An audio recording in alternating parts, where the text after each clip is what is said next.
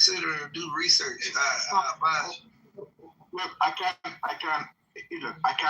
can't skip the stuff about the U.S. Again, I'm not trying to interfere within the business of any country. Again, it's just an opinion. But if we're gonna say, hey, it's a BS that today a school for girls was bombed,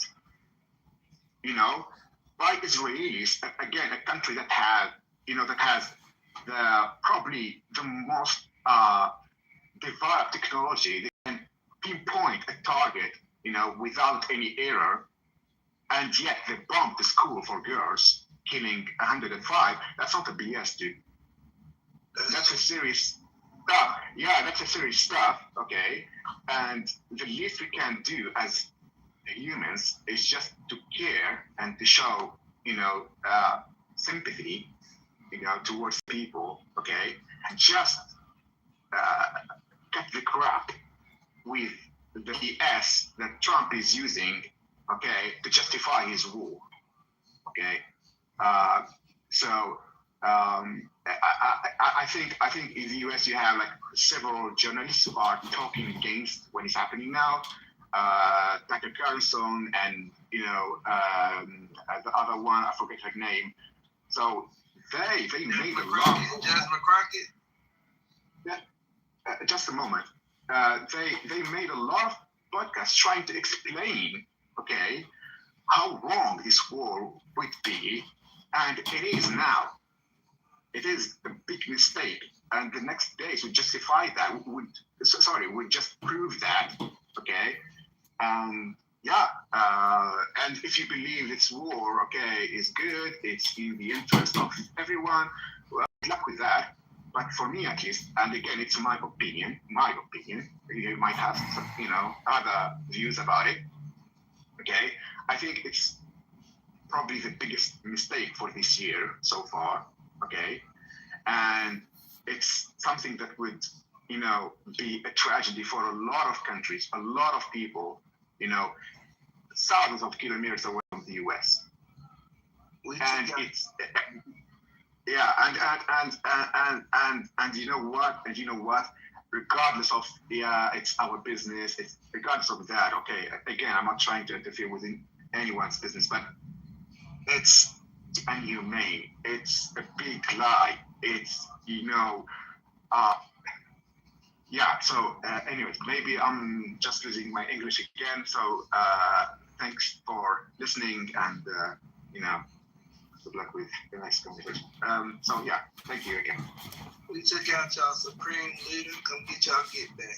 Fuck all of that. Like I said, you a Democrat. You an Iranian Democrat. You share their beliefs, and it's obvious. Hey, Trump. I got a question for you, bro. Because you got such strong viewpoints. Like, do you think war is a game? I think we are the most accurate when it comes to attacks. So that shit he was talking about, we just hit. No, but you just speak so lightly on it. Like, no, it's not a game. Are you familiar with death? Like, do you carry a firearm? Have you ever seen somebody die? As long as there ain't more people dying, I don't give a damn. War is needed. You can't be a punk. You said you learn that, like, needed? Don't be a punk. You let out shit gonna keep going on. I just asked because, like, granted, our country's doing what they're doing, but ain't no need to twist the fucking knife while it's already in people, bro. That shit's not necessary. You understand what I'm saying to you? You don't gotta double down. People already in a fucked up situation. But I don't like when they try to act like America ain't the shit, bro. I was born here. I love this place. I won't allow nobody to take my justice, my freedom, the peace of mind, the integrity, the warriors. Fight. We got it in us. And I just feel like the Democrats, they favor these. That's why his ideas, what it was, man. You hear, our own people be your own worst enemy, dog. This is a great time to be alive. Not for everybody, motherfucker. People just got blown up in the last 24 hours. Keep that in mind. It's not a good day for everybody.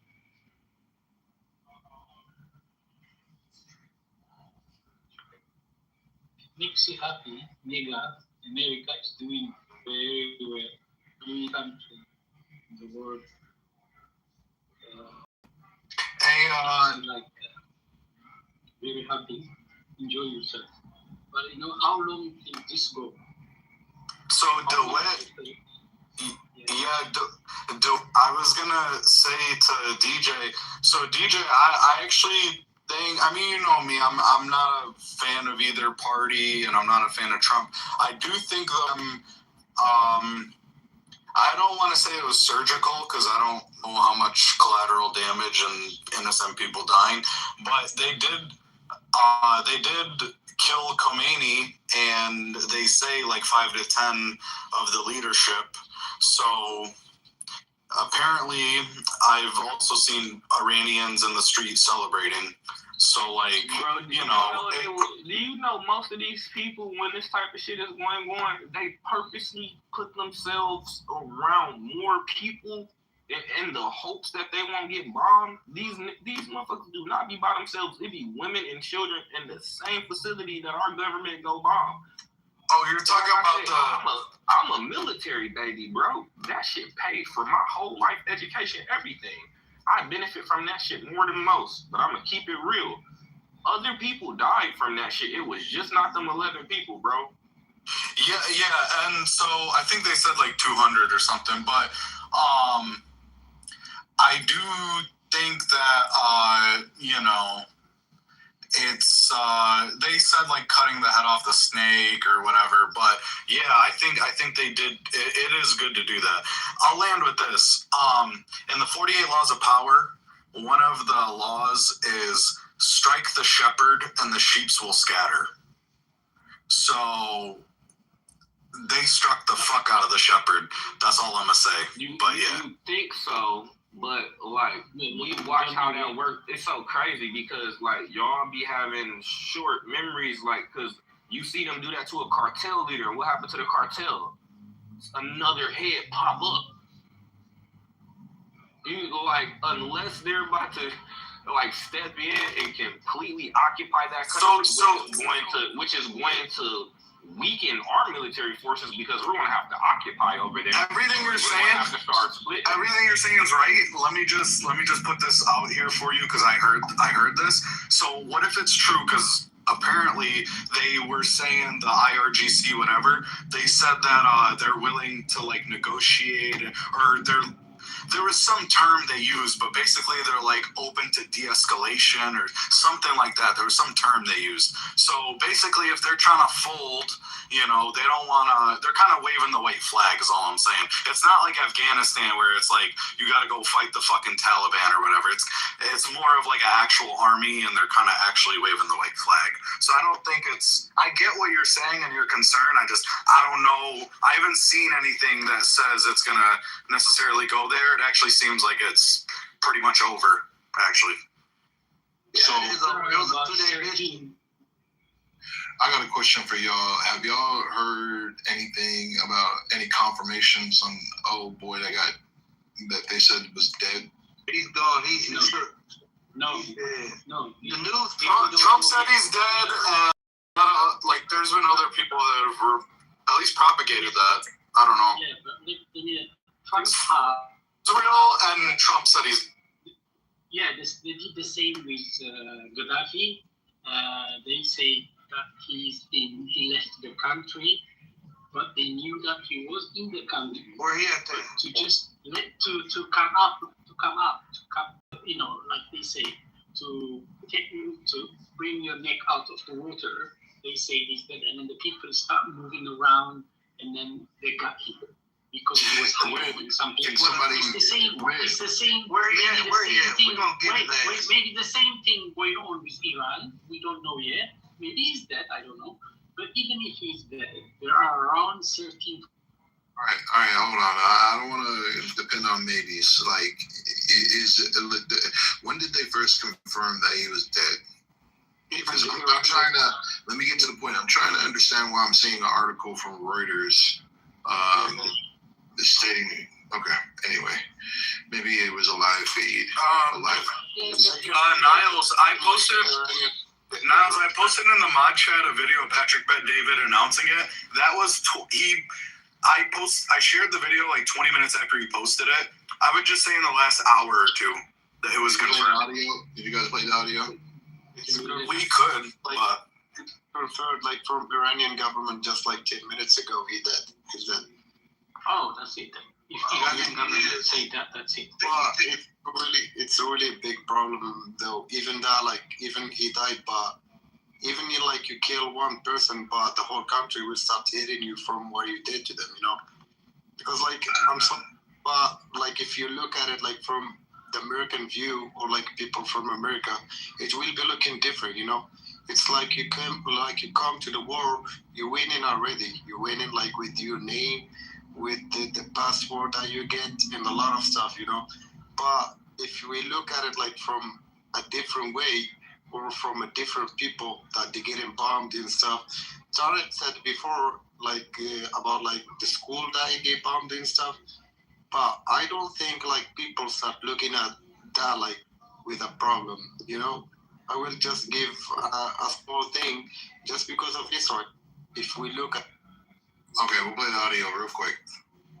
They found his body. Reports came out. Let me tell you why this is big. This is not killing the president. The supreme leader of Iran, Ali Khamenei, is officially dead. They killed him. They found his body. Reports came out. Let me tell you why this is big. This is not killing the president. This is not killing the prime minister. This is not killing the king. You're killing the supreme leader of a religion. This is number 2 to God. They killed him. By the way, the last time the supreme leader was alive, I was in Iran. It was June 3rd, 89 when he died. Khomeini, I was in fifth grade at a school called Gulbenkian, and it was chaotic in Iran. Because their hero died. This guy didn't die. They killed him. By the way, according to reports, 81% of Iranians hate this regime and they want it to be changed. Not 61%, not 51%, not 31%. Nearly 81% want this person to be gone, and he's gone. So what happens next? Trump killed Qasem Soleimani. Reputation. Now he kills the supreme leader. Combined with a couple different countries. How many people are on IRGC side? How many countries? Maybe a handful? Who's supporting that? Who? You don't think people are sitting there saying, well, 180 countries are against you. Why? Because how many countries go around the world saying death upon America, death upon America, death upon infidels? Who says that? You don't think the president and his team wanted to negotiate with you guys to say, just say you're never going to have nuclear weapons. No, just for 3 years so you can be out and then we can get another Biden in and we can do all that stuff. So, look, whether you're not happy about this because you're an anti-war person, which I totally get. No one wants war. I lived it as a kid. I saw people dying, and no one wants that. It was the most anxiety, panic as a little boy. Nobody should experience that. Till today, certain sounds still get me because I go back to being a boy, and I was in the U.S. Army here. Nobody wants to see this happen, except maybe if your name is John Bolton and Lindsey Graham. But for everybody else who is wanting the world to be a safer place, if this gets quickly like this and everybody else sits around and says, hey guys, they're about to kill you and your kids and you, who's next? Let's just work with these guys. What do you want to do? Guys, we're done. Surrender. Put the flag. We're done, guys. What do you want to do next? Let's make it work. Let your people go elect somebody they want as a president, whoever it is. Let's go back to having good diplomacy. Let's stop being the agent of Middle East. Let's make it a safer place. So, very interesting for me because I'll never forget June 3rd, 89. Never. I was 10 up to be 11. So, a great day for a lot of people that feel liberated. And none of this would have happened without President Trump. Many presidents have talked a big game. None of them have the brass to make the decision. We got to give them lobbies. Iran will prevail. Iran will prevail. We'll see. Get that guy America first, nigga. That's what happens. Yeah, but I trying to hear no Iranian shit, bro. Hey, Iran soldiers, why are you afraid? Come in with your Iran soldiers. We'll come in with Iran soldiers tomorrow, nigga. Fuck wrong with you. This is guys. Yo, there was a video playing. Just let it finish. It's like literally like done. Like it's almost done. Go ahead now. I moved all their ass. All right, let me rewind it a little bit. The supreme leader. None of them have the brass to make the decision. You got to give him respect. While he's in the big day for a lot of people that feel liberated. And none of this would have happened without President Trump. Many presidents have talked a big game. None of them had the brass to make the decision. You got to give him respect. While he's in the heat of the moment with everybody saying you shouldn't do it, you shouldn't do this, they planned it out different than the way they did Venezuela. And they got Khamenei. Obviously, let's see what happens next. They could retaliate. But I think we will see fairly quickly what their next move's going to be. Do they?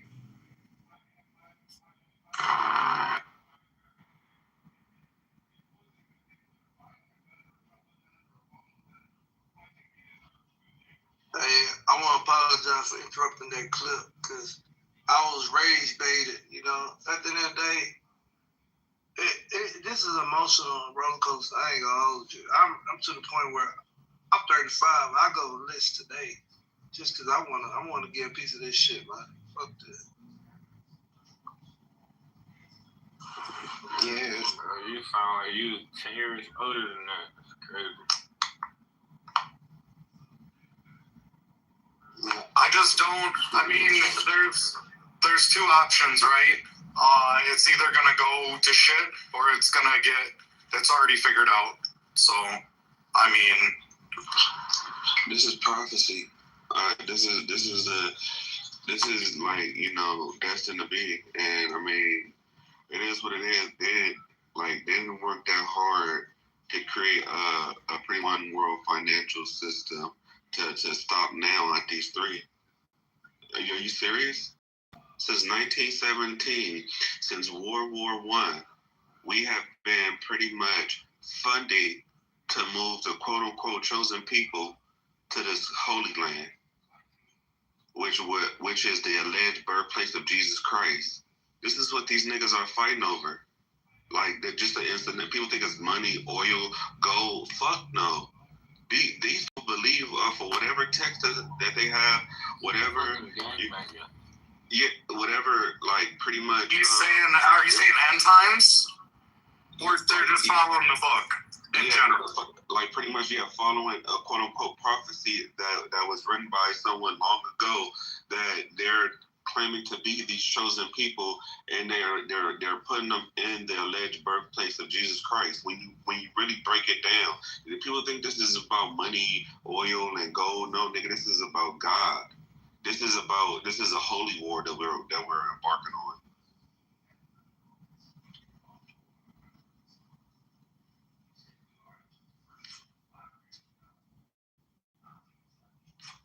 DJ, can I ask you a question, bro?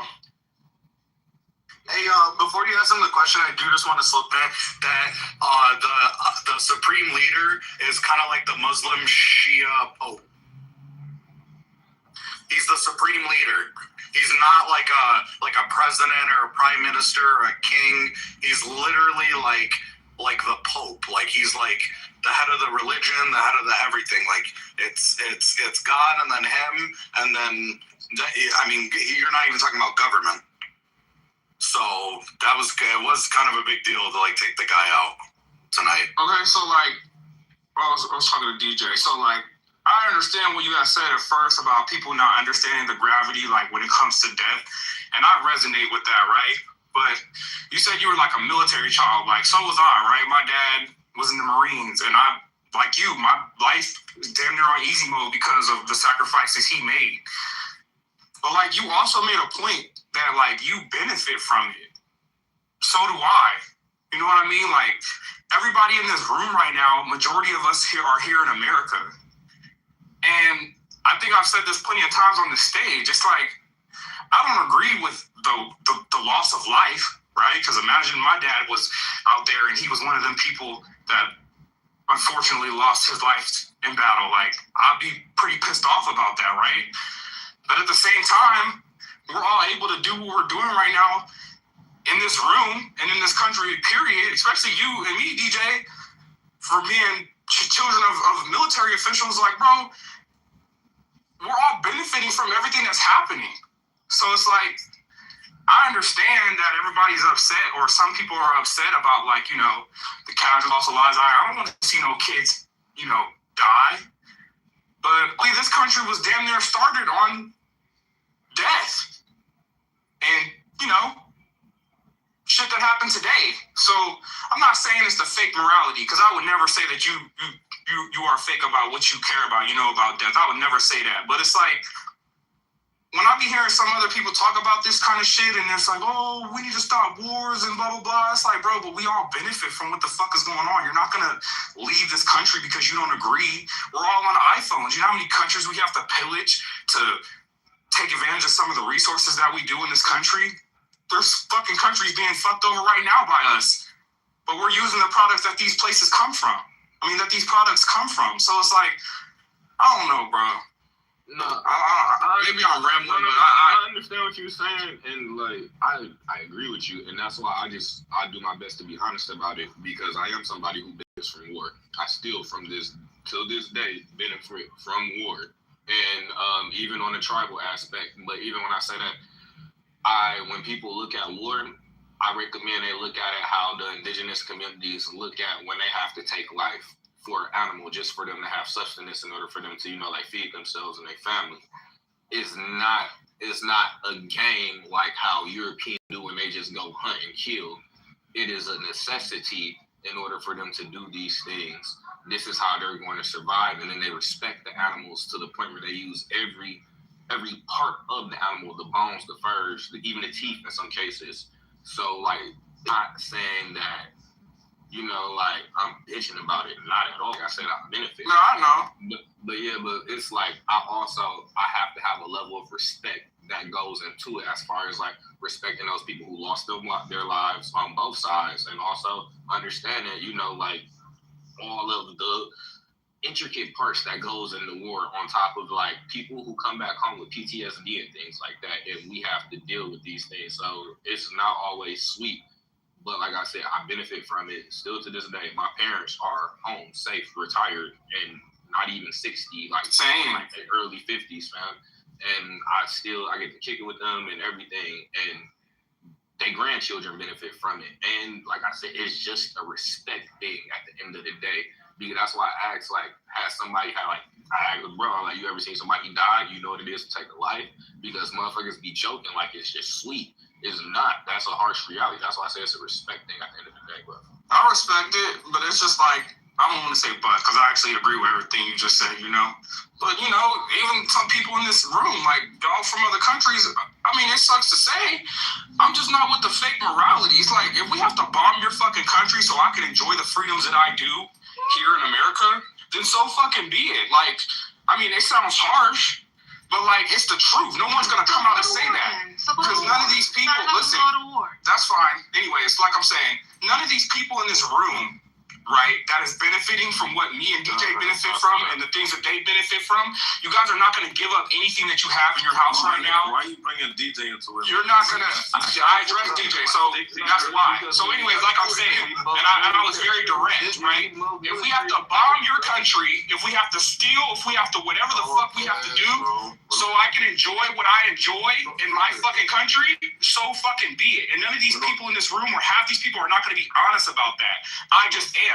If that hurts your feelings, oh fucking well. But it's just the truth. That's just what it is. It's real. Yeah, we know that stuff. We're just talking about the actual reasoning behind it. We're not here to be like, are we gonna pull the trigger? We're not having that conversation. We're just talking about reason. We're having a higher level conversation.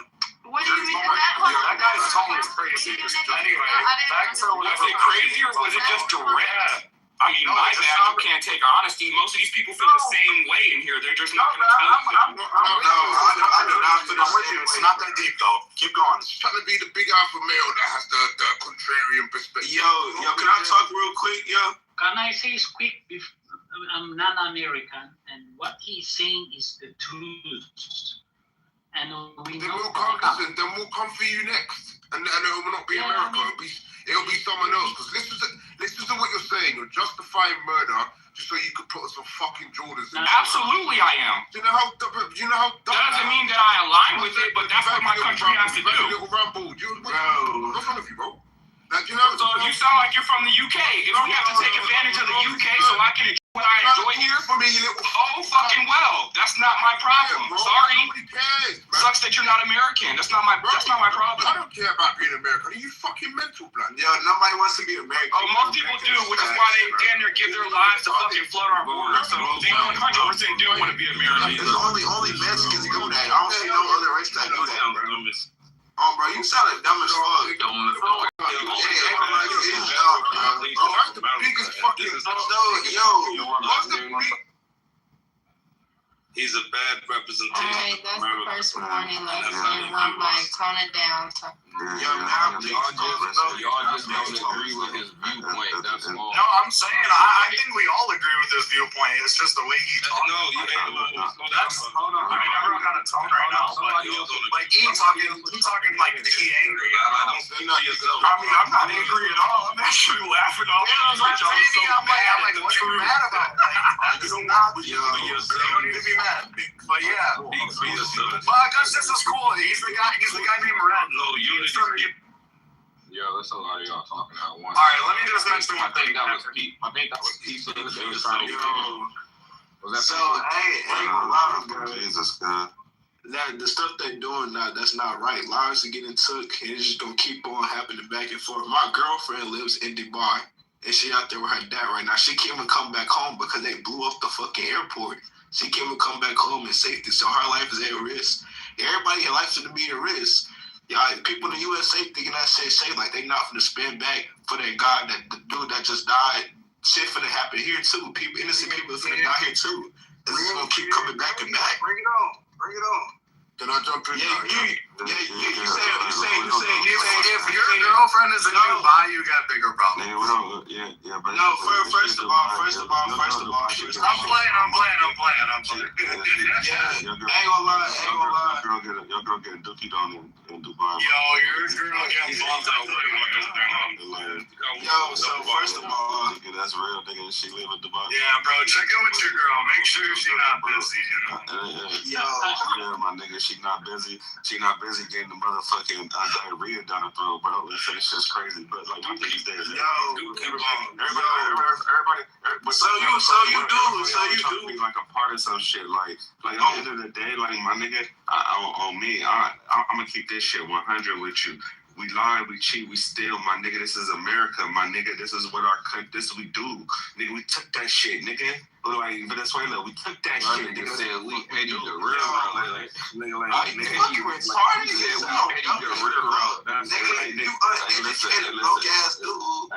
It's not uneducated. I'm educated enough to know that we do that. Like, so at the end of the day, realistically, I know where this is all headed, but it's for the benefit of us, my nigga. Like, fuck with anybody. It did. And it's a lot of keep being took, though, bro. People gonna die here, too. You know, like they finna just let their leader die. They finna bomb our shit, too. Bro, calm down, my nigga, piece of gate. Hey, hold on, my nigga, piece of gate. Hey, look, at the end of the day, like, we got a defense mechanism. My nigga, we got defense mechanisms that essentially, my nigga, will prevent, like, niggas from reaching out like LA and shit, my nigga. So, listen, I don't give a fuck, my nigga. Fuck them niggas in the hood, cuz. Fuck all the... Listen, if we have to go over there, my nigga, drop a motherfucking nuke on that bitch, nigga, then so be it, nigga. Because this capitalism is cool and everybody like it. Everybody like capitalism, bro, my nigga. That shit, we gonna preserve this way of life, my nigga. We gonna continue to watch the NBA, my nigga. We gonna continue to celebrate Christmas, my nigga. We gonna continue to go to strip clubs, my nigga, and fucking eat fast food burgers. We not conforming, nigga. We'll kick it, and if nigga millions of niggas have to die that we don't know. Man, shut your bitch ass up. You sound dumb as fuck. I ain't gonna lie, bro. You sound dumb as fuck.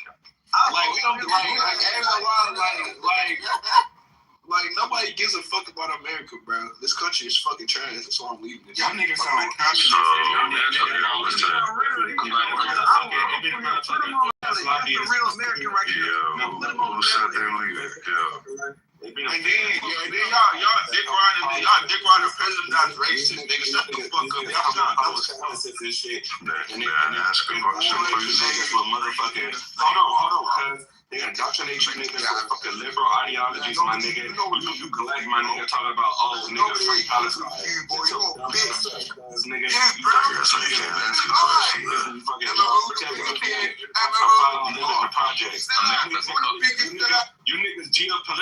project. Shut your dumb ass up. I'm just trying to ask you talking about. Let them. Hey. And then you wasn't wrong with black people too. You was bro. If y'all don't let that man finish, he gonna crank up. Just let him fucking finish. It's only getting louder. Like, at the end of the day, my nigga, niggas are not about to give up their fucking way of life. Like, niggas sound stupid. They have indoctrinated you dumb motherfuckers to hate your country. This is the only place you can go, my nigga, and make it and elevate, surpass out of poverty, my nigga. Our poor isn't real poor, my nigga. We have programs like Section 8, motherfucking food stamps where, like, nigga, we don't go hungry, nigga. Like, nobody, our poor is poor than motherfucking their poor, my nigga. We have to do shit like this. We have to go to other countries and we have to set up imperialism, bro. And it just is what it is, bro. We're the superpower of the world. Thank you. We prevent this shit from igniting. So at the end of the day, I get what everybody is saying, but it has to be like this. You're not ready to give up this way of. Can I talk now? All right, so first of all, this way of life either. I love it. I got a question for Pizza, but first and foremost, Brown, my apologies. I didn't mean to jump in front of you like that. Pizza, you said that you're leaving. Where do you want that one-way ticket to? I'll buy that shit right now. I'll buy that shit right now. I'll buy that shit right now. But clearly, since you want to be a treasonous bitch, you got to give up your paperwork. And then you can get paperwork for whatever bullshit country you go to. Wait. I'll buy you the ticket one way. We're meeting at the airport because you're leaving your paperwork behind. You ain't coming back, bitch. Wait. So no, there's no way. No. You had a lot of energy, nigga, when you said you was done with this bitch. You know what I'm saying? You was done with the nigga. We got the energy too. We got the energy. I got it, nigga. I'm cranked up. So can I talk? Listen, my nigga, what I'm saying is what country you getting a one-way ticket, nigga, is happening. I'm buying that shit. He said he wanted to go to the UK. That's what he said. He want to go to all right, nigga. So where you at? I'm gonna buy you the ticket right now. And you getting the fuck up out of here. Okay. Yeah. So first of all, you say I'm a bitch because of my way of thinking. You know, like you sound dumb as fuck. That's what's wrong with black people nowadays. Like you sound so dumb. That's all you got? I want to be in a certain way. Is that all you got? Wait. No.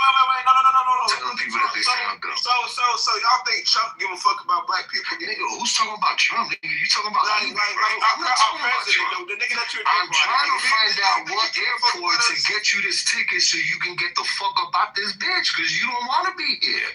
I'm trying to help you out. So, Pizza, let me ask you a question. Would you revoke your citizenship to go? I'm helping you out. Would you revoke your citizenship to go to the UK? Listen, that nigga's leaving the paperwork. Hold on, I want to answer this question. Plus, man, this is a real question. UK or Dubai, bro. Okay, so I'm asking you. Hold on, Puff, man. This is a real question. Would you literally revoke your citizenship to go to the UK or Dubai, like you just said? Yes. Would you expatriate? Just so you clear, you know when you expatriate, you're not allowed to. You ain't coming back, nigga. Dude, these people fuck. I don't believe it. Exactly. Of course. Listen. When they say that, I volunteer to help pack that shit, dog. Bro, you don't have to do it. Why y'all pushing them to the extreme, bro? Just what extreme? What was said that in both this? And then on top of that, y'all talk about playing for fights and shit. I know y'all don't got more money than me. Okay, y'all. Now you want to talk the same money that you got here in this beautiful country, right? Yep, the same. I ain't get it from doing a 9 to 5. But you got it from this country, though, right? I ain't get it from 9 to 5, though. But you got it from capitalism, though, right? Right. You got that almighty dollar. Why you telling on yourself? We're literally like. So this nigga just sat up in here saying that we're a horrible country, but is in here bragging about the money that he made in our fucking country. It's hypocrisy. I would like to thank the gods, the Clubhouse gods, for creating this app and allows these idiots to get on here and vent this bullshit. I also want to thank the Clubhouse gods for keeping a lot of these young, wasted minds from being out there in the real world, touching grass and doing dumb shit to other people. Because if they wasn't in here spewing this bullshit, if they weren't in here spewing shit, they'd be out there committing crimes. Oh man, a 30 ball of your name. I got a one-way ticket for you to get the fuck Do you even have a 30 ball? Do you even have a 30 ball of your name? Is a one-way ticket for you. Do you have a 30 ball? What I have is a one-way ticket You for you to fly on. You can't even afford a Get the fuck up out of here, nigga. I can What afford. is the damn That's thing? all. You trying to fly him in, isn't it? You trying to fly him out? He's really asking for like his name, email, phone number, and traveler number so he can sign up. No, I'm saying like let's move on. Like we don't really gotta like sign him up. Like, sir, what is your known traveler number? Oh, you trying to leave too, unit? No, I'm saying no, man.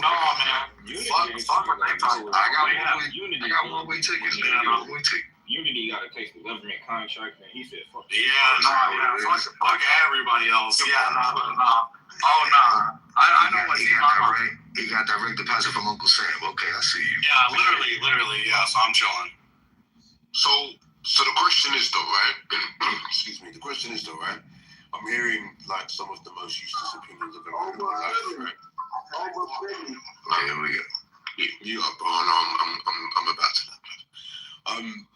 Because there's this idea that capitalism is free, right? But again, we understand that if you actually just trade with people and negotiate, this idea that you need to be out there murdering people to justify your pathetic way of life is actually just, again, more proof of the nonsense that flows from the brain of the most uneducated or indoctrinated people on the planet. I think it's interesting as well, because we all know that capitalism was supposed to end due to the Great Reset, right? The global reset.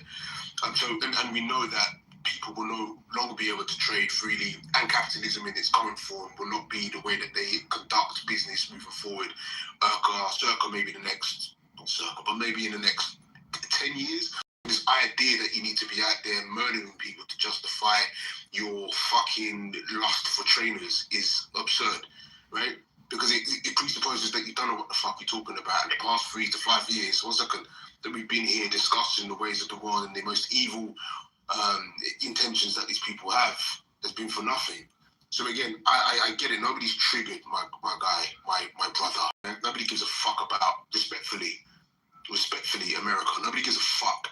In fact, you're a joke. And the fact that the president of the United States is a cunt, cock, what's his name? All these words, right? For Israel is just proof that you guys are not as free as you think you are. You guys are literally captured. You literally are captured by AIPAC, literally captured by a little country in the region, and you're standing there flexing. But you should be ashamed of yourself. This is called jealousy. It's alright. The UK wants to you know, it rains all the time in the UK. I understand it. You guys are miserable there. Hey, just let him finish. Wait, the UK. Bro, let him finish. You talk. Bro, let him fucking finish, or I'm gonna move you. So again, what you're trying to do is reframe everything because your emotional center is experiencing some semblance of disharmony right now. Again, I'm not jealous. I couldn't give a fuck. Like, what am I gonna be jealous about? A fucking cheeseburger, buffalo chicken wings? We got those, my G. We got blood. What are you talking about, cuz? You ain't shit, nigga. The fuck? Like, what is it? Well, we don't. But the difference is we don't have to be out there justifying the murder of children in order to enjoy those things. Those things are just night and day, my G. It's easy. So again, say what you're gonna say, yeah. But it really just speaks to your bloodlust and your lack of moral fiber, because you're a bitch. Do you know what I'm gonna say?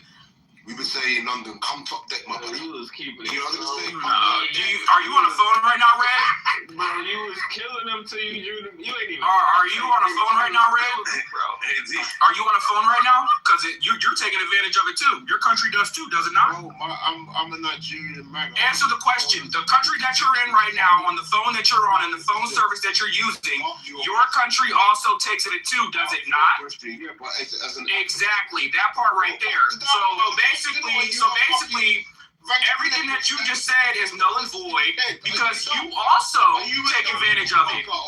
You also take advantage of it. You're on your Wi-Fi or your phone service right now. So we're not gonna be ready. We're just gonna and you take advantage. No, I don't want to voices. I want him to fucking explain the hypocrisy that he just went on right now. I know, but we all You gotta literally take it. They want that exchange. I'll wait. Yeah, just let's lower our voices. Let's lower our voices and dialogue. Literally. All right, 30 seconds. All right, Big Mike, you got 30 seconds. And then It's not like I don't even have a fucking headphones or nothing in this. I know, but just 30 seconds. So I'm asking a question. You literally are in the country right now that you're in, also taking advantage of what the fuck I'm taking advantage of. Literally.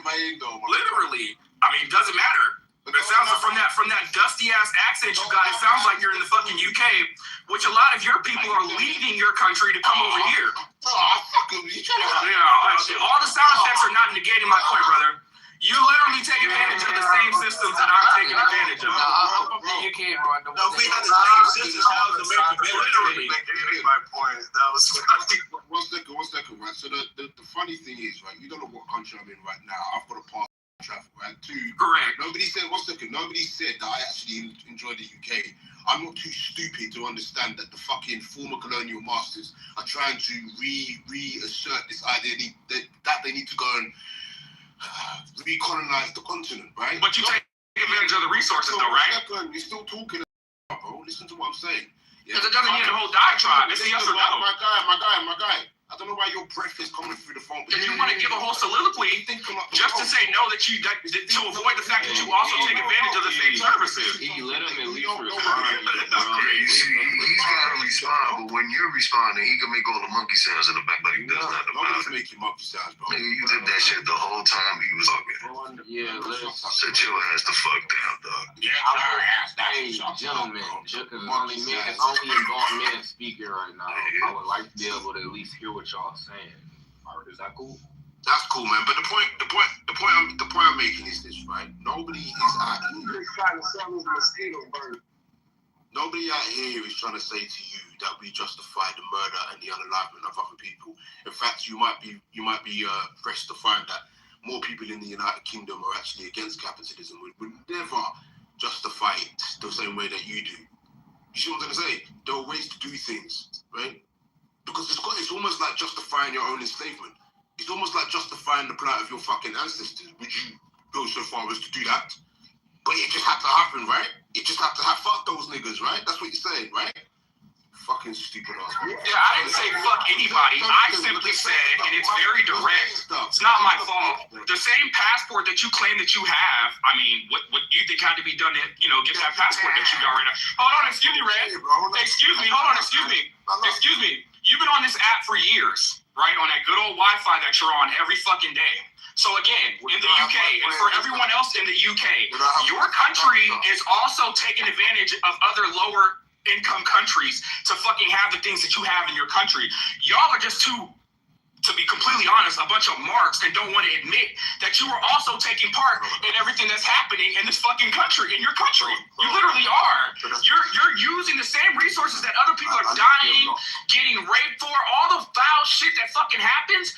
You are literally using those same fucking products, brother. And you don't want to admit that. But I'm sorry that I had to be too direct and just admit to everybody because I'm tired of the fake ass fucking morality. Oh my God, people are dying and people are shut the fuck up, nigga. Because you agree with all of it. You may not agree with it, but you fucking service from all of it. You literally benefit from all of it. Every last one of you, everybody on this app makes 100K, right? Well, how do you think you're making that 100K? From the shit that we're doing to other fucking countries. So I don't want to hear none of the fake ass fucking morality that y'all get on here talking about. This shit is weird. Like, it's a simple question. Are you taking advantage of the things that your fucking country is doing, yes or no? I don't need a whole soliloquy. Yes or no? Are you taking advantage of those same things? So why don't you give up everything that you're doing and move to bumfuck Somalia then? Why don't you give up everything that you're doing and move to Nigeria and Somalia right now? He did. He moved back to Nigeria. You won't do that. He did. Dude, you're not listening to me. He literally lives in Nigeria. No, he's still. I'm trying to tell you. Nigeria. He has a UK accent, but he lives in Nigeria. He's not starving in Nigeria. He's not starving. Why does a Nigerian have to starve? This nigga, bro. Again, it's the fake morality that I'm talking about. That you niggas love. Nigerians don't have to starve. I don't believe it. That was the only wild thing you said. Unity. No, I agree with everything he said about like the country. Like, you gotta do what you gotta do. I get it. But about Augustus saying he's not starving in Nigeria, that's fucking crazy. No, Augustus was in Nigeria, or he's living in Nigeria, and he was never I never starving. said he was starving, but I said he's a fake morality warrior, just like the rest of them are. That's all I'm saying. Bro, He's just a fake morality warrior. This is your fault, Bree. Unity, he live in the UK, bro. You know that, right? But he lived in Nigeria at one point, and he's like, you won't go to Somalia, but Augustus at one point said, "Fuck Unity, Unity." He really didn't. This is a well-to-do man who is taking advantage of the resources and making the money from places that are fucked over. That's basically the crux of what I'm saying right now. Like, you're talking to the one guy who actually says that. You're talking to the one guy who moved to Africa and actually like you're. I don't know why you're taking your whole frustration about. Unity, this is frustration. This is just to point out the fake morality. But Augustus is not the fake guy. That's what I'm saying. Like, you got the right wrong one. Like, capitalism I'm saying, like, you got the right one with Augustus. Like, he takes advantage of capitalism everyone does. Like, what does that mean? Like, you can't be on the internet without capitalism. Come on, capitalism. Unity. Say what you just said again. Say what you just said again for me. Everyone does what? Come on, Unity. Let's go. Say what you just said right now. Everyone does what? Booty clapping, Unity. Come on, booty clapping. Everyone takes advantage of it, like I'm saying. So this nigga's a fake ass morality warrior, like I've been fucking saying this whole fucking time. You and everybody on this goddamn stage is a bunch of, well, not the motherfuckers that are yelling. Why are we? But the niggas that are on here, I don't want to hear none of y'all come over here crying about none of the bullshit because. P. Diddy got to you early, yeah? That's a young man. Anyways, fake morality warrior. Alright, that's me muting everybody. Ain't no need to yell. Just relax. Let's get one mic. Welcome to the waiting room. We're talking about Iran being bombed by the U.S. and Israel. Share the room, ping your peoples. All I want to say, just because this nigga. I need more energy coming from you. Let's ask one question, guys, please. Just one question. Let's go out like from what happened now when what the war is in all over it, right? And let's like even like you're in America or like in UK and wherever you are. Hey, I just want to stop you. This happened just because of No. Let me finish just like the point. Let him get his question out. The world has been changed a lot, you know. America was like the powerful and like she's still like the most powerful like military like in the world. That's right. But like in the fact, what is it? I'm just like being realistic, like the world has like changed. Like, you know, the military technology is much more advanced now. And no country is completely safe anymore. A big war today could seriously affect everyone, including the like United States too. Because the wars, like obviously, like before, like it wasn't like that bad. Even like the muscles and like the technology wasn't. But we're talking today. It's like you're talking like you are like far away from it. If something big could be like start today or tomorrow or like next week or next year, you will be on it. You will be in the middle of it. Before, like the muscles won't like come to America, but right now, just 30 seconds. Like 30 seconds. But right now, if like we see like just like China or someone like will like save just one bomb, it will come directly to you like in 30 minutes. And that's how I see it. And I don't know. You can be like proud to be American, and I'm really understand that you are like the powerful country, but you must be like even like worried about what's gonna happen next. Okay. Yeah, real quick. Can I say something? No, you can't. You talk hard to me. I appreciate it, brother. So my thing is, go ahead, mute up, brother. I was talking first. It'll be hard. So my thing is, go ahead, stop laughing. Go ahead, mute up. So the thing is, this is this. I mean, okay. So, okay. I know what it is. I know that. I got the angle. I don't need help. Mute up. So the thing is, yes, we do benefit from the atrocities that this piece of shit government commits, right? people say, so what? Children get blown up. I get to have amenities, right? I get to have luxury and convenience. You're a piece of it. Like, your soul is ruled by demonic forces. And these are the same people who say they believe in higher powers and Jesus Christ and you know, the Abrahamic sort of, you know, and just for you to have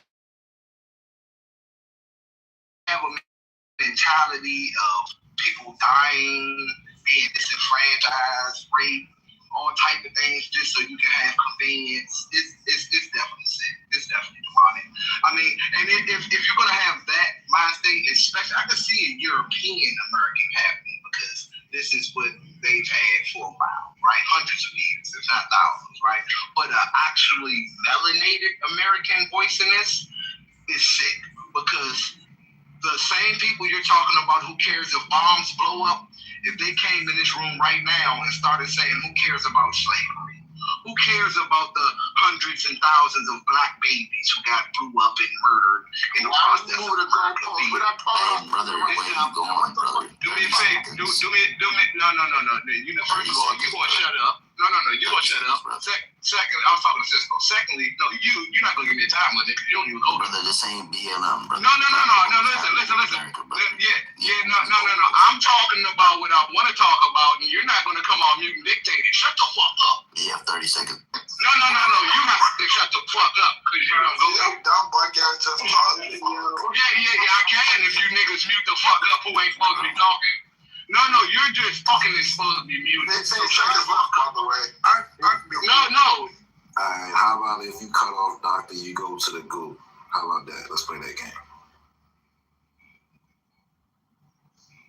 Okay, I appreciate it. No, I wasn't on your finish, but you niggas started talking. Yeah, Dak, you get an extra 60 seconds for that. Go ahead, Dak. One would say that people would say all of the atrocities Black Americans suffered, who gives a fuck? It was for the betterment of America. The slaves needed to be treated that way.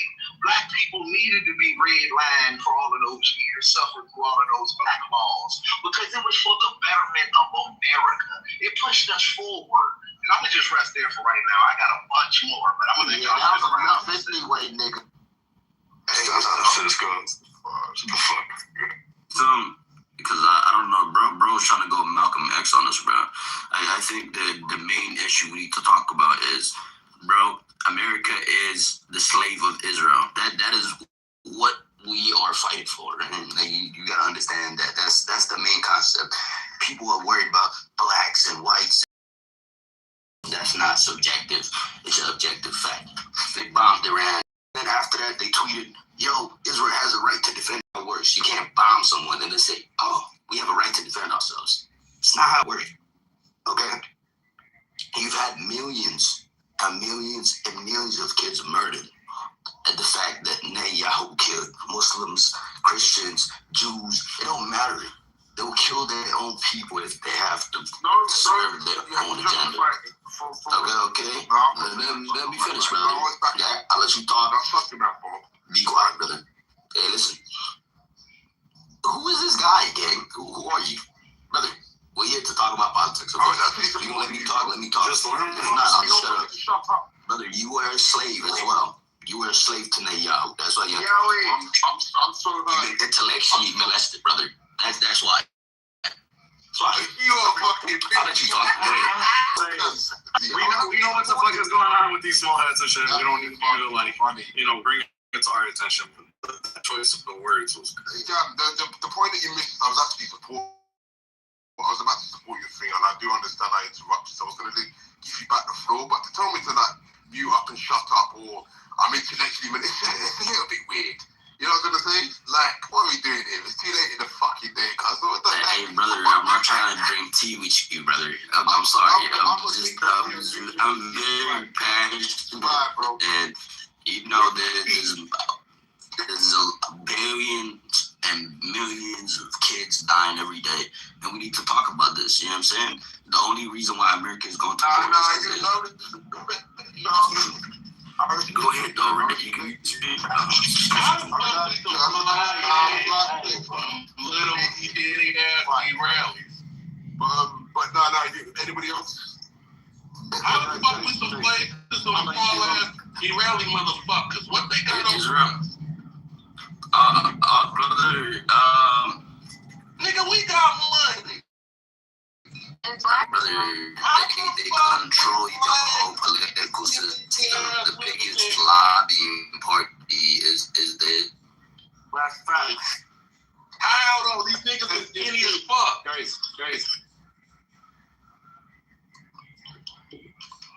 Our nigga. Who the fuck is this? Can't fight. How the fuck we scared of them? Listen, in just a few words, man, before I go to bed. Damn, you can tell that he was eating chicken. So it's almost 3 o'clock. That's okay. Focus on the wrong thing. Okay, fuck the chicken wing. Okay. That too. Go ahead, brother. Give me 30 seconds, guys. Give me 30 seconds. Yeah, all right. Guys, one at a time. Listen. One at a time, man. Come on. Just 30 minutes. Then you can say whatever you want to say. 30 minutes. It's night, man. Wait. That motherfucker just called for a half hour? That nigga need a halftime show. So listen. Yo, an extra 60 minutes on that, bro. I know, like most of you are not Muslim. Hey, hold on, man. That gentleman wanted to speak. They said he was waiting, so you're going to have to wait because he had, like, can y'all stop just for a moment? Yeah. Let me just go ahead. say a few words. Thank you. So I want to say this, that this guy, Ayatollah Khomeini, is kind of a big guy, you know. We all know now that it's a lot in media, I know that. But this thing that happened is like the 20%, as the statistics is in now, 80% don't support him, 20%. So these are the fanatic people who adore. He's kind of a sign from God. They say, they call him, you know, when they see him on TV, the women cover their heads. They cover this on TV, not in real life, on TV. When they see him, they might have seen the film called Not Without My Daughter. It's almost all true. So they're going to be pissed off. As Americans, you all believe in human power. You believe in this. These people are everywhere. So it's not like one of you as they're going to do to us. You know, these haters, they don't be haters against America. So, I mean, this is what I'm saying. That's all I'm saying. What the fuck are you laughing about? I don't even understand it.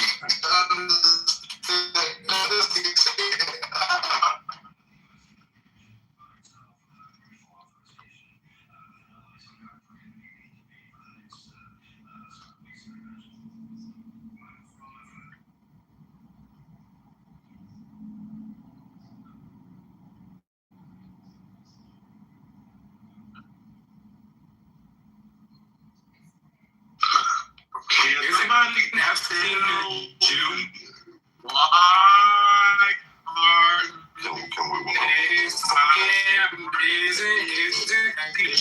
are you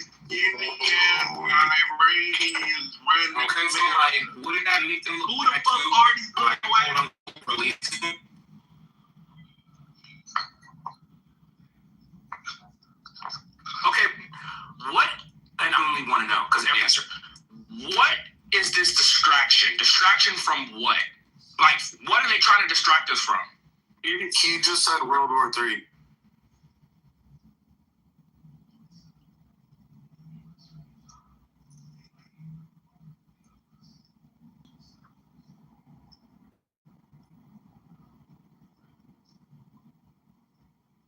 So you think that they're trying to distract us from another war that they're basically propagating? I ain't gonna lie.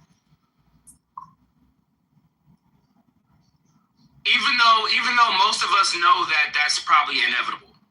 I just feel like there are certain things, like when they talk about some of the conspiracies in he said, it's just like, okay, bro, like, I feel like that's something that the world knows is going to eventually happen. So I don't think that that's that secret for them to say, okay, we're going to throw some files out from a Jew nigga who was basically the head of those files to distract them from World War III. Like, it just doesn't...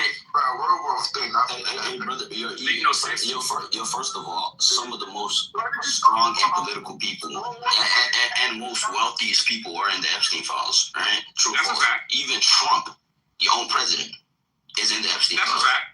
Okay, cool. He's there. So what do you think they've been doing the whole time? They've been controlling all these politicians with all this black. All this shit has been reported. Hence why the Epstein file, right? I agree that they've been controlled. I mean, you can look through the files in a photo. Like, no, I said I agree with them that they've been controlled. I agree with that. Okay, cool. That's my main point, right? They want to control America. They want to control all these superpowers in the world, right? Iran is the only country in the Gulf, right, that is not standing with Israel, right? That's the only threat. A lot of the people that don't agree with Israel and the countries like the Gulf of that side of the world controls 20% of the oil in the world, right? I mean, your description of the Jews, yes, I agree. But the only part I disagree with you on is I just feel like it's something that's deeper. Like, if it is a distraction, I personally don't believe. I don't know. Why do you think? Okay, why do you think America went to all these wars with a lot of these countries? What is the benefit for them? To be completely honest with you, it's the easy answer. It's just money, power, control. Control of what? What are they benefiting from? The world power. Whoever has the money, whoever has the power, controls what happens in other countries. So it goes back to what I said earlier, including the military-industrial complex, which we spend all of our money on, right? Whoever has power, whoever has the strongest military, can move the board, can move all the pieces on the board, can make this country do what they want. You know what I mean? It's all money, power. It all fucking ties into all of that. So when people say, but America had this moral standpoint at one time, right? They were like, correct. Oh, these people had, for example, Iran has weapons of mass destructions. They have this and that, and this and that, and that's why we have to bomb them. Mm-hmm. But then we should look at the other side right now. Literally, not too long ago, they went to Venezuela. They took that shit and they said, man, fuck it, we're going to take Greenland too. There's no moral standpoint. You made a point about Venezuela, right? I'm not naive to believe that we just went over there and took Maduro because he was a dictator, right? Venezuela has the #1 oil reserve in the country, in the world, right? Thank you. Okay. Obviously, right? You didn't just go over there for that. You wanted some of that fucking oil too. Come on now. I know, right? Even though I agree with most of what Trump, is doing. But I mean, at the same time, it goes back to what I was saying. Like, that we stole that shit. Like, that's just what it is. Like, this is what it is. This is unfortunately what we have to do to maintain ourselves as the world power. And I agree with what you're saying, Scam. Like, I swear to God, I'm not disagreeing. I agree with just the distraction part. I've been hearing that so many times, and You're going to do it. Regardless of what happened before, today, I mean, it's a very good news. You don't have... Khamenei's dead. That's a very nice thing. What were you saying, Scam? Me personally, I was saying, if all these billionaires come together in America, right, they can end world hunger. It's not about the money or power. I agree. They just want to act like gods. They want to control the world. They want to fucking do this and do that and be this figure because they know at the end of the day, right? Me personally, I'm a religious person, right? This also goes into religion, but I don't want to get to that part of the world, right? But my main point is it's not about the money or the power. They're just doing this because they can. And we've seen this. So there's no reason behind it? Like, it's just because they can? They got the money and the power. Yeah, they already got the money and the power. Exactly. But America is doing it because Israel told them to. Can you let somebody else talk, bro? We been hearing these niggas talk all day, bro. Fuck. Yeah, go ahead,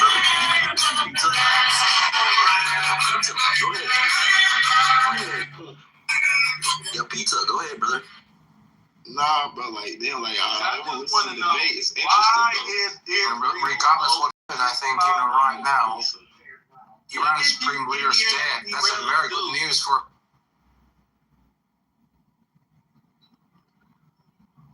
Yeah, let's pizza talk, bro. Go ahead. Nah, y'all got it, bro. I'm waiting on a debate that I disagree on. I agree with the shit y'all saying right now. Go ahead, bro. Yeah, can you explain the movie? Yeah, can we get rid of that person? Look, man, I agree, bro. I'm having a hard time believing it's just because they can. There's something else, bro. Yo, E, I'm telling you right now, brother. Like, it sounds fucked to say, but brother, if you look at everything in American society right now, they really need from Israel, right? There's nothing they really need, right? But Israel has a lot to want from America. True or false? Right? True. Okay, cool. So they using the United States for religious purpose. Okay, can I respond? Let my boy Unity. Yeah. I got this. Okay, so here's the thing with the small hats. So when this term Judeo-Christian is actually pretty recent. They made it up to basically all I'm going to say is this. Any avenue you look at, whether it's media, politics, whatever, all that shit, they're the head of it. But just to land, I will say this. When it comes to politics, the way our system is set up, you can buy out politicians, basically. You can donate enough money to where when you meet with them, you've lobbied them to a new viewpoint that they're going to push into law. And they've basically bought out our whole fucking, I think 90% of Senate and Congress receive APEC money or some type of small hat money. So that shit, they own the Congress and Senate. On that I'll land. But yeah, actually, one last example is the Paramount. Did you guys hear about Larry Ellison? This motherfucker bought I looked at a picture, screen that could PTR it when I'm not driving on the highway, but it was all the companies that he owns or whatever, and it included Comedy Central and CNN and all these fucking. How the fuck is that in your portfolio?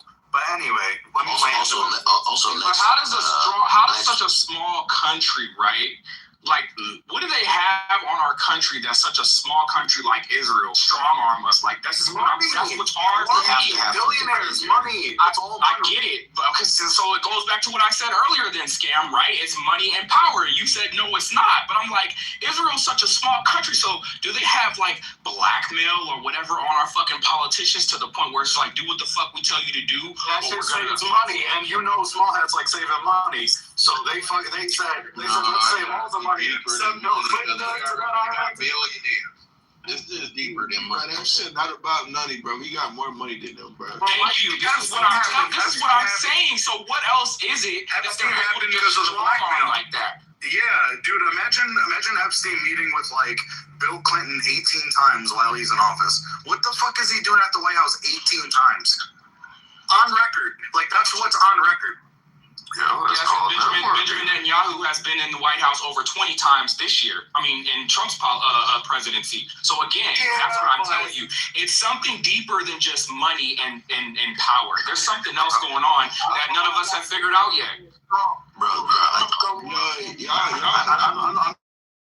I know this is gonna sound crazy, bro, but I'm on this is more so this is what they believe in, right? They believe that. Basically, they believe in the Antichrist. Right? I'm sorry, you guys. I'm getting really on y'all, but they believe in the Antichrist. Right? True. Yeah, the Christians do believe that. Yeah. That is true. Okay. And also the Jews believe that they don't like Jesus. They disregard Jesus as. Bro. They run the world. Let me finish, and then you understand, right? Yeah. You understand. So the Jews discredit Jesus. They say we don't like Jesus. We don't accept him. We accept another Messiah, aka the false Messiah, fake Messiah. And basically what they believe is they have to spread corruption, chaos, destruction in order for their Messiah to come back. Yo, can I say something real quick? Why you think Hitler did with the shit? Wait. It's just one thing. It's one thing. And I'm gonna say, how do you think Hitler did what he did? It was to try to save us from the Jews, bro. Bro, you repeat the shit that's My brother said Muslim don't believe in Jesus. My brother believe in Jesus, bro. That's what I'm gonna say. Just not as a God. That's what Hitler tried to save us, bro. I mean, we do believe in the second coming of Jesus too. So that was a pretty dumb point. I mean, Muslims don't believe in Jesus. They just don't believe in Jesus the way Christians do. Yeah, but but the thing is, we both believe in Jesus, right? Christians and Muslims. Right. It's just that one believes that Jesus was just the voice of God. Okay, bro. All that shit you're saying. Okay. The main point is that's what they believe, right? They believe they're gonna spread corruption and chaos and destruction into the world. Is that nobody should think that any. Yo, let's get him last. I remember. You up in 2000 when. Bro, let him talk, bro. Shut your fat ass up. Crack it down. Yeah, we ain't doing this tonight. First off, the fella gonna land, and then the other fella gonna talk. Go ahead. Yeah, brother. But basically, what I'm saying is, if you want a deeper meaning, that's what they believe in, right? The people that control Israel, right? They want to spread. They have all the money in the world, but they can all end world hunger. True or false? We all believe that. Facts. But there's a deeper meaning. They have to spread corruption, hate, rape, a lot of these messed up things in order for the Messiah to come back. And that's what they believe. Yeah, by bringing this depravity. Thank you. So basically, like religions, it's like their religion to be to like. I mean, you don't want to say that necessarily, but like I will say, I mean, no, literally, except like the Frankists, the Zebbatai, Zevi, you could argue Talmudists, like a lot of it's fucked up. It's actually fucked up. It's a fucked up. They're only like 1% of the population, but out of their population, it's like 14 million. Those are the people in control of Israel, brother. Yeah, I'm saying out of the 14 million people worldwide that call themselves small hat or whatever identified as small hat, they at least like officially whatever is I mean I'll say it like this. Like Islam, it's like maybe like 10-20% is crazy terrorist jihad shit.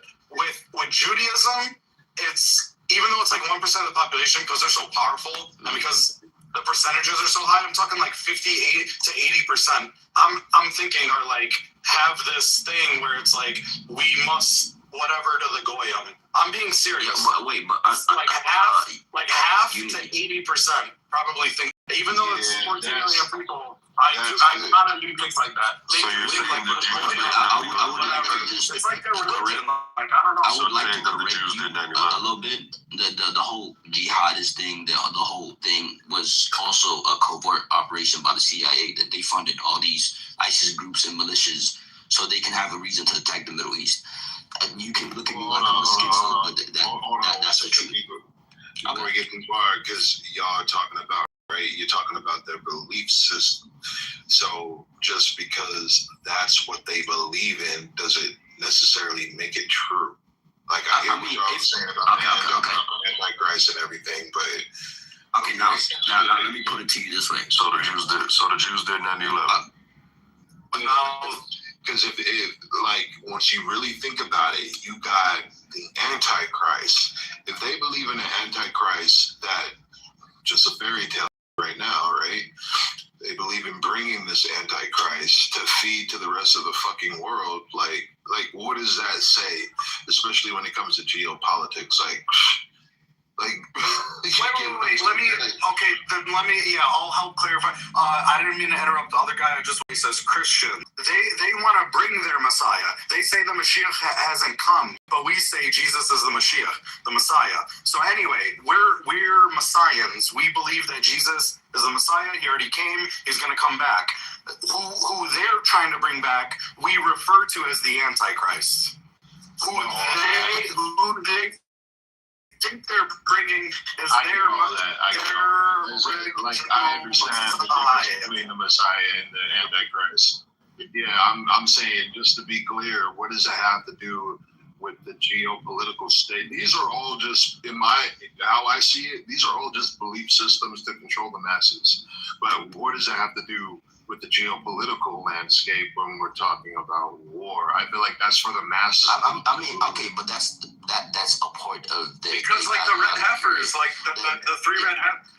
The three red heifers and like bringing about Armageddon, it's eschatology. Yeah. Like it's literally following a script. Like there's facts. Yeah, now and also it's like if East you versus read that West, book and then look what's happening in the world, it also co-resides what's actually happening. So like you can look at it from like they wrote a script out a long time ago and they're playing it out and calling it prophecy. Yeah, literally like that's you can look at it. Like that should have been written down. Yeah, like what you just said was a perfect summary. Does that? That literally was a perfect summary. But does that? Yeah, okay, how many times have I repeat that? Listen, like does that make it prophecy though? If they put it in a book and played out what they put in a book, does that make it? No, I guess it's religion. I don't even know what do you call it? I don't even know. I think. Because they believe it. Eschatology. I don't know. They believe it. They're acting it out. It's weird, but it's religion. I don't know.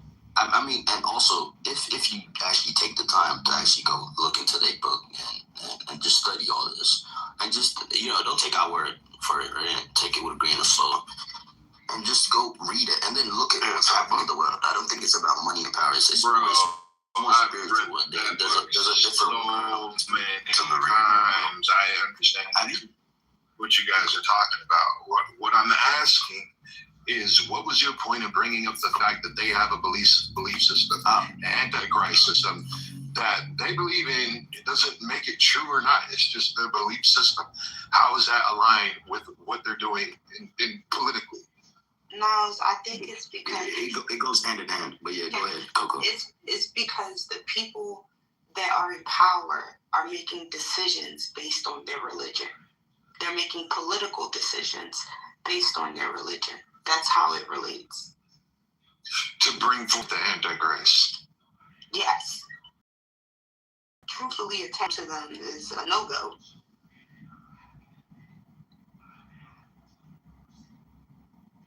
You get what I'm saying? Like, that's how it relates.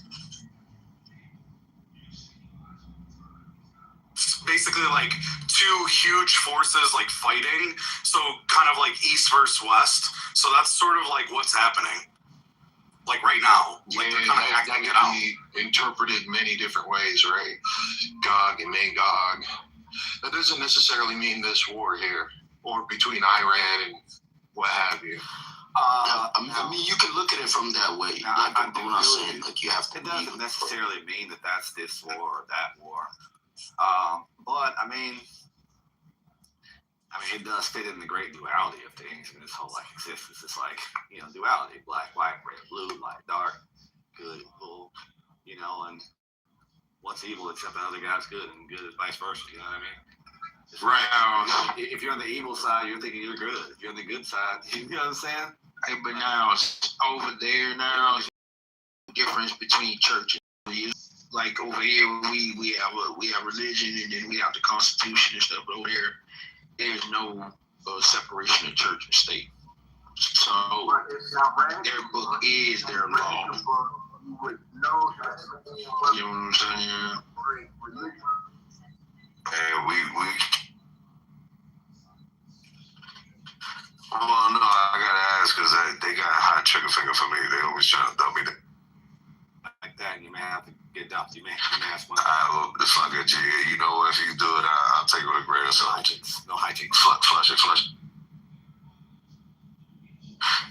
I'll take that as a yes. I can answer. All right. Just out of curiosity, and this is a legitimate question. So all of this is the fault of the Jews? That's what I gather from all of this. After all of this gallivanting that I've heard for hours on this stage, there's only really one thing that it keeps circling back to, and is the Jews.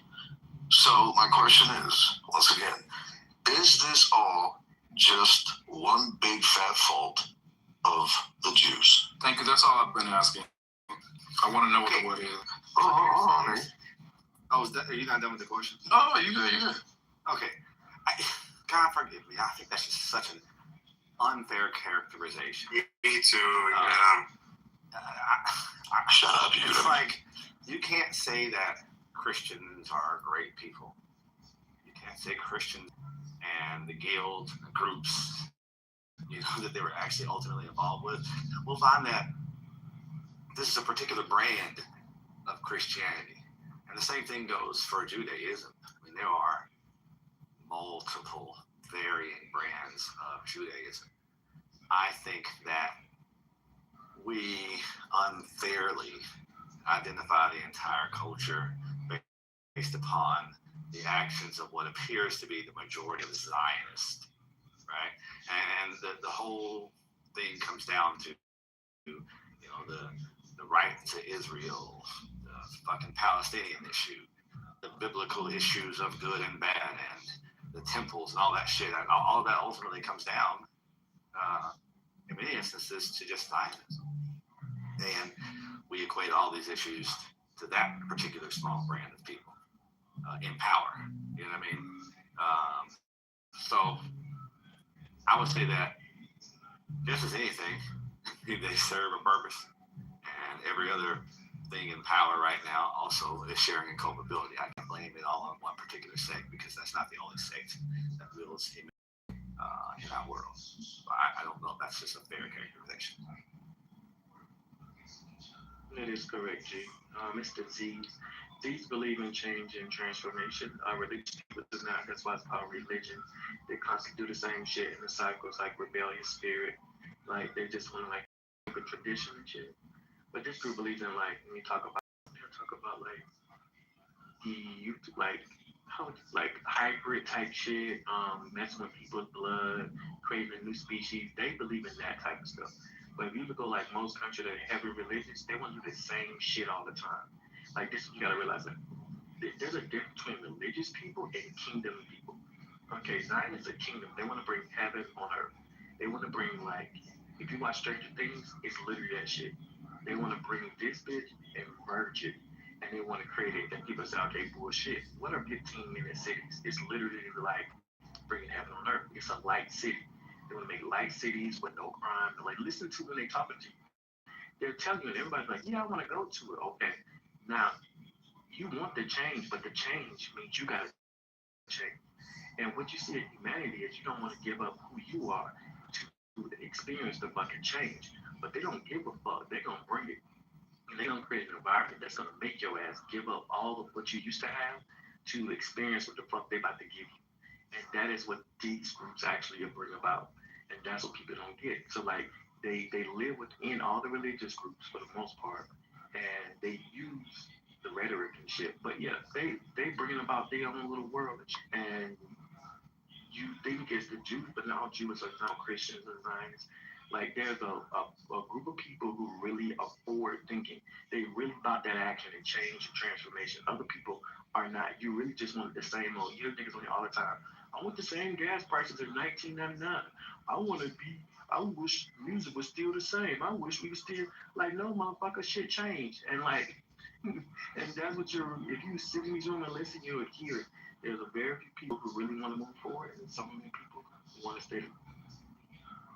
Can I also answer that question too?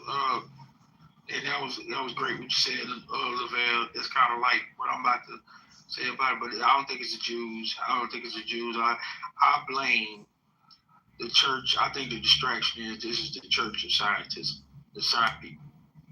I think they are really behind the house to crawl is, all that jazz, so that's why I blame the Church of Scientology. Because you know how they run the NOI now. They are behind this whole debacle. Yeah. Because some of them, the Church of Scientology is actually what Epstein was talking about, the super government. You know what I'm saying? The ones, the new, the AI God worship. I think it was the swastika with the star thing situation. I think I blame the scientism, the Church of Scientology. That's what I think. Any takers? So far we have G and neutral, Dollar nowhere near the question, and I feel like what Dollar had to say was valid. I feel like I feel like it was validated, and this is why, right? Go ahead. Because when we're talking about Christianity, Judaism, Muslim, you see the landscape, how they come out and use the religion for political means. So Scientology, I haven't dug enough into it, but from what Dalla said, it could be considered. And of course, like, hey, what was the origins of Scientology and why did they start it? There's a whole bunch of religions out here that play a part of this landscape that got people in some type of political dispute. When we all know, especially the separation between church and state. That's why the Bible told men not to toil with religion. But once again, to my original point,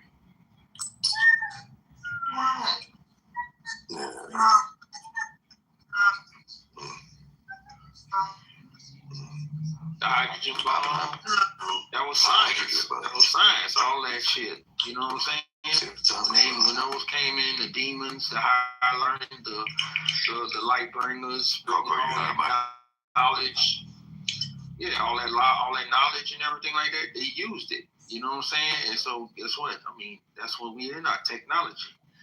The science, I'm telling you. So and they're a cult. They're a real cult. Scientology is a real cult, man. Right, but that wasn't the question. So this room, this particular topic has been running for hours, and it seems like there's a revolving motif, if you will, amongst the individuals who have spoken on the stage, and it mostly revolves around blaming the Jews. So my question is everything that's happening around the world just simply the fault of the Jews? Because it seems like everybody wants to blame them for everything that's happening. What do you think? No. Fault is not the right word. Fault is not the right word. Wait, hold on. Yeah, go ahead. What do you think? I think there's a coalition of things happening, and it's all happening at the same time. And as it all happens, as it all unfolds at the same time, it's pulling everybody in obviously different directions in terms of how they view it. And most of that has to do with perception. Obviously, people have different ways of seeing things.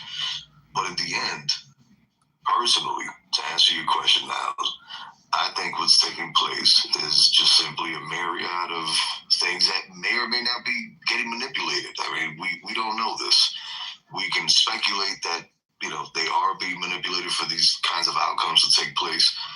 But in the long run, you have to think, who's really trying to go to war? Complex, industrial complex that loves to feed off of it. But in all reality, no one in this room, including the pro-Americans, which I'm one of them, nobody here in all reality wants to be going to war. So what exactly is the reasoning behind what's taking place? Okay, why do you think America's going to war? I don't know how you... Hey, let me answer that real quick. I can't believe you're asking that question. And you haven't studied the banking families, the black nobility family. Like, stop asking green questions and ask real questions. Facts. And on top of that, Blue, like, I don't know. Yeah, I don't know. That's a fact. It's not even about. Yo, am I in the Matrix? Nah, just lefty's pushing right through you, kid. He's pushing to the goo. That's what he's doing. Damn, don't do that to lefty, man. Come on. So, this is the thing, right? Like, I've heard about this pending war with Iran for a long time, and also what the strategy was to get to Iran when it comes to Iraq, all those things. There was a certain over a decade ago. So this has been loading for some time. Have y'all not been hip to this?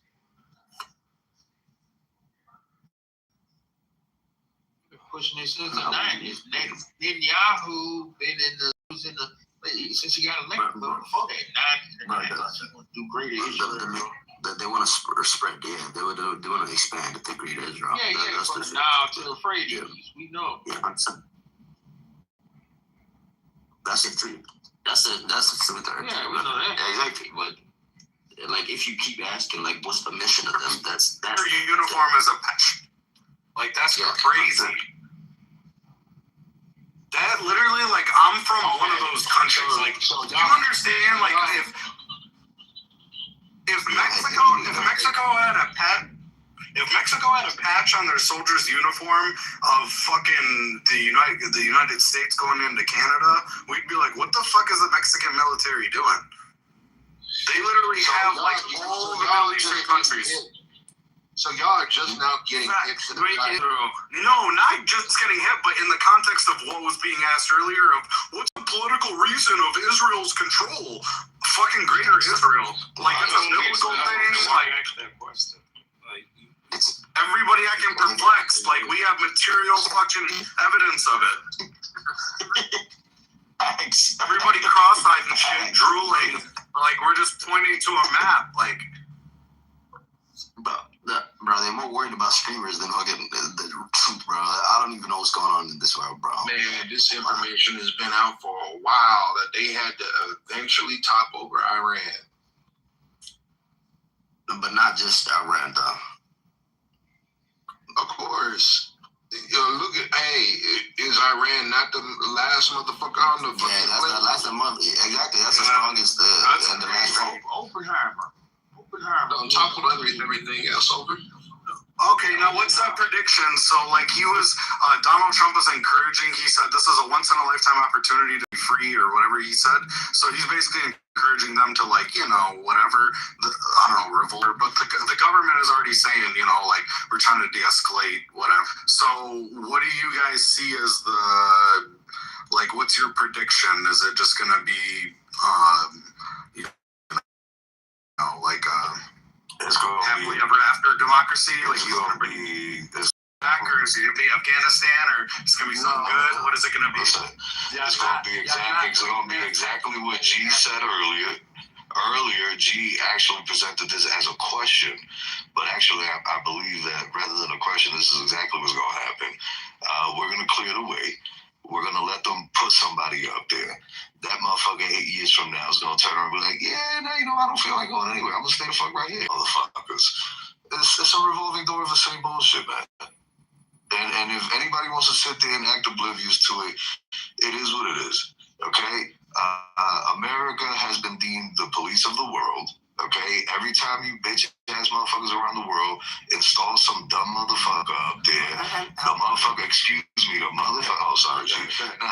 the motherfucker goes in, does some dumb shit to his people, they turn around and beg America to come and save their asses, and then when America's blazing glory gun-hoeing and tears the motherfucker down, America's an evil, bad actor. Mm-hmm. But you should have thought about that shit before you put some dumb motherfucker in there that was going to, fuck your shit up, and then we wouldn't have to be doing all of this shit. Now, listen.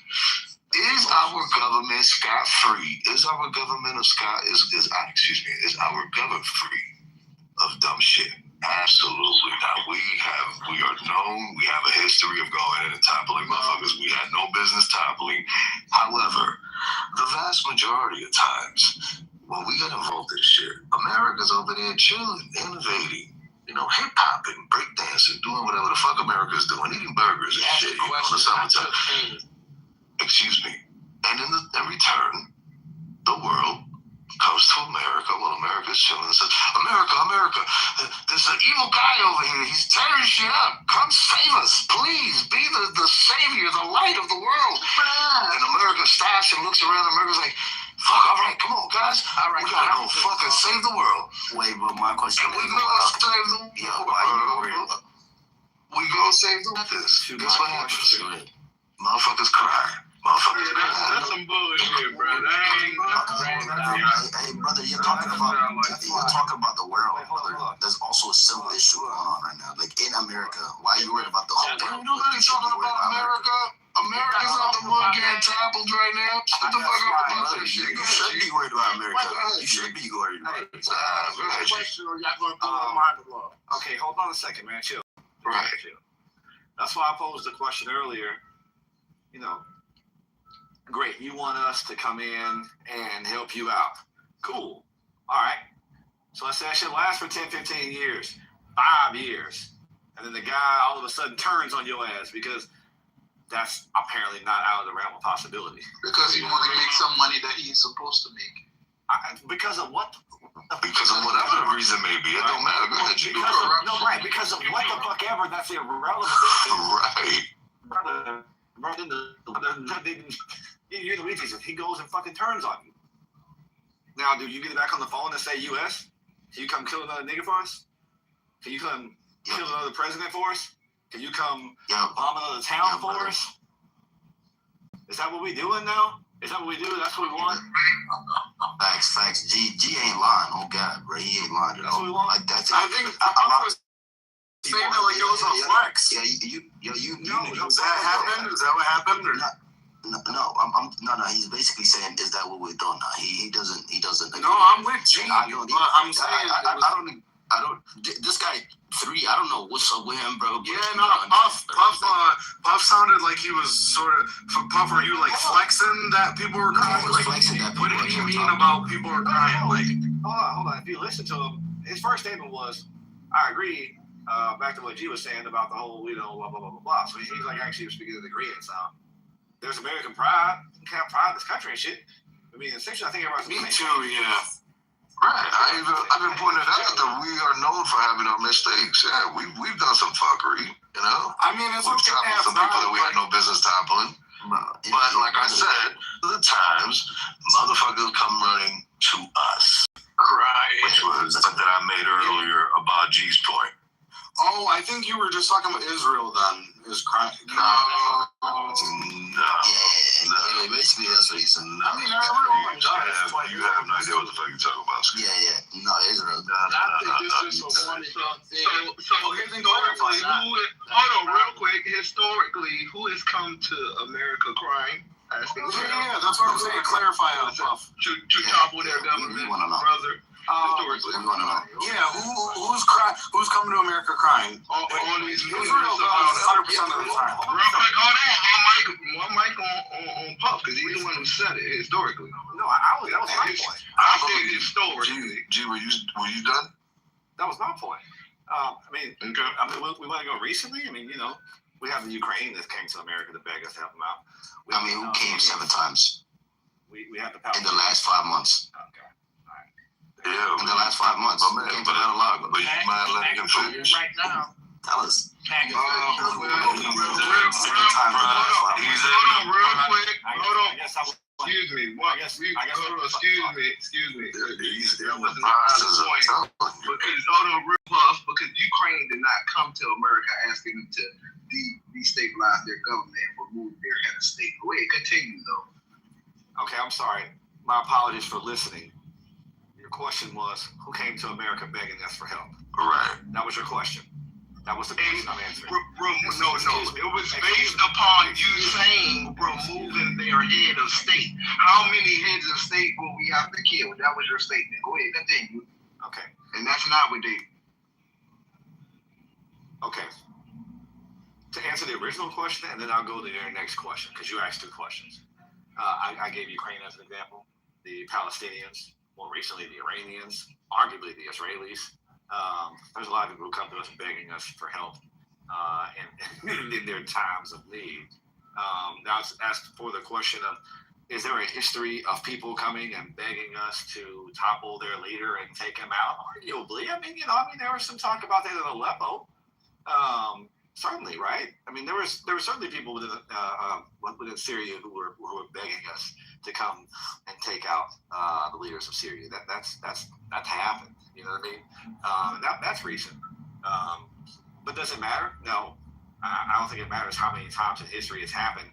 Also, to beg the question that if you ask us to do this, what stops this from happening again? And where does our duty to come in and kill somebody on your behalf, where does that duty end? a lot of these problems the U.S. causes, and then they get mad when people. No. Yeah. One second, brother. No, one second, Doc. No. Let's just all I wanted to say was, let me ahead. just say one thing to him, right? Basically, what I was to say is a lot of these problems that the U.S. causes, right? They bomb people, they destabilize governments, and then when people come and actually come to their country and ask for help, they complain. Like that's not how it works, bro. You can't just bomb people and expect them not to ask for help. But on the other hand, on the flip side, Netanyahu just came to the States over 7 times in the last how many months, brother?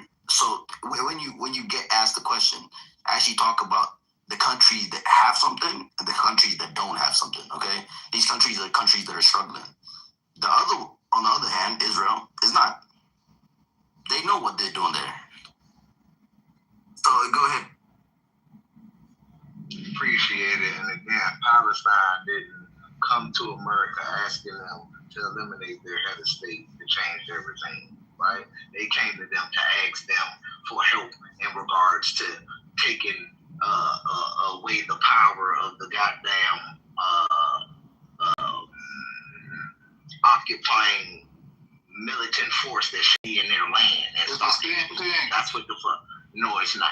How the fuck is that the same thing? No, just let the man finish. It's nowhere close. There's nowhere close. Nowhere in the vicinity. Secondly,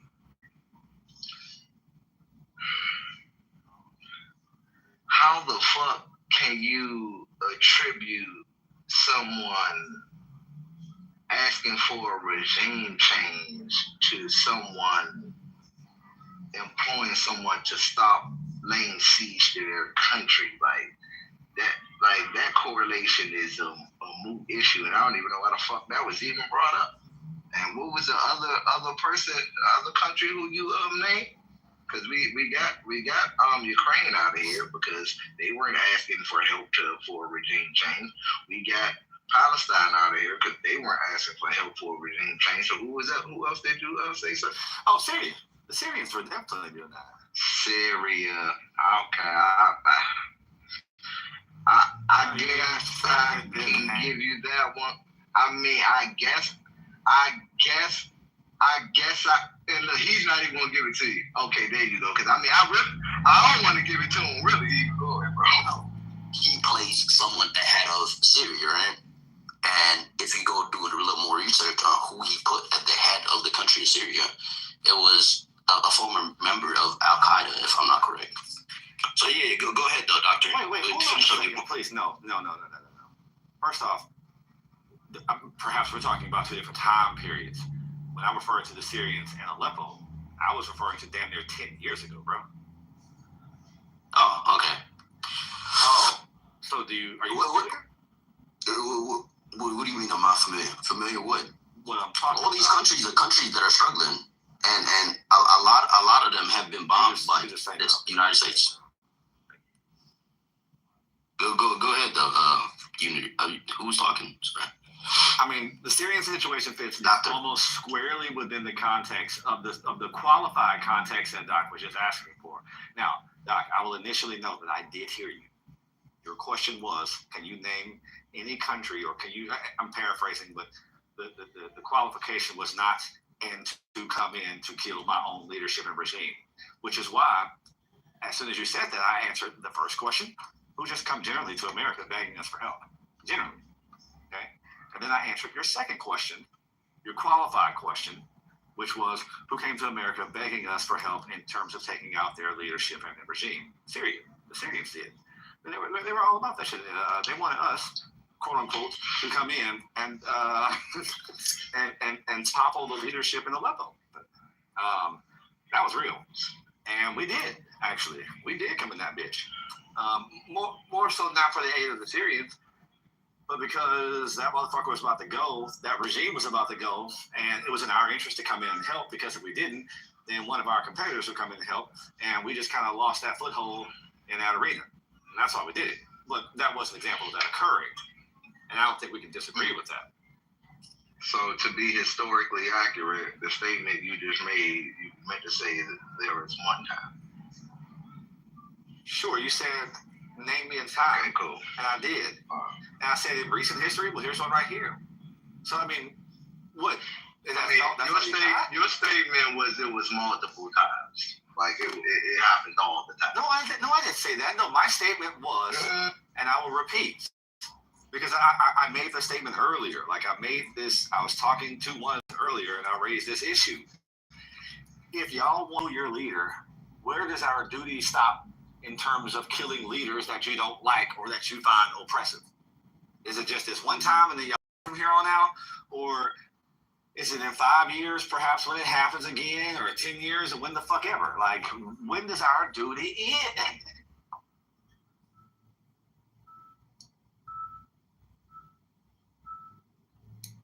I'm dead here. So, thank you. Okay, so who do you think influences your economy, brother? Nebraska? What do you mean? Our country is pretty much ruled by foreign lobbyists. Yeah, foreign lobbyists from all over. Wait, can you explain that, please? Like, I just need to know. Foreign lobbyists, just how, like, for example, say USA was sending money, and whether they want to say that it was what it was for, or if you want to say that it was like money laundering, like sending money to like Africa for like LGBT purposes and shit like that, and like you get foreign lobbyists to infiltrate our government, and they advocate for certain things that we don't necessarily agree upon, and our government by doing so. Okay, so can I ask you a question? What's the biggest lobbyist party, like lobbying party in the United States right now? I'm not sure what the biggest one is, but like I know certain there's a multitude of different lobbyist groups for different purposes. Yeah, I knew they were. You want to just say umbrella, but if you want to say like APAC is one, but I'm just saying it's like as rental show companies that we have to trace back to APAC. There's foreign lobbyists that also is being funded with their own money.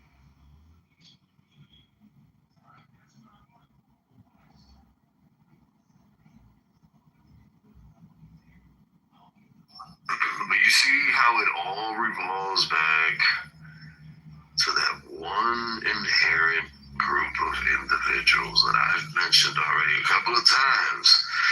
Who do you think AIPAC is in any way, shape, or form associated with, bro? I'll tell you, the Jews. So I'm trying to feel. Listen. I disagree. No, I got you, G. But like I'm saying, like it's when I was saying like as far as like foreign lobbyists, yeah, the Mossad, they control like AIPAC, whatever. But like there's other entities that's pretty much funding it as well. It's not just AIPAC. There's other entities with like certain interests and certain things they want to pass. Like here, like it's like right. There's other big Chinese. Like the Chinese. The Chinese have foreign lobbyists to lobby money to build that fucking bullet train, and that's why they fucking control it. Like they control the construction of it. They control the technology and all of that. Why? Because foreign lobbyists here in California from China. I don't think it was from AIPAC. They essentially rallied up and controlled our government from within. But the main thing, Brown, that I've been trying to point out is the fact that this room has been going on now for several double-digit hours now. And that's a fantastic thing, but it seems like all the ilks in the world, and it's almost like nobody else around the world exists. Nobody else takes the decisions. You know what I'm saying? It just seems like it's the Jews. And the Jews choose. And I'm like, but they're not the only ones with power. They're not the only, and it's that China. Okay, so you motherfuckers, you either strap them boots tight, or you better start fucking learning some goddamn Mandarin around this bitch, because them motherfuckers ain't playing. And honestly, I think, and I said this morning before I got moved down, I believe that everything that's happening is really to put a choke on China. If you look at how China was moving, the places that China was going to for oil outside of Russia, we've now clocked 2 out of the 3 countries that are providing China with oil. Now, don't get me wrong, there's other countries out there that do provide China with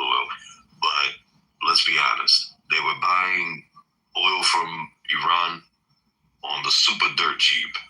And they were also doing the same shit with Venezuela. And what did Trump do? He choked them the fuck out.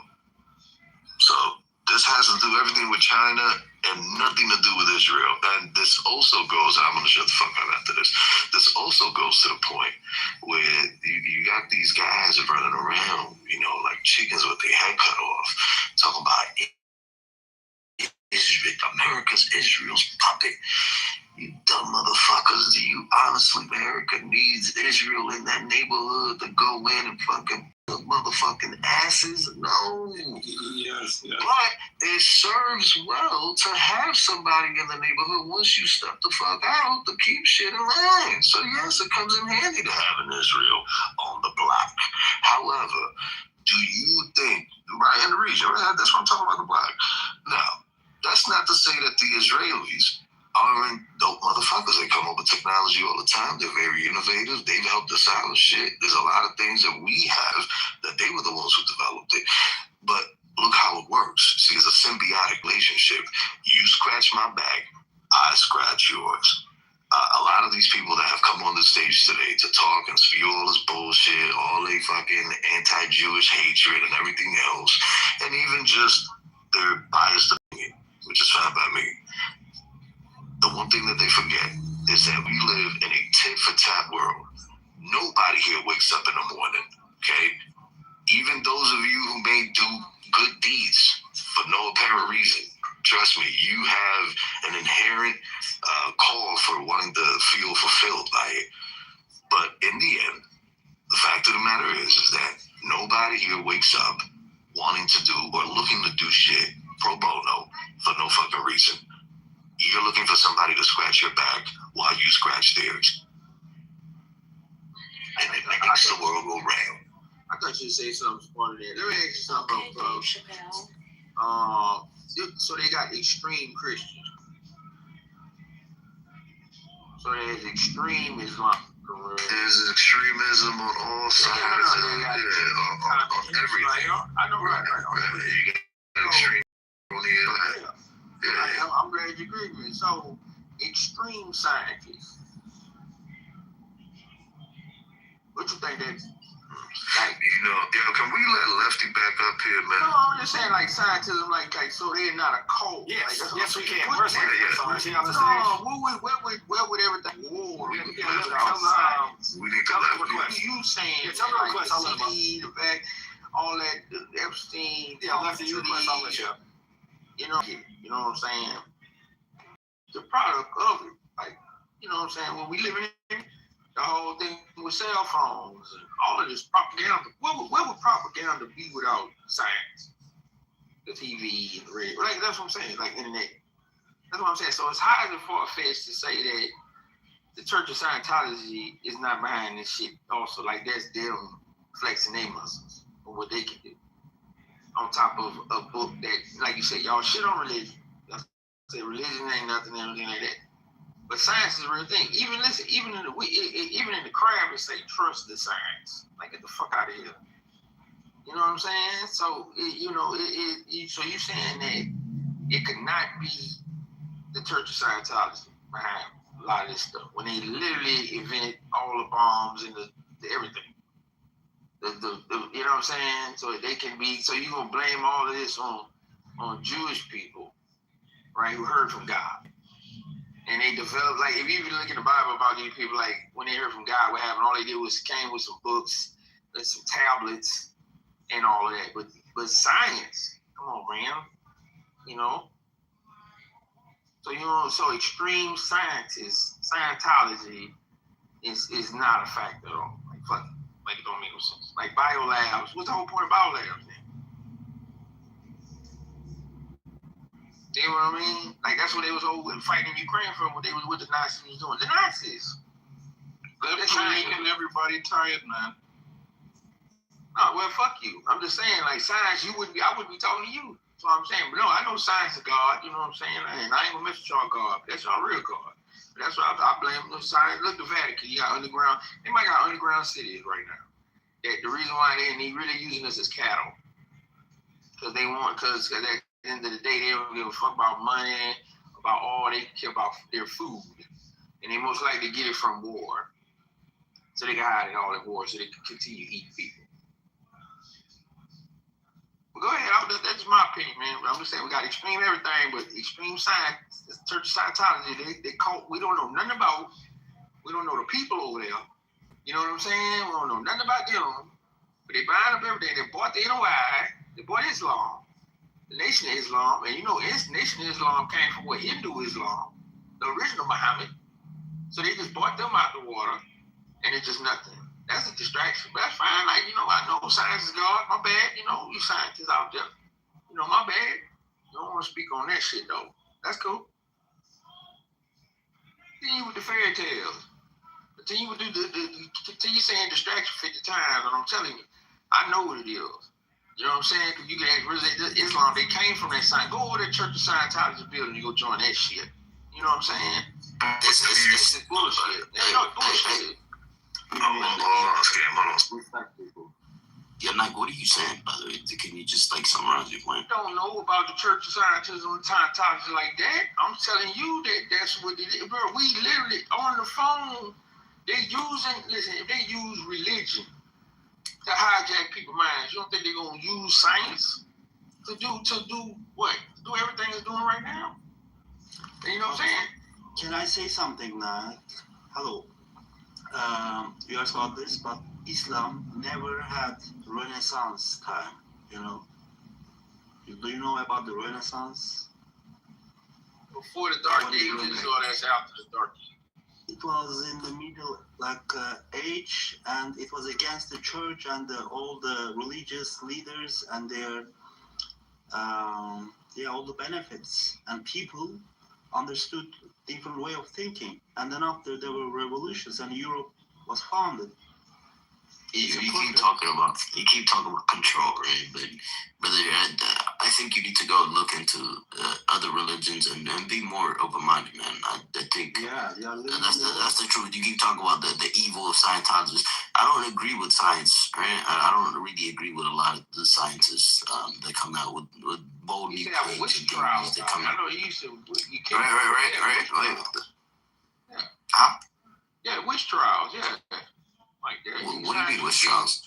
Yeah, they used to, a lot of the science that was crap, they was killing them because they thought it was from the devil, right? Yeah, I'm done. And then they accepted that witchcraft. Okay, but my point is, so you're blaming everything that's happening in the world because of science. That's basically. Well, okay, if I bring the light. No, but I'm asking you, is that you think I'm bringing scripture? So I'm bringing. No, but I'm asking you, is that you think that it's gonna bring the light that's gonna enlighten everybody, enlightenment? Okay, listen, I'm not trying to play Ringa Rosie with you, brother. I'm just asking. I'm not saying that. But you're kind of chasing my tail and I'm chasing yours. So let's just get to the point. So you think everything in the world is happening because of the Church of Scientologists? Yeah. Okay, cool. Okay. So we're on different scopes. So we're talking about Iran and the world, and you talk about the Church of Scientology. Okay, guys. Anyways, make the world small. Think about it. You're right, bro. How without science, right? The world is huge to you. Because you know why? You never left your country like that. You ain't got no internet, you ain't got no phone. You ain't got none of that. What I'm saying is lines made the world look like a marble. Maybe you can speak for yourself only. And now you can actually pass consciousness through this is Tesla shit, right? 369. You can actually pass consciousness through how we talk. You can feel what I'm saying. Nigga, I'm looking right at you in your face, and you can feel it. You know what I'm saying? I can even punch you in the spirit realm. I can punch you right now, you'll feel it. That's how much science, and that's how much this whole cult science is a cult. I can slap you online. Nah, brother. I'm spiritually I'm spiritually protected, bro. So, okay. No. I'm not trying to clap. That's what I'm saying. That's my stance on what I think. You know what I mean? Okay, but that's okay. I get it, but that's I know you get it. I get it. I understand your viewpoint, but okay. So how does this tie into everything else? Is this because of the Church of Science? Everything's going on. Missiles.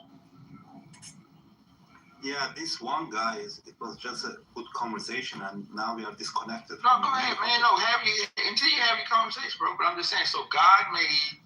So science didn't make missiles. Science didn't make the guns. American guys don't know how to listen to each other, man. In this side of the world, we live in Mediterranean, and we listen to each other. This is an old, also is connected to Africa, is connected to Europe. Hey, Rem, where are you from, bro? We can't keep taking too much of this. This is what they thrive off. Hey, bro. Hey, brother, I'm sorry. I don't know where this is. I think it's okay to criticize your own country. It's fine. Cool. Okay, wait, let me ask. Are y'all jealous or something? What's up with y'all? Please, how can you change? Yeah. Is the symbol from Crawley. That's male and female, and that's a trans symbol, right? That's a triangle up and triangle down together. That's before, and that's, you know what that means? That's, y'all want to become one before like Eve was split. You want to be both. He's a mic, man. You know what I'm saying? We know that way. So why would Alistair Crawley wear the sign today? The same symbol of Israel. Yo, so Dollar, what you saying, Dollar, is that they trying to bring about the second coming of evil, the master of evil? So you Muslim, basically, or Christian? I'm not Muslim. I'm saying Alistair Crawley had the same symbol on his forehead. No, but you believe you saying we're gonna have to get the boys with the proton packs? The Church of Scientology. Brother, but basically, you believe in the second coming, so you're basically Christian or Muslim. I'm trying to say, man, listen, there's Jewish people, there's a Christian church, but then there's a Church of Scientology building. Why? Yeah, I know y'all part of it. I'm just saying, I know that's the hierarchy. I know y'all part of it, but I'm saying, I'm just saying, he asked the question. What is he talking about? You want me to bring Chinese, black dogs and cats and lizards and everything like that? I'm saying, Church of Scientology. All right. What you want to do? Nah, hold on. He's making a lot of points. He's making a lot of good points, though. Yeah, he does, but he mixes up science. He mixes up science and Scientology. He doesn't know L. Ron Hubbard, or maybe he does, but he mixes it up with the scientific method. You gotta listen. If you don't understand troll, it's a little hard. I ain't trolling. I'm serious. Go try it. He ain't trolling. He's speaking facts. He's speaking truth to facts. But he's speaking troll, though. That's what I'm saying. The information was had valid, but he's speaking troll. Man, they gonna get you MK Ultra juice. You gonna get that Kool-Aid as soon as you walk in that bitch. Ain't no rituals, ain't no degrees, ain't none of that. You gonna drink the Kool-Aid as soon as you walk in. What they put in that shit, bro? I don't know. But it's the elite of the elite of the elite. So they're still using the lime juice. I heard last time I'm going to switch to strawberry. Man, is that it? Man. Oh, Silicon Valley. I advise all of you to go on Hollywood and Highland if you're here in LA and troll the Scientology Museum. I love you. Okay, I'll tell you what I'm not going to do. I don't know where I'm not fucking trolling Scientologists. They got a whole different kind of give back that I ain't really got time for, man. They are also very aggressive when trying to recruit people. I don't want that smoke. All of that shit, bro. No, real shit, man. All right, so listen to you. I visited LA, man, and we just like kind of passed by the Scientology spot, and I was like, oh shit, no, we need to get the fuck out of here. Like, were they aggressively trying to get you in, like pass you out, like the little flyers to get you in the building? Because that's what they'll do. They'll tell you. No, we were in a car and we did not stop. All right, yeah, you walk past the building, they'll be like, "Oh, come in, take a personality test," and then that's how we were in the car and we did not stop. Oh yeah. Period. I recommend human design. Period. They got a different type of troll back. You're not ready for that life, dog. Sometimes I like riding my skateboard by them, but then, sometimes I'll just close the door because they already know what's about to happen. I am not lying to you when I say they got a different kind of get back, bro. But they are very aggressive. I am not going to lie about that. So G is correct. They got a different kind of get back. And they get away with whatever for some weird reason. Because they got a different kind of get back. I know, but listen, they own the NOI now. They own it. Because they shut down the mosque in LA and they use the same. They now NOI use their building, the church of Scientology building. NOI, yeah, they bought them. I don't know how you can buy. That's what I'm saying. Like I've been, but nobody want to talk about it. All the Muslims. I mean, Nation Islam. I mean, but they bought them. They own the NOI, man. Or the land only. The Puffman, hi man. My bad, I ain't mean to disrespect Church of Scientology and scientists, but look, that indoctrination is extremists in that too. Think about it. I'm pretty sure they got extremists in that group. I mean, to them, we all look like like they all want to put us in them little incubator things, and I'm pretty sure they cloning the fuck out of everything for that bitch. You know what I'm saying? I'm pretty sure. I don't think they're gonna clone you though, because you too real, Dollar. No, I'm reincarnated Pharaoh Rams. Well, they cloned Tyrone. Oh shit. Yeah, that's right. Remember? Yeah, they cloned You Tyrone. know what throw me off? Though? Talking points from people like, yes, to preserve our life, we have to do it. No, the fuck we don't. We don't have to keep on taking people's shit in order for us to keep our TV on. Okay? I don't want to keep hearing this bullshit. All right? I don't want to hear this. All right? Do you hear me? Let him finish. My suggestion is that you mute it. I'll do that just for you. All right, appreciate it. So, secondly, it is not necessary that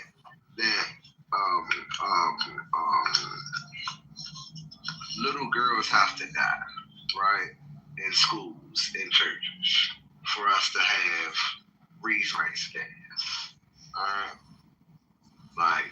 Like this mind state that people have to go without, people have to die in order for us to have an American way of life really needs to end, because it's ludicrous, it's demonic, and really and truly, if you actually claim to be a follower of any of these religions, it condemns it. So what the fuck are we talking about? But go ahead, bro. Go on. That was the IRGC that did that, not Trump or the United States military, for one. Number two, who aligned with children being unalived? I never did that, but I just want to know, do you have any other suggestion besides taking what we want, since people are not just going to willingly give it up? Are we going to sit people at the table and just be like, hey, could we use some of your resources or blah, blah, blah? Like, it's not gonna happen, bro. Like, America was not formed that way. So I'm just asking you, do you have any other suggestions aside from strong arming like we've been doing for centuries? Yeah, paying a fair wage, giving people equal for their resources, right? Equal trade, right? What the fuck are we about? What can we do? We've been doing that.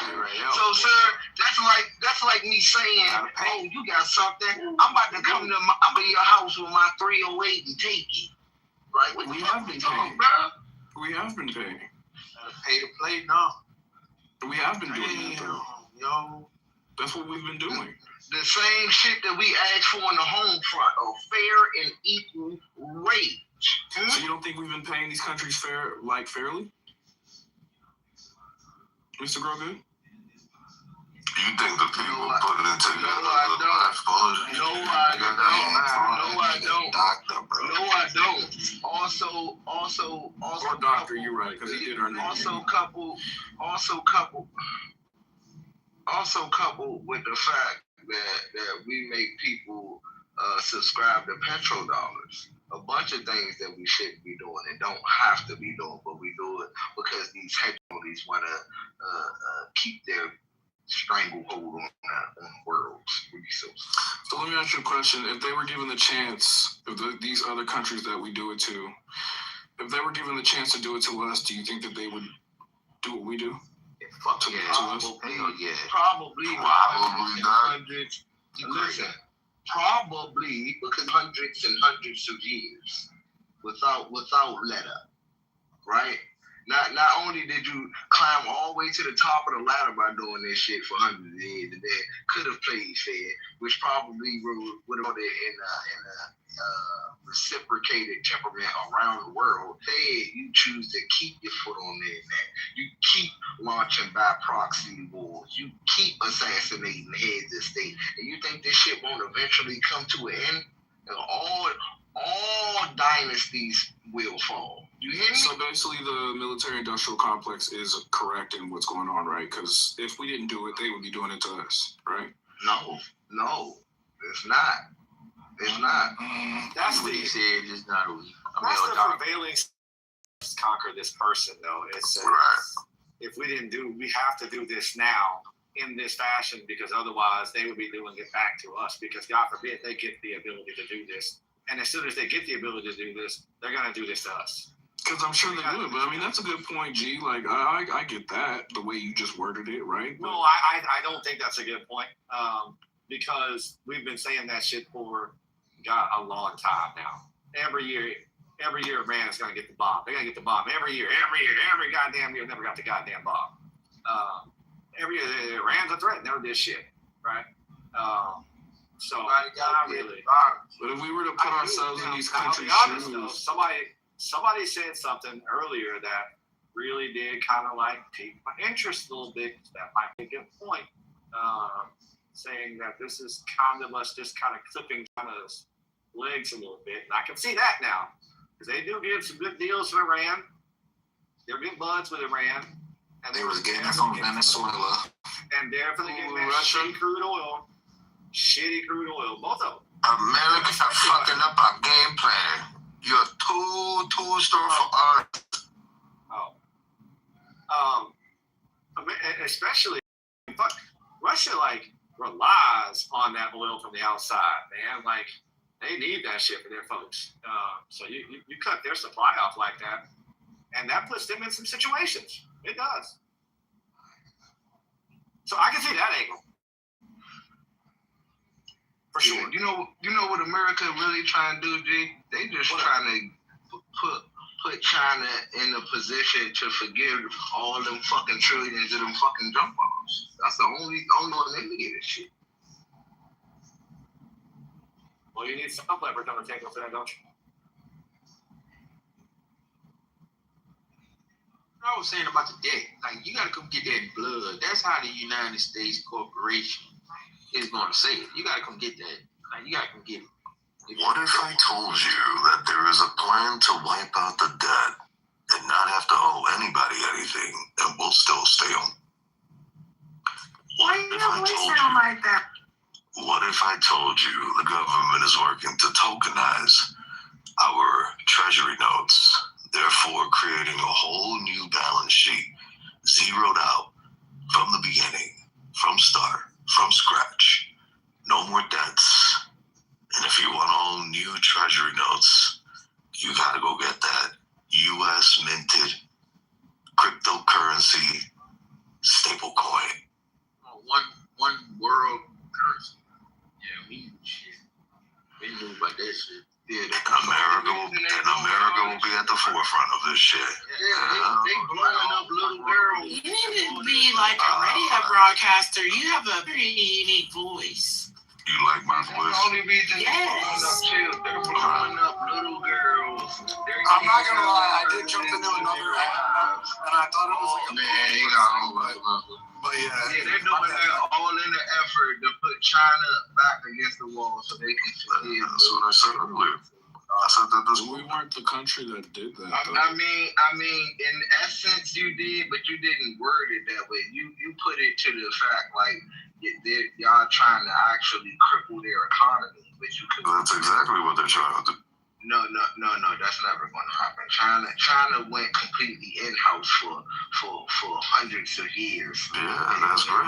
Made motherfuckers. That was only for survival. Hey, hold on, let me finish. And made motherfuckers only have one child. You'll never defeat that motherfucker. China has documented history back to the beginning of time. They can break out on a goddamn old-ass tapestry in the West. Motherfuckers will never do that shit. But what's going on is that's the only thing, like you're saying, they're trying to revamp the entire financial landscape of the country. And this is the way they're going to do it. It's a smart play, but the thing is, like I'm saying, eventually the world is going to get fed the fuck up, okay? It's one conglomerate, right, against the fuck. And the world is going to get fed the fuck up. You hear me? Okay. It's going to be enough motherfuckers underneath the ground where the motherfuckers can't blow up, plotting, building shit, and they're going to fucking wreak havoc on these devils, bruh. And y'all support this devil. So you're saying it will eventually cooked? Basically. Hell yeah! Everything must fucking fall, bro. If you had a fucking demonic entity like this is gonna be enabled to reign supreme forever. Fuck no! Look what happened to If you had to predict the timeline, the new version 2. If you had to predict the timeline, how soon do you think this is gonna happen? I couldn't tell you that shit. I hope it doesn't happen. I hope that the powers prevail of righteousness and motherfuckers actually take grips of the planet and save the motherfucker, but eventually the shit might end up in rubble because these devils won't let the fuck up. So we know the Great Reset is 2030, but I did see something of Agenda 3000. That ain't the Great Reset, bro. No, I mean, so I saw Agenda 3000, the year 3000, the agenda. They got a but I think you say the year 3000? That's so bad. Agenda 2030. Bro, first it was 2016, then it was 2020, then it was 2020. No, it's 2030. It's been like 2030 forever. Nobody knows when none of that is going to happen. I'm going to paste 2030 in the chat. 2030 is the United Nations. Y'all don't talk about it. I went to the UN because I visited Morocco, who's a diplomat, and I read that shit at the UN. So I'm old. I'm good. I'm glad. I'll paste it so y'all can read. Because I've been hearing a bunch of dates that just haven't come to fruition. Nah, yo, listen. Oh, no, 100%. Yeah, the only real one's like 2030, but I got you. I'm old enough to remember when they were telling us to stop using hairspray because we were all going to float out into space because we weren't going to have an ozone. And it was going to be over.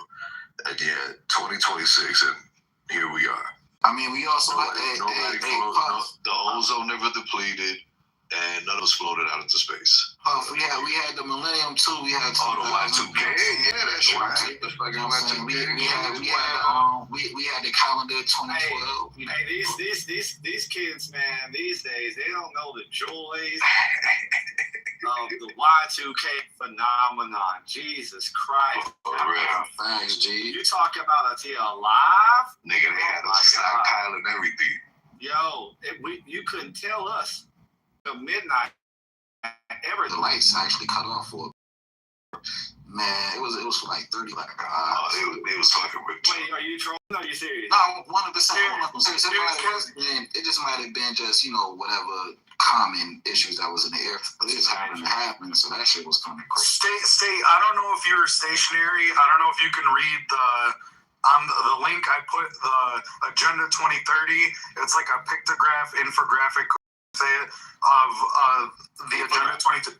Yeah, infograph of like them in order. Thank you for them in order. Can you read that or someone read that? Because if you read through those, there was people tripping about some of it because they were saying like ending world poverty. So then some people like conspiracy theorists were like interpreting that they're like they're gonna make everything. Like Alex Jones was like they're gonna make everything communist. Like he was freaking out. But I remember going to the UN and like reading it, and it seemed to be like, I mean, I don't know, just somebody read them off, and then I want to see your guys' I'm actually like on it right now, so yeah. Says, no poverty, zero hunger, good and health being, quality education, gender equality, clean water and sanitation, affordable and clean energy, decent work and economic growth, industry innovation, infrastructure, reducing inequalities, sustainable cities and communities, responsible consumption and production, climate action, life below water.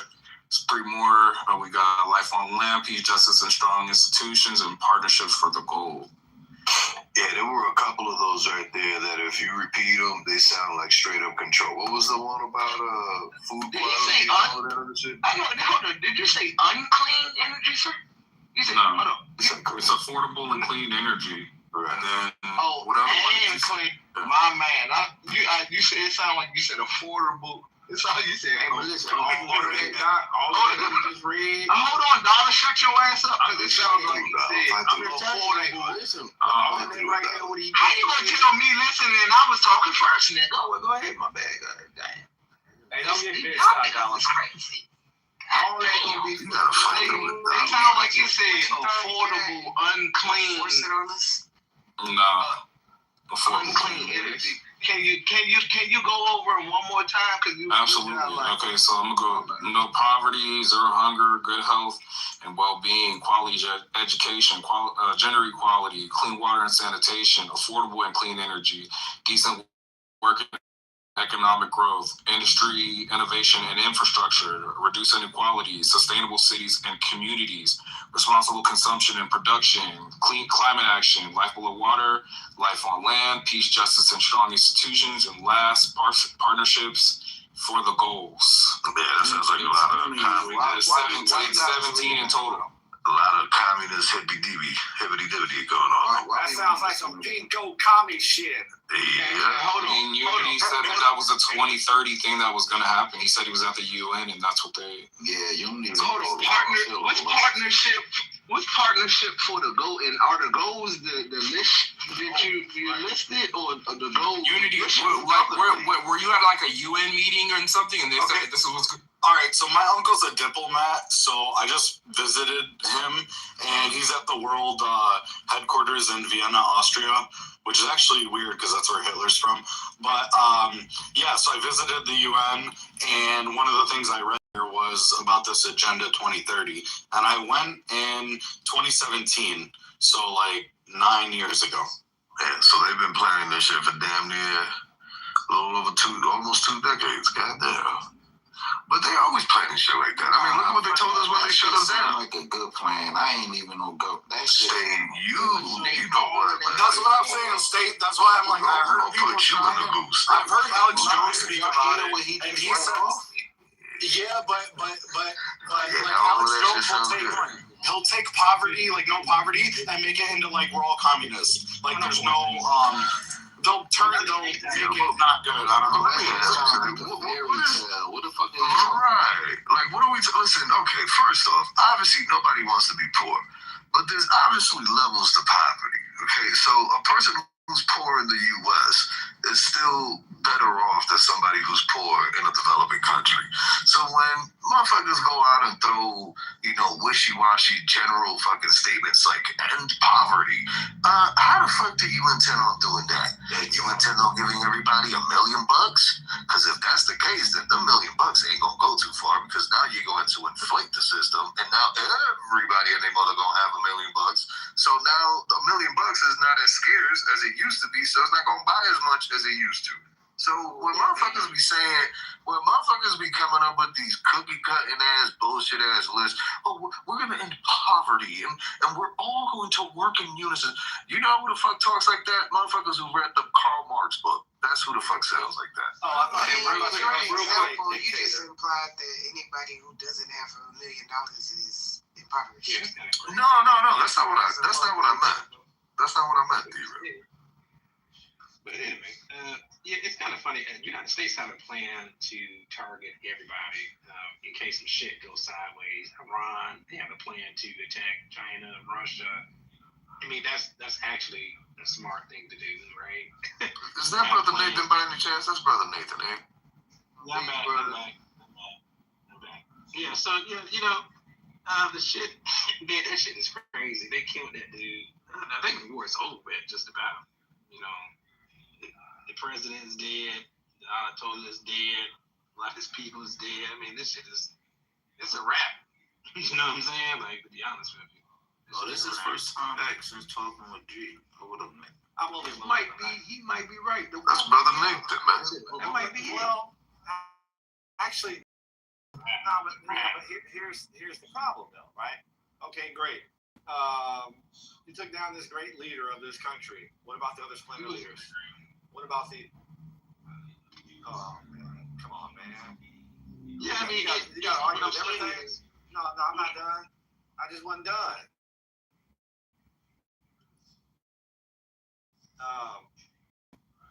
But yeah. You took out the military, leader of this country. So now you open yourself up to a power vacuum. I hope you have a plan to deal with the power vacuum that ensues, because there is going to be a power vacuum. You don't just kill the top person and everybody just like naturally falls in line. That's not what happens. Period. Like, prime example, down in Mexico, some years back, when they were running up into the, I remember like a couple years back, we saw the stories about the cartel folks running up into the resort in Cancun, right?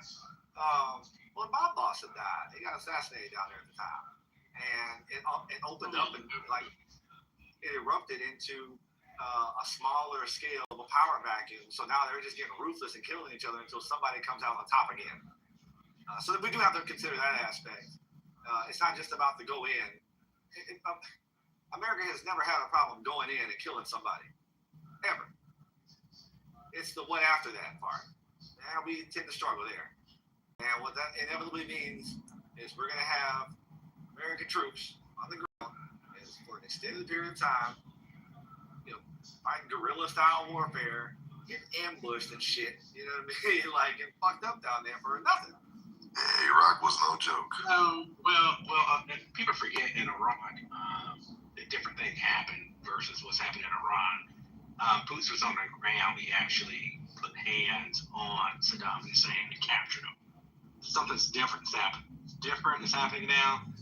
I don't like what Trump did, what he just did just now, but he is not Bush. I'm talking about the second Bush. The second Bush was the worst president of my lifetime, probably G lifetime. A lot of people flip out about Trump and forget about the second Bush. The second was warned about 9/11. He was warned about attacks on the homeland. He failed to protect us, and then he did a stupid thing and went and lied about weapons of mass destruction, right? Powell lied about it and didn't really explain what mass weapons of destruction was about. Everybody thought he was talking about nuclear bombs and stockpile biochemical weapons that could be delivered here. None of that shit was true. 7,000 Americans died in that war. Iraq and Afghanistan mission creep happened. And also they didn't end it and pull out. It lasted extremely long periods of time. $20 trillion wasted in that war. Trump criticized it. That's why people forget when Trump first ran. He criticized the second Bush, how idiotic he was to going in there and not wrapping it up quick. So I don't think that he's going to have a mission creep and stay in this war the remainder of his time in office. And also too, he stopped people before the strikes happened. China was delivering weapons, hypersonic missiles, if I'm not mistaken, to Iran, and trying to get those weapons delivered. They struck Iran before that could actually happen, and that stockpile could rise up. So I think he kind of blocked China. He blocked Russia for ramping up support. And Russia's too busy right now fighting in Ukraine. Also, too, people forget too, those long-range drones that Russia was using for cheap, right? That was 10 Ukraine. Yeah, guess where they came from? From Iran. They came from Iran. So he took out Iran. He cut Venezuela. They had ties to China. He took out Iran. He was giving weapons to Russia. And you also add up, what is that? That's called BRICS, right? Trump ran on dismantling the BRIC network. Remember the challenging our dollar? He pretty much just blew that shit out of the water. That shit is just gone right now, to be honest with you.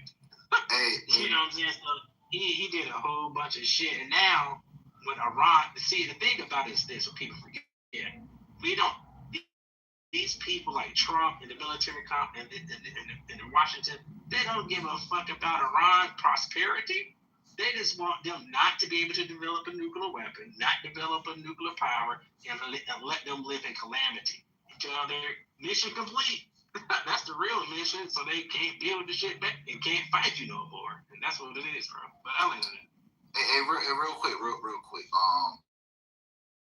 He's still there, right? But I want to ask the question if G not there because I heard him say it. As far as boots on the ground, we really ain't been active like that, right? And the way the world works, the way technology works, we see things are like double, quadruple as far as like how advanced this shit is, this weaponry is, right?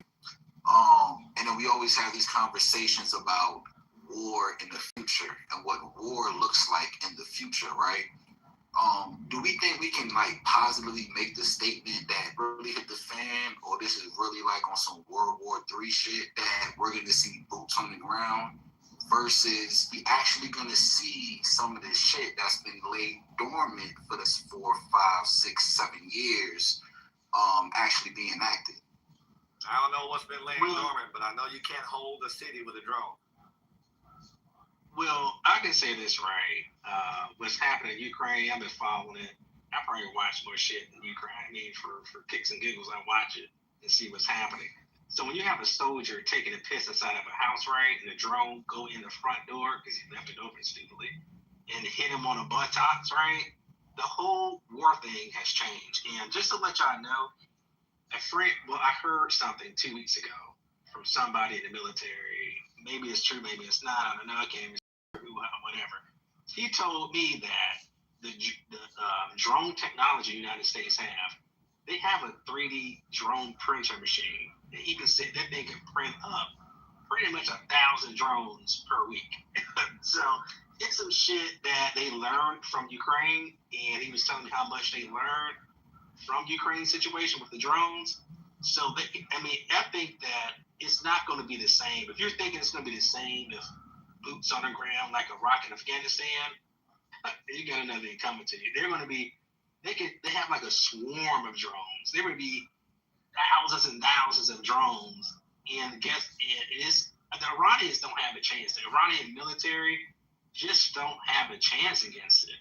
Like, I don't care how fast you can run, shoot, they're getting annihilated, man, for real. Well, Nathan, that's what I'm getting at, right? So that's what I'm trying to figure out to see how people feeling about the conversation, because I feel like boots on the ground is clearly like not going to happen. But then even when we have the conversation of drones, right? I feel like even drones been around for a while to the point that drones are going to be used. But I feel like if this is really going to the direction that it's going to, with all these other countries getting involved, how many of y'all feel like we probably might see some shit that we haven't seen? Like, fuck the drones. We see the drones. We know the drones is here. Like, is this that time in history to where if it really pops off and it's World War III, that we probably gonna see some shit that we just haven't seen? And look, we still trying to figure out what the fucking discombobulator is, because somehow niggas discombobulated everything and everybody. Like, what up, G? Like I said, you can't hold a city with a drone. If you're coming in and taking territory, and that's what war is. You go in and take territory. Okay, you can't hold an area with a drone.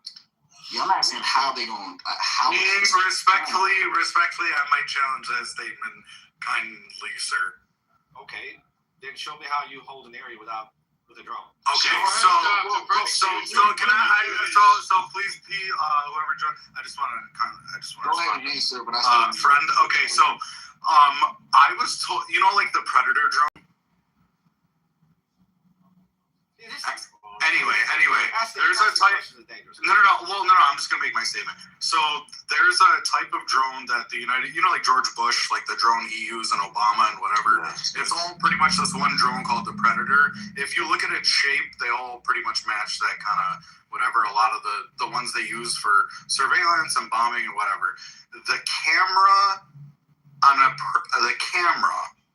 is 1 billion megapixels. This shit could read a fucking quarter on the ground in the sand. Like, it can find, like, they can type in their system, find me this 1972 quarter, blah, blah, blah, blah, blah, if it has something unique, whatever, and it could, with satellite, scan the entire, like, current surface of whatever. Obviously, if clouds weren't an issue or whatever, but this system, like just the drone itself, its ability, like the area it could scan is ridiculous. And when you combine in like satellite imagery, like you wouldn't even believe like what anything you do outside is trackable. I don't even know how to explain that, but yeah. Okay. But a billion mega fucking read a quarter from where it's at. Okay, you've explained. Yeah. So what I'm getting at is, so you're talking about your question was how could you hold a city with a drone? If people knew that a foreign invasion happened, and if they go outside that they're about to get dropped on, you have that city held, and I land. No, you don't. Because no, seriously, because. All right, well, go outside in Gaza when they're fucking dropping bombs on people. Like none of y'all answer my question. Drones are real. That's like as real as the technology gets. I don't even know what you guys are thinking though. They're even using over there. That's all it is. Hold on. I am answering your question. I say my answer is essentially yes. We will need boots on the ground, primarily because you can't hold a city without boots on the ground. There's also a human element behind all this. There's a political element. I disagree. I don't give a fuck if you disagree or not. I'm gonna finish my sentence. And I think if they know that a foreign entity has sent in their army, they will fold. I don't believe that you need actually humans there. I do disagree with you. And by the way, China, I've seen their humanoids. They're fucking sick. I don't know why we're not doing that shit. Every little kid should build their own humanoid. Dude, they're gonna win. You guys suck. Hold on. So G, let me ask it to you like this, right? Okay, so because when I asked the question, like you responded with containing the city, right? So well, yeah, I'm saying like if it's World War II, like in a World War scenario, I believe so. I believe we will still ultimately need boots on the ground. Okay, so let's just, if we talk, and I'm saying this because headlines was on in Iran, like a lot of people are moving towards like, yo, this is just all out bloodshed, all out war, right? In that scenario, right? Have we really even seen, like, because, it's kind of like somebody had been on the bench for a minute and they really came off the bench to show what they've been working on the gym in. So it's just like, do we really think we know what the United States is capable of? No, like, do we never know? We've never known. Okay, that's all. They have recently. They have when we talk about drones and you pivot to robotics, right? They are testing out military robots as we speak. That's in the news. Reported. They're actually functioning. So not just the United States, China too as well, of course. So that's a different type of element that we haven't really seen yet on the battlefield. So when we talk about holding ground, when you combine the two, that Android drone and the robot, being deployed, and with the most sophisticated satellite network in the world, combine that with Elon Musk, you know what I'm saying? Yeah. I think that we're entering in the new realm of warfare, and if you're not on that type of level, you're gonna get clobbered. And that's all I'm saying. You combine that with AI drones that they have out now. With an AI drone, you take away the pilot in the point and shoot type thing. You just launch 1,000 drones out there. It's gonna find the target. Do whatever it does automatically. So it's we're in a new day and age. It's kind of like we should be kind of concerning. Hey Nathan, that's a fact. That's a fact, and also, so the reason I even made that statement is because until we see it happen, everything we saying at this point about how all this shit is going down is just opinions. Because look, it don't even got to be United States, Russia, China. It could be somebody we won't even thinking about. A lot of technology and shit been laying dormant. All this shit going on with IT, AI, like until it really gets to that point, we really all just guessing and assuming how a lot of shit gonna play out because a lot of shit's been laying dormant and we don't know who's been sitting on what until it happens. That's State, you mentioned you right though, because it's called a skeleton crew. It's like, like a night shift. You know what I'm saying? They will have boots on the ground, but it most likely be a skeleton crew. And it's not a myth, because think about LiDAR. LiDAR, man. I mean, you drop LiDAR all over the whole city, and sensors. You know what I'm saying? You step on them damn sensors, man. Everything activate. You know what I'm saying? So you could drop LiDAR all around the city, and anything, you know what I'm saying? Anything that passed them on sensors, man, it's gonna light up all that AI. I even heard they got these boxes, the cubes, and they bees. It's drone bee swarms, the swarms. Yeah, so they about to test all kind of shit out there. They did a Black Mirror episode on that. Spoiler alert. No, they did. Hey, it's just real quick, because I'm about to go back and listen to more. Hey, Puff, was you about to respond to that too? Because I'm just trying to get a response to kind of like that topic, and then I'm back on. Yo, you imagine Trump tomorrow morning comes on TV and says to everybody, "We have ultimately taken down Iran, and we've used a new weapon that was developed for quite some time. It's something the likes of a lot of people never seen, and it's only possible because we are the United States, have the greatest weapons. It's called the Suck Muscle 3000. We saved a lot of lives by unleashing the power, the raw sucking power of the Suck Muscle 3000, in which all individuals were incapacitated immediately once they began to be sucked off. It's a tremendous weapon, and we're going to keep it a secret for now. We're going to continue to use it, and China better know that they're going to be sucked off if they play themselves." Yeah, I hate this dude. That could, I hate this guy.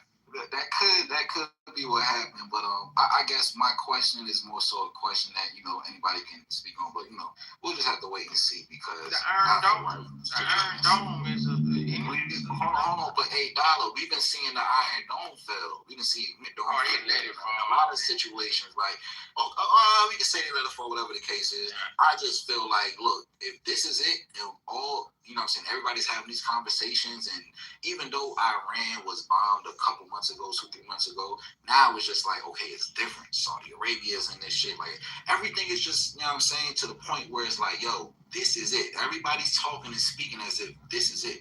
And I don't feel like we about to see boots on the ground. I feel like we about to see some shit that we never seen before. And that's correct. We're not going to put boots on the ground. You know what's going to happen? We're going to send Rosie O'Donnell in. That's what we're going to do. I have worked out a deal with Ireland, and we're going to clone Rosie O'Donnell. Yo, this dude's fucking impression is like, literally, give it up for this dude. God, no, seriously, that was like probably and we're going to deport Unity first and foremost. We're going to deport Unity because we're tired of him. I thought I was going to be your Secretary of War. Go fuck yourself. Hey, what up, bro? This is the last one because Roel, I know he doesn't. No, it's no question. I was gonna say what people really got to be careful with, which I think is gonna happen, is a worldwide EMP. It's gonna disrupt. I agree with Roel. I agree with Roel. I think that's what's gonna end up happening, bro. I agree. It's going to hit all y'all. Wait, hold on for a second. It's not going to be a world EMP. EMP. All y'all EMP. It can make a couple of miles. Brother, it can't be worldwide. They got some people out there. They gonna hit them with all y'all except Mark Zuckerberg in his bunker EMP. If you cover your electronics, scorched earth EMP. Yeah. Listen, Nathan, nobody has Faraday cages, okay? And more importantly, go ahead, Ro. No, I was just gonna. Yeah, nobody got a fucking Faraday cage walking around outside. People forget that EMPs don't just disrupt. What the fuck is going on right now? Nah, it also makes people sick too. Don't forget, you know what I'm saying? So, like, you put that in a combination, that's not nuclear bomb plants. You can, I mean that's yeah. I mean, who's gonna deploy millions of EMPs? Nathan, I don't know if you wanted to say something. If you do.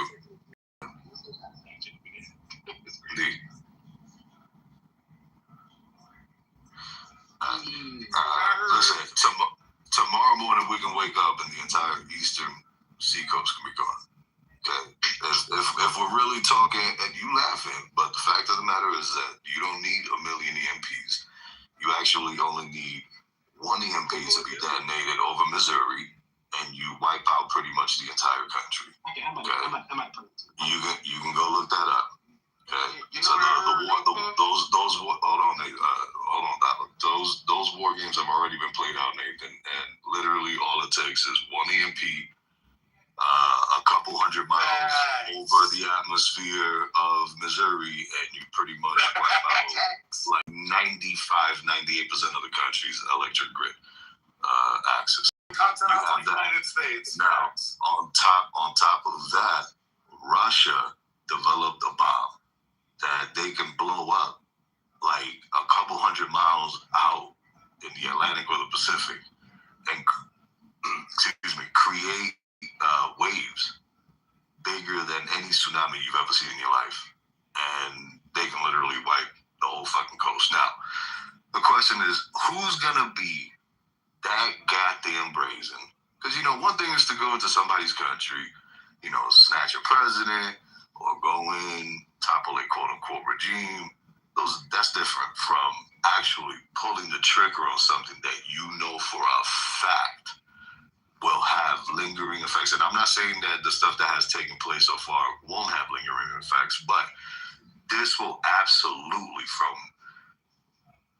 as far as your brain can go in terms of thinking wild shit, trust me, you won't even begin to scratch the surface of it, because who's gonna be that fucking crazy to press the red button and actually get the chain reaction going? Because it's not just, you gotta think, any country that does anything bigger than just snatching a president or toppling some kind of regime, and the moment a nuke goes off, it's over for everybody. It's really the setup. Like, honestly, if I had to describe it, because I'm from Michigan, and I got invited to this Michigan Aeronautics Council thing, and they had the Space Force there presenting on the Zoom, and they were talking about outer space, and they were talking about basically where the satellites are and everything, and the United States' capability that basically everyone has agreed that they have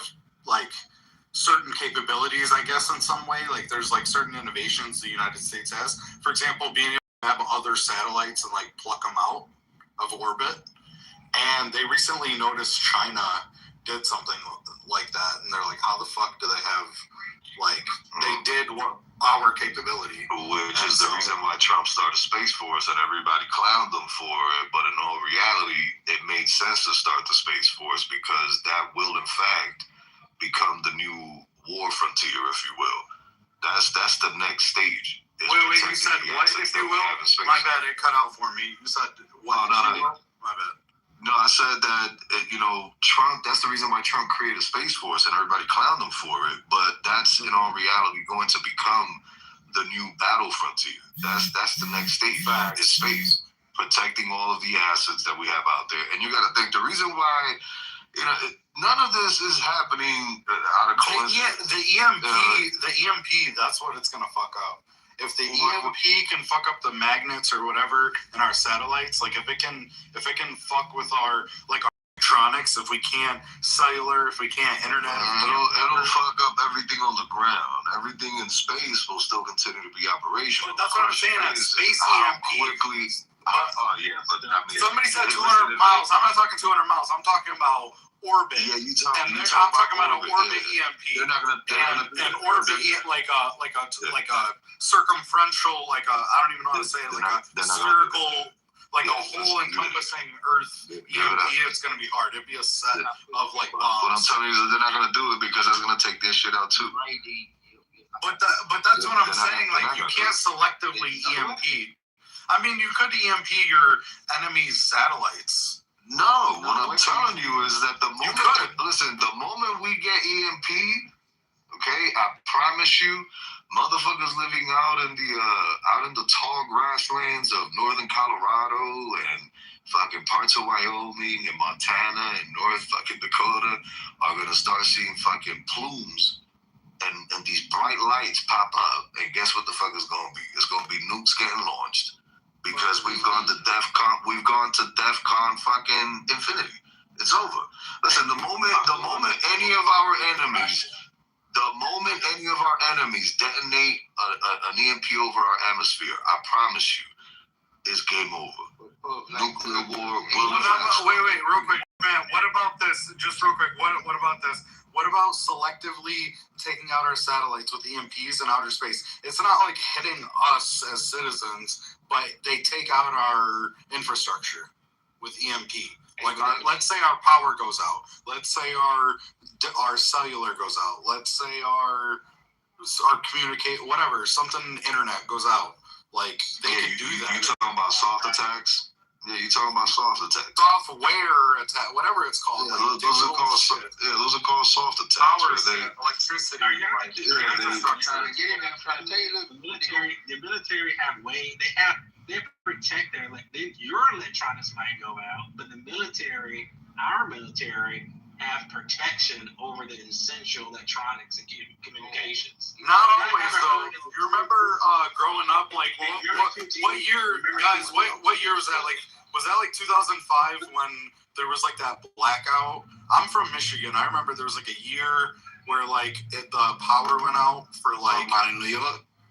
The whole East Coast, that was Michigan. It was crazy.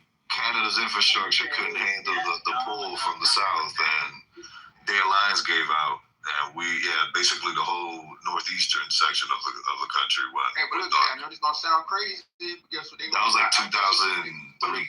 Yeah, that shit was wild. Look at this. Men in Black 3. Remember that?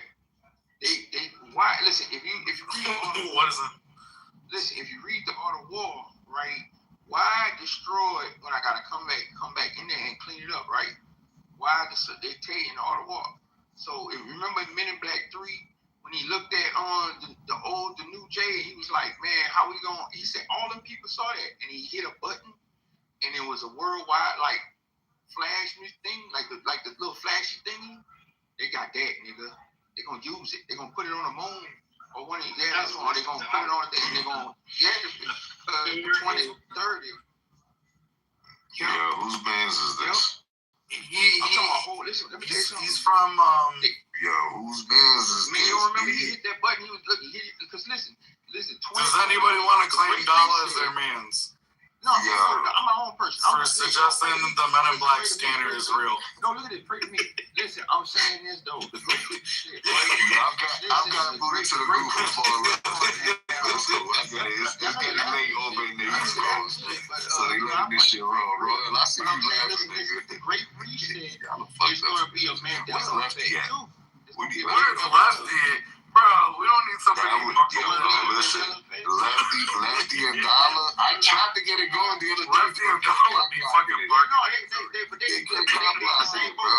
That shit was dope, They're in the same boat we in right now. We all that shit was It's dope. weird to me that y'all can't stop nothing. You know, even though you think you're smart. But I'm saying the Great Reset is going to be a Mandela effect. Oh, so basically, Dollar, what you're saying is they gonna reset everybody, but nobody's gonna know that they got reset. That was deep. You see, this is the reason why we need Lefty up here, because Lefty be saying deep shit. Yeah, you know what, Dollar? These niggas are sleeping. Dollar, listen, these niggas are sleeping. Reset your brain. These niggas are sleeping on you and Lefty, man. These niggas be sleeping on you and Lefty so hard, man. AMP got to turn everything back on. We need the gematria. We need to know. Oh, we need RJ? No. Come here, listen. Come on, stop. Come on, you imagine just Dollar and Lefty going back. No, hold on. Wait for weight, Camille. Wait for weight. Dollar and Lefty going back and forth? Just swinging as hard as they can. Yo, listen. I had that shit. Dollar name. Dollar saved us from 3-Eye Atlas. He went up there and. What? Oh, you don't need that. I told him that there wasn't gonna be no 3-Eye Atlas because we destroyed it, didn't we? And where is it? How did they destroy it, Camille? And you gonna Wait, what mic got wait to catch you. One mic. You Wait, your ass for real, bitch ass boy. Diabetic bitch. Wait. Hold on. Diabetic ass. Oh my God. For real, nigga. Don't worry about it. Chill. Yeah. One mic on. Unity, chill. Camille's trying to tell you that Dollar was the one that did it. I'm gonna beat you up. We was talking about 3-eye atlas. Dollar, Get your ass up. What you want to do, man? Where you at, bitch ass? Where you want to do something? Worried about where it was. What you barking for? Ain't no barking, man. Dollar went up there, and him and the people, they blew it up. And after that, we didn't hear nothing else about 3-eye atlas. So Dollar was I told y'all way back in November what happened. What happened with that? Man, you ain't got no powers on Unity, bro. Shut up, man. Shit. No, I wasn't even paying attention. Unity, you need to chill. Hey, that's why I bet it, nigga. That's why you fell out that time. You remember when you fell out? Keep playing with your ass, motherfucker. You come up against the real guy. This is my home turf, nigga. I'm on my homeland. You ain't. You know what I'm saying? Did you fall out? Oh, boom. You diabetic bitch. I'm gonna whoop your ass, man. Keep fucking with me, you motherfucker. Dollar. Go exercise. Go burn that sugar before I whoop your ass, bitch. Damn, I just got in the whip. Yeah, this shit. Is it possible that you can repent, please, sir? We shouldn't. I don't know what that word means, fall out. You got diabetes. You diabetic. Fuck ass bitch. Keep on playing, man. Keep on playing with me. Keep on playing with me, man. Because you think it's a joke. So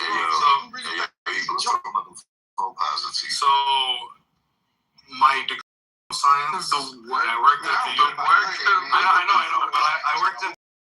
I worked at the University of Michigan in the department for diabetes. I did research in diabetes, but I don't have diabetes. Yeah, but you fell out, didn't you? Where you fell out the gym? I fell at the gym. Unity, why? You're falling for the trap. If somebody falls at the gym, why are you? What does that have to do with anything? No, didn't you do it? Don't tell me I'm lying. You're falling for the trap, Unity. Chill out. So you just stay on mute, bro. Listen. Hey, God don't look good. You ain't no Christian. You ain't coming to heaven with us, bro. Because I'm going to beat you up there. You going to beat him up in heaven? Man, what? Come on, Dollar. In front of God, Dollar? Man. Yeah, because he think what he's saying is intelligent. He in the same boat with us.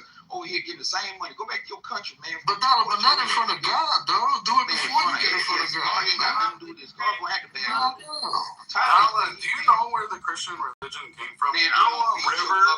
What river was it? The Louisiana River or was it the Jordan River? Hey, say niggas be tripping again, then. Don't niggas be tripping. Was it the Mississippi River or was it the Jordan River? No, but you act like somebody's foreign when Christianity came from the Middle East. Man, don't worry about all that, man. Neuroscience, all that ain't gonna save you, bro. Yeah, but you're saying somebody has diabetes and they don't, and they worked in a department that studied it. I don't get what your point is. You want to be evil. You want to be an asshole. I want to be evil, but you got a skull in your picture. You got the skulls in your picture and a pentagram, but I want to be evil. Yeah, what that mean? What that mean? But you trying to be evil, and then you talking about other. You got a fucking hood on with a goat, a dead goat. You lying? Why you got skulls in your picture? You got death in your picture. I got like Nate, man. You ain't nothing. Wait, come meet me then. That's what I'm saying. When you gonna come meet me. Yeah, but look at you're being antagonistic. Like clearly you're trying to be evil. You don't sound friendly. Boy, that word was fucking him up. Hold on. Yeah, I know. He'd always be mumbling and stumbling. Oh, so you better than me? That's what you're saying. No, but you're supposed to be driving trucks because you got 5 kids and 5 baby mamas and you got all these problems, but you dress like a devil. Why you dress like a devil? Where's your family, man? I know. Why you dress like a devil, though? Hey, where your family at? Because you can't pay the dowry, you broke. No, I do government contracts. I'm very successful. I don't understand what your problem is in life. You can't pay that girl dowry you want, nigga, because you're broke. I know you broke. I don't do dowry. I'm not Muslim. Yeah, but you can't pay it, though. You can't pay it. You ain't paying it, ain't you? You pay dowry as a Christian, like in your modern life? Because that's why you can't be a Christian, man. Listen, I'm going to whoop your ass, man. It don't matter, man. I ain't tripping, man. That's why I said, man, I'm in the gym too, man. But I'm punching on a punch bag, and I'm telling you, I'm gonna put your face on that motherfucker, bro. When I'm punching on it, I got you, bro. Damn, I mean, that's a compliment. If you want to like work up to something, that's cool. I know it is. But like at the end, you're gonna look in the mirror and not like Bro, yourself. you think you in Japan, bro? You think you right there? Goddamn, on Michigan. Just look in the mirror and hopefully you like yourself. You know. In the mirror, I don't sound mad. Man, please, man. I'm light skinned. I'm fine as hell, man. You a lame dude. No, but you ain't got no time to speak for people. It's like looking in the mirror and being like, what am I doing wrong? You a weirdo. Nobody wants you, man, in school. Nobody wants you right now. Why are you trying to fight? Like, Man, show you. You got all this like show us your inbox. Like, how many inbox? All that talking you doing, all that intellectual talk. What was hollering at you? Let me see your inbox and say, hey, what's up? I want to get to know. I don't know what you're saying, but you're just like talking. Man. Shut up, man. Shut up, bitch. Yeah. Anyway, beyond the do insults, somebody. What church? I'm saying I want to kill church and beat you up, man. I hit you with the staff. Come on, man. That's why I said you won't believe. I'm gonna hit you. You would go to church and hit someone with a staff? You sound like an idiot. In the face. You literally sound like an idiot. No, you think you're better than everybody. No, you think you're better than somebody, man. I don't think I'm better than anyone. You're just going to church and hitting people. You sound like a fucking idiot. You're dressing the devil. Arabic ass goddamn. Yeah, that's what I said, man. Your religion came from the Middle East. You're stupid. I'm the oldest sect of Christianity. You're an idiot. Your mama's stupid. Okay, you're just throwing insults. I don't care. I'm not gonna insult you. What you gonna do? I'm just gonna say you're. That's right. Just talk good. Just talk good, man. No, I'm a good person. You're real tongue, man. What you hang with us for? I don't know, but go take care of your kids. Is this what you do with your kids? You teach them to act like this? 5 kids by 5 baby mamas? No wonder 5 dumb bitches who let you nut them, or maybe it was an accident. 5 dumb bitches. Yeah. No wonder they couldn't stand your dumb ass. You're just argumentative. You're weird as fuck. Why do you like arguing with people? I'm not even trying to fight you. You just keep coming at me. Yeah, what do you want? I'm coming on you. Coming on you in your face. Yeah, you're a faggot. No, you're a faggot. No, you're a faggot. Listen, this guy. That's it. That's definitely a Yeah, no, I'm coming on you. He said he so you can see where he coming from, bro. That's crazy. Man, it ain't that late yet. This shit got out of control, Steve. Yo, listen. Anybody look? That's why nobody found out. I'm gonna come on your face. I'm gonna piss in your face. I'm gonna come on your face. No, wildin'. Damn. That was a faggot. What the fuck is going on? Hey, Puff, I don't know if you can, but if anybody gets from the side, leave back around. I'm about to be back in spot in a second. Oh, I got you. Yeah, so first and foremost, before we get back to it, though, real quick, just a real recap of the post-game wrap-up here. Unity caught a bus from Dollars, and Dollar did it so he could see where he was coming from. So, Unity, you're going to have to take that. You're going to have to shut up, Dollar. Unity, take the L. Take it like a man. You already did anyways. With that being said, folks, it sounds like the Jews Dollar got his karma. Are back up to it. They're out here ruining the world that you all love to hate every day. You wake up hating this world. And these Jews, they're all out here doing it, man. They're destroying your world. So what are you guys going to do, man? You guys are just going to wake up tomorrow and get your Frappuccino lattes, or y'all going to fight the power? What's it gonna be? I think I'm gonna go with a latte. Yeah, I know a lot of people going with the lattes. This is good. A lot of y'all going with the lattes. I don't want to admit y'all going with the lattes, but you know.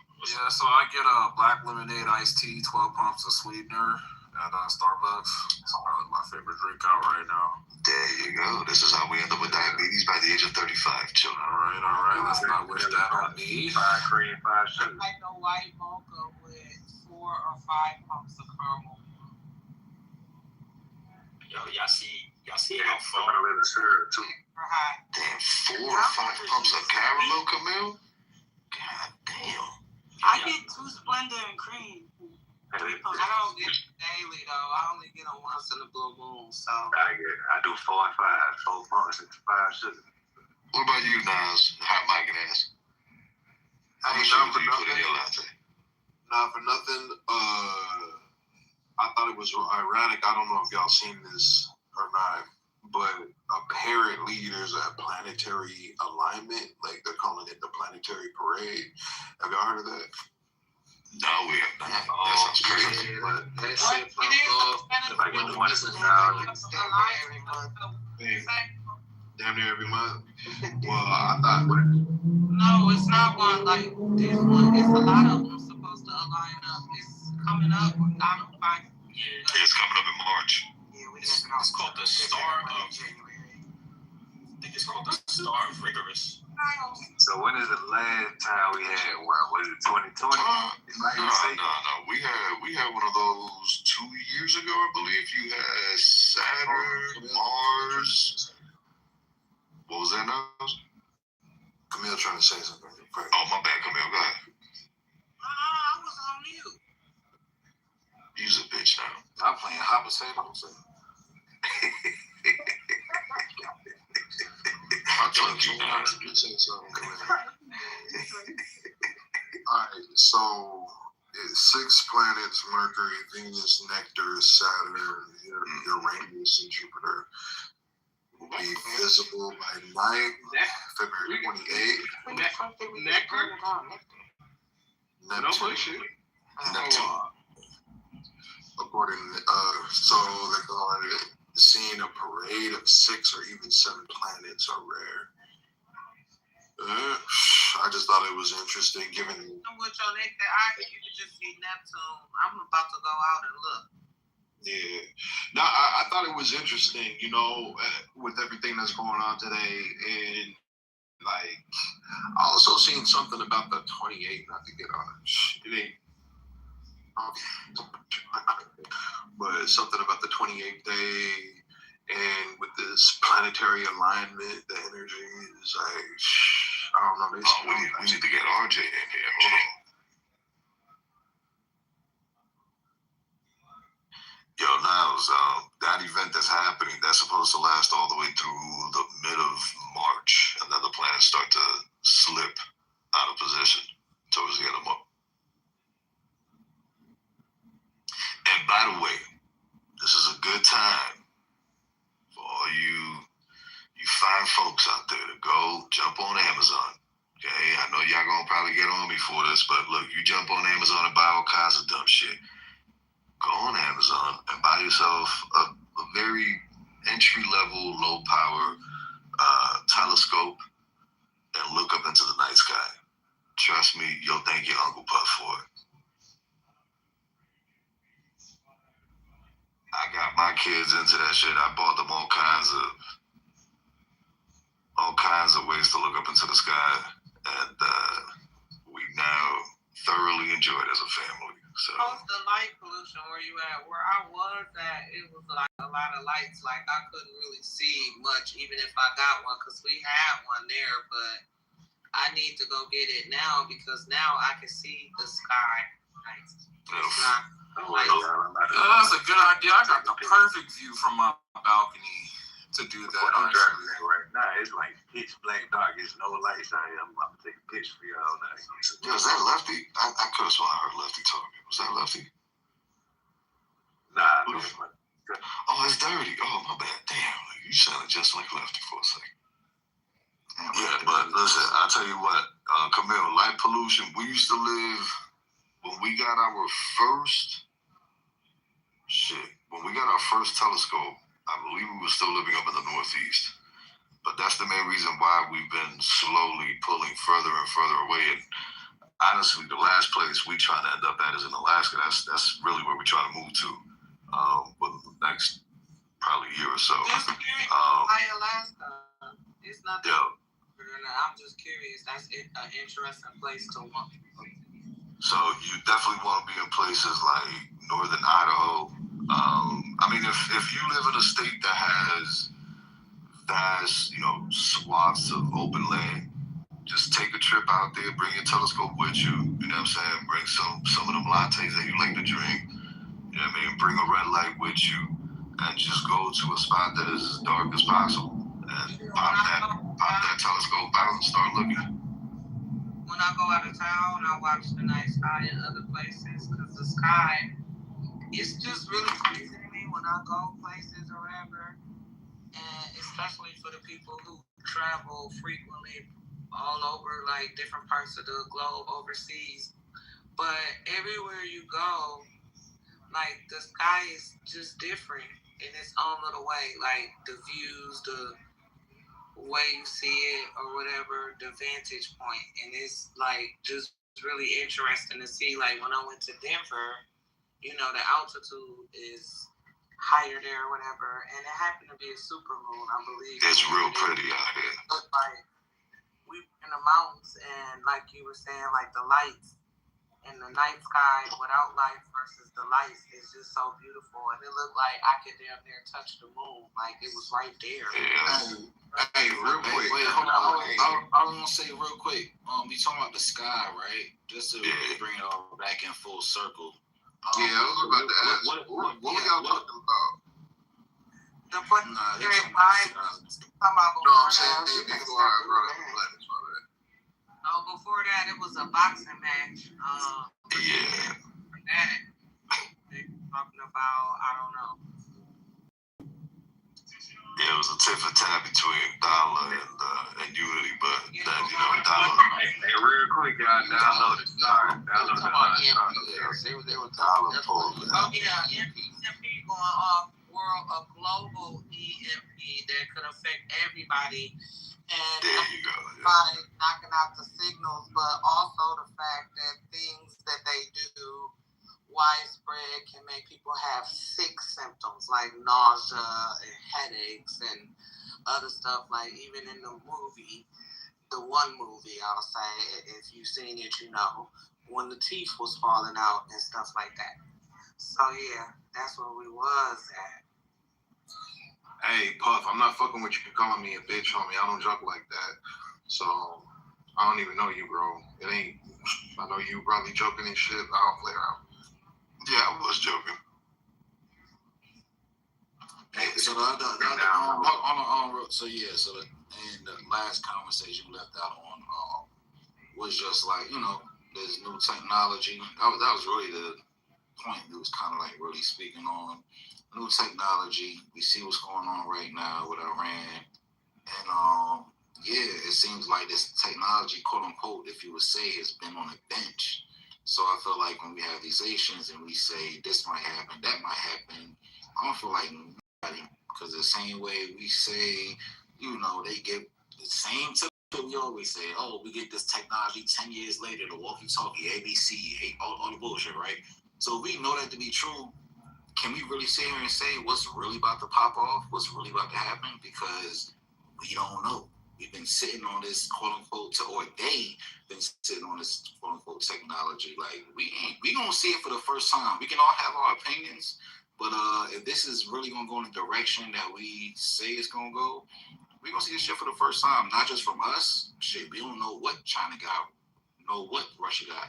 We don't know what nobody got. So this is the new season chapter 1, and we gonna see this shit in real time, bro. Shit, I don't even think we know what we got. Like, they have. That's what I'm saying. We don't even know.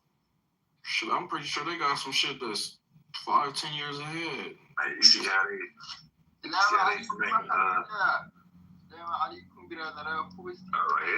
bro, you gonna have to. Yeah, we need to tell China's on, man. Shit, let's get his perspective on Iran. He sound like he's from over there.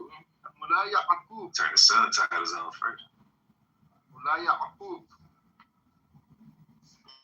And y'all, somebody earlier when I was listening was talking about when people be saying, it might have been you, Puff, or somebody was saying how people be having euphoric vision or whatever the case is, and they want it to be all a certain way. I don't want it to be all a certain way, I guess, per se. And I'm not saying you were talking about me because I wasn't even talking, but I wish that it was like nobody had no nuclear weapons, though. I wish that people can have guns, countries can have that, but I do wish if I could wipe out something, I would just make it where nobody had no nukes. Well, you might as well also do it, Camille. If you got that kind of power, you might as well do it when nobody can kill each other. Because you got to think, once you take the nukes away and the guns and the bullets, they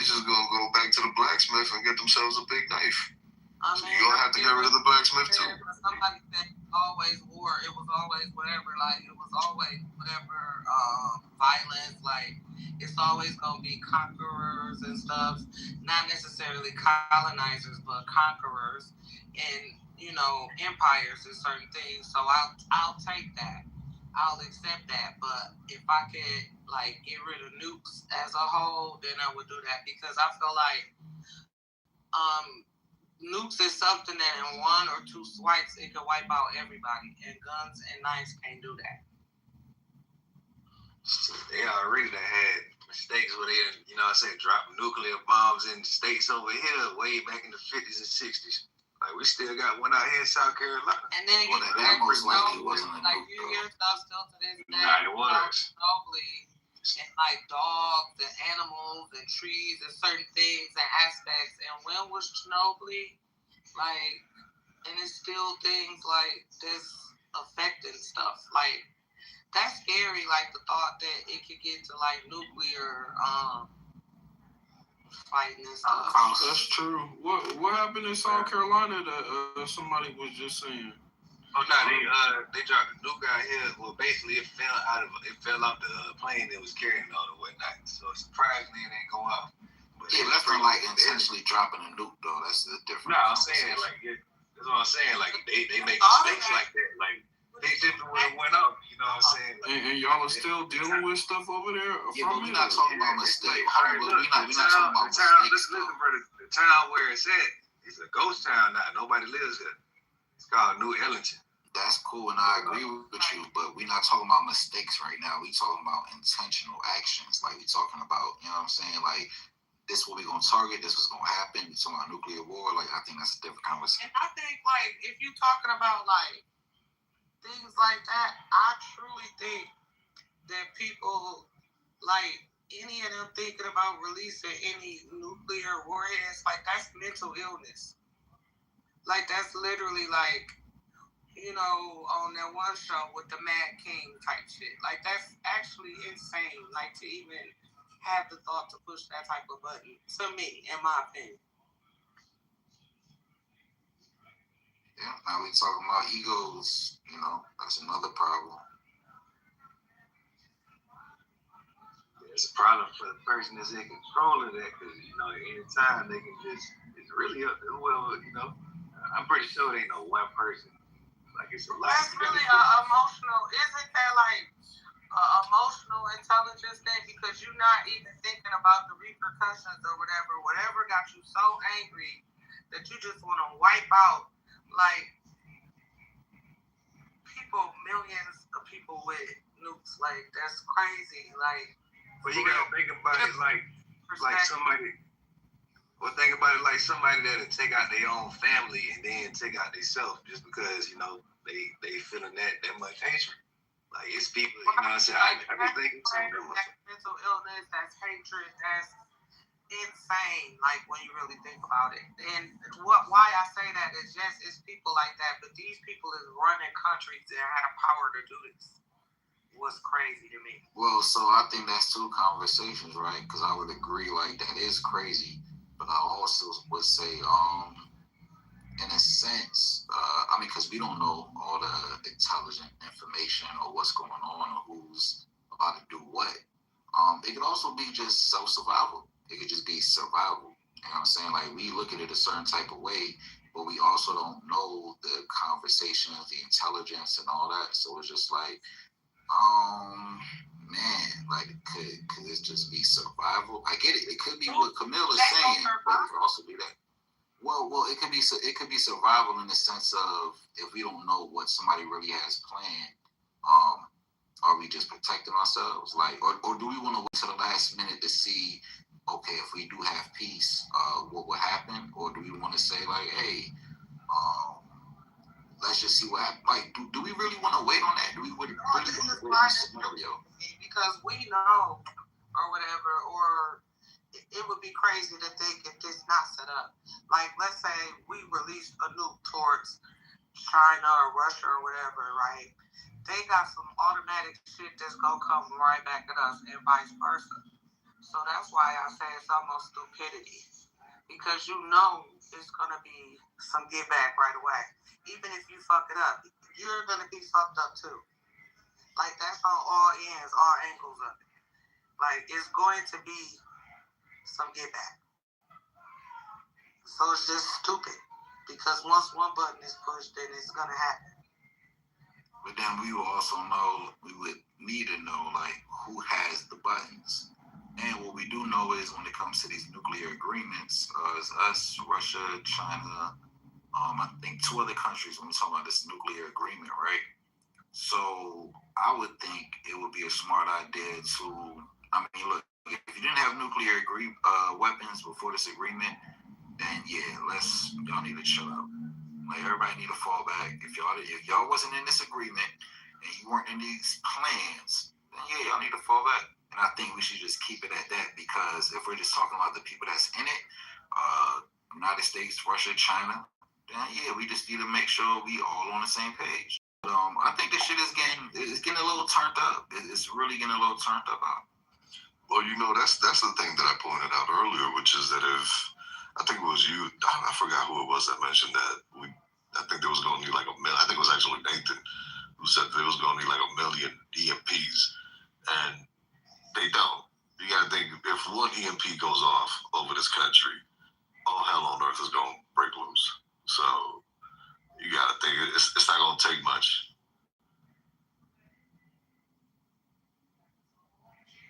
Yeah, I can see that.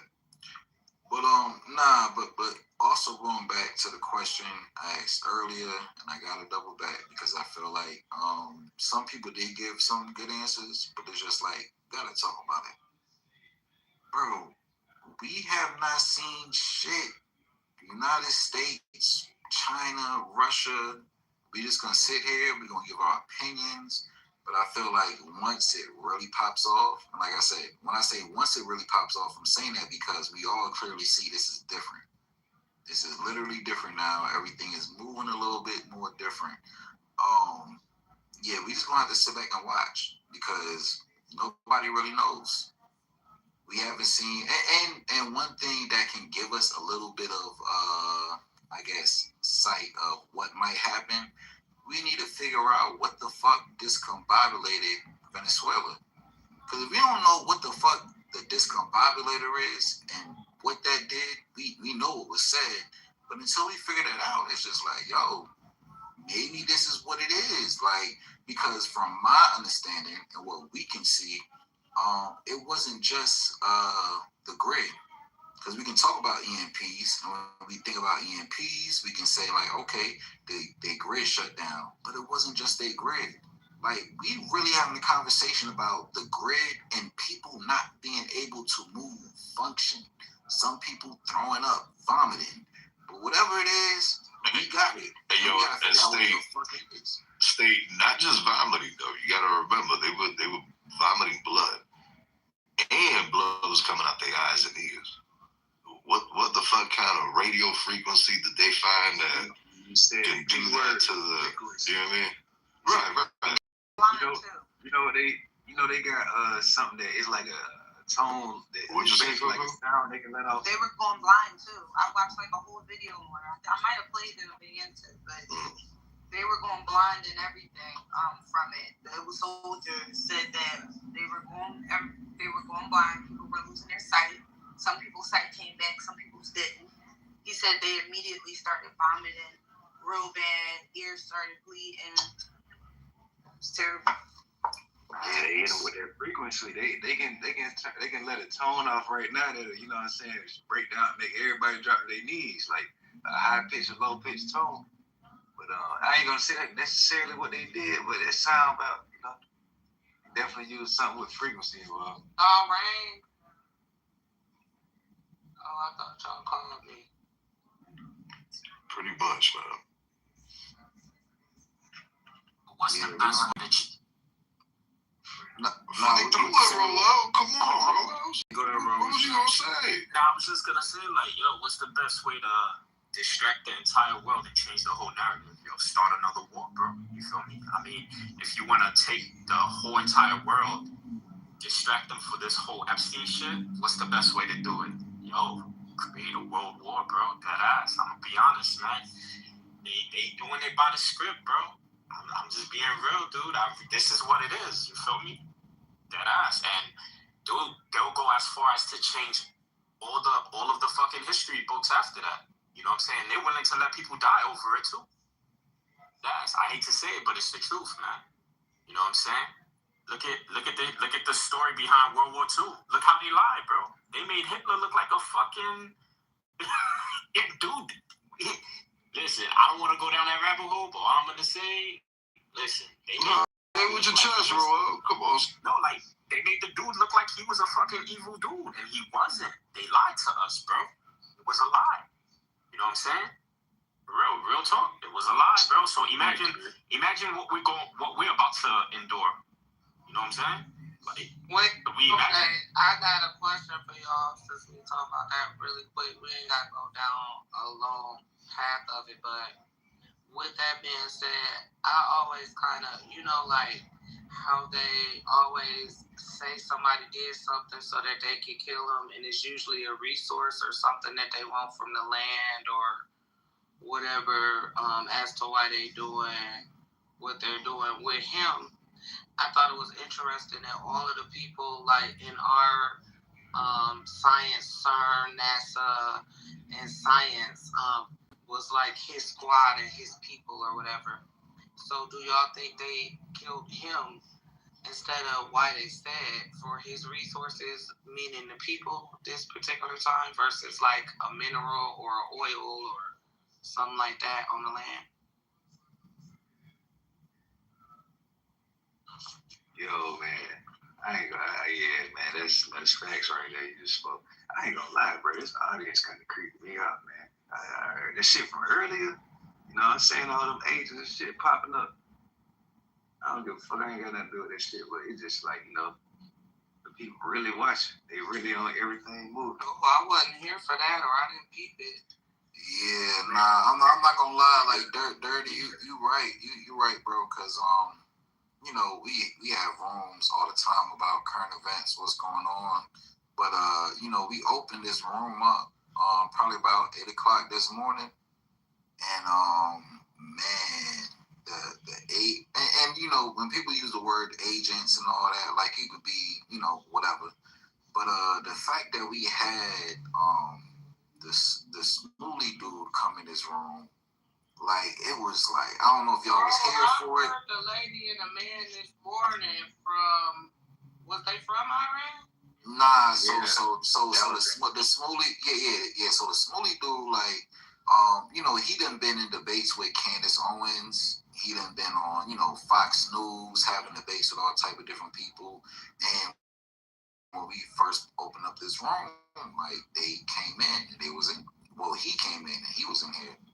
And I think that kind of showed, like, yo, we having these conversations, and this type of person is coming in here, and we really found out he was posing as if he was with Iran, or he was an Iranian. Coming to find out is Smoothie. Like, if we all look up who Smoothie, I put his Instagram in the chat, and it's like he was engaged in these conversations with us, and it's like, damn, with all this shit going on in the world today, you chose this room on Clubhouse to engage in this conversation, bro. Like, I don't know if y'all was here, but that's what popped off earlier today. Wait, so who came in? It was Rabbi Smoothie, 100%. Rabbi Smoothie. He is in next. What, the replays on? The replays was not on. That's on. Look at next PTR. That's him. Yeah, look at next PTR. Yeah, I'm right next to him. I didn't even know. I didn't know either. But next card. Yeah, it came in. They tuning in. They listening. Well, I was here, but I was like doing stuff. But I did hear bits and pieces of that. And then I guess you saying after that was the man and the lady on here who kind of took over for a minute. And I want to give congratulations to the waiting room. That's the largest I ever seen. Y'all hit like 515, I think 550. It was 515 when I saw it when Smoothie was here, but man, yeah, y'all, I want to give y'all flowers, man. Y'all held it down, man. Y'all, that's a real milestone. 500 some people, yo. But that was when he was in here. But that's the next PTR, but man, y'all did a great job, bro. Mars too. So. Yeah, nah, it was definitely crazy in here, bro. I would have never expected that's what I'm saying, Rabbi. Like, that's who was in here. Was Blue in here when he came? Blue wasn't here. Yeah, Blue wasn't here. He was calling it out. Blue called it out. Smurf called it out. A lot of people that was seeing it was calling it out, and it's crazy because literally until we figured out it was him, he was posing as an Iranian. Wait, was that the dude Blue was calling the agent? Oh yeah, I seen that whole shit happen. That shit was crazy. Yeah. Was that the dude that Blue actually said was an agent? Well, Blue was calling everybody an agent, but Blue had interrupted him. Yeah. Blue had interrupted him. Blue was like, "Why?" Yeah, Blue had asked him a very specific question. He said, "What do you think about the weapons of mass destruction or some shit like that?" Yeah, that's the dude. He was calling all of them, whatever, but he kept saying it was something about dude that he didn't trust dude. So y'all saying dude ended up being a fucking agent? Yeah, I think this is the first time we can actually say, because we have conversations all the time in the room, and we'd be like, oh, this person disrupting the conversation, he's an agent, she's an agent. But this time we clearly seen it in real time because he had Iranian PTRs and all of that. Yeah, and then when the conversation progressed and people started like recognizing his voice, it was like, yo, hold on. Is this? And then if you PTR, he changed his Iranian PTR to the Israeli and the American flag, and it was like, yo, oh, this is who this is. And then he ended off on a joke before he got moved to the goo and kicked out the room. He was like, yeah, y'all need to figure out what's going on because we don't want to waste another plane. Talking about 9/11. Like, man, y'all should building or plane. Like, he was like, yeah. Yeah. We don't want to see another building go down or a plane go down. I was like, no, not go down. Now he said because we don't want to lose another plane. Like, what? That's crazy. I don't know who Rabbi he had a relationship with Michael Jackson apparently, but Candace Owens had exposed him. She had a back and forth. Yeah, he ain't no regular motherfucker. Like, yeah, this motherfucker, like, he got, if you look into him, yeah, he got a lot of ties into a lot of shit. And he's very outspoken. He's been on the news. Moonwalked his head out of the room. I mean, literally, moonwalked him out.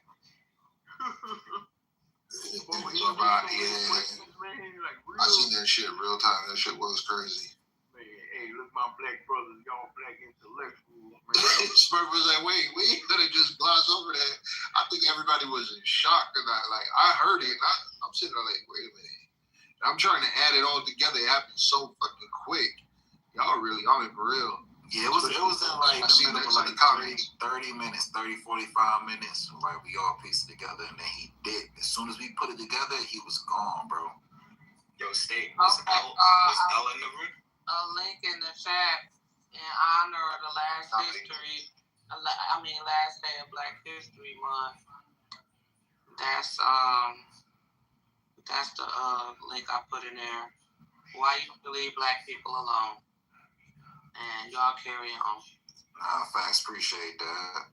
What you were saying, Royal? What was the question of that? I was curious if L was in the room because he be, y'all feel like that dude be knowing people too, bro. Hey, yo, you know, hey, Royal, you know what's funny? And I didn't even put this together till now. I literally didn't put this together till now, right? The day before that happened, L was in the room. Doctor on stage right now. L and Doctor was going back and forth.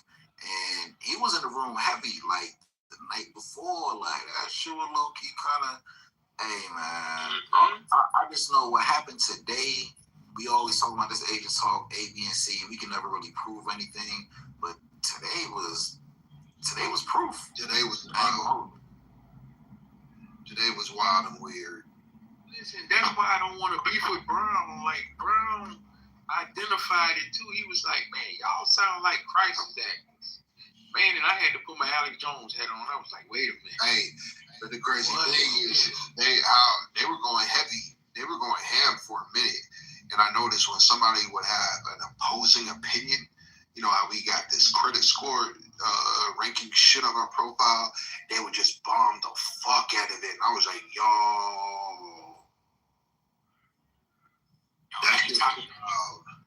I ain't know how to combat. You know, I didn't know how to combat what was going on because there was so many of them. It was and all them pink tickets. It was just like it was so emotional because I was about to come on and like, see, this why I don't like that emotional shit. But I just stayed quiet, man. You know how to battle shit. I think a lot of them was terrified, bro. You know, them was terrified. And some of them was. Hey. Y'all know what the fuck it is. Y'all see them PTRs? It is Titty Milk. Oh, okay. Yeah, it's time to turn up Saturday night. Let's go. Saturday night. Yo, Niles, you still there, bro?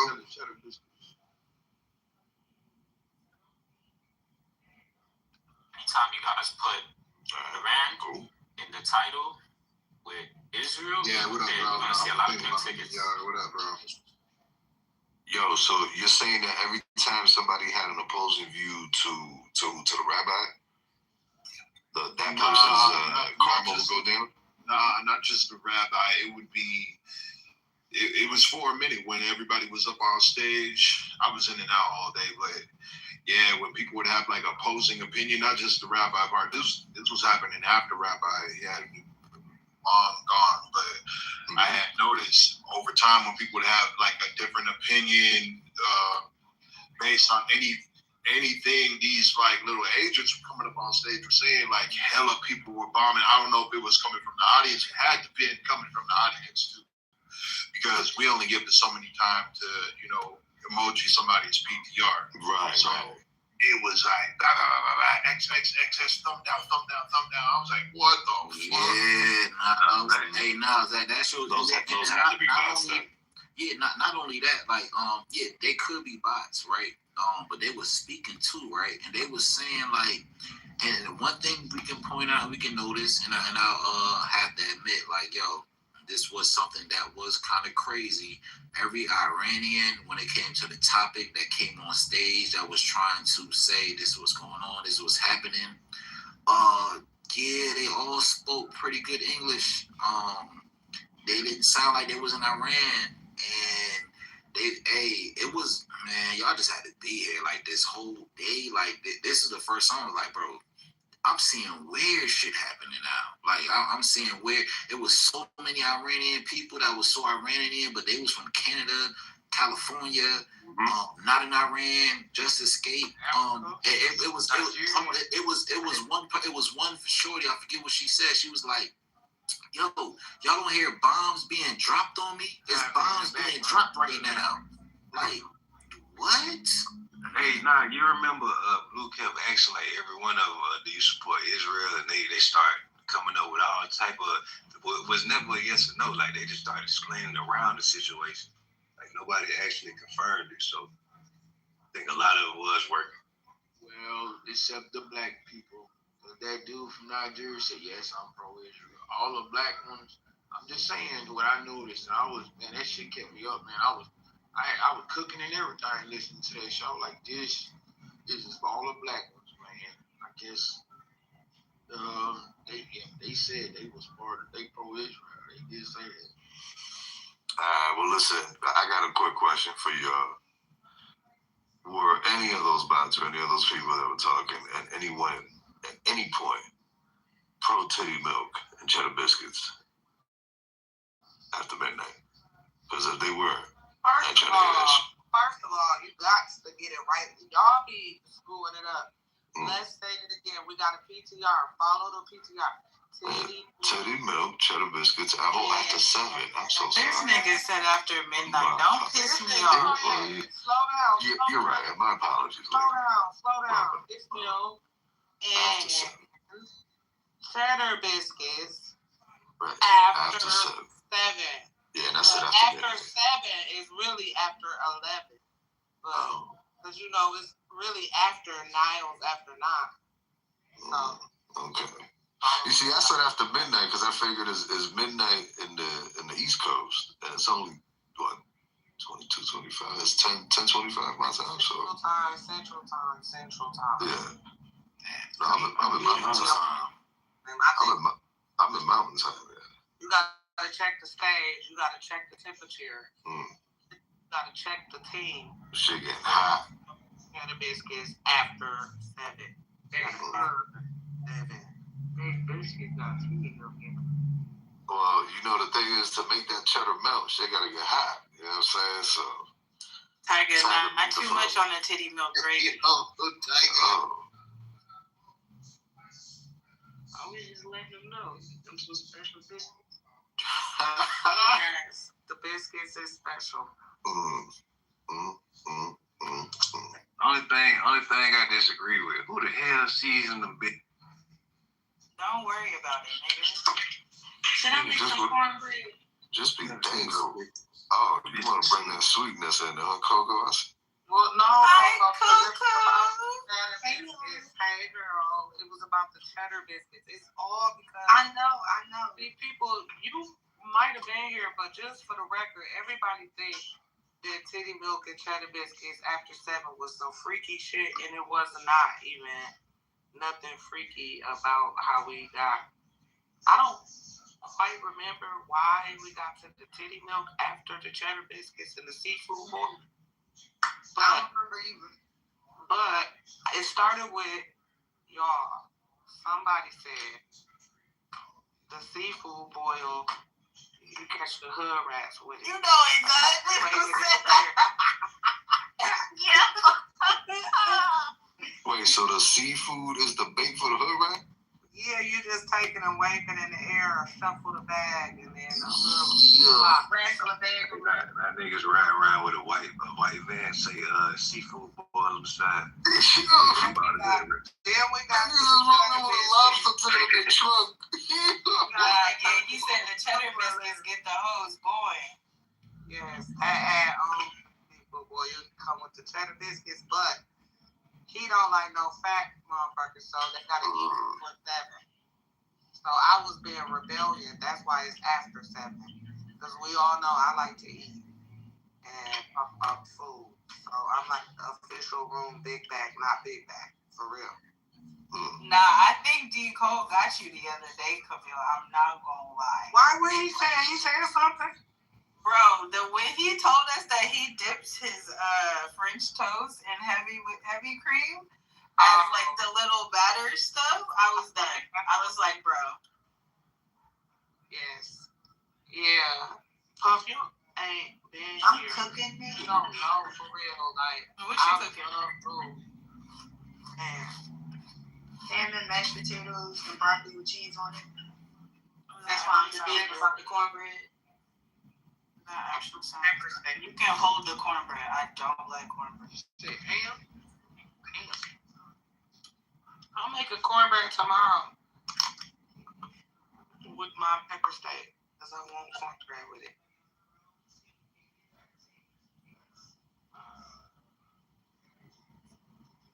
Did y'all tell Joe that y'all replaced his song today or not yet? See, I don't like that because Joe, whoever made the new song, I ain't in it. And Joe has and I don't like that.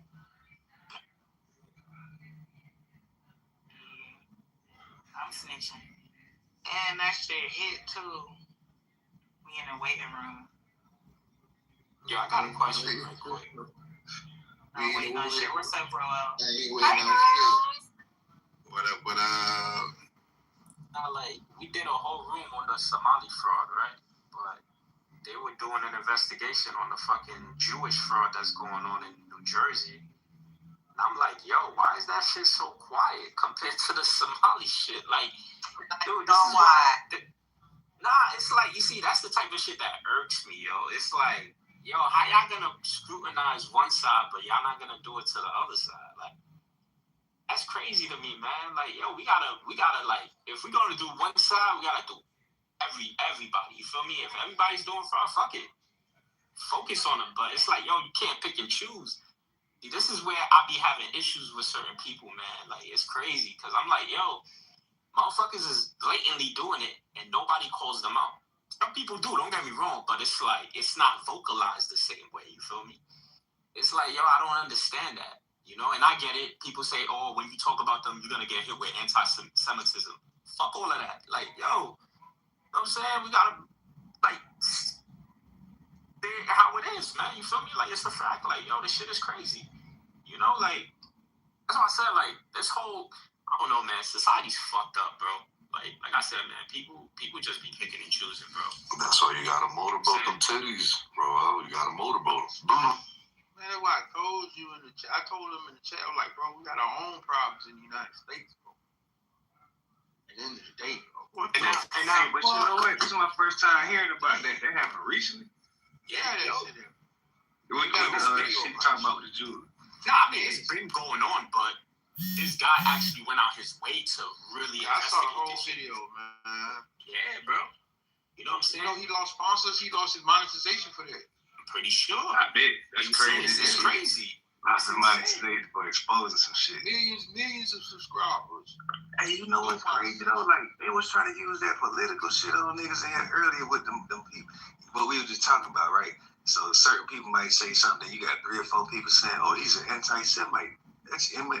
It's like they trying to use that shit to really pull some shit on you. They trying to really pull you. I don't know, man. They got it. Yeah, so we tried to get y'all into titty milk and cheddar biscuits, and you motherfuckers drank it right back to the same shit.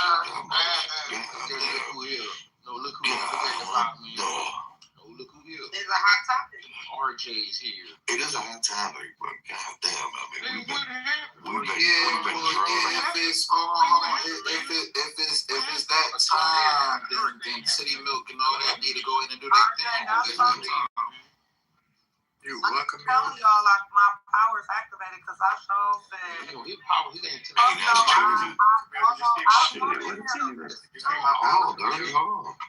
were trying to speak. Because RJ is here because I summoned him, receipts. So anyway, RJ, since I summoned you here, I'll let you know why I called you here today. Summon this nigga like a dragon, goddamn. The planetic alignment, and it's today, and the planets are in an arch, and you might need a telescope, Neptune, and I think Pluto. But nah, Pluto not one of them. Oh, it's another one. It's Neptune is one. Neptune. But we want to hear from you about the planetary alignment. Man, I've been speaking about this planetary alignment for I know. They didn't give you the breakdown.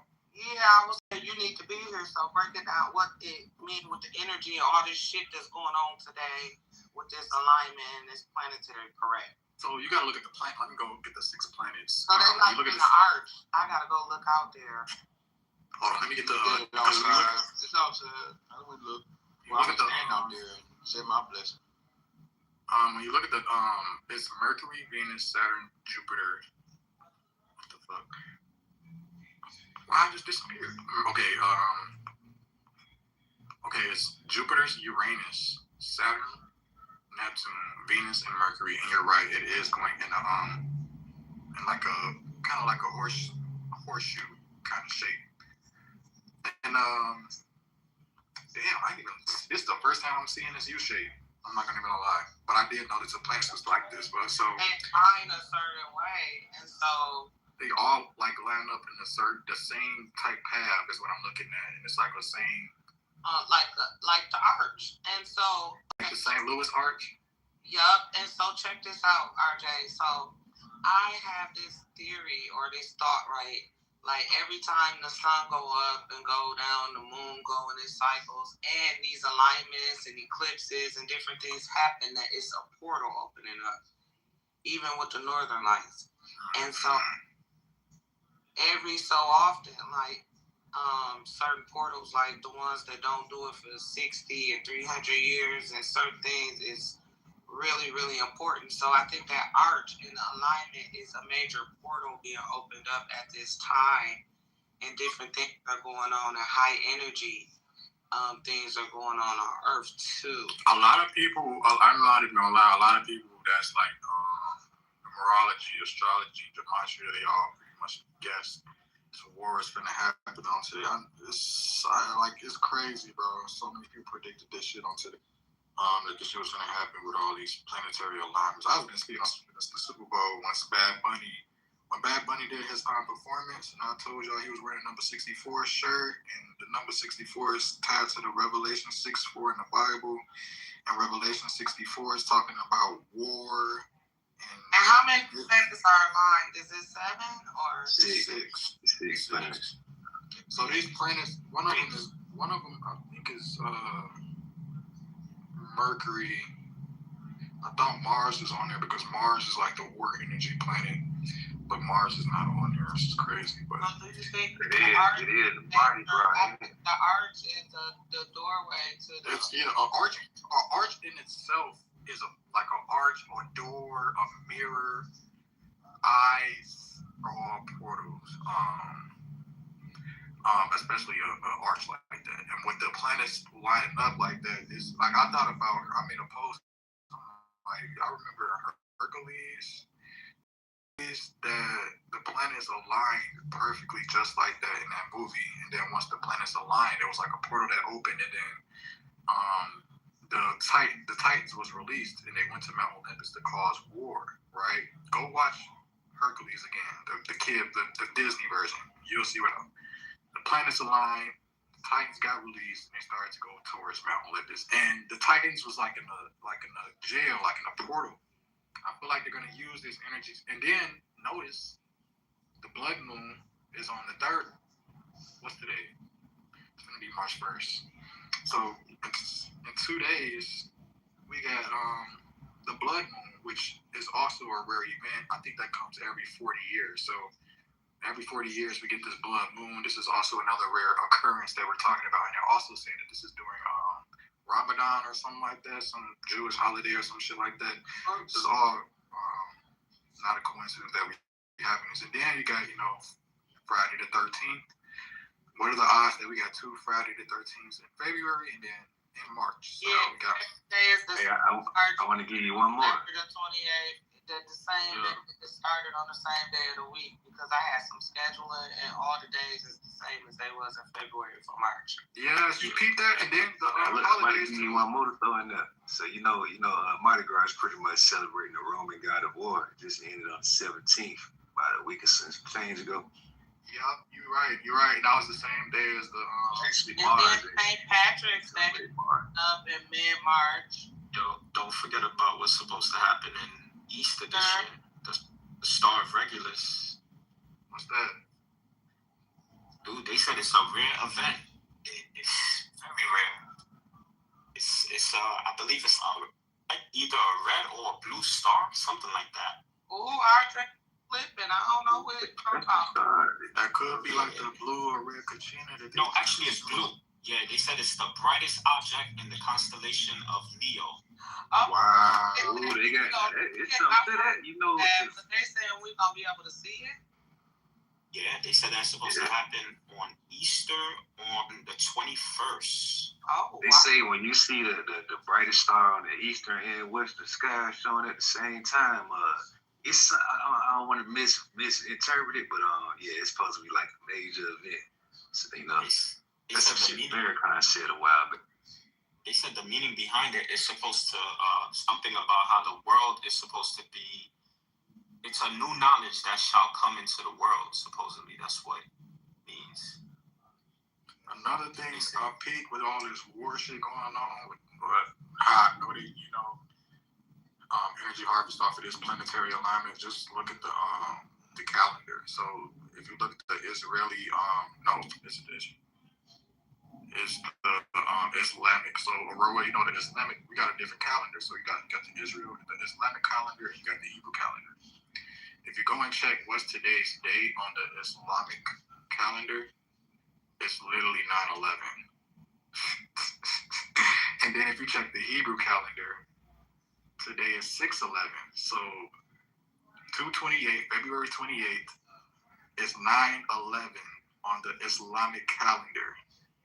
On the Hebrew calendar, 2/28 is 6/11. 6/11 is a reverse 9.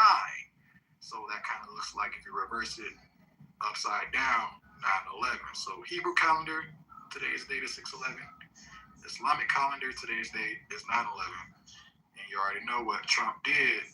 Pretty much, this is all mockery. This is all 9/11 symbolism. I've been speaking about the next 9/11 possibly happening on the U.S. soil for a minute. They're going to blame another country, which is literally what we're seeing right now. Then, you know, it's been 25 years since 9/11, right?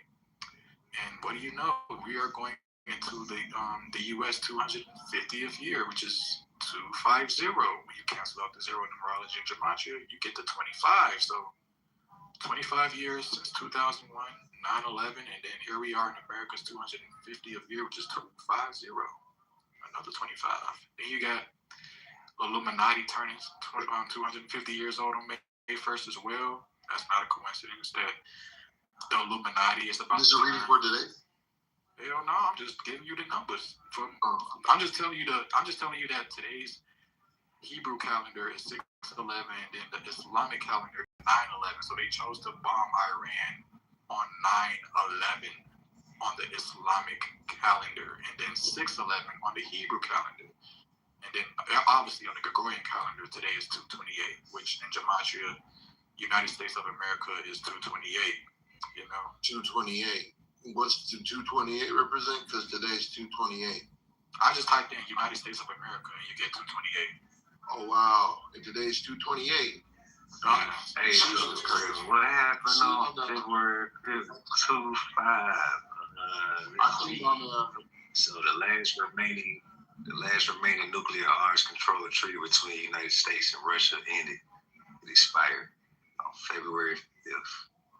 That's another 25, exactly. It's a lot of 25s, man. A lot of 25. So, you know, but the U.S. going to the 250th year, you know, they don't like the zero, so we got to cancel out the zero.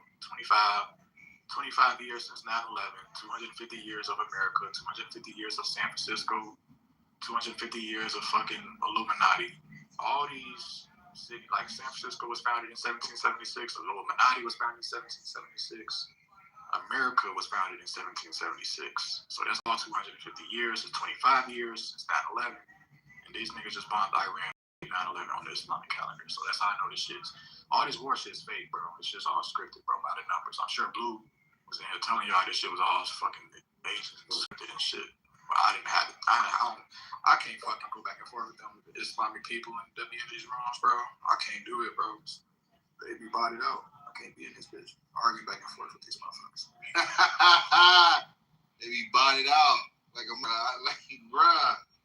I know the whole. I didn't have to go as far as the gematria, right? But all right. So in numerology, today is a very prominent, powerful day as well, as far as money, wealth. So I kind of seen this move. If we're gonna, you know, look at the numerology in it, a power move, definitely a power move, and a lot of money being moved. Now, this wasn't anything that happened today, in a sense, but collectively, when I look at the energy behind it, I'm like, all right, you got just the military. So when we're talking about, because I heard somebody talking about their tax dollars earlier, and it made me think about it. I'm like, yeah, there's a lot of money being moved today. So the fact that this is a money day, 28, y'all were talking about the 28 gematria, I find it interesting. But yeah, this whole narrative with Iran, like I was saying earlier, has been played for quite some time. And I think at the beginning of my conspiracy theory journey, that was like one of the first things that they had to topple Iraq and some other thing, but the last one was going to be Iran. So I definitely seen that for a minute. Yeah, of course they did this on the last day of February, in gematria is equal to 42. Just like war in gematria is equal to 42. There's a lot of 42s, man. Somebody put in the chat 59 too. 59th day of the year. That's also 28. You got that up in numerology. And you type in the word Israel in gematria equals to 28. And of course, Israel bombed Iran with the help of the U.S. on the 28th. These are all not like they don't. These are all coded, bro. Like that's how I know you just be picking these names, picking these cities to bomb different places on purpose because it fits the narrative of the gematria. So I don't take none of this shit serious, man. This war that they're trying to, do is blamed on another country, and then we're gonna basically do another blame Osama bin Laden's people again. Have the U.S. fucking stuff all over again, bro. It's looking like the same type of script that they did for 2001. Same script. Because I was looking at the videos. I guess this was going like all the Palestinians celebrating 9/11 back in the day. It's just irony. Like fast forward today to see what the climate is politically with all that, especially with Palestine and. I don't know, this shit look crazy though. I'm not gonna lie, especially with everybody that came in today. And not only the people that came up in this room. Now we talking about Clubhouse, right? Also the propaganda that was going across social media. That's another thing. That was like, yo, what the fuck? Like this is all too cut. Hey, does anybody think that if there was gonna be an attack, right?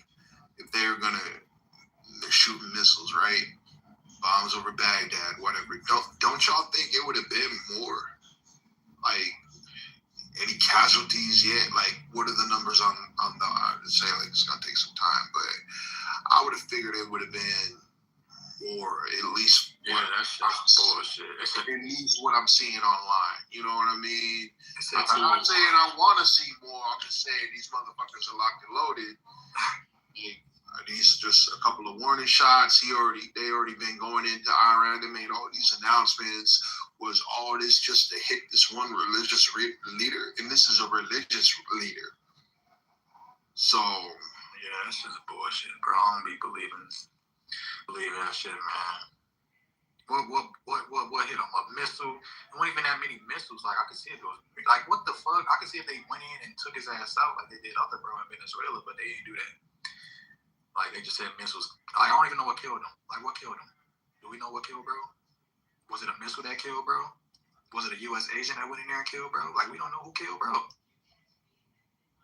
Shit crazy, bro. They just be making up shit and we just be going with it. I don't believe they really killed bro for real. Cause who did it? They said they hit a school. 50 kids got killed. Shit's sad, bro. I'm tired of this world, man. Shit gotta change. We need change, man. But yeah, with this planetary alignment, maybe we'll get it forever peace. If they keep knocking shit over, maybe we'll get forever peace then. Or like it's too much money, man. Universe gonna reward us, man. I think that's why we getting these planetary alignments like this all year. And then the sun is in the solar maximum too. All these solar fucking flares that's getting hit, bro. It's not a coincidence, bro. That shit activate motherfuckers' DNA. See, I'm doing telekinesis and shit better and shit. Everybody finna be doing this shit. This shit finna be a normal thing. Like y'all witnessed me summon RJ right before y'all eyes, right here on Clubhouse. Did you do it, Camille, for real, or did you popped in for real? Ask them. You said where RJ at? No, I was like, we need RJ right here to explain. I said it. I was like, we need RJ because I think they said Lefty, and I was like, no, we need RJ for this. Yeah, I'm gonna come to that breakdown on planets, bro. This one, I do more research on this specific alignment though, because I was mainly more focused on the blood moon and what's gonna happen on the 3rd. They love the 33, Camille. These Freemasons. It's on the blood moon. Yeah, I can see the alignment. It's on the 33. So 3-3 Freemasonry and gematria equal to 33. You got the 33rd Freemason degree. All that shit. And then you got, I think Trump is born in a blood moon in 1946. If you go back to 1946, that was a blood moon year too. I think so. Now we finna go into another blood moon here. So let's see what happens. It's cloudy here. Maybe I can see out the back. Is it out right now? It is supposed to be visible in the night. I don't got much light from that. Actually, y'all can download this app called Skyview Light. It's a few of them. So you can see exactly where they at. You can see. Yeah, you can see like Jupiter, you can see Mars, but the rest of them you're gonna need like binocular telescope. Yeah, is that the one where you can kind of match it up to the sky, put it up in the sky? Yeah, you can like move your phone around. Yeah, you just right. You aim your phone whichever direction you see the constellation. So I can't see it, even if it's clear, but I mean, the light would be good, but the clouds is cloudy. Another thing, the moon's so bright tonight, it's still kind of hard to see, because like the moon bright as a motherfucker. Like a half moon today? Let me see. It's a more than a almost a half. I don't think it's a half. I'm looking it up now, but I don't think it's all the way a half yet. It's almost. Damn. Let me see. Because that like if it's full or anywhere near full, that's gonna also amplify they coming off the planets too. It's almost full. So yeah, that shit is also. You can basically say it's 7 instead of 6 because of the moon. Yeah, I must ain't seen it for a few days now. I'm looking back. Yeah, tomorrow it's gonna be just almost a full moon. It's say 98%. 98%. I mean 96. 96 is 91 tonight. It's almost full. It'll be full on March 3rd. On the 3rd. That's what I was talking about. The 3-3 exactly. So you're gonna do something big that day. A lot of people saying they're gonna do something big. Oh yeah, I did see that. That blood moon, they don't play about them blood moons, man. They don't play about that shit, man.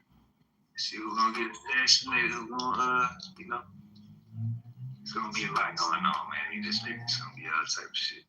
I'm about to pull my money out of this crypto shit, man, because I already know. Yeah, man, they trying to go digital, man. I just keep my shit on XRP, man.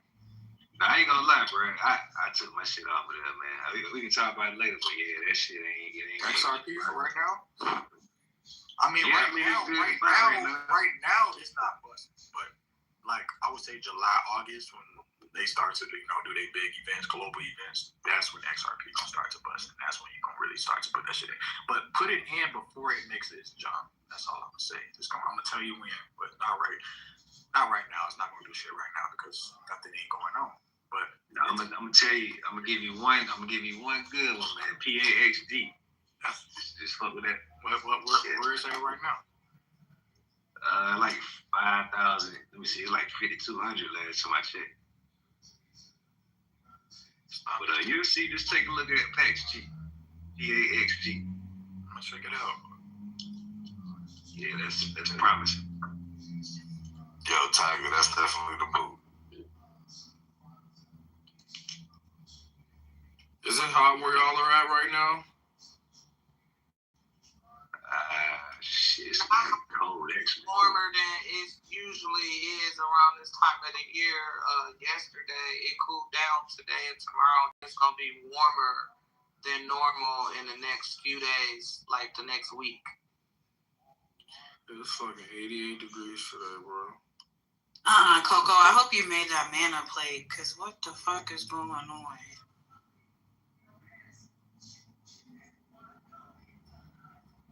Felt like summer today. Where you at though? In LA. I mean, you ain't have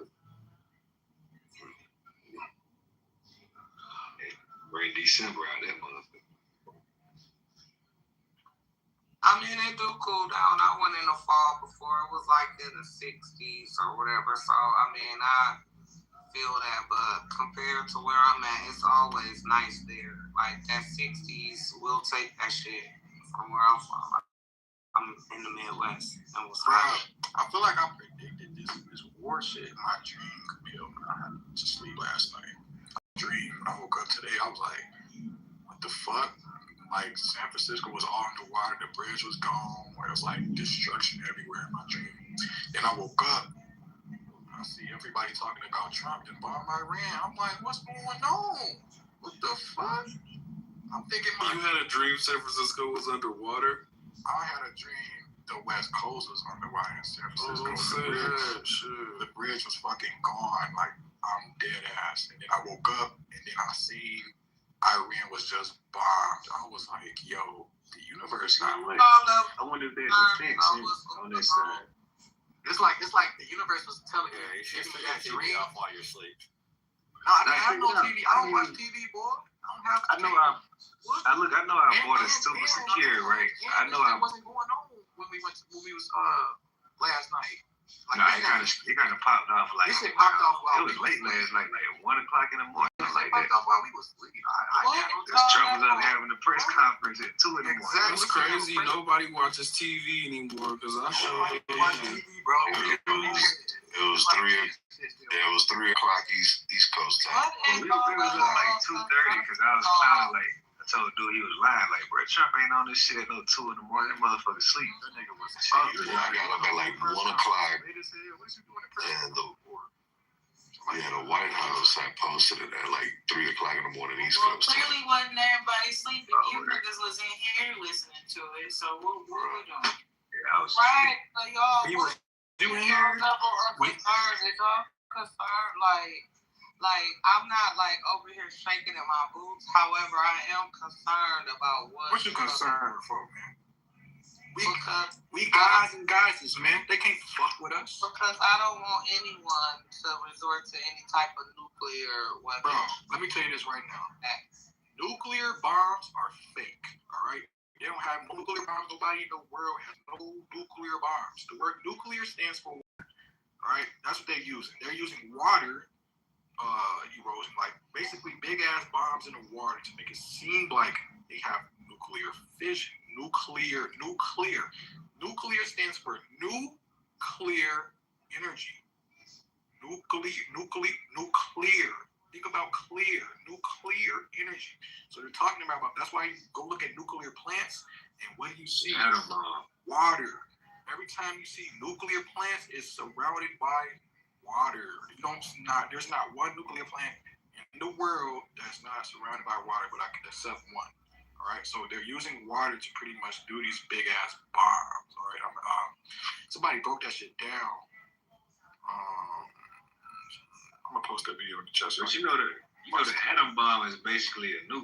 You know what I'm saying? That's like funny. I thought I don't know what it is. Right next to water because they need a water source to keep the cooling mechanism down. Exactly. That's what I thought, G. But but you're not telling you the truth about it, bro. Dude broke it down. He's like the reason why. We don't know the truth. Oh, let me play it, bro. G, so you can hear what he's saying, bro. I can't explain like how he broke it down, so you can understand what he's saying, bro. Yeah, because I always thought they needed big, vast amounts of water to keep the core cool, because it generates a lot of heat. Secret weapons. That's how you have a core meltdown like Chernobyl, Right. because the core, they drug too much water out during a test run of one of the cores, and it went to a reaction level where they couldn't cool it down. Oh no, Iran has secret weapons. G, click that link and then watch it along. All right, so you can see the clip too. Okay, but so yeah, y'all, what's y'all level of concern about what's going on? I don't know. More like a 6. Very. 5. 9, 1. Because I don't believe. Like I said, this video. Hold on, come here. This clip is my reason why I'm saying I don't. Iran. Hold on. Oh no, Iran has secret weapons deadlier than nukes. You guys know nukes don't exist, right? Well, not on any level that they want you to think they do, at least. Notice how all nuke plants are on water. Nuclear plants are almost always located near a large body of water, and when it says almost, there's one that's not in Arizona, and it still has tons and tons of water shipped to it. And you see all this scary nuclear pollution? Well, it's just steam, because nuclear power plants are just making energy from boiling water. Yes, at a fundamental level, most nuclear power plants function like enormous high-tech steam engines. They use heat from splitting atoms to boil water into steam, which then spins the turbine to generate electricity. They're giant water-boiling electricity plants. There's no nuclear energy coming from it. Well, maybe there is, but nuclear sure sounds a lot like new, clear energy, like, clear like water. So yes, I'm telling you, nuclear bombs. I'm not. You understand? Nah, hold on, G. Hold on, man. This is TikTok University, G. Hold on. Clear. Kind of sounds like water. Right, you gotta understand the concept, the conceptualization of it. Let him finish. Water? Come on, G. Yes. Yo, G, this is what looks like it's a nuclear. Kind of sounds like clear. What's clear? Water. Oh my god. Oh shit. Yeah, I thought smoking weed was gonna make me lose brain cells, nigga. And then, hold on. And then when you watch the clip, he got the. Wait a second. So hold on a second. So how does he explain the radioactive fallout from Chernobyl? He explained, and like, And if you you watch watch habitable areas to this day that you still can't go through in Chernobyl. I need my weed. Where the fuck my weed at? So, G, if you watch it, bro, he has the video clip of when they did the bomb testing or whatever, and it clearly shows that it's like, not a real bomb test. Right. Kind of I'm bullshit. sorry. No, look. You see? Do you see that part? Did you see that part? But here's the thing, man. You gotta He watch it, said bro. nuclear means that was a passive reference to water because it's clear. No, he was just breaking it down. Sounds like clear. It sounds like clear, right? So it's associated with water. You know what else is clear? Air. Right. You know what else is Gee, clear? don't do Nuclear this. radiation. Nuclear radiation is clear. That's also clear. No, I can't believe. We're talking about the word What color is nuclear. nuclear We're radiation? talking about the word nuclear rhymes with clear. Nuclear, it rhymes with clear. So that's why No, he's saying it's a play on words. It is a play on words, but you can't say water. You can't say air, and you can't do that, bro, with everything else. We're Nuclear? talking about nuclear. The only thing, okay, air. That's Nuclear. Clear.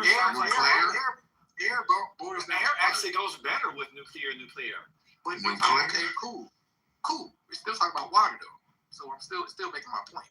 Air, bro, it's still connected Oh to my water. God. Is it not? Yes, No. it's connected to water. It is. And there's 3 letters in there.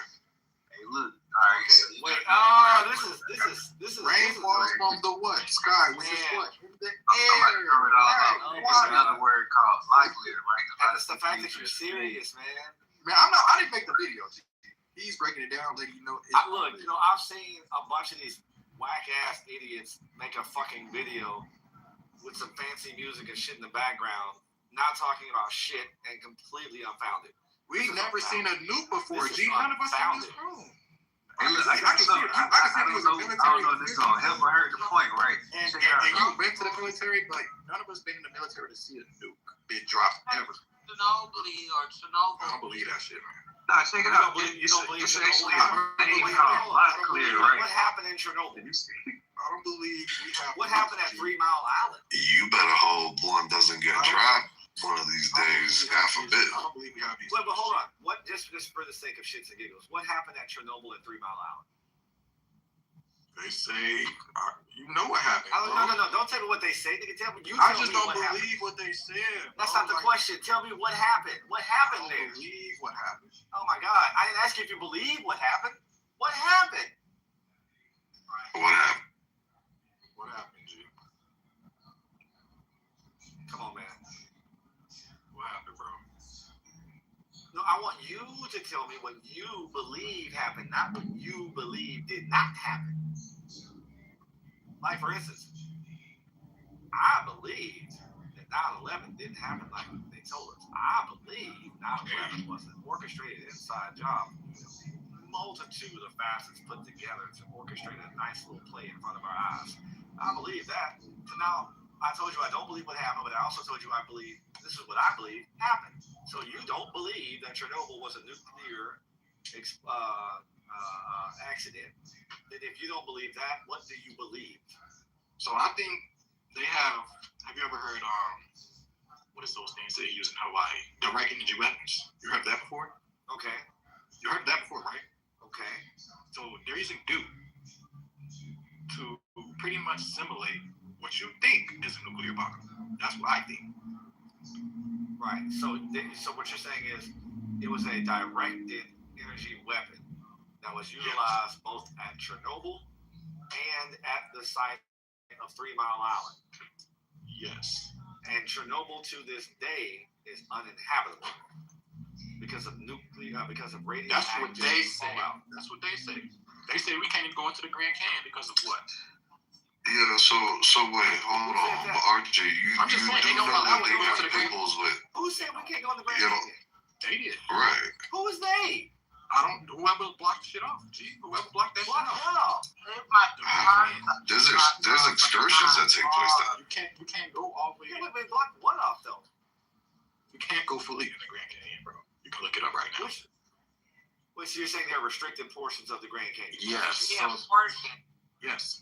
Yes. Okay. Like 90% of it is blocked off. 90% of the Grand Canyon is restricted? Yeah. That's what you're saying? Yeah. I'm about to look this up. That's what you would have me. Please look it up for me. Please look it up for me. Yeah, but then hold on, because then RJ, how do you explain the pit bulls with the 4 testicles and 2 penises that you know? No, I'm serious, bro. How do you explain that? How do you explain the birds with 2 necks? I'm not answering that. Oh, come on, don't do that. Am I in the Matrix? He said what he said. B, you know what? We hear you, G.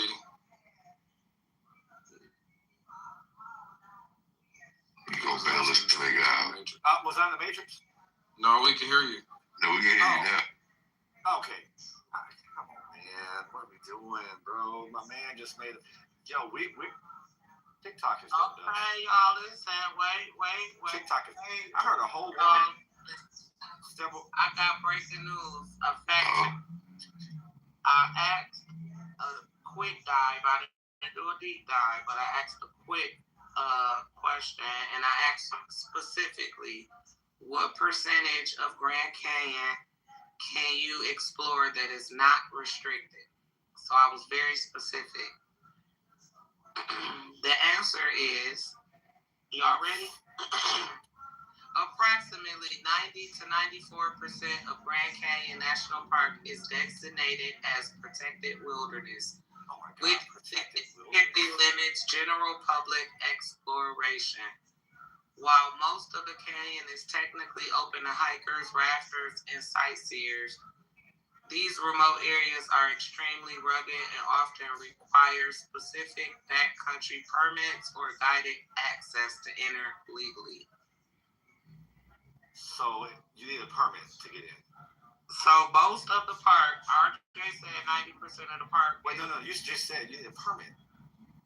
Well, it says that most of the canyon is technically open to those people. It's extremely rugged. And right, it's just very fucking dangerous, and it encompasses areas of wildlife and wilderness that we would like to protect. So you need a permit.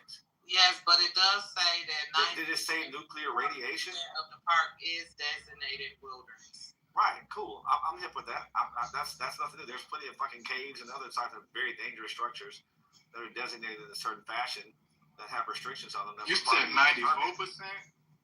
Mostly because if you go back in there, we just need to know you're there. So if you don't check back in at a certain time, we know you're probably dead or you need somebody to come rescue you.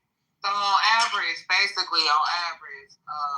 average person visiting the park, besides these extreme rafters or hikers or whatever, is not going to see to 94% of the park. Right, but that's the average person, and the average persons are going to the average portions of the park that are able to be traversed by the average person. Which is like 5 to 10%. So it is some truth to what RJ said. Okay, great. Now, where's the radiation, though? It is no radiation nuclear comparable to Chernobyl and Grand No, Canyon. where's the radiation in the Grand Canyon? That was his whole premise behind saying 95% of it is off limits. No. That's not. No, G. No, G. He wasn't talking about that. Oh, I thought RJ had lost. But I don't want to speak on behalf of RJ, but I don't think that. I think he was talking about the fact that. I think the point that he was making was that you said that then said, well, if that's the case, you know, No. I didn't 90% say of the no. Grand I'm sorry. Canyon Great. is off limits. Thank you. My apologies. Let me realign.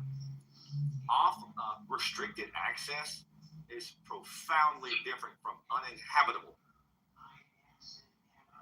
It is uninhabitable. To go there, there's a certain and absolute chance that you are going to contract high levels of radiation and die quick. That's why it's not like fuck it, take the laws of restrictions down, go there at your own risk type shit. That's Chernobyl. Like, it's fucked over there. And animals, and the animals that do live there, they have like, it's crazy, like, they've like, what do you call it, evolved to where they can handle the high levels of radiation. So they're all like crazy and shit. It's restricted and it's uninhabited. It's both, bro. Damn, my fault, y'all. I know something. You can't It's sit up here and say uninhabitable because of nuclear but it's radiation. both, though. But it's both. How is it uninhabitable? Okay. It's both. I'm not. It's restricted. It says it's a restricted. You just make largely. shit the fuck up. I'm not. I'm say saying it's both. It says restricted, largely uninhabited. So if it's restricted, inhabited, motherfucker. Yeah, I know. Yeah, Yeah, but it's restricted. Objection, badgering the witness. Back up, G. Uninhabitable is completely fucking different from uninhabited. This was Get all. the fuck out. Oh my god. My god, Breathe, G, breathe. This shit, dog. Yeah, I can't. Let's take some more water. We'll get you This through nigga this, bro. just equated uninhabited with uninhabitable. Can't sit up here and say There will be no yelling in the They got courtroom, the sir. nerve to think that they were lazy enough to put them as a correlation. But why would he put restricted, brother? For Exactly. a myriad of reasons. I don't know why would they put that if they For know a you can go there. myriad of reasons. You talking about? In fact, she just said, hold on, here's the difference. Here's your difference. Here's your difference. One, You can go there, but no, you can't. You actually can't go there because it's restricted. okay, all right. You talking about some? Oh, Okay, you can okay. go there. You're gonna All right, okay, fuck sure, around and man. die. I Man, can't have a go there dumbass because it's conversation restricted. with a dumbass. So why would you say I can go there, G? Why would you say that? One's gotta go, man. I can have a dumbass conversation with a Didn't smart you just person, say I can go or there? a smart conversation with a dumbass person. I can't do You literally both. just We said got I can go there. 225 people in here, bro. Man, oh my God. I cannot do both. Hey, listen. Wow. UK Profound. has entered the war with US and Israel to go to fight Iran. So, I can't fight this feeling anymore. RJ, go work on your craft, man. Stop getting your information from fucking YouTube, nigga. Yo, Dollar, go sit down somewhere. Yeah. Hey, check it out. Y'all know You go a little talk to y'all you know like who that, y'all know who the dude with Mike Quick Devine is, right? The light skinned bald head dude, man. He over there trapping. He over there. He basically be on the same type of shit as I ain't gonna compare him, but yeah, he over there trapping to Dubai. Like he pretty much showing like he was supposed to catch a flight yesterday to get back over here. They done blew up the damn airport. Saint from he live in Dubai. Yeah, the Saint, the sinner man. dude. I just got off his live, man. I be talking to him, man. They blew up the airport in Dubai. And he stuck out there. That motherfucker can't leave like that. I Shit can't crazy. leave, man. And that nigga he said before I leave, tell Donald Trump to send Barron to war. I'm for real, like he said, you ain't got no skin in this war. You ain't got no family. Yeah, that nigga said send your son to war, motherfucker. Like, wow. UK has entered the war, man. But he basically telling people like, all right, Americans is over there. All right, some of y'all not gonna make it back. Some people gonna die. It's gonna be some casualties. But you know what I'm saying? I'm like, damn, that's it. Like shit. But y'all, they gonna keep. They ain't give nobody a heads up. Like, all right, it's time to evacuate. I think I saw that a few days ago. Like they was telling people to shelter or leave or whatnot. But I think y'all should have really gave people a heads up to get the fuck out of there.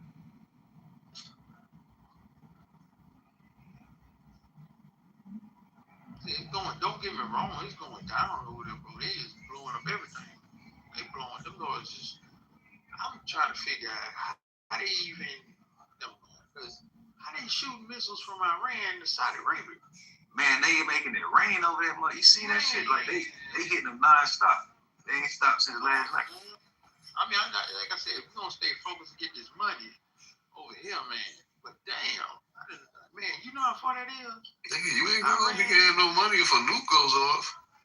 These niggas worry about money while you know be no money too. You gotta keep paying season, man. Nigga, it's gonna be war. That's what fucking gonna be.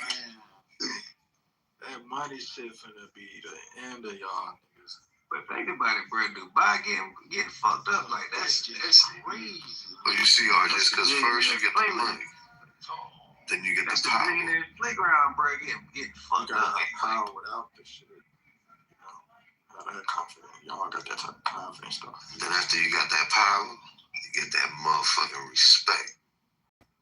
Y'all don't even want to hear what the crazy people saying. These mothers. The leader dude, tell me why there's a tunnel that leads from Iran to Russia. I know this nigga didn't just say this shit. That motherfucker in Russia. He said he's in Russia right now. He's at the. You know what am I talking about? What am I fact checking for? That man said like all the shit we That nigga said that shit. That nigga said that shit with all his chest too. Hey man, there's a tunnel that goes from where? From where again? I'm just trying to keep up with my feelings. I'm just trying to. Nigga, listen, this is pseudoscience through and through, bro. The crazy people, okay? That's the crazy people. No, but where's the tunnel? The tunnel goes from where to where? Man, he said he's a tunnel dog. Under the mountains? Yeah, from Iran to Russia. Think about it though, man. I can't fuck with you, son. Well, I'm trying you mad though, man. That man said we about to empty our whole stockpile of all the old shit we been having. Run straight under the Himalayas? Nigga, them shit's gone from Appalachia. No, man, like shit, all the way to the Himalayas. So we got something straight on the hammer. Hell of a trip. Yeah. That's a hell of a trip. Yeah, they did that shit with the Boring Company. Elon and them niggas. Nah, but let's not make it. You know, they got the boring device that they use on Ocean's 11. I'm pretty sure they got the equipment to make that. That's possible, bro. Like 2026, I'm pretty sure they got something. Like they can just drill their way all the way. Oh, it's gonna take years. You weren't here though. Dirty, you missed it. We built the pyramids again too. Yeah. But we're gonna build them upside down this time so we can see what's at the bottom. Listen, I asked the crazy another pyramid at the bottom. And you won't believe the answer, man. Crazy people. I asked them that. How did they build a tunnel? Damn, nobody climbed that. Y'all don't want to hear what the answer was. We're gonna build them upside down so we can see what's at the bottom. God damn. Anyways, yo, Tiger. Upside down at the bottom. Tiger, I know you there, Tiger. You gonna gaslight us with that damn PTR. They gonna act like you ain't there. Deep in between them cheeks. God damn. When I asked how the tunnel got built, they was like, nigga, the tunnel got built with Tiger's face in there, destroying that. They said nigga, mute up. What? I'm trying to concentrate. I can't. You're not, though. You're not trying at all. I'm looking at this shit. Like, You talking about something. That's how the tunnel got built. What did you say, That's what they say. That's how the tunnel got built. Huh? I can't hear you. Dollar talking. So they said that the tunnel. It's the titty milk and the cheddar biscuits. And okay, you know the tree, huh? right? Come on. Dollar I'm just telling them right quick. They said like at one time the roots like from the big trees used to. Hold on, Donna. Hold on, cause listen, you gonna turn off our batteries, and it's a little too late for that right now. Everybody else is in here. Not even told. No, I had a couple shots, so Dollar's okay. I'm not gonna cuss. Oh, okay, so you're subservient to the alcohol right now. All right, so Dollar, you free to roam. Go ahead, Dollar. I know it's crazy. I don't want to. That's cool. It's all love. Man, she's letting you know, man. She's under the influence, bro. Oh, okay. Yeah. So far I've learned tonight there's a tunnel spanning from Iran to Russia. Mm-hmm. Nuclear is not nuclear. It's just steam water. Right. It's nuclear. It's the nuclear. Nuclear. Yo, nuclear. That's a bar. I heard him say that. That's a bar, dude. I'm about that. Nuclear. And that's all it is a rap battle bar. Is that nuclear from the back too? Hey, you got that nuclear? Hey G, if you don't believe in radioactive, RJ, go grab a handful of uranium. That doesn't exist. Yeah, uranium don't exist. Go grab a handful of it. It's called yellow cake. Go over there and grab it. It doesn't exist. It's not real. Yellow cake. Your whole body gonna hang on. It's not real. His hands just fall around and you go ball right quick, right now. It's fake. It's not real. Not real, dog. Plutonium. Go grab some plutonium. That shit not real. Bare hand, bro. That doesn't exist either. Oh. Yep, sorry. Yeah, that's all a byproduct of the figment of your imagination. Not a byproduct of a figment of your imagination. Hey, see what I did there? All that shit fake, dog. Yeah, bro. Just listen You to me, believe bro. in quantum, but you can't believe in nuclear. No, he doesn't believe in nuclear because nuclear doesn't exist. What exists is nuclear. You're not listening, though, Dollar. So you believe in quantum physics and quantum mechanics. Because nuclear isn't real, Dollar. Nuclear is, however. So what the sun is? The sun is what? Nuclear power, right? Or just what? No, it's nuclear. Yeah, it's plasma. Oh, nuclear. Yeah, it's plasma. Yeah, it's plasma Heats us up and heat. that transverses the figment of your imagination. Plasma, gamma, all that shit that we need to activate, It's the Shit shit that. grab some plutonium, bro. Nah, I need some gamma. Wait, so hold on. If the sun is made out of plasma and I go stand under the sun every day, if I go to a plasma center, do you think I could double the amount of plasma they can take out of my blood? Bro, mute up. Only if it's clear. Well, we don't know blood is the color. I don't. RJ, you finna let these niggas play in your face? Nah, I'm just laughing at these niggas, man. I'm smoking I'm blunts. trying to order. You been wilding all day anyway. I think they're trying to order plutonium. Ooh, you said me? Yes, nigga, you. Hey, I've been trolling, Shorty. I'll be having fun, man. My page is hilarious, man. Y'all should go to it. I mean, RJ, ain't that what this is all about, Be though? inviting the extras, I'm exclusive sorry, members. exclusive members only. I forgot. I only got a couple of people on this bitch. Yeah, you know B don't like new people. Crazy. Chemotherapy. That's not radiation. B be going feral when she see new people.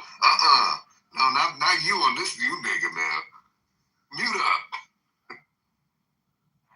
I only accept these people because they won't get rid of you. I mean, y'all spare science.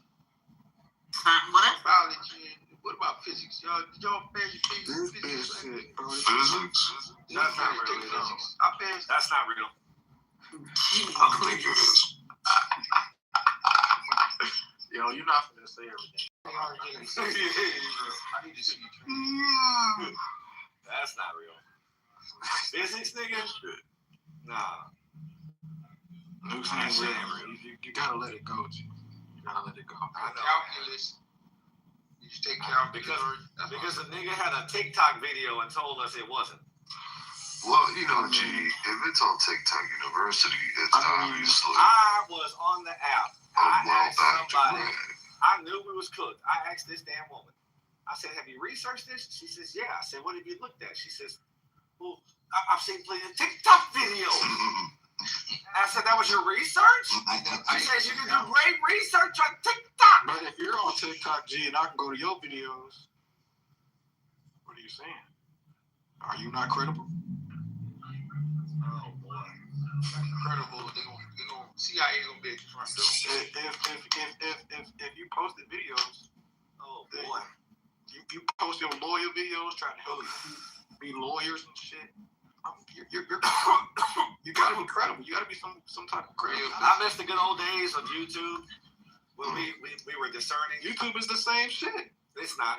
It is. People edit their videos on TikTok. Not even close, RJ.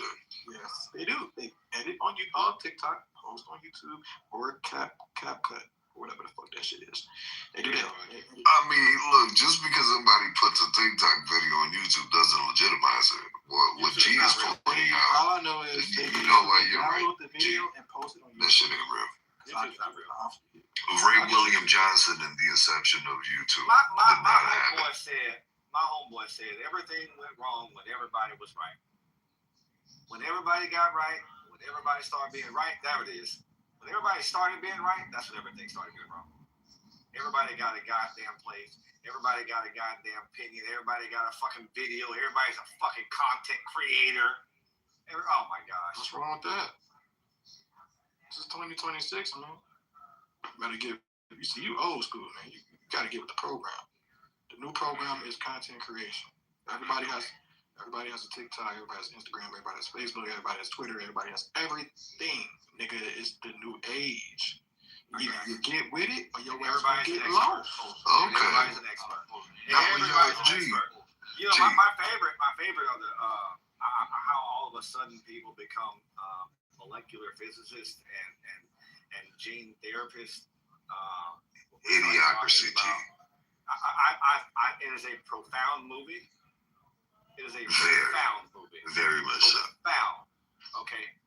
And you know, we're not so far away from what I'm hearing from the plants. Gatorade? Yeah, well, it's got electrolytes. No, it's what plants crave. Yeah. It's what plants crave. Oh my god. What was it? The video game setup with the chair and the toilet built into the chair. Yo, that's this shit. Flintstone vitamins. We're really not so far away. And that's the scary part. President Camacho. We are really not that far away, bro. That was actually supposed to be like a warning for us. Yeah, I just want to know who's the pothead that got stuck in the time capsule and is gonna wake up one day to idiocracy and realize, holy shit, I'm that dude. Casted with the responsibility of saving society from themselves. These people are fucking idiots. And that's what we got, bro. These people are fucking idiots. Especially like we talked about COVID. Now everybody's a fucking doctor. Everybody understands completely the science or molecular structures, DNA, the body. Everybody, you know what? Goddamn it, go out and operate on somebody and shit. Take your superior knowledge and then go practice medicine. Nuclear bombs don't exist. Here's what it is, because now you're a nuclear expert and shit. Based on TikTok. Because TikTok told you. TikTok told you. Tic-tac-toe, bitch. Yeah, I gotta tell you, G, with all this talk that we've done all day long of nukes and EMPs and the likes and all that shit, I guess all China had to do was unload an app on us. That's all it took. That's it. We did it to ourselves. Fucking pulverized them with an app. Ourselves. Just unleash this shit upon them. They know we stupid. They know it. Without a shadow of a doubt. They know we stupid. We literally did this to ourselves. They'll believe anything. It's like, I don't even know anymore, man. Puff, what's your opinion on your man now? How you feel about your boy Trump now? Good job, bad job. Well, I mean, so far, I think the economy's holding up. But to answer your question, I'm not happy with this move. I think we need to continue to focus on the domestic agenda. But excuse me. Oh my God, man, that was some strong shit. Honestly, not only do I... You're more lean Republican, right? No, I lean towards conservative values, not a party. Conservative values, right. Yeah. Like small government, conservative values and shit. Yeah. Get the fuck over the taxes. Look, personally, I think this is a bad move. Hey, Pup, What's good? how is it that the party or the people who advocate for small government, less government intrusion, pass the majority of the laws about social conditions or restricting social conditions? I don't know, but I want to talk about this move. Okay. I want to talk about this move. I'm not going to get into a subject that. Yeah, I'm not going to get into a subject that I'm not well versed on. But I tell you what, this shit. The moment I saw Marco Rubio become the head of state. I'm sorry, not the head of state. The Secretary of State. Oh my God. Damn, this shit. What? They just got a bunch of rhinos, man. A bunch of warhawk rhinos. And this is definitely not the move. No, man, you're right. This is, the Warhawks have taken over. Yeah. Full stop. And for those who think that, the Democrat Party is the one, not to take shots at you, G, but G knows exactly what I'm talking about. There's a bunch of warhawks over there, too, that are capitalizing on this shit. That's not to say Democrats are dubs. Right. Because Democrats are very much, look, we'll pop off. Oh, you guys have shit. You guys got some warhawks over there. Crazy. We'll pop off too. I'm not taking that away. We do care more about the social condition, though. Which is the reason I believe we should have kept focusing on on a domestic agenda. This whole international shit, I get it.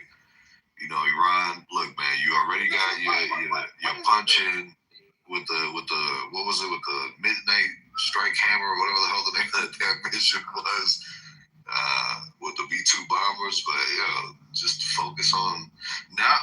Honestly, I thought the move was gonna be okay. The Supreme Court knocked down the tariffs. You know what? Fuck these companies. Let's just give the money to the people. And just send the money to the people. Didn't he say he was going to do that, though? Right. Well, initially, if you remember, it was supposed to be the Doge dividends because we were finding so much fraud and we were cutting so much spending. That was you're going to get this money back, right? With the tariffs, it was all, what happened to the Doge dividends? Yo, listen, you and I both are lucky, bro. Right. This is the kind of shit that sometimes I wish they would just shut up. Dividends. Oh my goodness, that's what I'm telling you, bro. I think in all reality. And every time they do this shit, people buy it like, oh fuck, Trump gonna do and that shit don't fucking happen. And now if it does happen, I'll tell you what, G. If it does happen now, you know how they're gonna sell it. They're gonna, I'm telling you how your side is gonna sell it, but the way it's gonna be sold is that Trump ruined the economy by chasing wars abroad when he said that he wasn't a war-starting president. And now he's giving you money to get you to be okay with the war that he started. That's how it's gonna get framed. If they do, in fact, come back and say, yeah, you know what, we're not gonna give. The Supreme Court never told us what to do with the money, so we're just going to give it to the people. That's how it's going to get sold. He's giving you money because he fucked up and he went to Iran. That's assuming the Democrats can actually get their messaging act together.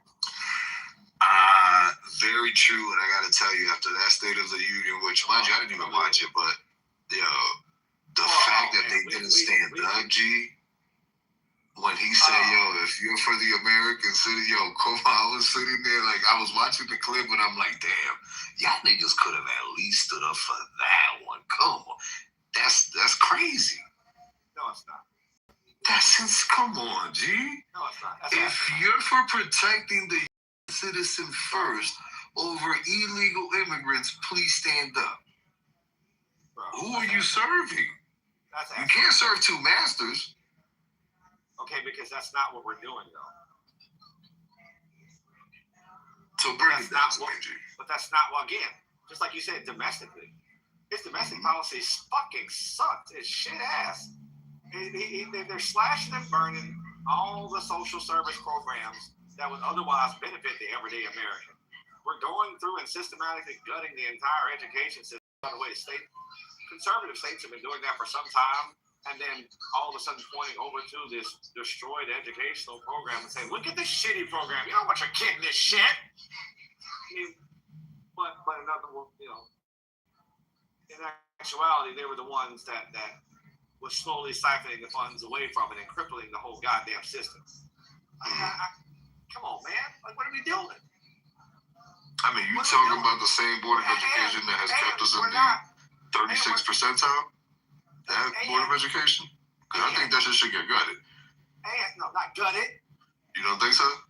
No, if there's a fucking problem, if there's a problem with my car, I don't just pull out all the fucking interiors of the car. Well, what if that car, as much as you want to believe in it and you love that car, that car in the last 70 years has gotten you stuck 36 fucking thousand times. And you are now damn near almost unemployed because it's failed you every time and you can't even make it to work. And every time you try, it's too much of a hassle to try to get rid of it because the car won't. Every time you try to get rid of the car, some way, somehow, like a wild, crazed dog shows back its nose over to your door. Great. So I'll point you back to George W. Bush. Oh my God! No Child Left Behind. Oh, come on now. And now, what happened with No Child Left Behind is we completely abandoned everything, pedagogical approaches towards teaching, and ushered in the era of teaching to the test. And remember, No Left Behind, the policy it was in the name. If they don't pass it, just fuck it. Pass them either way. Just fucking pass them. Right, so if they're, their age, they need to be at a certain grade, just keep moving them along. Fuck it. Yeah. Right? And that all came under our, and now, you take that action and then propel that 25 years. Yeah, well, that in and of itself damn near destroyed us. You're not allowed teachers to actually teach anymore. You're telling them to teach according to this fucking standardized test, which means that the majority of their time is making sure you know the answers to a test. That's a test, right? Right. Not making certain that you have the ability to critically think and analyze. Because I remember growing up, we had little questions on our reading assignments called critical thinking. Yeah, and you had to give them at least 3 paragraphs, 3 to 5 paragraphs. Yeah, you better give us a good intro. You better give us a solid body and a very good outro, a good conclusion. And it looks at things that are not actually in the passage. It requires you to critically think, analyze what you read, and come up with a well-structured answer on your own. All the answers the student and their thought process. But that's okay because all we want to do is get you to understand how to have a thought process. Right. Think on your own.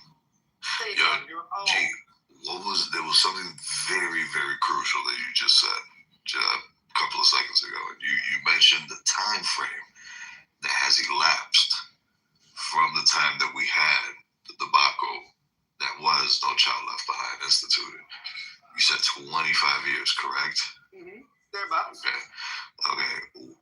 That is the generation that's going to TikTok University. Exactly. Damn right. They were born in that shit, and now they're of age, and here we are. And they are not critical thinkers. By far. The vast majority are just not. And they're raising the generation under us as we speak right now. Yeah, I keep telling my kids, I'm like, yo, you guys think it's rough now. You better pray pray after my generation is gone, you guys have a good established backbone, because otherwise, there's these little heathens coming up behind you guys. You guys are going to have to fight hard. Oh, and mind you now, speaking of backbone, we are also systematically pulling away all sorts of reasons to build character and develop backbone and not be so fucking emotionally fragile. That's because in order to do that, G, my bad, I didn't mean to interrupt you. Go ahead. No, go ahead. I was going to say it requires accountability to actually do that, because you have to look at yourself. When you have to think critically, you have to face the quote unquote man in the mirror. Mm-hmm. Self-reflection. Correct.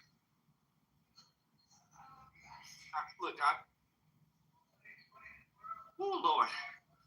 Breathe, G. We're gonna get you through this. Breathe. It's no wonder President Trump can get elected. Hell. And we're not doing ourselves any fucking favors. There ain't no goddamn reason that the powers that be should have tapped Biden. None. Not one good goddamn motherfucking reason whatsoever.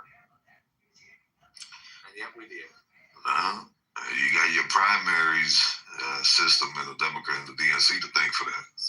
I already know. And I have expressed my absolute and utter fucking dismay with several of the quote-unquote super delegates. That shit, yo, G, listen, it's crazy that you just mentioned super delegates, because I remember having a similar... About time niggas let my ass up, nigga. Yeah, I had a similar type conversation in another room a couple years back, and I told them that I used to be a Democrat, and I left because of the super delegate bullshit. I was like, I can't do this.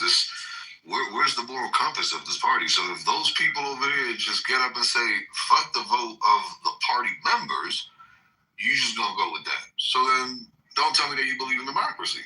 Because, I mean, what the fuck are we doing here? I'm voting for this guy, and you're still superimposing this guy over me. Because for you got what more reason? weight at both. Right. Like, who gave you more weight? Hey, get out of here. So, I was like, all right, man, you know what?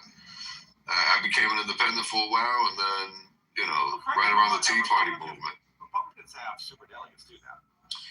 Yeah, but they don't have as much weight as, although don't get me wrong, let's put it this way. Both of these parties are structured to do what the top says at the end of the day, and not necessarily what the bottom tries to call out. Right. But it just so happens that the primary process in the Republican Party does tend to weigh more towards giving the average voter, the party, the individual party There's voter. the appearance of that, but you still have super delegates who are still there, who still cast big votes. But not in the scale as in the DNC. Yeah, absolutely in the scale. No. Hell yeah.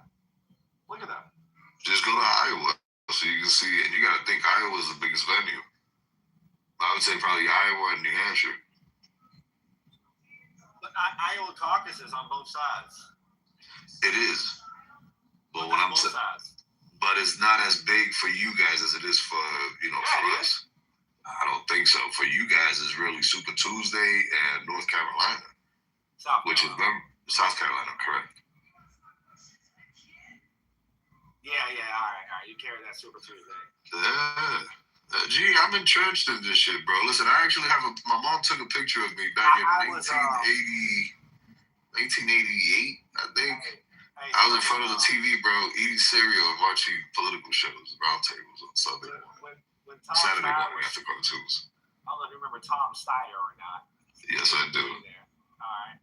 When he was tossing out stupid loads of cash to work for his campaign, I actually hopped on there. I was his Alabama press secretary. Okay.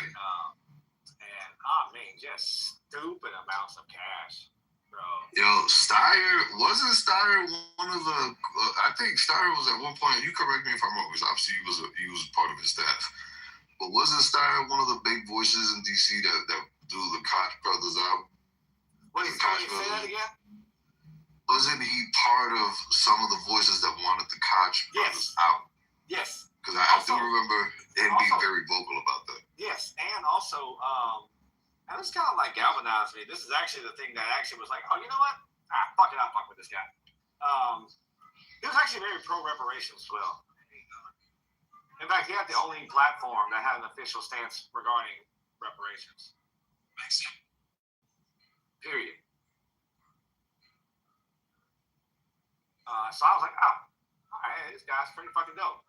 He's paying the shit out of us. He actually does have a good message. Well, fuck it. I'll ride with you. But here's the, I say that story to talk about the Super Tuesday. And I was riding up to Montgomery. We have finally convinced that idiot that you need to go to. I mean, look, now his top, not that idiot.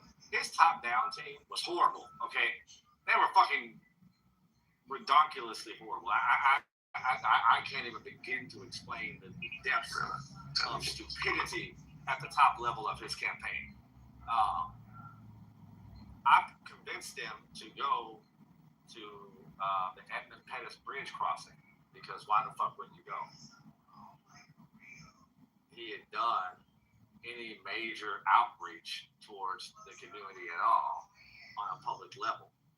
Well, fuck, at that point, that march happened I think like the Sunday before Super Tuesday. So as we were riding up, I was telling the folks with me, I was like, hey, go ahead and tell you right now, shit's about to become a hell in here. Straight up. What you mean? Just watch. Just watch. Sure enough, I get to Montgomery. We get to the little house that we have set up as a unit or whatever. And they start announcing all of the dropouts. And all the people start coming out, Steyer's ending, and everybody's crying and shit. I'm like, what the fuck did you guys expect? Did you really think that he was actually going to stay in that whole goddamn time? Hell no, he's coming out. They gonna box the little guys out and call it a day. Pretty Man, Tom Steyer, holy shit, that's a name for the bugs right there, kid.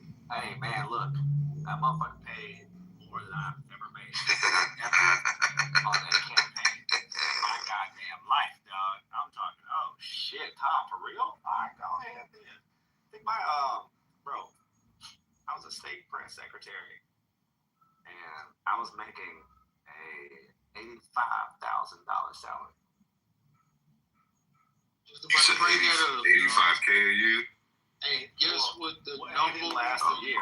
If it were stretched out to be a year, then yeah, I'd be like 80. I would have made it 85 plus travel, plus expenses, plus reimbursements, plus per diems. Hey, the number one occupation in the United States right now is OnlyFans. Oh my God. Okay. Yeah, OnlyFans. That's the number one occupation. Boy, I'll tell you. They did the numbers. OnlyFans. Making more than everybody. That may be. I don't know. Wait, hold on. Number one and two. Wait, hold on. Yeah, the number one occupation. Yeah, I can come on individually, like the number one job. Gee, he's making you think your career choice right now. Is that what's happening, bro? What though? Like OnlyFans. You about to be my competition? Cause yo, listen, I got far jars right now on OnlyFans. Crazy, you was talking about that because I was just looking at the OnlyFans. And I got soiled underwear too. 25. Buy one get one half off. Number one profession. Number one profession, bro. What does that mean? What the fuck are you? Over a surgeon, over a doctor, over an engineer. OnlyFans. What does that mean? I mean, I have no idea. OnlyFans. I'm trying to figure it out myself, G. I'm the number one stunner. Oh, what? The number one stunner. If it wasn't for technology, it probably would be the dope man. It would have been the dope man. With this technology, yeah, OnlyFans, bro. Number one, pulling in income. Yo, you know, G, for the last hour and a half, I've been trying to get on E and his damn phone posits. I think them shits is fake.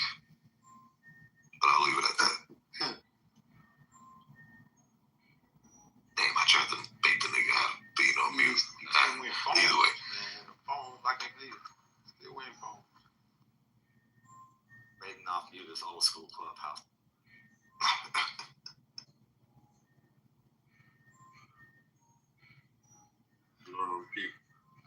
Yo, so G, you just was that basically the point when you figured, you know what, I'm gonna go, so I suppose pedal to the metal and the whole politics, because from what I gather, you were already involved, right? Yeah, I was already in. That's how I got the gig, because I was already. Okay, gotcha. But that was like a thing where it was like, oh shit, we're gonna hop on that. This is great. Because it kind of got handed to me in my lap, man. It was like, all right, well, fuck, I'll just take that. If you're gonna throw it in my lap like that.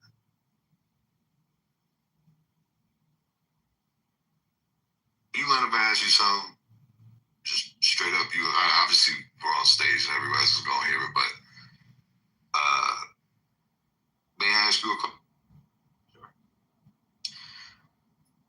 I've been in Wyoming now for 3 years, and over the last 3 years, there are 3 specific issues that I've noticed, and doing what I always do, I started something that now is halfway through, but I have basically 3 pieces of would-be legislation that I wanted to bring to the floor here. Even if I end up leaving, which more than likely will happen, I will end up moving up to Alaska, but I don't know who approach to bring these 3 bills. I've thought about reaching out to a couple of the local representatives, but my kids, oddly enough, pointed out that there have been 2 other separate instances where I've had the opportunity to actually run for office, and they think this is the shot. But I don't say. I'm gonna sit and think on that for a second. What I don't want to do is get labeled a carpetbagger. You know what I'm saying? It's a small state, and I don't want to go in. I think the last spot to register is May, and I don't know if it's a good idea to do it. It's just a better idea to just complete these 3 pieces and just hand them off to something and let the shit ride into the sunset.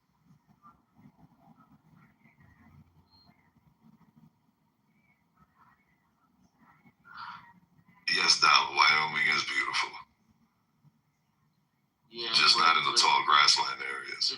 Yeah, it's fire. But are you a Mason or anything? No, man. What? Oh, well, no, just canned it off. Dan G, I thought you was really gonna take my question seriously.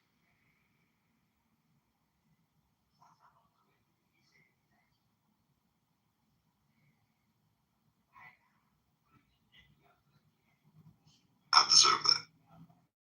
But that Christmas, Wyoming, man. When I pass, every time I pass Wyoming, man, Montana.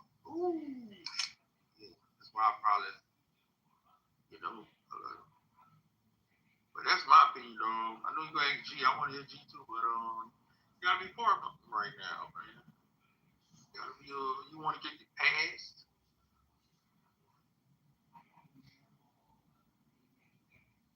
Because you know you ain't white, you know what I'm saying? Just like, is it something for black people or is it for the community? What is it? Well, you used to be a Marine, right? You was something else? Marine, Army, what it was? G wasn't a Marine? No, I'm talking about you. Me? No, man. Hell no. Well, you know, I'm in Louisiana, right? So it's like anything to get past, as a black man is hard. You know what I mean? Like you gotta be, Freemason, at least a Divine 9 to get cause bro, you to get some state shit passed, that's even worse than the federal. To my, you know what I'm saying? Like state is way what you in a blue state, red state? What Wyoming?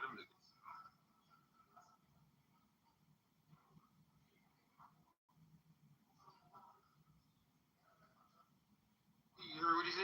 Oh no.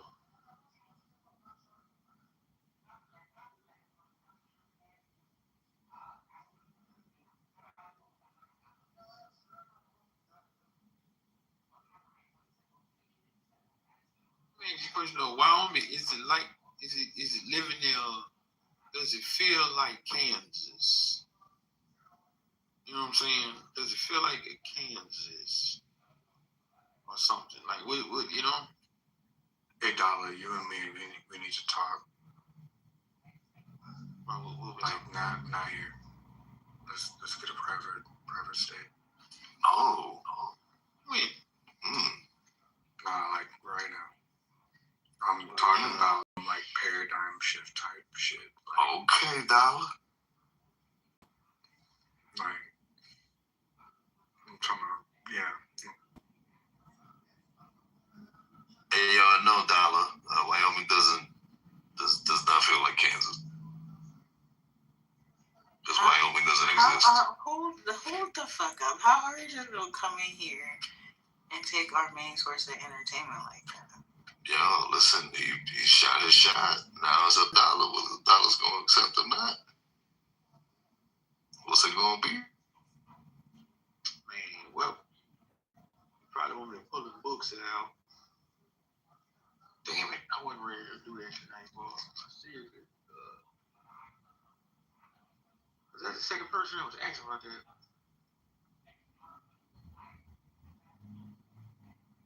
I ain't got that's crazy. I got a lot of stuff to buy. You got a lot of stuff, man. Well, listen, your crystal ball could not see that you was going to play me on the question that I had for him. Yeah, that was a legitimate question, too. Yeah, he played me. That's all good, though. That's why you don't trust them Democrats. So you try to reach across the aisle and fuck with them, and this is what they do when you mess with them. Look. Now he gonna come off. I'm like, look.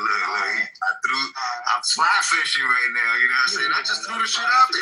I'm casting my line. You know what I mean? No shit. That's good.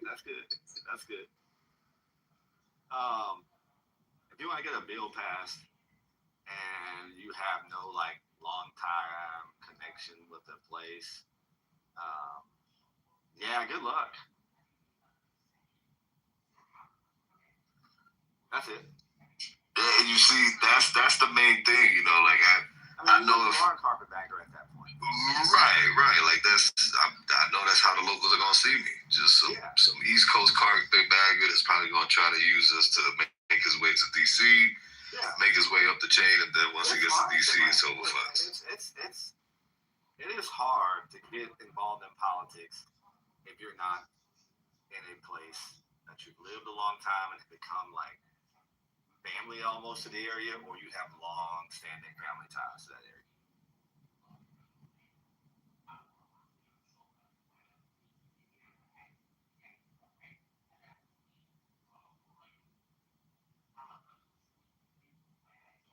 Well, granted, it took a hook and reeling to get the answer out of you, but I appreciate it. Thank you. I needed confirmation of what I already knew, I suppose. Unless you need a daddy to tell you what to do, that's crazy.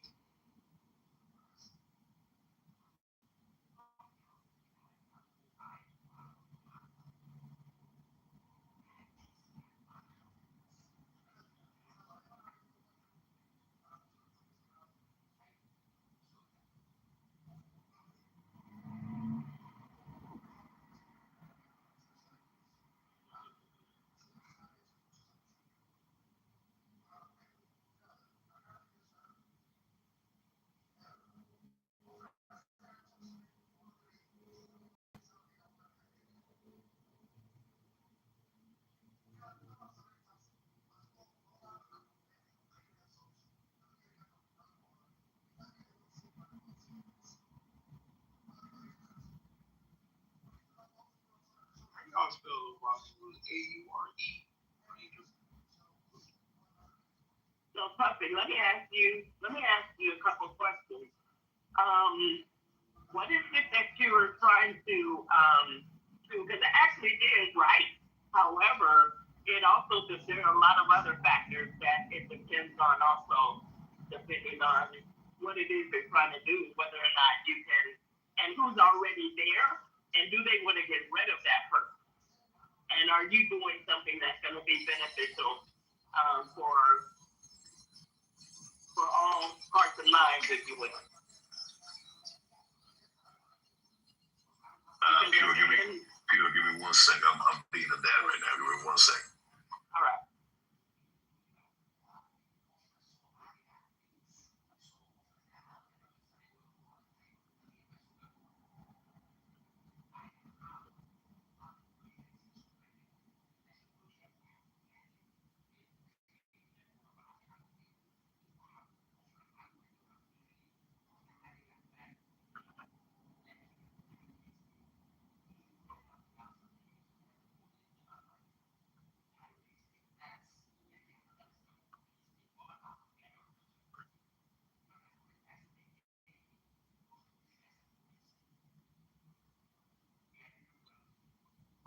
Man, the AI bot's glitching in it.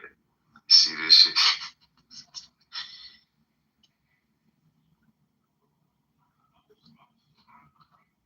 Spell it wrong and I'll take it. See?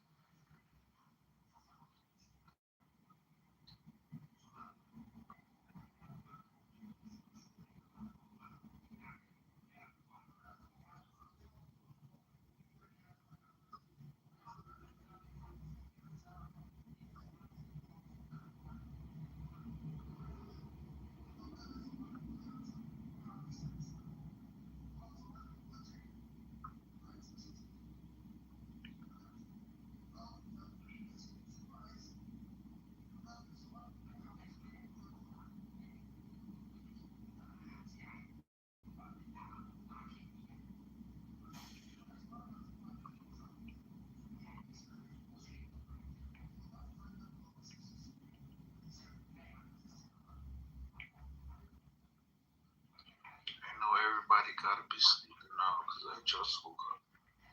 All right, Pure. What was your question again? I think was that Pure? Who the hell? Yeah, it was Pure. Pure, what was your question? I would say, what is it that you're trying to do? And if, depending on what you're trying to do, is it for the greater good and the person that's already in office, how do they feel about that person? And it's going to come down to that as well as the investors. If you can get those things in alignment, you might have a shot, even if you're not homegrown. Well, there's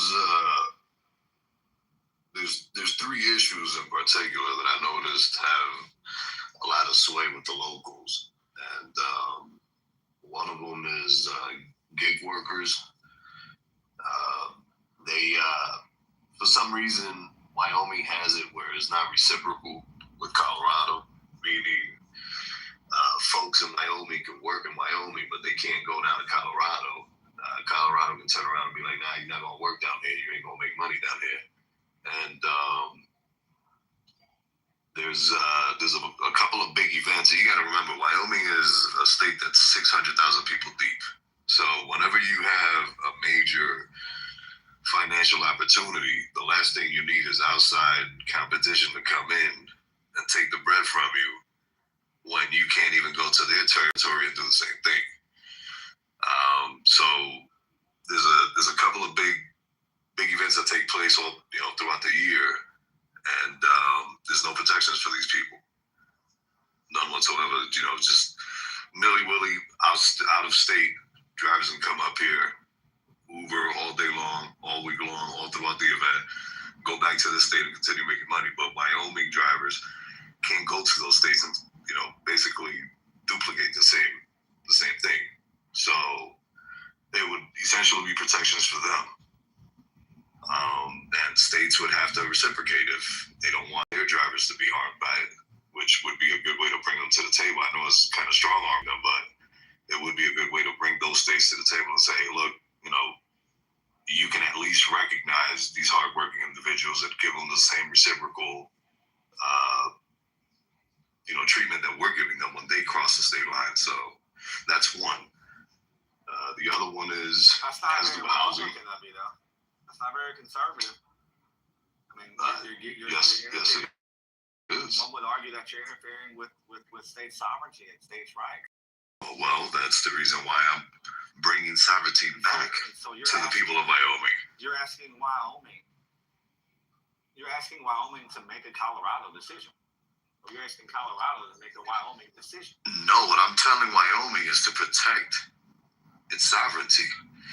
And that if other states aren't willing to reciprocate, then they ought to essentially shut their doors because of the fact that when you don't have that intertwined relationship and it's just a one-way street, well, somebody's going to end up losing.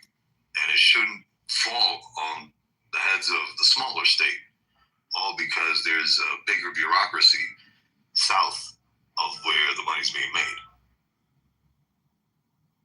I don't know, man. Again, you're asking a state to talk for another state to talk for another state. I don't know how well that works. No, I'm telling Wyoming to respect its sovereignty and not to let out-of-state folks come in and take money away from their constituency. Oh, you want them to restrict the access. Yeah, because if there's not going to be any competition, then what's the point of allowing for free flow when Wyoming citizens, which are the constituents that Wyoming should be worried about, don't get the same reciprocity? So if Wyoming drivers can't go to Colorado and benefit from the Denver International Airport, then why the hell should Denver drivers or Colorado drivers be able to drive into Wyoming and lambast and take all of the business away from the drivers who drive every single day in Wyoming?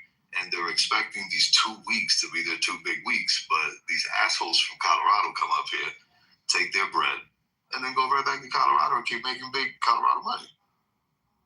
That's all I'm saying. I'm actually, what's the word that I'm looking for here? I'm actually advocating for the protection of the Wyoming worker.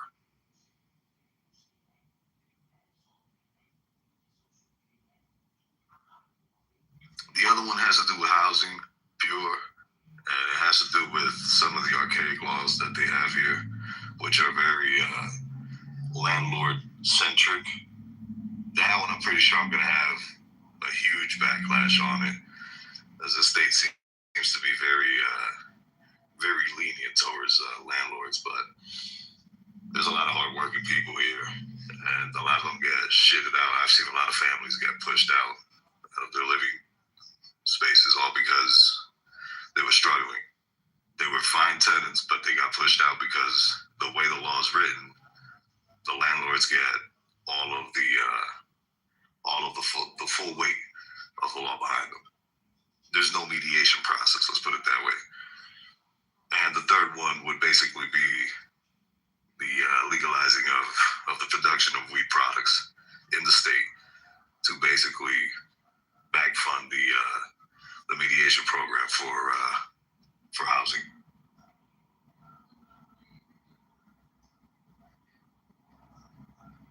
Yeah, I definitely. And you said you're in Cheyenne? For the time being, yeah. Okay. Because I lived in Coke. Yep, that's north. So I'm familiar with the government structure and everything.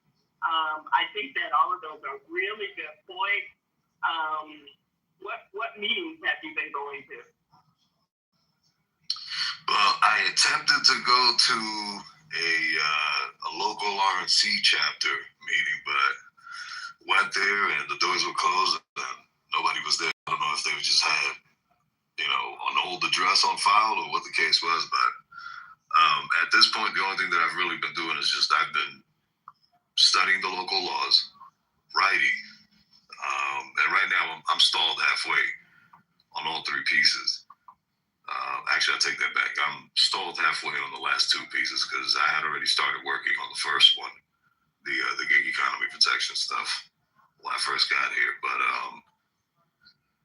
yeah, I really haven't spoken to anybody. The only thing I've been doing is doing that and mulling over whether I'm actually going to stay in state and not finish the move and actually register in May to actually run. Okay. Yeah, so there's a lot of groundwork to be done in like a short period of time. But the first thing that I would do is start showing up at all of the city hall meetings, poke your head and see what's going on in Chamber of Commerce, and start meeting people like that, finding out what their agendas are, and then you'll have a better feel for if you want to do that. But you would have to like do that yesterday. Yeah, and often people get the mistake. It's a little more than just, if you're trying to really affect change, more than just going to council meetings, chamber, you have to build a relationship with people. And like she said, that had to happen yesterday because relationships don't really sprout strongly in the beginning. You know what I mean? It takes time to build a good quality actual relationship on all levels, right? So that's like one big hindrance to a lot of people in the process, like the ability to develop relationships. Now, you said you're gonna run. What level would you run for? There's a local district seat that's opening up. Actually, there's two. Well, no, they're not city council. They're a statewide position. State legislature? Yeah. State assembly, however you guys refer to it. No, it's a state legislature. All right, so you're going for a state rep spot. Correct. All right, what's the population of the area? Oh man, I think it's like something along the lines of like 5,000, 6,000 people. Wait, what? Yeah. You have a legislature seat that only encompasses 5,000. About 5,000, 6,000 people. Yeah. That means your average state legislature. Hold on a second. Bro, there's only 600,000 people in Wyoming. I know. Hold on a second. I'm not. Oh, I just want to see something. Yeah, it's a very small district. Right? Yeah. Okay, I think there's a total of 1, 2, 3. I think there's 4 districts that encompass the city. I could be wrong. But the last time I looked at the way the map is broken down, I think I saw 4.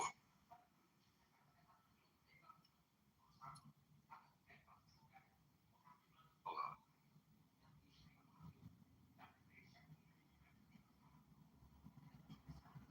But like who? Do they have a union there? Who's the head of the union? It's a lot of footwork that's gonna have to do. Yeah. Okay, actually, I just checked that. That's crazy. Yeah, that's crazy fucking small. 5,000. Interesting. Let me just look at one more thing. I think we're a little bit larger than that, aren't we? 5,000. No, wait, hold on. Something's wrong there. Yeah, because the town only has like 65,000 people. No, but a state legislature seat goes beyond the town limits, though. It encompasses multiple towns.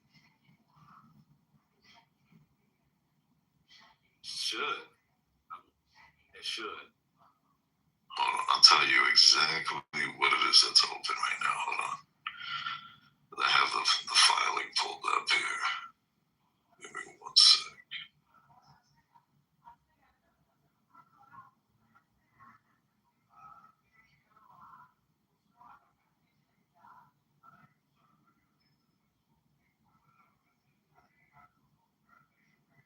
Elections open seats. Okay. I see. Okay, hold on. I see the map now. Sorry. There it is. Okay, stand by. Yeah, so the Wyoming State House of Representatives has 62 seats up in 2026. Multiple districts entirely, mostly in Cheyenne. You have District 8, 9, 10, 11, 12, 41, 43, and 44. Those are all representative seats. There it is. In the state house. Okay, that sounds better. It's not 5,000, bro. It's 59. It's damn near 59,000 people in a house district. That's if we average it all the way out. You guys have 99. Hope that is correct. My numbers are right. Yeah, You have 99 state reps. Each state rep position is going to have virtually or similar population size. And you have a population of 5.8 million people. Am I looking at Wyoming? No, you are definitely not. My man, you are definitely not looking at Wyoming. I'm looking at My Wisconsin. man, you got the wrong W, kid. I'm telling you. Yo, listen. Hold on, goddammit. Listen, I have it pulled up in front of me. Hold on. One more second. All right. Yeah. You're still a little off, though, goddammit. It's 9,600. All right. 9,600 per state rep seat. Yeah, I know it's just a couple of thousand people. You know what I mean? When I say a couple thousand people, compare it to a bigger state. You know what I mean? Hold on. That's just the beginning of the analysis. Because that's the cap number. All right. The cap number is important because it's the cap number. You know, you're not going to get over that. All right. Then, so beyond that part, the real number that I want to focus on, what's the voting number? How many people came out to vote for an average state rep? Oh, the turnout. Now, hold on. Let's say times. I can give you 35. 35% turnout, which is normal. About 3,000 people. That's doable. It's doable if you know the people, if you know the areas, you can rouse the crowd. You have enough funding to actually get around to all the little areas and alcoves to push your message sufficiently. You have enough funding to get your presence out there. People say signs don't vote. That's true. But signs, saturating areas do encourage votes. I'll tell you that much. All right? You got one sign per 10 of their signs, they're likely about to kick your goddamn ass. Okay? Wait, hold on. You were breaking up. I know you weren't in the Matrix. I know it was me. You mind repeating that last part, please? Yeah, so the number is probably somewhere around 27 to 3,500 people that are actually going to be out to vote, right? Mm-hmm. All right, bet. That seems small and manageable until you realize that's 27 to 3,500 people that you probably don't know intimately, that don't know you. The first battle that you have to overcome in running for office is name recognition. Before you can even get to the level of persuasion, you need your name recognized, period. And there's a couple ways to do that. One is the long route. Become heavily entrenched in the community. Do great things. Keep your name out there. Always have a good buzz about your name for several years and years and years and years and years, so they know the fucking name. And if they don't, they're like, damn, I think, yeah, that's that motherfucker, right? Yeah. Or two, you need money. Aggressive money. Because first quarter of your campaign, you have to both put out and nail name recognition, because you don't need the rest of the 75% of the campaign to actually persuade people to vote for you, because once they know your name, that's not even half the battle. You got to actually persuade them to vote for that name that you now know. They give you money. Well, that's the other side too. You need money. When I ran for office, I got my ass kicked too. I was on his ass with money though, man. Pause. But most of the money that I raised on my campaign came from like very close friends of the family and my family. Relying on ground level funding, like from the people, that ain't gonna get it. Like, I've seen campaigns charge people for a fucking campaign sign because they're fundraising. That ain't gonna get it. You need probably for that election right there, I'd say strong 60 to 80,000 to invest to make yourself competitive. But because you're a newcomer, probably 120, 150.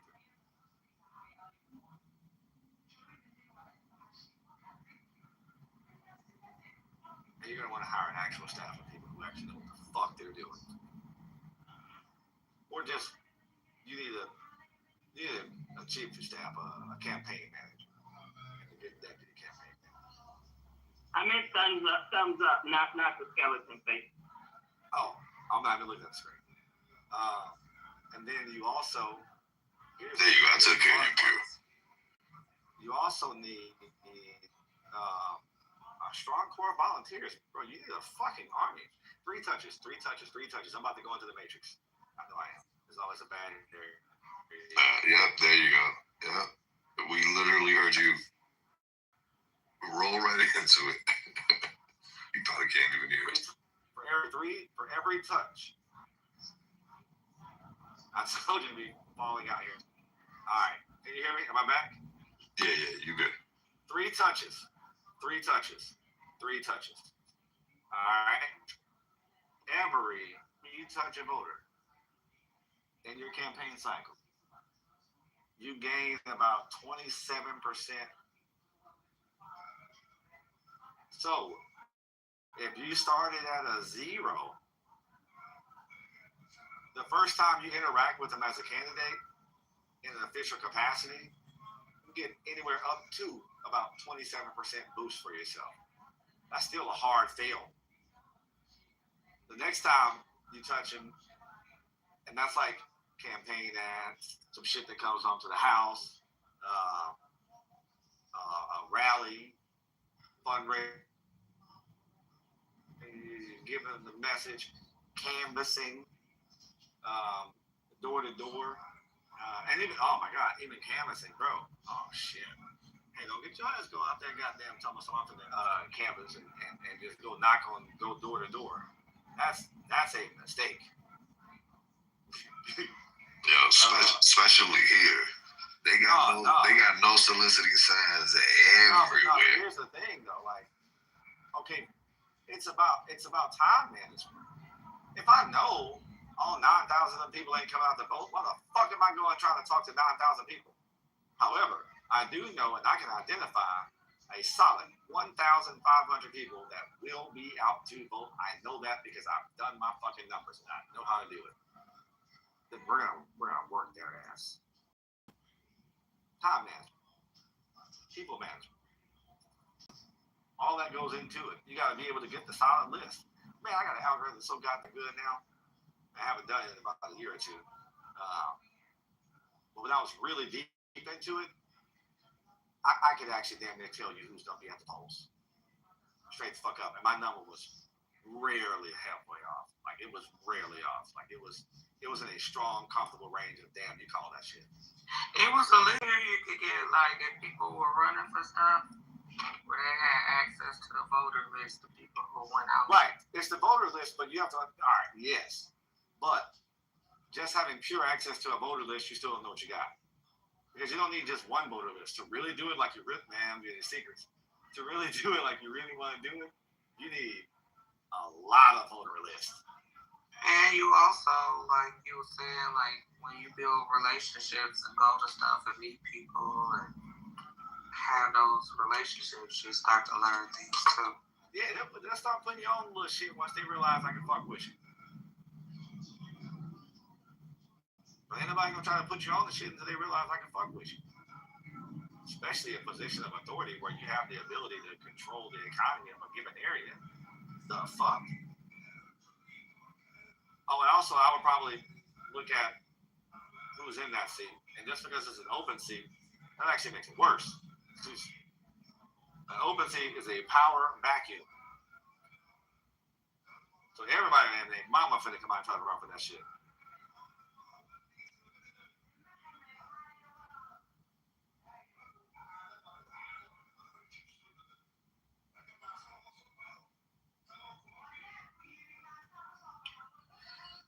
You know, that open seat dynamic was actually what I was hoping was going to help me out. Nah, you just got to swim through a lot more people. It's 6 in one hand, half a dozen in the other. On the incumbency scale, 98%, I think we have like somewhere between like 96, 98% incumbency rate in America. That means Americans overwhelmingly, by overwhelmingly large possibility, will re-elect an incumbent. That's what we do. Once you get in, you have a 90, damn near 90% chance of staying in until you fuck up or decide to leave. And you see that right there is my main focal point, which is I'm not trying to make a career out of this. I know It's absolutely about a career, bro. Hey man, that's not a bad thing to say. Making a career out of public service, like you have to really dedicate yourself to the business of the people. That takes a lot. Well, I think it's more or less the. Is it a term limited seat? Is it a term limited seat? And how long is the term? No, it's not. But what I was gonna say was that I'm a firm believer, and I've always been an advocate for term limits all across the board. You know, it's good to let fresh blood come in and take over the reins and let the new fresh blood do something new.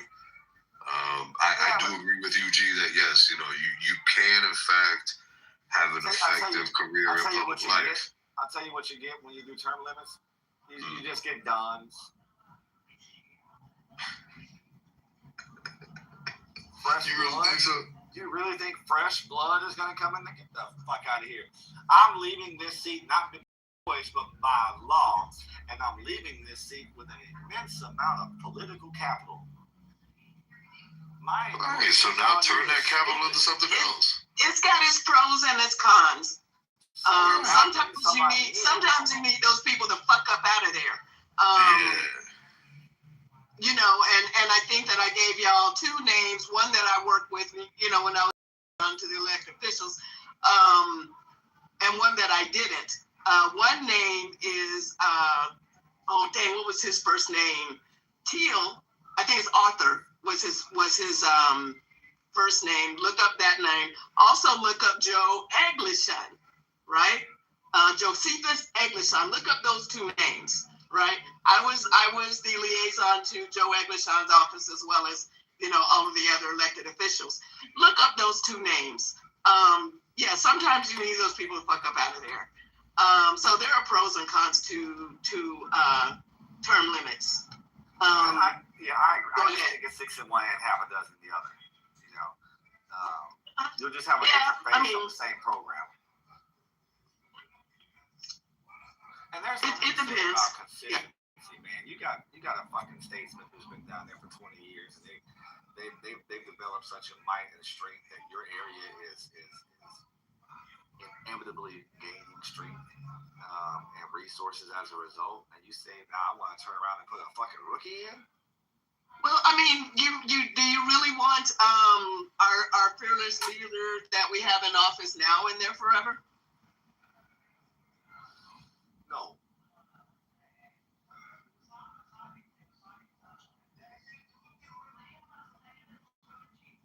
No.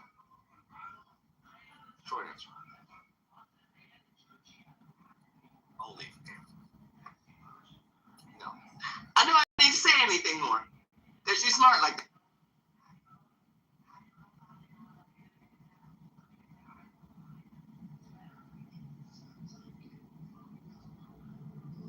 I want to say it's the difference of the levels.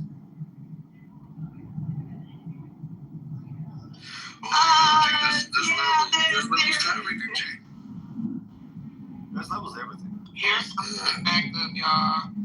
How about that's one of the your example is one of the cons, because you could have somebody really doing a good job, but then if you have term limits, somebody like that gotta go. They gotta go, and you put it right.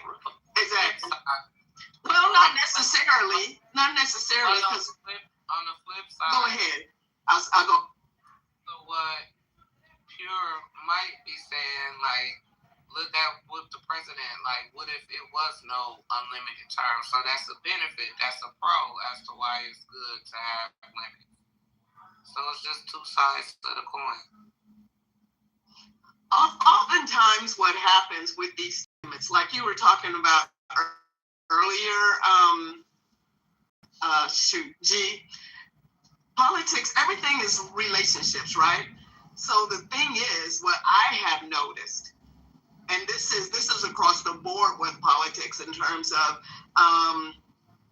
local and state government, is that when they know that you're coming up on the end of your term limit, they're already grooming who's going to be in there next. They've already been doing all of the legwork to be able to. So it's not like it's just some rookie popping out of obscurity. These people have already been busting their ass, preparing themselves for that position. Not only that, the person that's in there, if they have a good relationship with the person that's already in there, they know the lay of the land.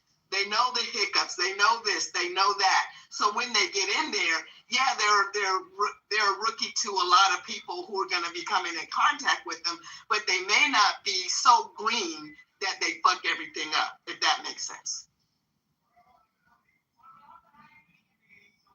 You know, I'm gonna be honest. I reasonably and rationally see both sides of this argument. I do. Yeah, me too. Like reasonably and rationally. And I think I just happen to lean one way. But I can't really oppose the lean in another direction because, just like you said, hey man, that shit cancels out when you throw the presidency in there. And you can say that's a different level, but that's a different level. It's a fucking office. You know what I mean? So damn, man, yeah, you got me there. All right, guys, I'm gonna check out. Yo, have a blessed evening, G. God bless. Be safe.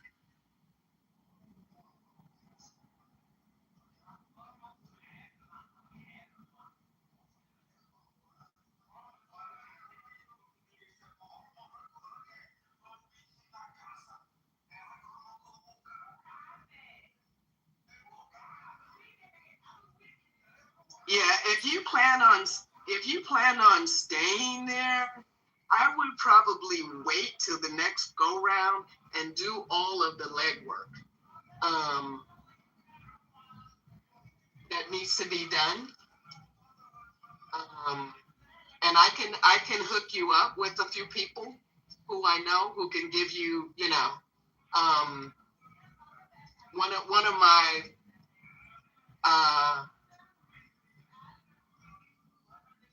former, I guess, best friends who was actually state representative, and then he won the Senate.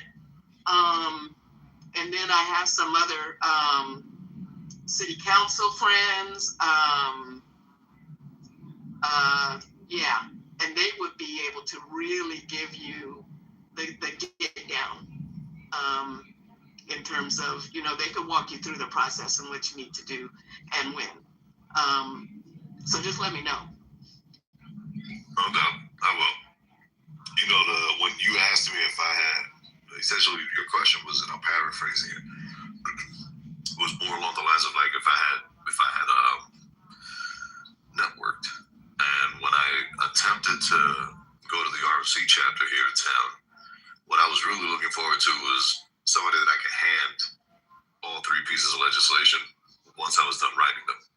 I really don't, deep down inside, my heart is in Alaska, so I don't want to essentially run for something that I don't feel the fight is there. But if I know I have solid pieces of legislation, 3 solid bills that can go before the House and possibly, garner enough support to be passed, then I guess I did my job either way.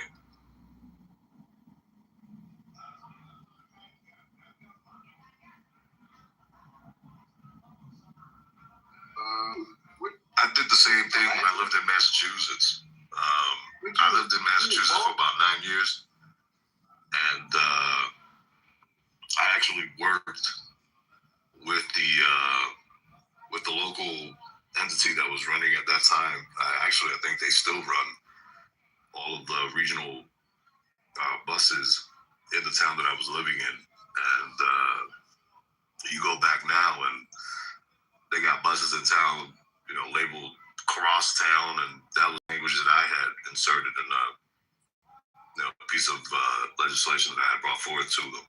And they essentially used everything from the locale of where the new depot was going to be placed to, how the lines were going to be rerouted, how they're going to be labeled, and all of that stuff. So I just never got credit for it because I wasn't doing it to get clout out of it.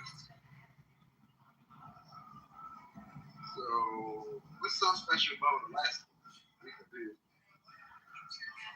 Peace, brother doctor, peace. lots of peace, clean air, clean water, and in the wintertime, some of the most beautiful skies you'll ever be able to lay your eyes on. Not to mention you're surrounded by mountains everywhere, and I love that kind of environment. Like support somebody else who aligns with your cause, like lobbyists or something, and do that instead since you're not invested in it like that, and you want to go to Alaska. And what about the below freezing temperatures and vampires? When it's eternal darkness for Vampires, shit. There's people out there that will suck me off. Shit, bring it on, man. I need that. Yeah, sir. Fuck you off. Come on. Yeah, hold on. Let us know after you finish chewing and swallow. Yeah, I'm eating some Chinese food right now, man.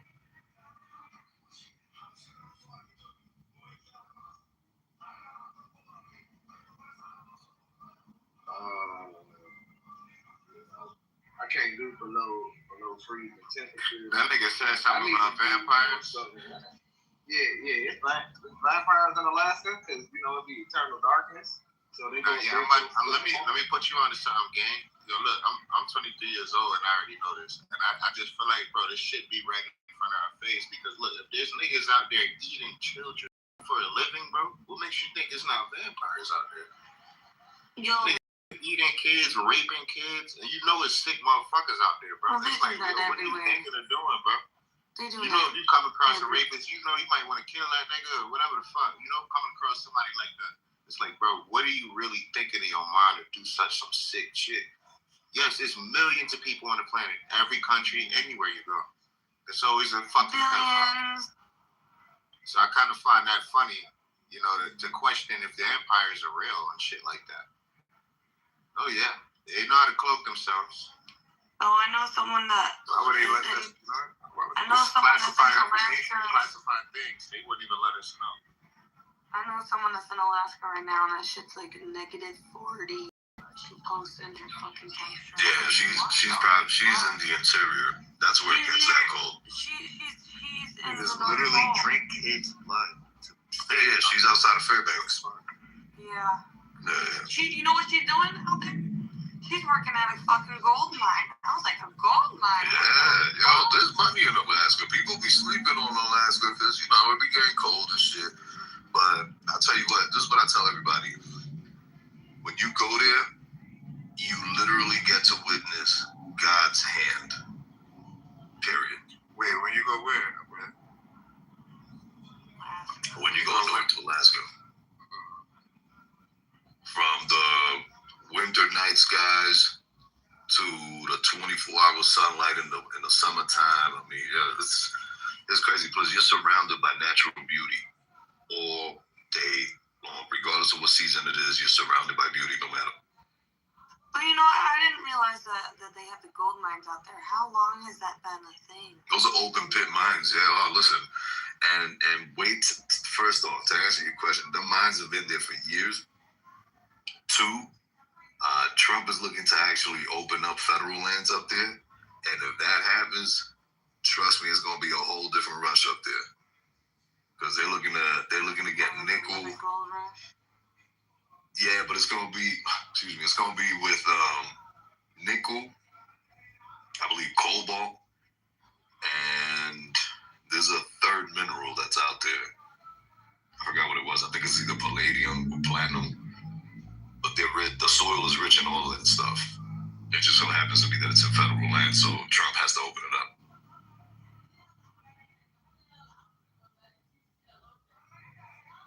Yeah, cobalt is normally used in like lithium batteries and shit, right? Yep. Oh, yeah.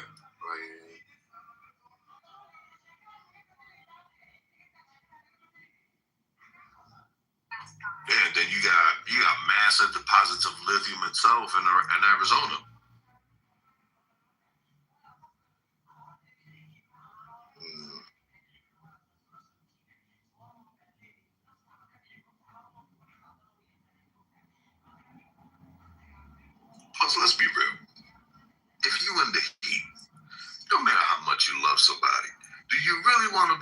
on top of them when it's hot and sweaty and muggy.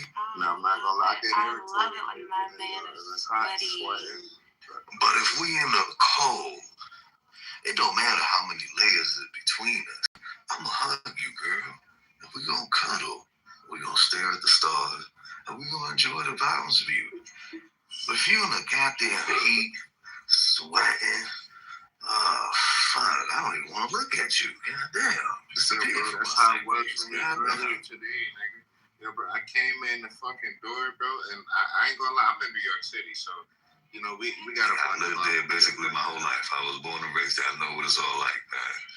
You got I'm coming in the crib sweating like a motherfucking slave, bro. I'm itching to take my jacket, my hat off, my gloves, this and that. And you know, everybody trying to talk to me as soon as I walk in the door. Hey, did you got this? You know what this is at? Like, goddamn, nigga, let me get my shit off right quick. I feel like I don't know if anybody else be like that, but that be me. Ain't gonna lie, man. Yeah, that's how it goes. Let me wind down right quick, man. Yo, by the way, Camille, you still there?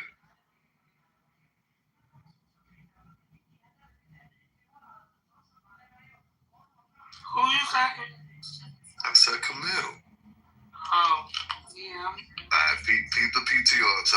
Tell me what you think.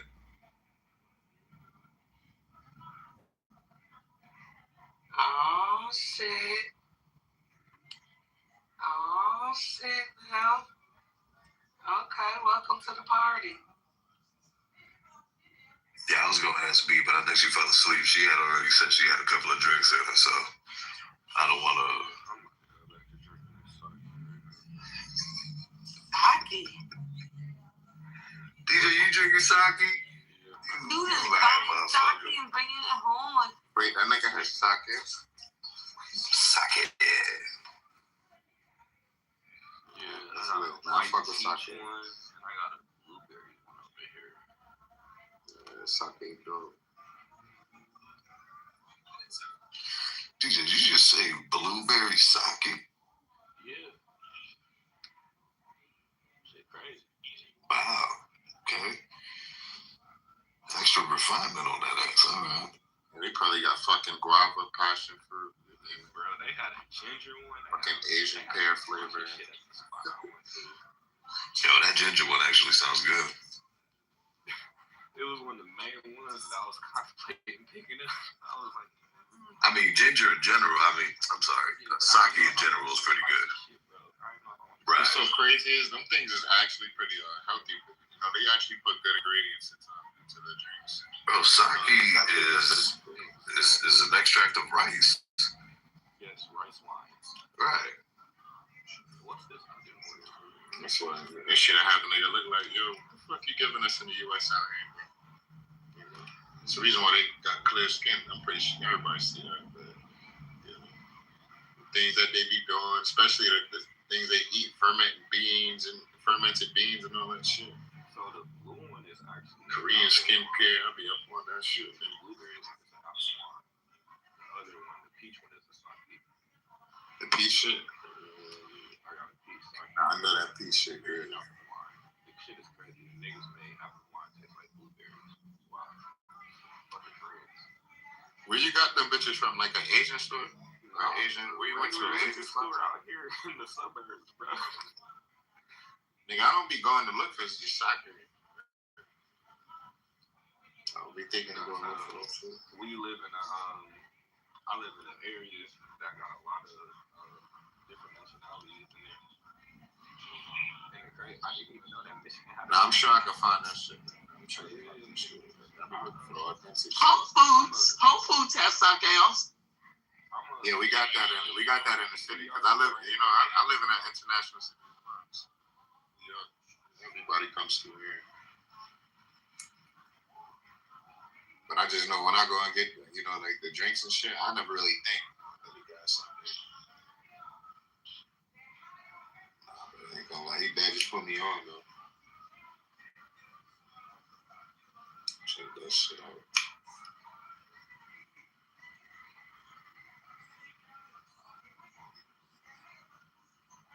Where Brad that was talking about the vampires?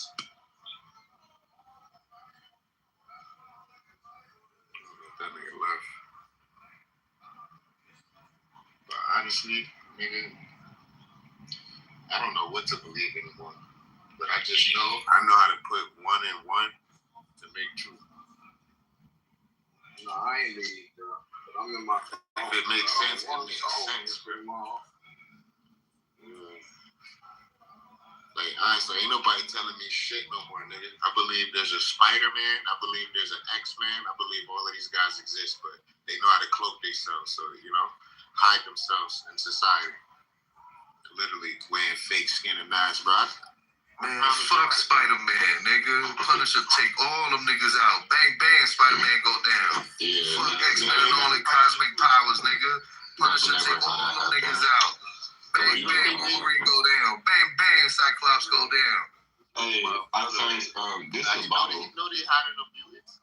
I changed the check this shit so I can change my PTR, y'all. I'm gonna Yeah, I see it. Y'all, how y'all end up with the titty milk and cheddar biscuits on PTRs, bro? What I missed, bro? I was working. Damn, that shit is 12% alcohol value? Yeah, bro. That shit sound like that shit had me falling asleep in the chair earlier. I swear to God. Let's just say Hanja. Yo, bro, you know what's so crazy, gang? The Japanese niggas be falling asleep in the streets because they be so drunk. That's how comfortable the streets is out there. Well, in some parts, not near the hood areas, but I know them niggas be getting drunk, just falling asleep in the streets, bro. I'm talking about some stuff. Like, bro, the way this shit, like, how sneaky, like, bro, this shit was like drinking, like, it was like drinking, like, apple juice. Like, it was low-key dangerous. Nah, but have you ever had a type of, so look, let me ask you this, brother. I know you probably, your alcohol and shit like that, but have you ever had sake before? When you first had it, what was your experience? Because I know you probably been drinking before that, but what was your experience? So like, I think, where was we at? We was at some restaurant. I know I was in North Carolina or something, and my people had put me on because I had it warm. But also, like, I'm into Korean and Japanese culture. Like, I'm an Asian culture, period. I'm a martial artist. Yeah, so, like, I've been around it. Like, man, I'm one of the only people in my family that eat with fucking chopsticks, bro. I eat with chopsticks at least once a week. I wish I was better, though. I'm working on it, though. I know some people are really good, but I'm still eating with them like I'm in the third grade. I'm thinking when you have the sake, it's like it's like you know having a regular drinkers in the U.S. and shit like that. But when you have some exotic shit, it's like it was really like it took you on a trip. Y'all ever had Sambuca or like Cat Williams made a joke about it? It was like they white people be drinking that Sambuca like it's a clear liqueur. Like that shit is strong, bro. I got put on that shit when I was in Florida. That tastes bad. It tastes like black licorice, bro. It do taste fucking nasty, but that shit will smack you. That shit is like drinking black jelly beans. Yo, you know what else will smack you up real quick if you're not careful? Sangria. Oh yeah, that's one. Bro, I didn't took whole midday naps off fucking sangrias. Because if it's too sweet, yeah, depending on how you make it. That shit'll get you going, big. You know what's dope though? Try white sangria. I used to be addicted to that. I used to make that at least once a week. Yo, Pure be living. Yo, the more Pure talks, man, the more she shows off how much she lives on the edge. This is crazy. Motherfucking sangria. Bro, they got the frozen joint. So there's just one spot we be going to, like down in South Florida. It's like they say like Pompano right off Atlantic Boulevard, right there off the water. Turn it into a slushy. Yes. What spot? Bro, this shit is right up the street from the resort I be staying at. Like it's this little piece of spot. It's right there on the edge of Atlantic. These niggas, it's an Italian spot, and I'm telling you, they just be having the machine running all day. The spot that people go to like at 3 o'clock in the morning, 4 o'clock in the morning, that spot? I mean, it's Florida. Every spot. No. 4 o'clock in the morning. No. That should be closed. That would be closed. They don't be open that late. Because if you ever know, like, so where it's not Ocean, but like Collins, like, so if you take Atlantic going towards Pompano straight down, and then you go all the way across the bridge, right there where it got the entryway, when you cross over the bridge on Atlantic, it's that little strip that's right on the other side of that clothing store. It's a pizza shop, and they be in there serving the frozen sangria daiquiri joints. I'm telling you, it's been 12 o'clock in the day, and we walking up the beach, and like by the time 3 o'clock hit, I'm fighting to stay up, nigga. Like, this should be serious. This game real quick, Nigga started leaning while he walking and shit. People still going to News Cafe? I ain't working. I ain't working. Hey, appreciate it. Yeah, I'm trying to put y'all on game for the high quality fragrances, man. Y'all talking about sangria. Go cop that Michael Malou sangria and Ember. Is that in the local stores or? Right. It's a niche fragrance, brother. It's a niche fragrance by Michael Malou. A lot of people don't know about it, but the people who are in the fragrance and stuff. If you look at them here, fragrance, the scent is inside the cake. Hey, Juan. What's the name? What's the name of it? Hey, what's up, Camille? Hey, it's by Michael Malou, and it's called Sangria and Embers. Like EMBER, embers, like fire embers. Oh, that sounds amazing. Hey, your Mike is a little muffled though.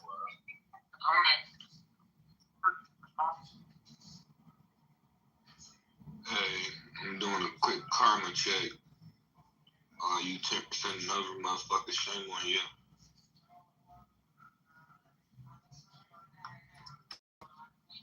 Why? Look at our PTRs. Hey, you know you off mute, ruffling through shit, bro.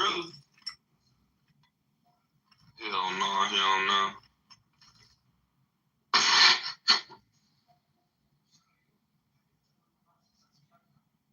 Hey, that's fine, Camille. Yeah, man. Titty milk and cheddar biscuits, man. Already know. I'm mad I missed tonight, bro. I was having a conversation. Boxing match. Who was fighting? Bro, I need audios from everybody just yelling at shit. I need to clip them. I need like 20 niggas yelling titty milk and cheddar biscuit. I just need to After 7.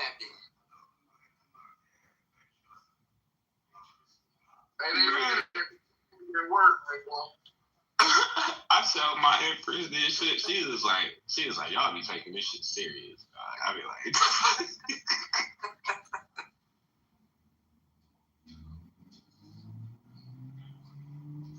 hey, y'all finna be rich. Y'all finna be rich on titty milk and cheddar biscuits. hey, are you playing? If I could finesse a real lobster shoot scene, watch me do it. I promise you. I know her. It's a real lobster. Probably like 10 minutes. Nah. Yeah, bro, down for the AI out. Push that same phone.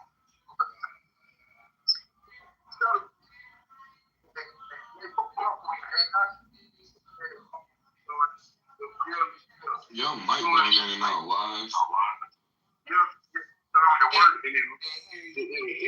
loud, but I was saying like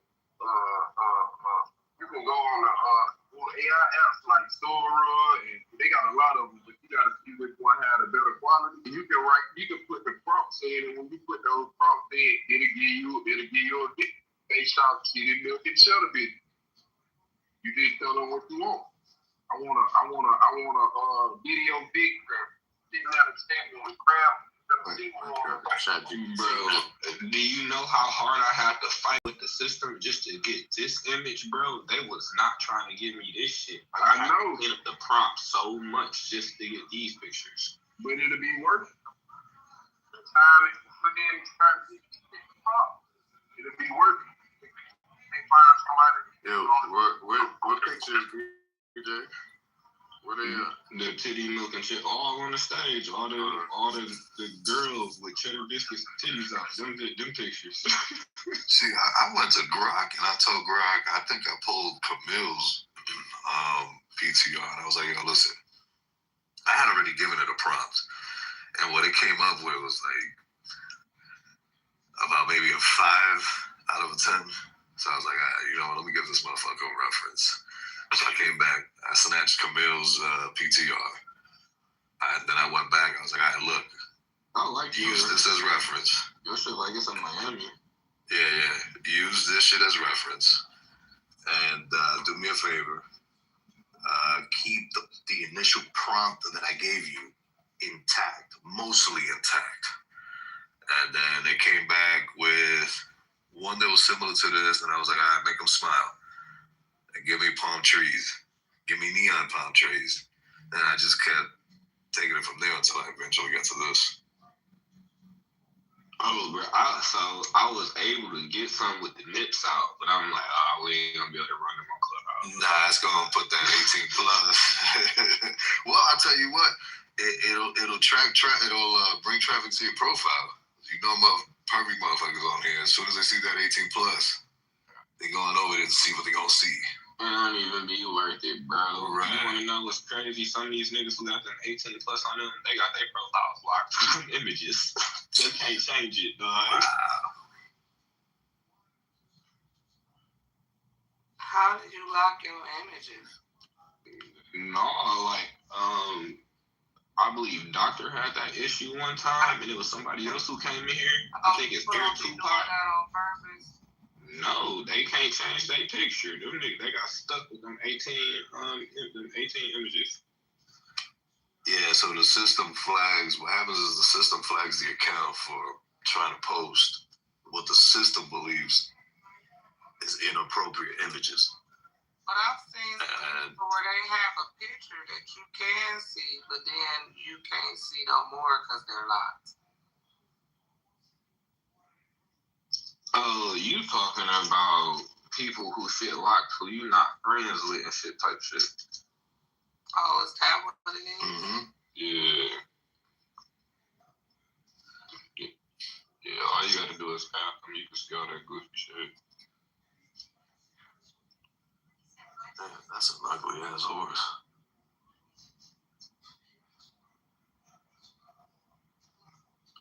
Bro, one of my brothers, I went and pulled up on one of my Masonic brothers today, and he told me, he was like, we got equestrian shit out here deep. He was like, the spot where they hold the horses for the shrine.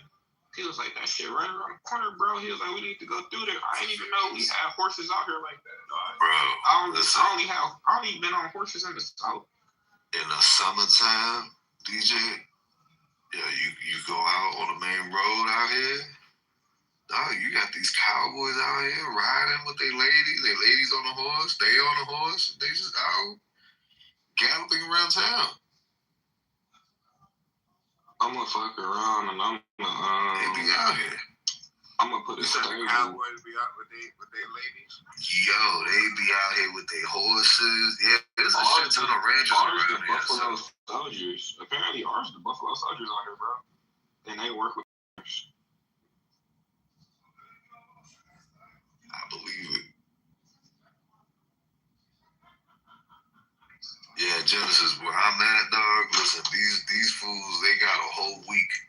What state? I'm in Wyoming. Yeah, Wyoming. Listen. Yo, listen, dog. These niggas got a whole week. It's a hoedown the whole week. He's trying to go to Alaska. Yeah, I made a pit stop here, dog, because I didn't want to finish moving up to Alaska without seeing the rest of the country. Yo, listen, these niggas got a whole week where it's nothing but rodeos. Yo, you don't talk like a nigga from Wisconsin, bro. I mean, like, from Wisconsin, nigga. My bad, I said Wyoming, bro. Oh, no, hell no, I'm not from Wyoming. I'm originally from New York. Like that. Yeah, nobody say, you don't talk. Yo, believe it or not, I've actually bumped into a couple of heads out here that are from New York. I bumped into 2 people I went to high school with. That's crazy. That is crazy. Like, what the fuck are y'all doing? They actually run a pizzeria here. They run a pizza joint. Yeah. That's where I go get my beef patties at. Yo, when I found them, I was like, yo, no way, y'all are here too. And they was like, yo, what the fuck? So I'm like, y'all got beef patties? I was like, yes, we do. I was like, motherfuck, yes. So that shit do be lit. I remember when I lived in Jacksonville, North Carolina, like right by the military base. These niggas, so in Detroit, we got something that's called like the Coney Island. You know, it's like a little fast food chain. Like you from NY. So, you know, like, they got, like, the Coney dogs and all, like... Yeah, we got the Macy's out there, yeah. Yeah, it's breakfast, like, 24 hours, whatever you want. Like, loose burgers, all that shit. So niggas go in there and go crazy, right? Well, I'm in Jacksonville, North Carolina, military time. Motherfuckers from Detroit decide they want to come pop up all random, and they got Coney Island out here. We was like, oh, shit. Bro, we in the middle of the motherfucking nowhere. Motherfuckers from Detroit decided they was going to make a county. I was like, solid. I only ate there probably, like, 2-3 times my entire life. But then that's what I appreciate the spots that be open late night. Like, bro, I ain't gonna lie, New York, bro, you go get a chopped cheese at any fucking time. And I'm not saying New York still one of them cities. Y'all still got a lot of shit open though, but a lot of places closed down after COVID. They got hours. Out here, bro. Get you a sandwich, get you at 8:30. You start seeing niggas start to the city take shit up. And I met some people like they from the D. Like I knew the motherfuckers from the D because when I went and I seen him in the back of the kitchen, he was wearing Yays. He has Cartier frames on. I'm like, what? I was like, what up, though? Where you from? He was like, shit, we're from Detroit. I was like, say this. They got a vegan spot called Rabbit Hole. So like, I gave them niggas so much fucking money when I moved to Florida. Oh my god! Like they asked me to be an investor in their business. That's how much bread I was dropping in that bitch. Nigga, the name of the restaurant is called Rabbit Hole. Yes, and it's plant-based food. They should actually fire. Wait, Rabbit Hole? It's called Rabbit Hole. Rabbit Hole. Yo, you know what? Speaking of vegetarian food, damn, hold on. What the fuck was the name of that damn place? And rabbits like veggies. Hold on. Give me 1 sec. I gotta pull up my map here real quick. Do something. Nah, there's a restaurant that I know they got a couple of spots down in Florida, and since DJ's into that, he's probably maybe he's heard of this place. Hold on. Here.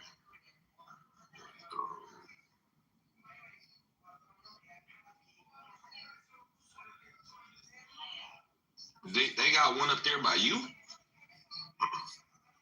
No. I was gonna ask you if you know of this particular. Do you want to know my vegan spot in Waddle? When I'm up there and like I'm in the boroughs, fucking veggie capsule, dog. If y'all not really into that type of food, y'all probably don't even know about the spot. But like whenever I used to go to NY, like back in the day, the niggas never did me wrong, bro. From the fucking cakes to the burgers, all of that shit. They had all that shit. I used to be in there. I dropped 70 ball just on me every time I went, bro.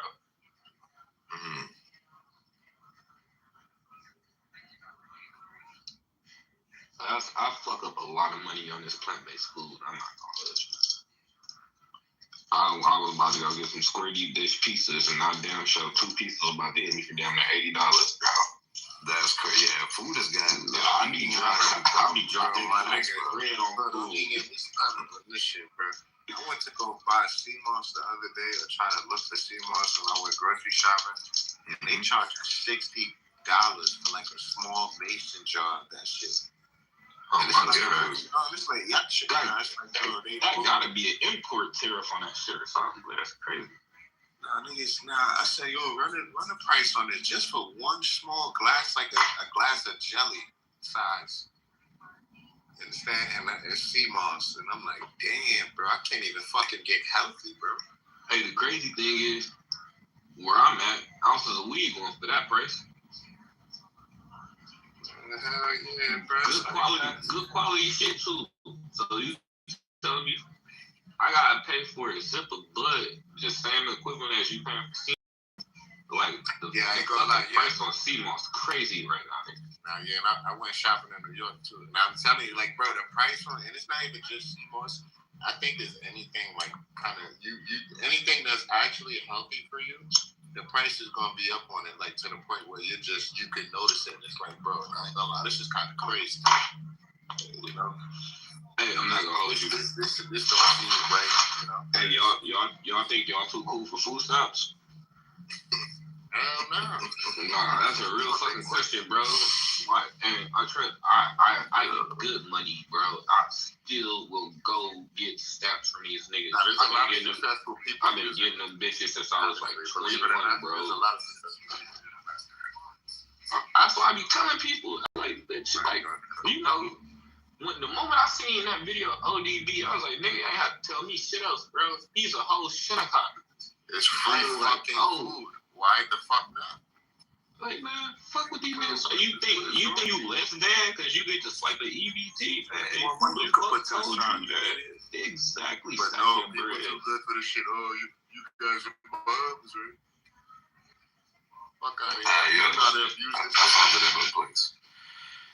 It really get me mad. Yo, when people debate about that shit get me so mad, bro. Because why you trying to look down on niggas for that, bro?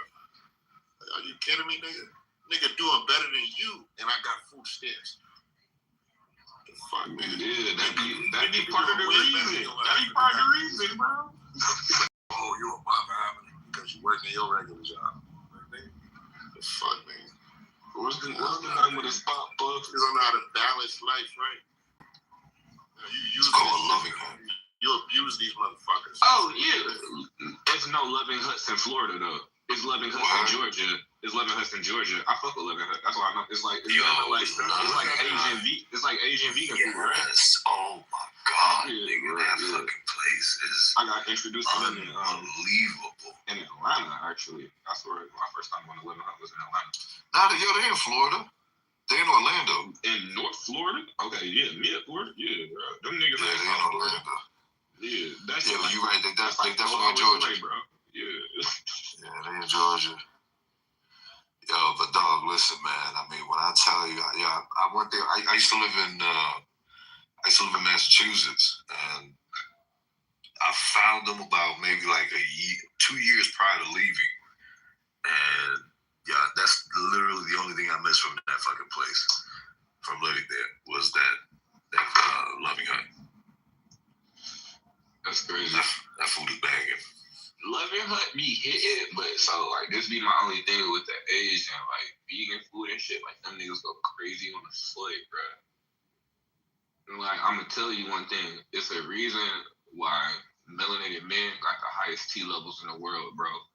Because some of that shit is not in our natural diets. These niggas eat shit that's high in estrogen and turn them into bitches. Wait, hold on. Whoa. Loving Hut is a Run that. Nah, that's not.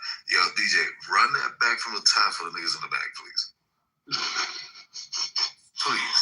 I've been saying this shit for a long time. Like, this is like melanated men have the highest T levels in the world. And a lot of it has to do with our diet and our genetics. And people who eat crazy, especially in the Asian community, they have a lot of that shit at Loving Hut and a lot of the plant-based food. You'll be surprised. You just look up, a lot of shit got soy in it. Soy and some of these different oils and stuff, they are high in estrogen. That shit increases your estrogen levels, which increases the bitch in you. Oh, niggas need to chill on that. Yes. Okay. So like some that's niggas why I really eat vegetables, bro. bro. Shit like fermented beans and things like that, you know. Because see, this is the thing. They sell soybean as being high on protein, which it is, but they don't tell you that as a man, all of that soybean can damage your testosterone levels, huh? That's crazy. Well, there is this kind of theory. Soy isn't good for anybody. Nobody should consume soy, men or women. See, I thought soy was healthy. So what is it? But think about a lot of healthy It's things, just a brother. filler food, bro. It's not really healthy. They say too much of the healthy things can't be too good for you. But it's good to eat the healthy things and keep them, around. But they say too much of it can't be bad for you. Like an overdose or fucking shit. Too much of anything is bad for you. It's theory. It's theory. You can die from drinking too much water, bro. Right. Land, what's it called? Land drowning, dry drowning, or some shit like that. Yeah, there you go. Yeah. Well, I mean, you know what it is. It has to be a balance to everything, man. Too much of too much of anything is bad. A double-edged sword. It's a yin and yang, dog.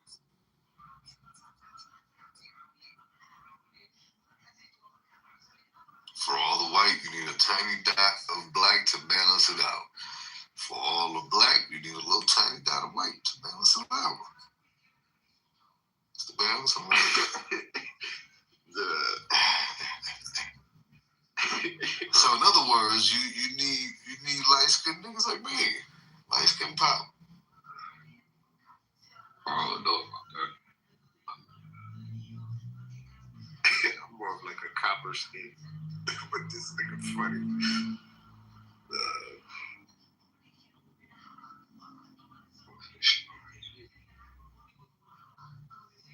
Oh yeah, y'all seen they hit the airport in Dubai. In Dubai? Can't nobody fly out to get I did see that. That's unfortunate for them. That shit is about to disrupt the United States economy. Women hurt right now. Did you see the intercepted missile? I'm really for real, bro. Because I grew up watching so much. There was one that even on base. I really have watched bare minimum of that shit. I really don't want that shit in my brain. I remember shit from being a child because I grew up on base. I remember when they sawed that nigga head off on TV. I remember it vividly. I don't forget these things. My brain is very I don't forget a lot of shit. So some shit I just don't let sit in my head. Oh, you talking about when ISIS caught that reporter? I was in the middle Obama school. years. I was in middle school. And Obama didn't bother it. This was pre-Obama, bro. This was pre-Obama. I was in middle school. This would have had to been. The only one that I remember getting his head chopped off was homeboy. He was I had to be in seventh. He was definitely a reporter. Yeah, but it was definitely during the Obama years. This is when ISIS. Obama years. This is when Obama. ISIS. Obama didn't hit office till I was fucking 17. I was in middle school when this shit happened. I remember the house I was living in and everything, bro. Listen, I don't doubt those parts. What I'm saying is, I don't think you have the timeline right, because I could be wrong, but the only beheading that hold on, you actually don't let me ask this. Was it better questions. Was it a Middle East beheading? Yes. Or was it? Oh, okay, so yeah, that's the only. This was overseas. Nah, but I got a question too. And they put it on our TVs here. Yeah, that's the one. That's the one that's the one. The one during the Obama years. That was. Nah, but it's like you better gotta go look it face up. the things that's going on. I ain't gonna lie. You got your years crossed, bro. I know there was a reporter that got caught by ISIS during the Obama years, and his mom and dad, boy, they pleaded to Obama, please bring us something back, please. And Obama would get out there every 2 years. There was one during Obama's administration. There was. Yeah, that's the one that I'm talking about. But I don't recall there being one. Because let me see, if you were in middle school, that means it had to have happened. And this would be considered the classified, right? No, this shit, they put it out there for everybody to see. They did that shit on purpose.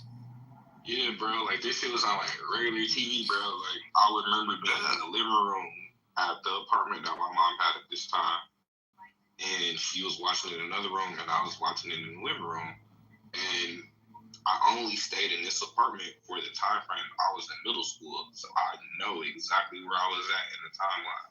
And they sawed this man head off on live television, and they played this shit. And I watched it happen from beginning to end, bro, as a child. See what I'm saying, nigga? Can we look to see if there was a beheading during the I'm Bush years? DJ being in middle high would be during the Bush years. I believe, yeah, because I'm trying to tell you, bro, you ain't telling niggas nothing new with this shit, boy. I done been on that dark web shit, seeing niggas, Haitian niggas shooting niggas butt ass naked, bro, on the beach, bro. Like people recorded that shit. Yeah, so the one in 14. Right, that's the one that I'm talking about. In the world, bro. That's the one that years, bro. 2014, nigga, hell yeah, it was. No. It was 2014. It's not the one. Think about the Mexican. It's not the one. I just seen the date because it was before 08. It was before 08. Let me see. These niggas just shooting at niggas, random passengers that's coming into Mexico, but random Americans. Could be a white woman and kids. She don't got no gun in the car, no husband. They just going to Mexico. They don't even know what's going on. The cartel pull up. Let's see what Grok says. And they just shooting shit up. Oh, here we go. Okay, so you ready, DJ? Yes, there was a highly publicized case during the George W. Bush presidency, 2001 to 2009, involving a beheading video that received widespread attention in the U.S., though it was not fully televised in the sense of major networks airing the actual execution footage uncut on broadcast TV. The most prominent incident was the 2004 beheading of American civilian Nick Berg in Iraq. Berg, a 26-year-old communications contractor, was kidnapped and executed by Islamist militants, linked to Abu Musab, al-Zarqawi, and Al-Qaeda in Iraq. A video of the beheading was released online on May 11, 2004, showing Berg identifying himself, a statement from his captors, and then the actual decapitation. That sounds about right, because that's before I went to high school. I was like 12, 13. So yeah, the video. It says the video was not broadcast in full on mainstream U.S. television networks. Major outlets described it in detail, showed still images or heavily edited brief clips. Now, you know what's crazy? The one that I'm talking about was the one of James Foley in 2014. And that shit was crazy. I was seeing this shit 10 years before you motherfuckers, bro. No one, like, this is why I'm telling you, like, I don't care about certain shit that fucked my head up. No, I know about the Berg one too, but yeah, the one that really shocked everyone, because the Berg one, you have to go on the internet and actually find it. But the Foley one, they did that shit on just live TV. You know, don't get me wrong, major networks didn't televise the shit. They cut away from it. But he was in the middle of, they had him kneeling, and they had him making a statement. Yo, in the middle of this nigga making a statement, some nigga came from the back with a big old butcher knife and started cutting this nigga's throat. I was like, what? And these niggas are the ones that Obama's running around calling JV. Yeah, that does not look JV to me, Obama. Praise to the niggas that No, bro. That shit low-key is kind of JV. Snatching up civilians, the journalists at that, it's different if you grab a military personnel. Then we talk about you vet status. Like, you out here doing what you're supposed to do type shit. I don't give a fuck about you grabbing no pussy who got a fucking notepad in the camera, bro. Like, them niggas not cut for that type of life. No, like, I'm just saying. That shit is... That's savage, bro. No, I hear you. But that's not, in my mind, that's not an individual who has a skill set, because we know that there are actual other military people who get caught up in shit. That, if you catch one of them, these is somebody who's an active participant in the war. You gonna get one of them niggas, not a civilian. Well, I see your point. At the same time, though, right? You gotta look at it like this.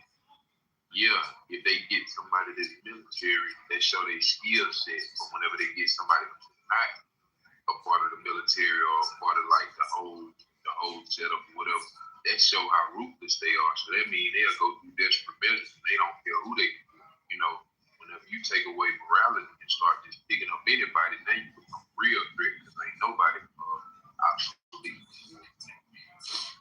The crazy thing is, I think the reason why they get away doing that shit with them journalists is because I don't believe that's a violation of the Geneva Convention. I know it's certain laws when it comes to prisoners of war, like you're not supposed to do that type of shit. That could be a reason why that shit happened that way too.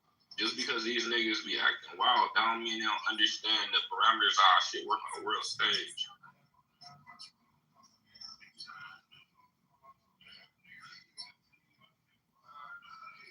It's a whole rule book to fucking war, bro. It's literally, it's guidelines to that shit.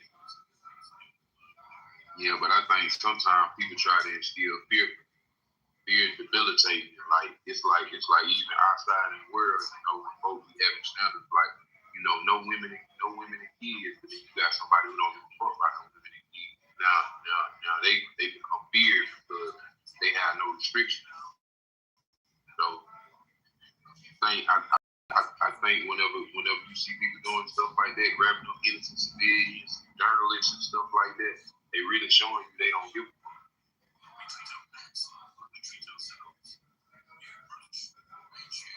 About no Geneva Convention, no rules, no modern rules of war, none of that. They don't care about none of that. Wherever you stay there when you lay. You know what I'm saying? So I think that's more dangerous. Them usually be the niggas who get their whole country smoked. Because they usually get hit like how people got hit today from multiple other countries at the same time. And that shit is very hard to bounce back from. But the crazy thing is, the way Iran is going about it, bro, I'm like, they asking to get smoked. I be like, you all like, why you niggas ain't just aiming your shit at Israel? Aim at Israel, nigga.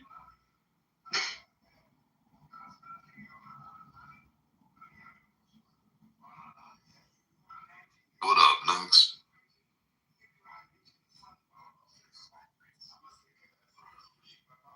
Look at Max say I'm back. Yo, there's a couple of heads that frequent this room that when I hear them talk, I think is one person. I gotta do a double take onto the screen to see exactly who's talking about. Who's talking?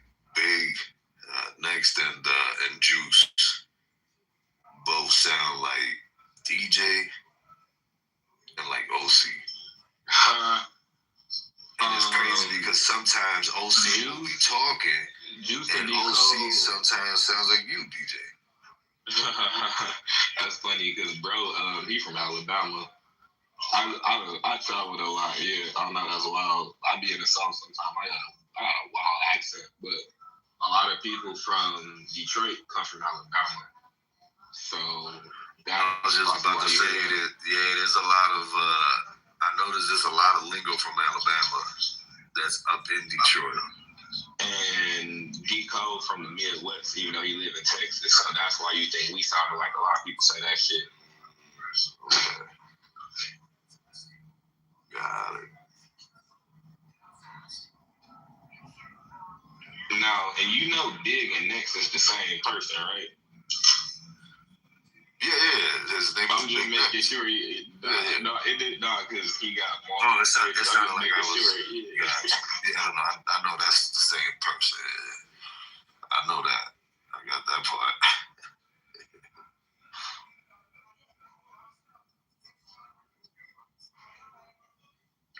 Hey, did y'all watch Begonia, dog? Her bro has a code name.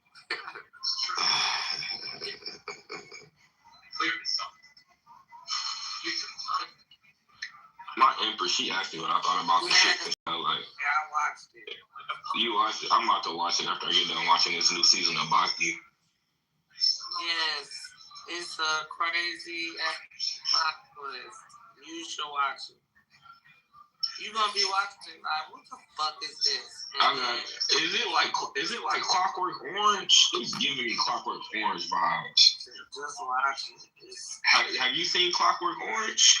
I ain't seen the new one, and I don't remember. No. Like Clockwork Orange is older than me, goddamn. I don't remember. I mean, Damn, I wish one of y'all knew what the Clockwork. Well, I know I can know, but shit, that movie creepy as hell, bro. And I feel like Begonia kind of get Clockwork Orange vibes. it's just like It was a book first, right, DJ? Clockwork Orange? Yeah. I don't know. I only seen the movie, and I seen it as a child. And the shit, bro, the shit I was watching young, I should not have been watching, bro. it ain't gonna be like that, but it is a plot twist. Just watch it. I'm pretty sure it was a book. I remember it because I wanted to read it, but I never got to. It was a book. Yeah, that movie. You seen that movie? I seen some of it. Oh my god, one of them niggas having a fucking freak house party or some shit, bro. This shit's crazy. Like them old movies was weird. They was always in a freak party too, dog.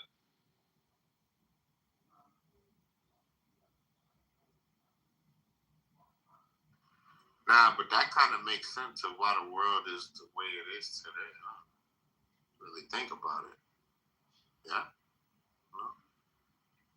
What you mean? Why motherfuckers weird? Nigga, they used to be some freaky booty motherfuckers back in the days, yeah? And now they wonder why it's fucking trans walking around. Niggas cutting their dicks off and shit, right? You gotta make it make sense sometimes. I find that funny. And that shit is through inducing drugs and through social engineering, through the shit they put on motherfuckers' TV. Like, you know, bro, I had so many unks and Normal just came in the room and he said today was a historic day. I want to hear as to why he believed today was a historic day. I'm not disagreeing. This shit is for sure something that went out in history. I just wanted to hear your viewpoint on it. I think this guy's known for having retarded debates. No, the crazy thing is, I don't me and him probably had like one back and forth, but I don't have an issue with communicating with him. And if you if you have a civil conversation with him, he actually talked back. So it just depends on how you deal with people in here, bro. That's all. We've been plagued by this awful genocidal terrorist regime for almost 50 years. And finally, a president and a prime minister who are ready to step up like two men and do something about it. And it's just an incredibly joyous day for us, Americans, for Jews, for Israel, and for the people of Iran. It's just a remarkable historic day. We got rid of one of the most evil people on the planet. And we're taking them down. How long was that person in leadership? I don't know. What's he, about 20 years in there? You mean the Khamenei? Yeah, so 20 years prior to that, what was the reason for the issue y'all had with Iran then? Before that, it was Ayatollah Khomeini, and he's the one that kidnapped and held for ransom all the Americans in the embassy in 1979. Took over the country, said he was going to take over the people, and instead took all of their money and wasted it on luxury for the IRGC, the Iranian Genocide Guard, and on foreign terrorist proxies all over the world. Hezbollah, Houthis, Hamas, all over Africa, all over Yemen, Syria, Lebanon. These are evil, evil, evil people. And listen to Trump's speech, man. He said it all. It's amazing. Why are we allowing for this infidel to speak on this day? Yeah, where is he? Let's get him out of here. Where's there an Why infidel? are we allowing for El Normo? He is a Jewish infidel. Why is he speaking up? I believe so.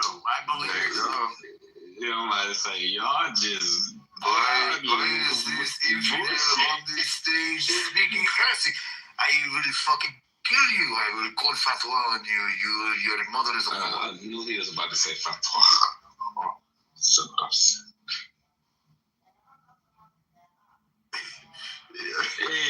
did you hear them come in here? Did you hear them come in here yelling Arabic last night, bro? Oh yeah, they was bugging out. And the crazy thing is, like, that's the first language I learned outside of English, bro. Yo, Normal, we had there was a shit ton of people in here earlier. You missed it. If you would have been here earlier, Normal, you would have been called an agent immediately. As soon as you would have jumped on stage, you would have been called. Next said Rabbi Shmuley, or that's his name. They said Rabbi Shmuley was in here. Something like that. I don't know that. Hey, yo, next, you there? These Ibn Val, Yo, next, what was the name of the dude that was in here? Oh yeah, that was Rabbi Shmuley. Nigga, it's the same person, man. That's a fucking terrible ass name, boy. How this nigga gonna jump on the other phone and act like he's... Yo, 3, look at this. Look at this. Look at the chat. So stupid, yo. Yo, the Puff Man. Yo, look at the link I put in the chat. That shit reminds me of that. I don't click links, my nigga. Trump headed. He said, I don't click links. Boy, I don't click links, nigga. You gotta get you a clean device, boy. I'm telling you. I got a phone just for that dumb shit. I had pinpointed the voice. I'm like, yo, that's DJ, but why is he at the big next? I'm like, fuck you know what, niggas be having other accounts, so it's whatever, man. But then, for one second, you almost had me. I think it was yesterday when we was talking. I'm like, all right, maybe this is somebody else. You motherfucker. No, next got another profile that's called DJ, like, DJ 5'6". It's not DJ 5'6". Yeah, DJ 6'5". Yeah, that's the same account. Oh, okay. So it is separate people. I'm trying to tell you, motherfucker, you confusing it. For a second, nigga, you had me, dog. Yo, I was game, nigga. I was like, damn, nigga got me.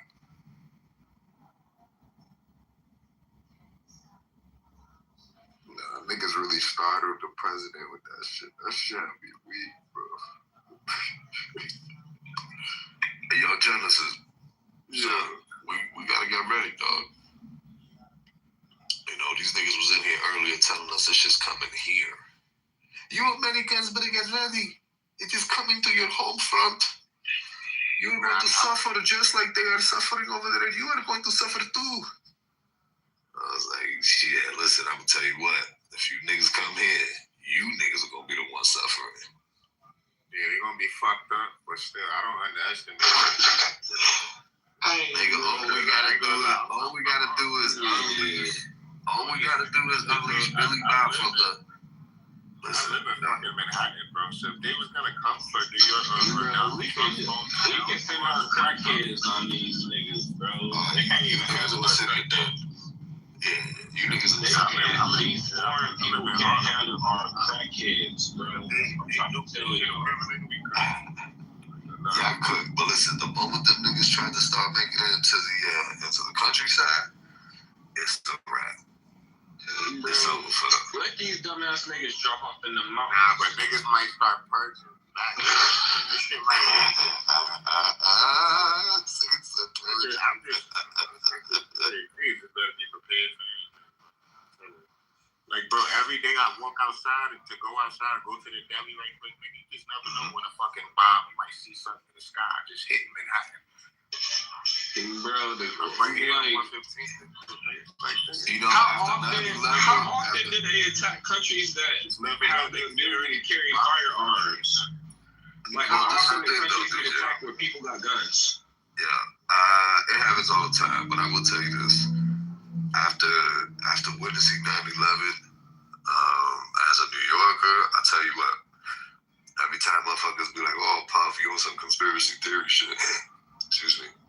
I tell them, yo, listen, nobody woke up on that fateful Tuesday thinking that shit was going to happen. But it did. And I don't know if you was around, Genesis, but I know I speak for every fucking New Yorker. I speak on behalf of every New Yorker when I say we all thought we was going to die that fucking day. We didn't know what the fuck was next. We didn't know if these niggas had bombs in the tunnels and they was going to just flood the tunnels and kill millions of people going through the tunnels. We didn't know what the fuck was going to happen. We didn't know if these niggas was going to detonate a dirty nuke all across the city. We didn't know jack. All we knew was we had fighter jets flying over our heads. 2 of us buildings had just been fucking demolished. And there was no exact word from the federal government as to what the fuck was going to go down next. Yeah, because it's all like, oh, we're handling the shit like that. And I promise you, every fucking New Yorker was prepared for something to go on that day. For real. You know, just prepared for the worst. Like, this is doomsday. Yo, you remember? You know? You remember they kept telling us? Yo, the subways. Stay out of the subways. You remember they cleared out all the subways.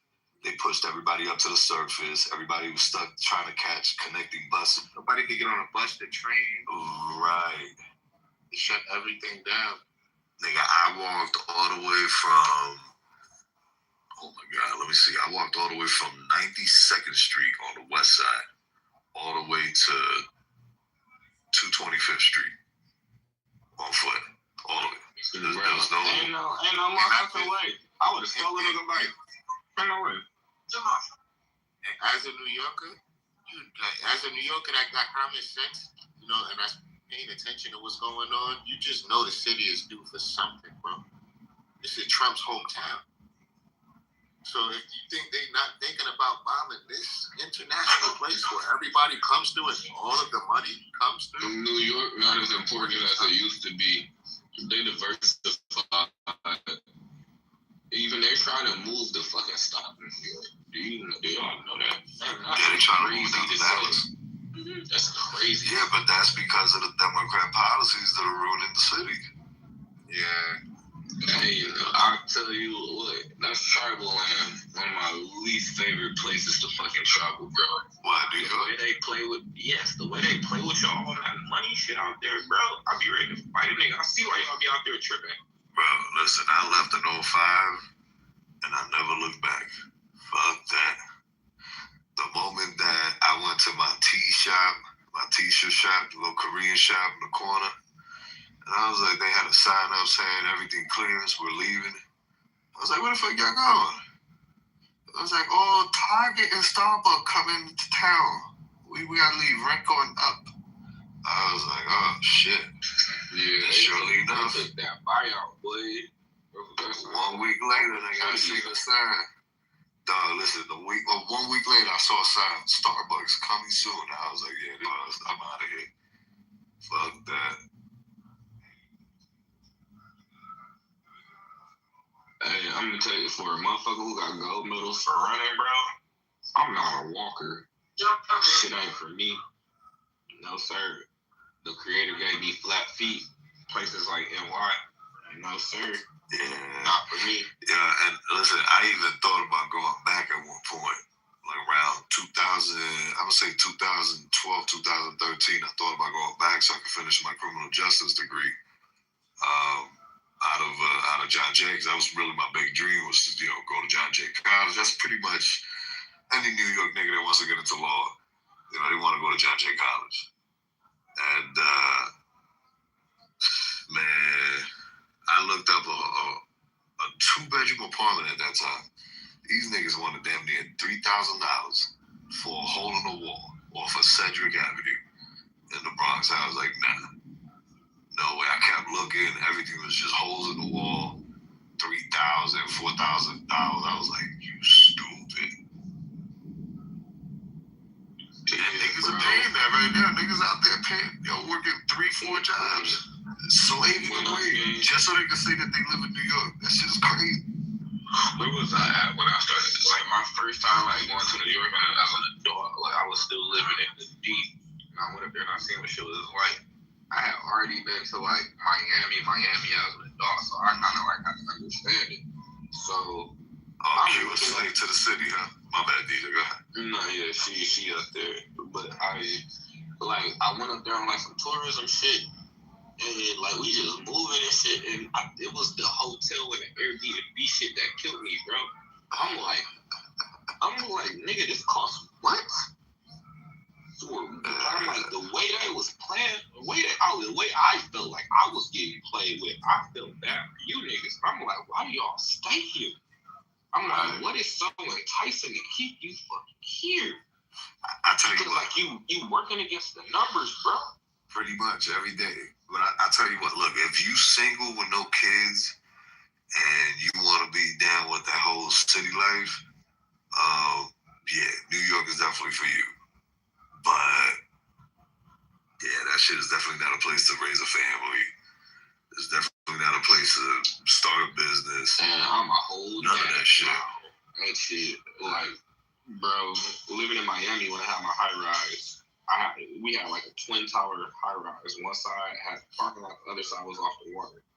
I had to park my car on one side, go down 4 floors, and then go up to the 16th floor. So just imagine if I had like to bring like groceries into the crib, I had to drop my groceries on one side, then go park my car, and then take my shit and go back and forth.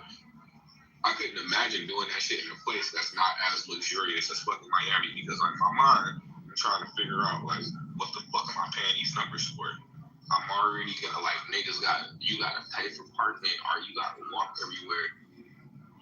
At least I had the fucking water when I looked out my window, bro.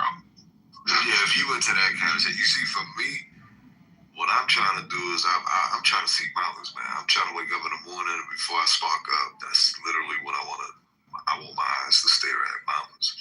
Bro, I used to wake up and see dolphins and manatees, bro. I'm never about to give me another high rise. I'm like, I didn't mind paying $3 for that shit, bro.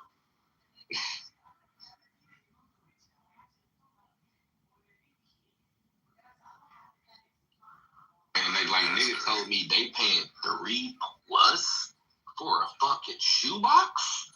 Yeah, dog, I'm telling you. I'm like, this is crackhead behavior, bro. Prove me otherwise.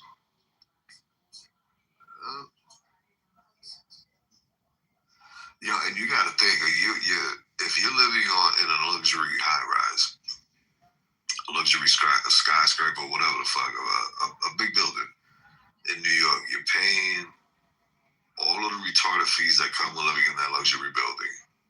Yeah, you got a doorman and all of that, but then you got to deal with city taxes, state taxes, and on top of that, federal taxes. But them city taxes and them state taxes in New York will booty rape your ass. Bro, they about to increase niggas' taxes there, bro. Yo, listen, they about to find out how good that Mom Donnie juice is gonna taste in a couple weeks, in a couple months from now. Bro, niggas said, I'm going to increase taxes and I want to give you guns. Niggas is about to die there. That means I'm making you impoverished, and I'm going to give motherfuckers firearms so they can go do criminal activity. Y'all hear this shit? This y'all new mayor. Nah, I do know, I didn't hear about that, but I do know that this motherfucker was requiring people to have 2 forms of ID to help the city shovel snow, but you had to go vote. You know, he's all about, you know, anybody nilly-willy just showing up and voting, not having to show ID. He believes that showing ID to vote is racist. I bet you do. I bet you fucking do. He sound like he down with fucking voter fraud. Little Epstein baby bitch.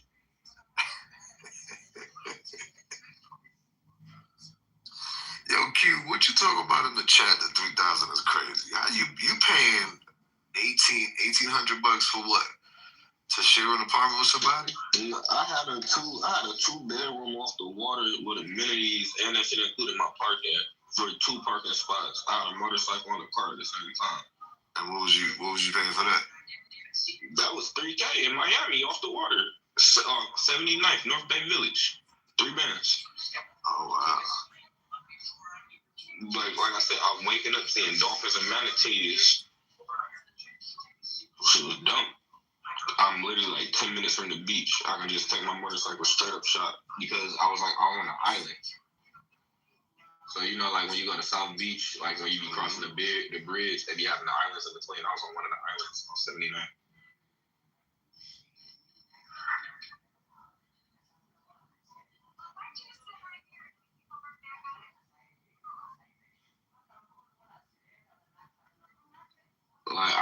don't bother me. I can live in the Hamptons. It's just gonna be shit out there. Ain't shit out there. It's beautiful, but nothing out there. Now, in boroughs, no thank you. I can do Delaware. I can live in Delaware, and it's parts of Jersey. Like, I like Montclair. I just don't like having neighbors. I be needing my cribs to be spaced though. Yeah, Delaware. You know, I guess you like that. Obviously, that whole being by the water shit. Yeah, I used to drive to Delaware when I used to live in PA, and I always wonder how these motherfuckers weren't getting gobbled up by the ocean. That shit was crazy. And you literally, the ocean is right there.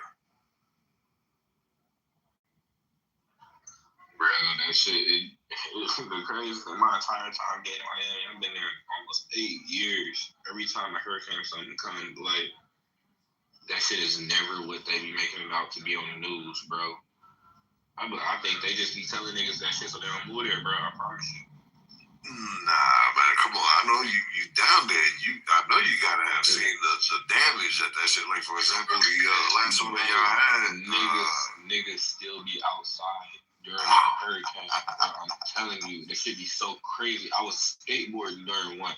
It was Florida is hella retarded.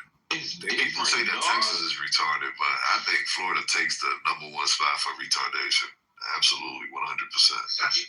Bro, like I'm telling, like them niggas don't care. Gators floating around, everything. Them niggas is moving, bro. COVID didn't stop these niggas. Water damn sure ain't gonna stop Floridians. I mean, they're already by the water. Exactly. That's why they I'm don't surprised care. that whole. Dog, I'm surprised that whole state hasn't been gobbled up by a sinkhole. Nah, you confusing Florida with California, bro. Nah. Stop that, DJ. Stop that. Listen. Florida don't get no fucking earthquakes, bro. No. We talking about sinkholes. You don't need no damn earthquakes for sinkholes. Come on now. You been down there for what, 9 years? Sinkholes. Florida's sea level.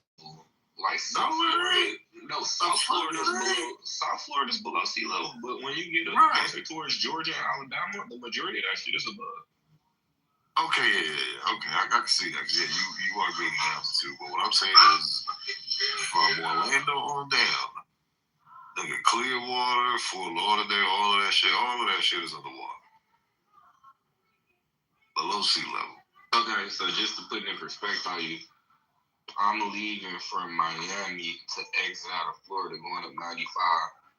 That's almost a 2-hour drive, bro. I was gonna say like 7 hours. That's almost 7.5 hours to get out of fucking Florida. Yeah, that's crazy. Depending on what part of Miami you coming from. Yo, what's the speeds on 95 heading north? 75. 75. Some niggas are really doing like 90, right? Yeah, I was gonna say. Yeah, because that's the speed limits that we have out here, and I mean, there's spots out here where the speed limit is damn near fucking 80. If anything, certain spots where it just jumps up to 80, but niggas be doing 100 in those spots. They 75. Just passed the law in Florida. 85 Texas. You just passed the law in Florida. If you breaking 100, they gonna take your ass to jail in Florida. D, y'all got 4-lane highways down there. Come on now. Man, we got a 25-lane highway. What you talking about? Fucking Texas is crazy. Right out of Houston. Fuck that. 25 lanes? God y'all not damn. here. Is you serious or are you talking shit? You really got 25? No, I am Googling. Oh my God. That's 25. And it still be traffic on it. It's right on It's like 24, 25 lanes. That's crazy. It's different out here when they say everything bigger in Texas. Yeah, what is it? Everybody busted open, feed you breakfast. Hey. Man. What is it in Houston? Yeah, it's right outside of there's like a. Yeah, I was gonna say that Houston is the one that has it. I thought it was slightly smaller. Cause I got a buddy that lives down there. See how many lanes it is. And he was like, yo, the highways down here, when he first got down there, he was like, nigga, them fucking highways are retarded down here. This shit is crazy. Yeah, them bitches be like 5 to 8 lanes on one side, bro. Yeah, that 26 shit lanes. crazy. It's Katy free. 26. That shit My bad. And I done drove to Houston from Detroit before. And like, y'all do got some ignorant ass roads out there. Them shit's crazy. I'll tell you what though, There'll be traffic on that bitch. I was gonna say Florida is known for having some of the cleanest highways though. No potholes. It's a smooth ride. I have my car down. I have my car. No, bro. They got the worst drivers in the U.S. You know the city streets. I don't believe that. I think No, Florida is like probably like top 5 for hit and run. So that's just because niggas speed, but niggas be driving out there though. But worst drives are in Massachusetts. Yeah, that shit crazy. Northeast, period. New York, New Jersey, Connecticut, Massachusetts. Them niggas, fuck that. Detroit got some of the best drivers. Like, I was in Florida, and I had my car down there like 5-6 years, and I never had to change the tires on that bitch because how they keep the roads. Michigan, that's a little bit different. They just drive good out here because they stay dodging potholes. Hey man, y'all better drive better than everybody. Being in Motor City. Yeah, they rated Detroit as one of the top driving cities. Connecticut has really good roads. And surprisingly, New York drivers are the worst, but the best at the same time. Like, I grew up in New York and I got my license there and stuff initially. So that's I kind of give some of my credit to being a really good driver, like to the time because I'm from New York and driving with those crazy niggas. I have to be a good driver. I'm not gonna lie. And it's funny because my mom lives in Connecticut now. So every time we're driving from Connecticut into New York, the second we get into New York territory, the driving gets crazy, immediately. Yeah, people bobbing and weaving through lanes and shit. Usually a shoulder lane. I've never drove in New York. There's a reason why insurance is so expensive out there. I pay for a driver every time I go. All the time. Bro, though, I don't have time to be yelling at niggas catching cases because I'm not used to letting niggas drive out there, bro. Every time I'm out there, I pay for a driver. I'm just not doing it. Yo, listen, in New England, Massachusetts, oh yeah, they will. In Massachusetts, bro, the yield sign does not mean yield. The shit means step on it. And don't let it everywhere. They're gonna pull up the child. Oh, they're gonna pull on you. Yeah. Fuck niggas. Go take the shit. You know, they gonna be acting like how's that going? No, I was saying, I was talking about New York. The only place I heard where they do the drive-bys on the highways here in Chicago. That's the only place I didn't even know New York was doing. They do that here. Wow. Yeah, they do that here too. But for sure, somebody's just down at a stoplight out here at this big rap right on the front of my OG crib.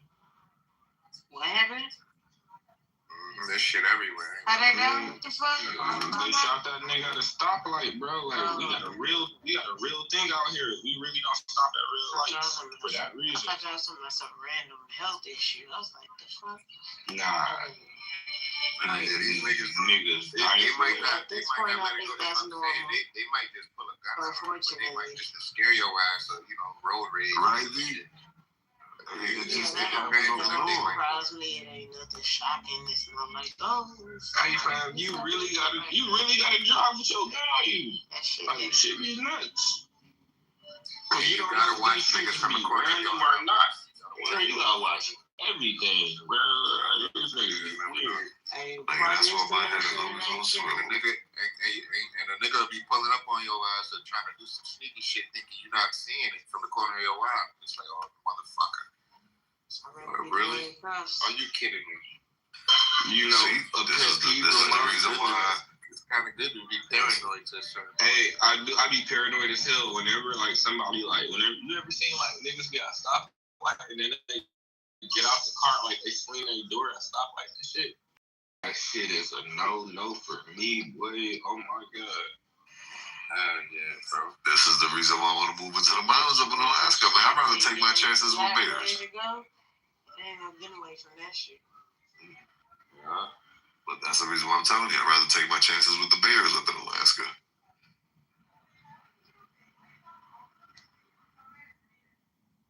Bro, I cussed that nigga out one time for some reason. This nigga thought it was a cool idea where, like, every time we got to the stoplight, we keep in mind, we in his fucking car. This is like he's driving me around in Miami.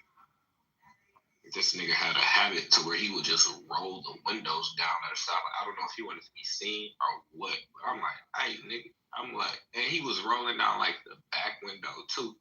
I'm like, where you from, bro? I'm like, I thought you was from New York. I'm like, what the fuck in your right mind is telling you to roll windows down at red lights when it's all type of weird niggas out here, dog?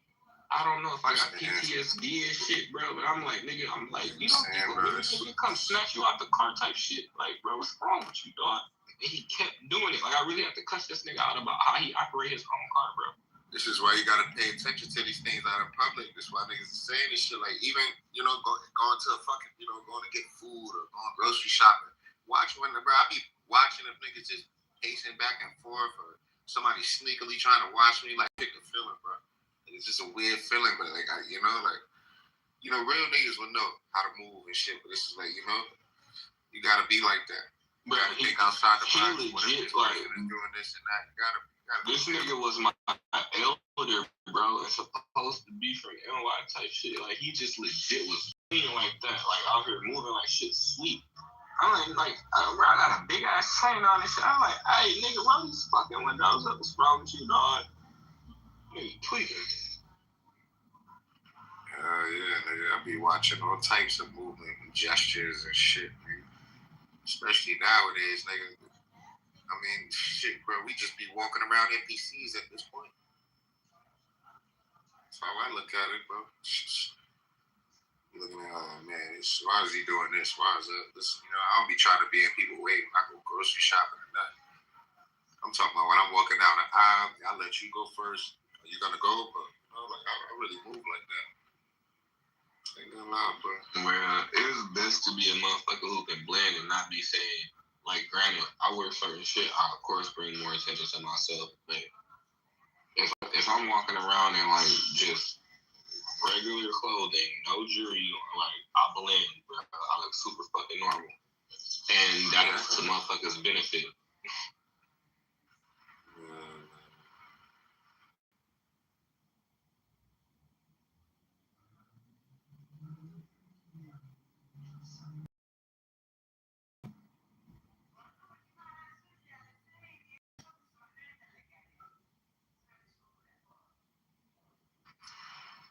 I agree with you on that. I ain't gonna lie.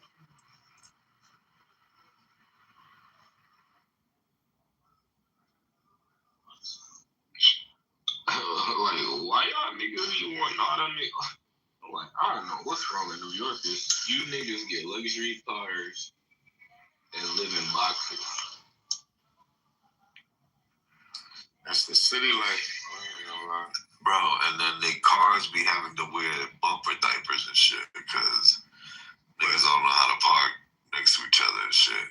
But it's a reason why some people leave New York because they want more space, Shit like that, it's just buildings everywhere. These apartments full of it. Nah, you right, Q. Not everybody lives in a box. Genesis, it's funny. You're right, Q. Not everybody lives in a box. Some people live in boxes and other people live in shoe boxes. Yeah. That's a better way to put it. But it's not like niggas can find, big ass crib and shit. It's niggas that live in big ass crib. Hold on, Genesis. Q, what was that? You're funny. Like houses. Sometimes. No, I'm playing the game. You go.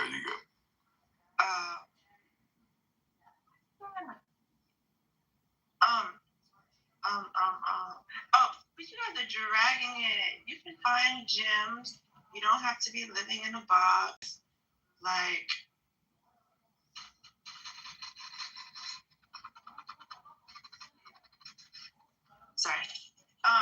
you're living in a box, you can find a cheaper apartment. Like it's all in where you go.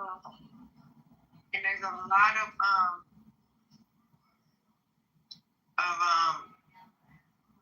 rent stabilized apartments now.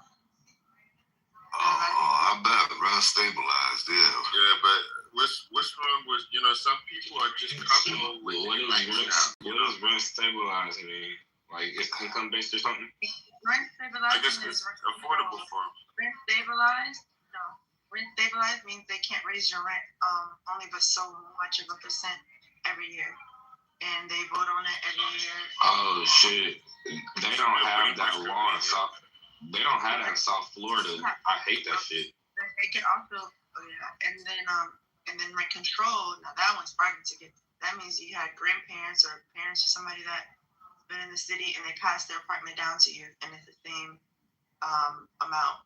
And I think they can go up just a little bit every couple of years for rent control. But those apartments are really, really cheap. You really get lucky with that. But that my grandma left one of those behind. Because I live here, so I would know. But but yeah, normally people are just comfortable with their lives. Some people are, and that's why you see people, living in boxes or shoe boxes or whatever. Ray doesn't live in a box. I mean, like I get it. There are a lot people of just want a simple life, I guess. All they need is just an apartment. They don't need a big ass house, all that space. People want city life. Right, but not all the apartments are in boxes. Some people have backyards, several floors. Like you can find great apartments in the city, guys. You just don't just go for the first one you see. There's some people that never want to leave. Broker. There are ways to find like great apartments, and there are apps that can help you find rent stabilized apartments too.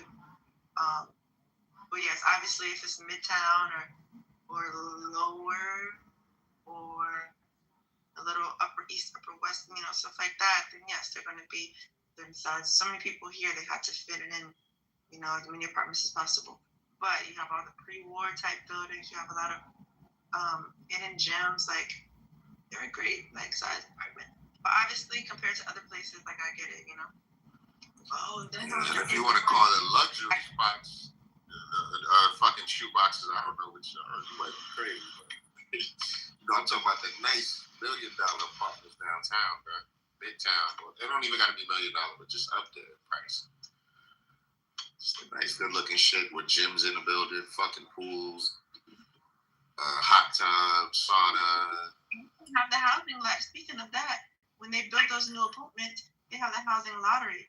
So it'll be based on your income. So depending on your income,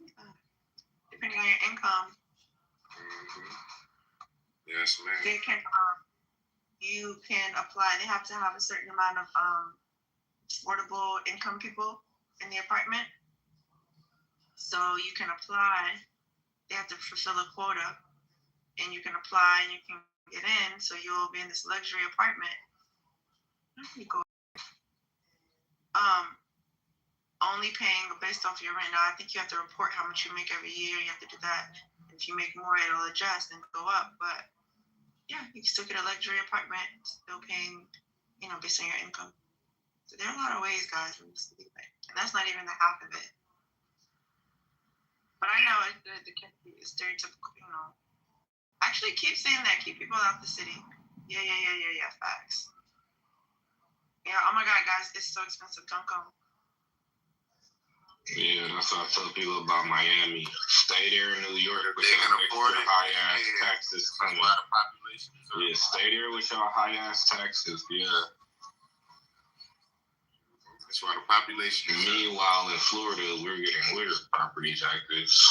Yo, Q's a trip. She talking about telling people not to come up to New York because, she's trying to keep people out, but who the fuck wants to be in a city where you make $150,000, but you really only making like 45? Boy, after all the expenses, that's crazy. You fuck around and made -10. Right. Yeah, that's just crazy. Y'all here making $200,000, and after it's all said and done at the end of the year, you really only made 60. This why I don't be trying to them niggas took the other half.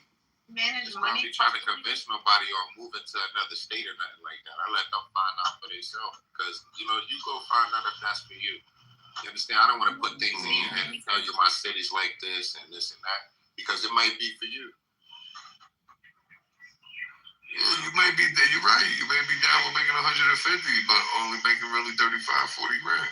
Yeah, nigga. Yeah, you might have a fucking friend that's doing bad, and you're like, yo, I need to move to a new place, and nigga might come to New York or go to any other city, become a fucking millionaire out there, successful. He could live out the rest of his life. So yeah, and I'm only saying that because I know people that convince people to move places and shit like that. Like, things ain't turned out. This grass wasn't greener on the other side, basically. Bro, that's the reason why when I was in the process of moving, I had people telling me, oh, Pop, you should come down to Florida, you should come down to Texas. They wanted me to go everywhere. And I was like, listen, man, I'm going to jump on 80. I'm going to start driving west. And if I don't make it to Alaska, I'm definitely not going to go to none of the fucking states. I'm going to go wherever the road takes me. I'm going to stop there. I'm going to study the place. If I like it, I may just stay there for a year, 2, maybe 3. Fuck that. Making decisions based on what people are telling you to do, especially with moving, I don't know about all that. Yeah. And I'm telling you, and he's right about with the moving thing because listen, bro, if you're moving to a state, let's just say somebody lives in LA right now, they're telling me not to move there. And look, I get it's because they live there, but it's possibly because that they go through things there. They seeing things and they think that it's gonna be the same for you. When 9 times out of 10 it won't be, or it may be a different scenario once you get there. You meet new people on your own and this and that. And you figure out if it's for you really. Pretty much. Oh man, I'm gonna tell you, we'll get a feeling if there's a warning. There's a warning that you shouldn't be here. If this is someplace you don't want to be, you're gonna know. You're gonna move. Oh yeah. If you're hungry, you're gonna eat. Right? Yeah. Exactly my point. My stomach growling right now. I'm gonna go in that fridge. If I don't like where I'm living at, I'm gonna go. You understand? That's how that go.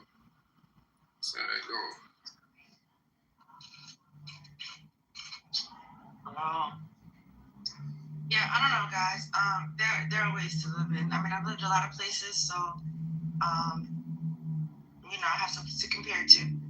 I've lived here the most, I guess I could say at this point. But yeah, I've lived a lot of other places. But I don't know whether it's overseas, in the States, big city, small city, East Coast. I never lived on the West Coast, can't say.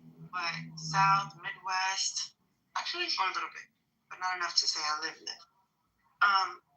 Yeah, I don't know. It's how you manage your money, obviously what you do, things like that. Multiple streams of income in general is great, but obviously in this city, multiple streams of income is the way to go. Passive income. Talk about all these things. So the check that you're making isn't the one that you're just relying on. Multiple streams of income. This check goes towards rent. This check goes towards all this other stuff. This check is for fun. This source of income, this source of income.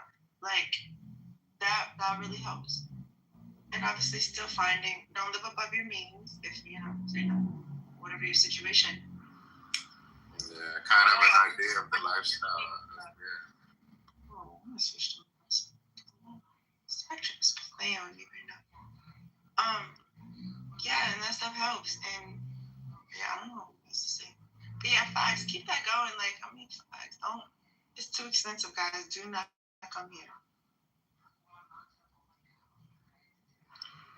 I think you got a few people speculating in the comments. Well, not the comments, but they think wait, what city are you even in? You don't mind me asking. There you go, Pat. I'm in the city. Hello? You're in the city, my city. What's your city? New York. I'm not in your city. I'm in New York City. New York City. I'm in Harlem.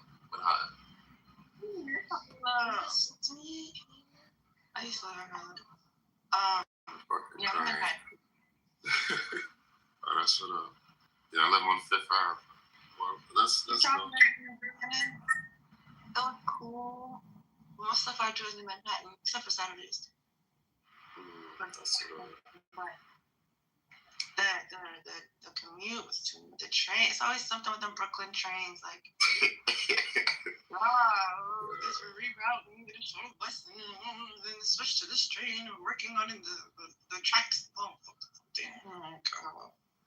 Brooklyn.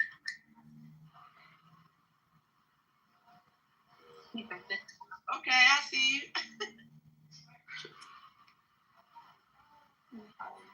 You like that? Be like, you so beautiful, queen. All right, sister. Miss Harlem. Wow, that never falls short. That cat calling out in them New York streets. But in Harlem, it's different in Harlem. Harlem is like queen. Like, do you have her breathing? Wait, what? Alright, y'all, I'm gonna call him tonight. Y'all be easy. Stay blessed.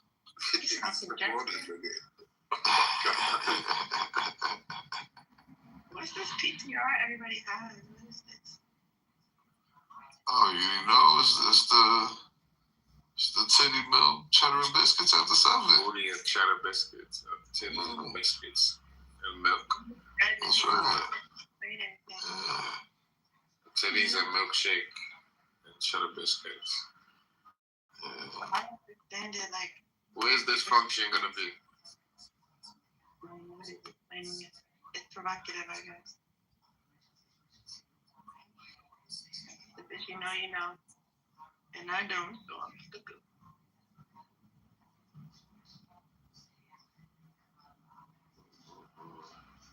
Yeah, niggas is crazy.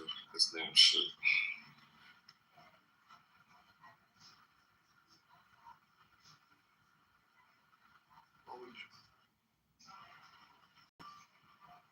Yeah, high levels. God knows they're over the fuck I'm cleaning now. They just talk about some titty girls.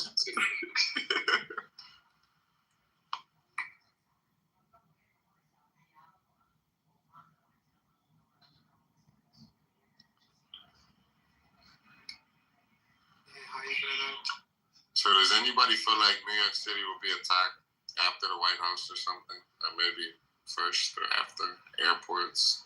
Anything? Bluetooth group. Yeah, anything like war talk, stuff like that. But I wasn't here for 9/11, so. Yeah, hi guys. I can think about it. God had guns. It sound like a legal alien.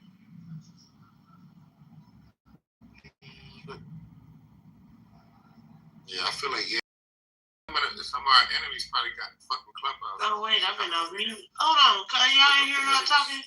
We will bomb your country. Y'all didn't hear? Q, go ahead. Like, what the hell was that?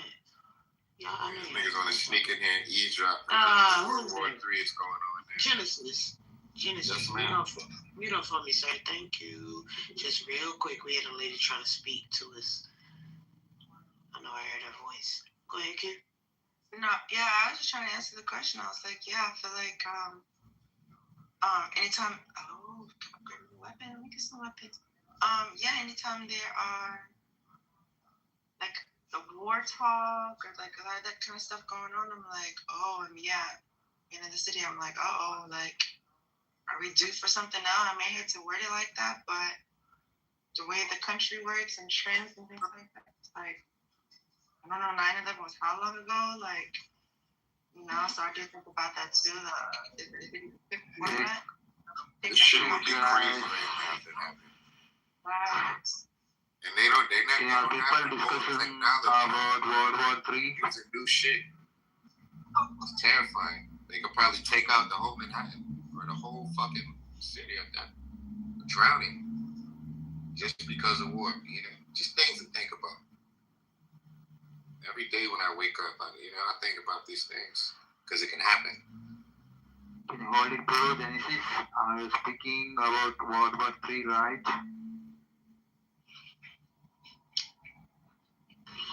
Hi. Love you, Jonathan. Love you, Jonathan, brother. Love you. Things happen when we least expect it. Fucking I'm chilling, been a- have a smile on your face, and next thing you know, what the fuck is that? Everybody panicking. I'm shit. You say hi. I said I fucking I don't know these niggas coming in here talking shit. You don't even speak English, bro. Who the fuck cares about what they saying? What are they talking about? Fucking get old, brother. Fucking get old. That part. There's nobody doing what's That part. I like that. Who the fuck would they hear these niggas saying? Thanks.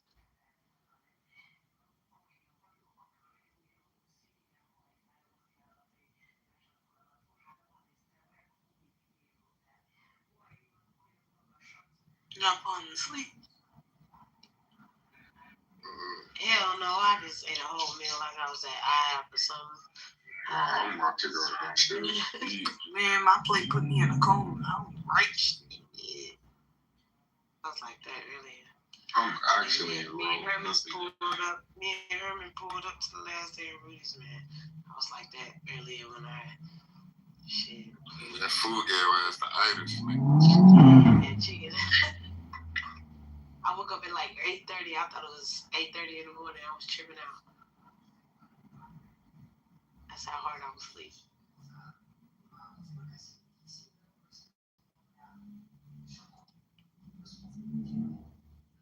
But y'all make sure y'all check out Herman videos and shit. For sure. Bro, where is his videos at? I've never seen one of his videos. Look, It's on the Gatorade. It's Gatorade, yeah. Gatorade nerd. Probably just don't know that was him. Shit. I know it was him for a minute. Yeah, because he don't show us our face. He show Instagram. Yeah. Go on my story. I recorded But I all day seen today. when I was scrolling, that joint came up. I was like, oh shit. Man, today was a big ass day, but this whole week been big, so. I remember when he said he thought he seen you that time. Ooh. Herman.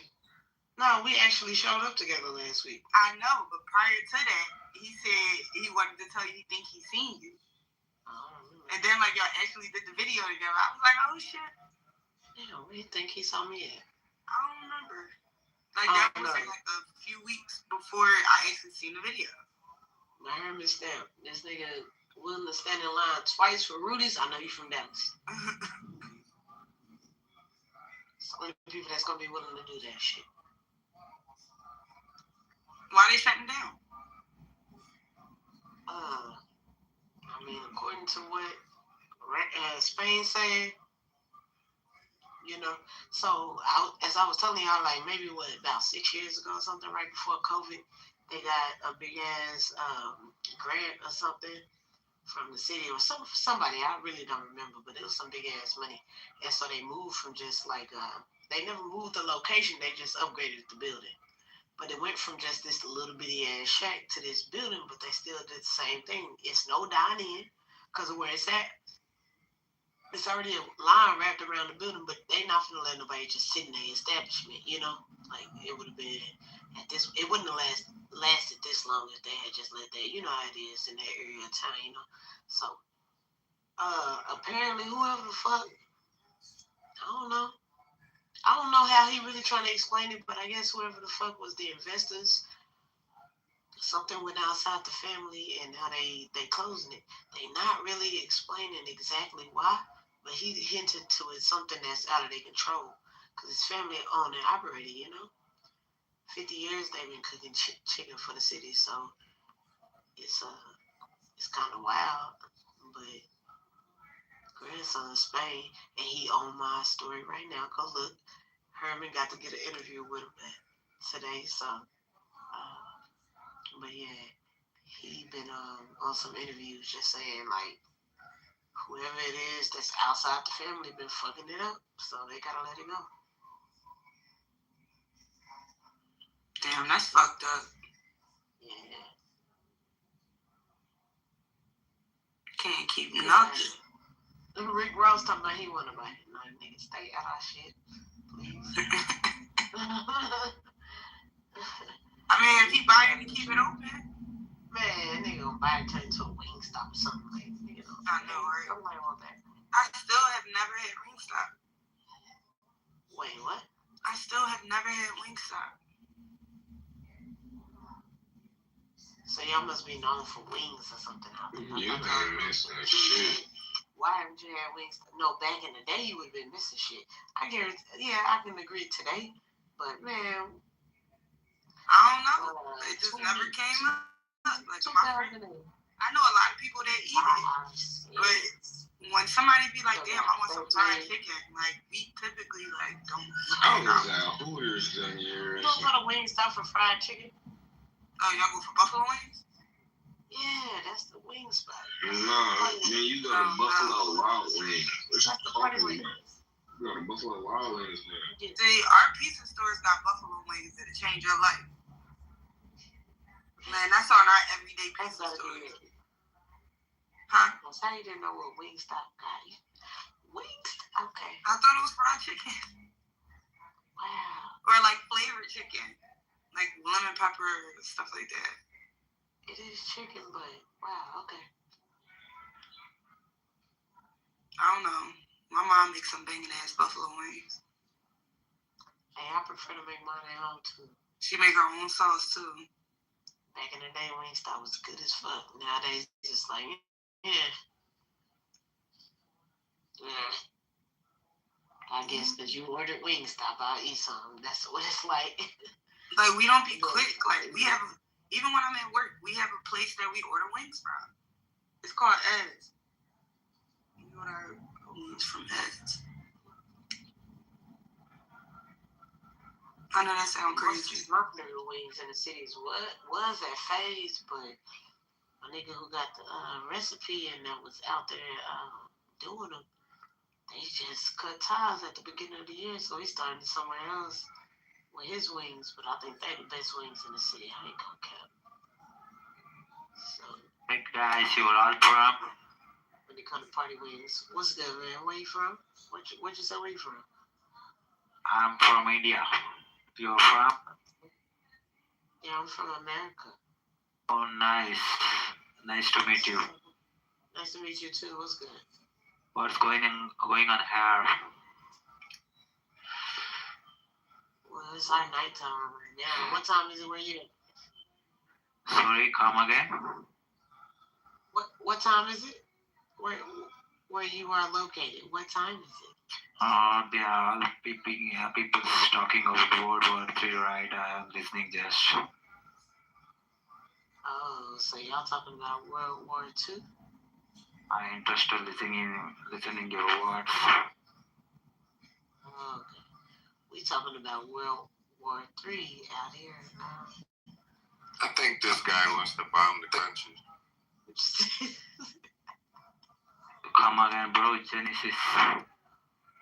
Tell me, bro, what makes you think these niggas ain't no clubhouse too?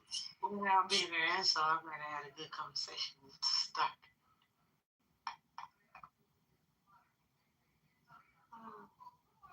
Trump gonna get his ass.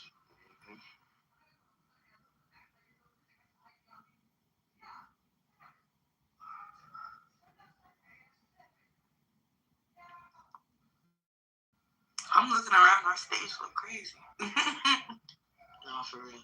What he say though? Where he go? He go? No, he's still there. They was trying to bring up their other friend. Look in the comments. You mean he's not English name having motherfuckers? In the room?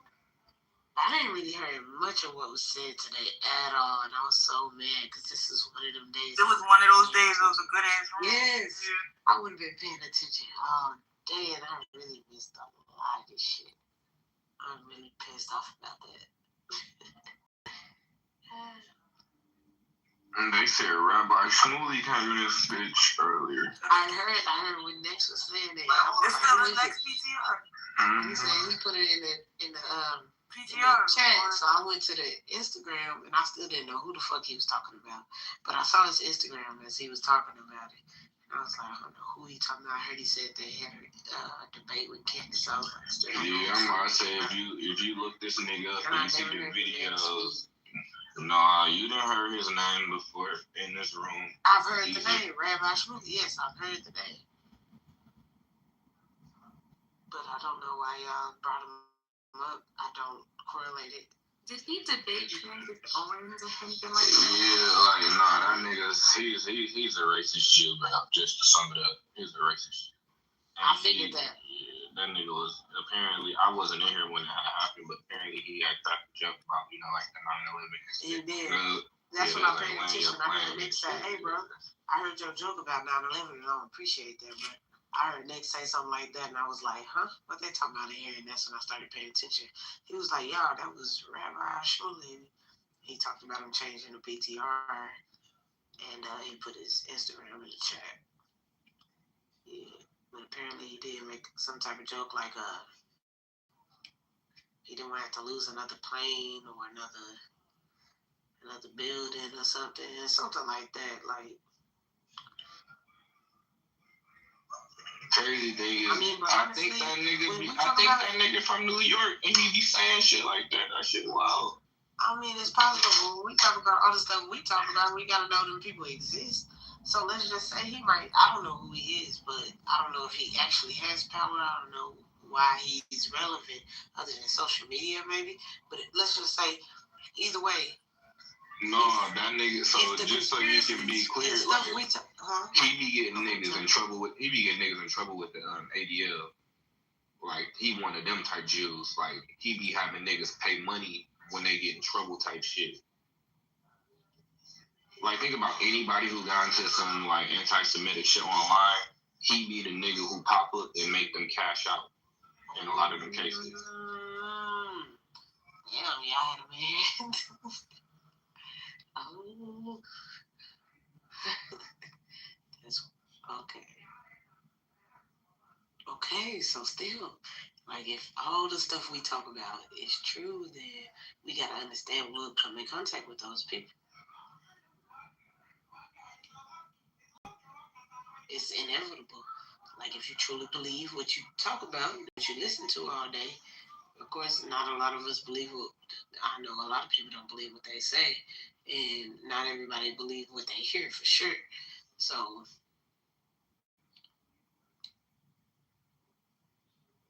if you do believe it, then it makes sense. He would have been in here.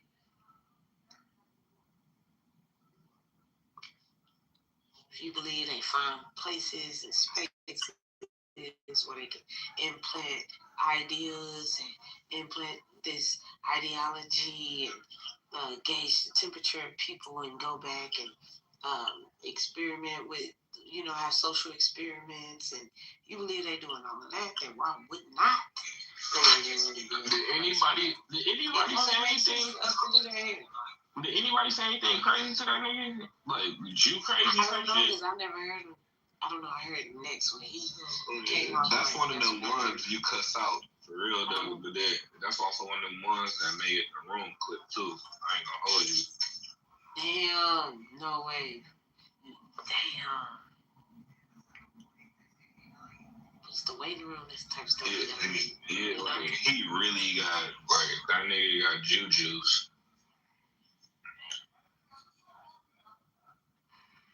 Juju. But they might want us to keep going. They want to hear this. They want to know what the fuck we talking about. They in a few rooms on here. You gotta know that. And a couple of them will come on stage to try to implant some ideas. See how they can shift the conversation with that thought process. What do you do with that? Go back and report it. So they may not even want to clip you. They might want to hear what you're saying and try to figure out, a strategy to combat that idea or work with that idea. That's why I say, like, when we talking, everybody be in here talking about code, man, ain't no code on motherfucking Clubhouse. If it was code, we wouldn't be talking about it on Clubhouse. Too many other motherfuckers in this bitch. And if there's, there's professional motherfuckers that, there's people that know people, that be on there. So you really be surprised the people that you meet, networking and things like that. So this is why I'm saying, I agree with D-Real as well. You never know who's listening here, reporting back any little information that they hear. And those little things turn into the big things, or can assist in helping with the big things that's going to happen. Yeah, bro, a motherfucker threatened to report me to the feds out here, bro. See what I'm saying? Feds. Yeah, I didn't care. I'm like, yeah, that's what I was like, bro. I don't care. They gonna send them my motherfucking name and they gonna look at that shit and be like, hey, go find you some business. You gotta do something real serious with your status to get to the feds. I do know women who are in the feds or have been to the feds, but they had some serious shit on them. Like, it ain't no, whatever they thought they was gonna report you on, they gonna get laughed at. Girl, that was one of them New York law enforcement officers. Let me be specific. We got that nigga scared. He was a New York State law enforcement officer. I thought it was fuck. He was like, that nigga was a hoe. He was like, I'm reporting you right now. Like, shut your bitch ass up.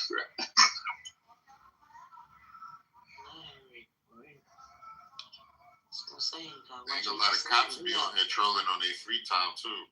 Like on the undercover shit, like you never know that you talking to a nigga that really got badge. They told me slap me down in the church. All because I said was, is that what y'all believe in the Catholic? I'll slap you down in the church, bitch. Damn. Okay. That's what the cop told you? That's what Trap said. Trap. Yeah. I'm like, damn. Fuck, I don't know what y'all got going on. That shit wild. I do your ass now. I'm threatening your ass back. That's what's up. Fuck, but yeah, they be on here on their own shit. I think that's on their own time though. I don't think they be on those. One day, like getting out that aggression that they had all day at work. I don't know if that motherfucker had a come to Jesus moment, but he been different. He has been chilling. That's a fact. Ain't no mess. I can talk. I don't get a random comment in the chat. I don't get a Bible verse with some rainbows behind it telling me what the rainbow is about, because I don't give a fuck. Damn, he used to be on your head like that? Every single time I talk, you put the Bible verse in the chat. Y'all niggas understand the picture, yeah? This is what the rainbow is for. I love the rainbow for what it is in the sky. I got the shitload of photos on my phone. Whatever. But yeah. But he did, yeah. But the point of it is, man, you in here with everybody. You don't know what their goal is, what they care for. People say stuff for shock value. They say stuff for good conversation. They say stuff to keep the convo going. They say stuff because it's how they truly feel. This is who they truly are. So,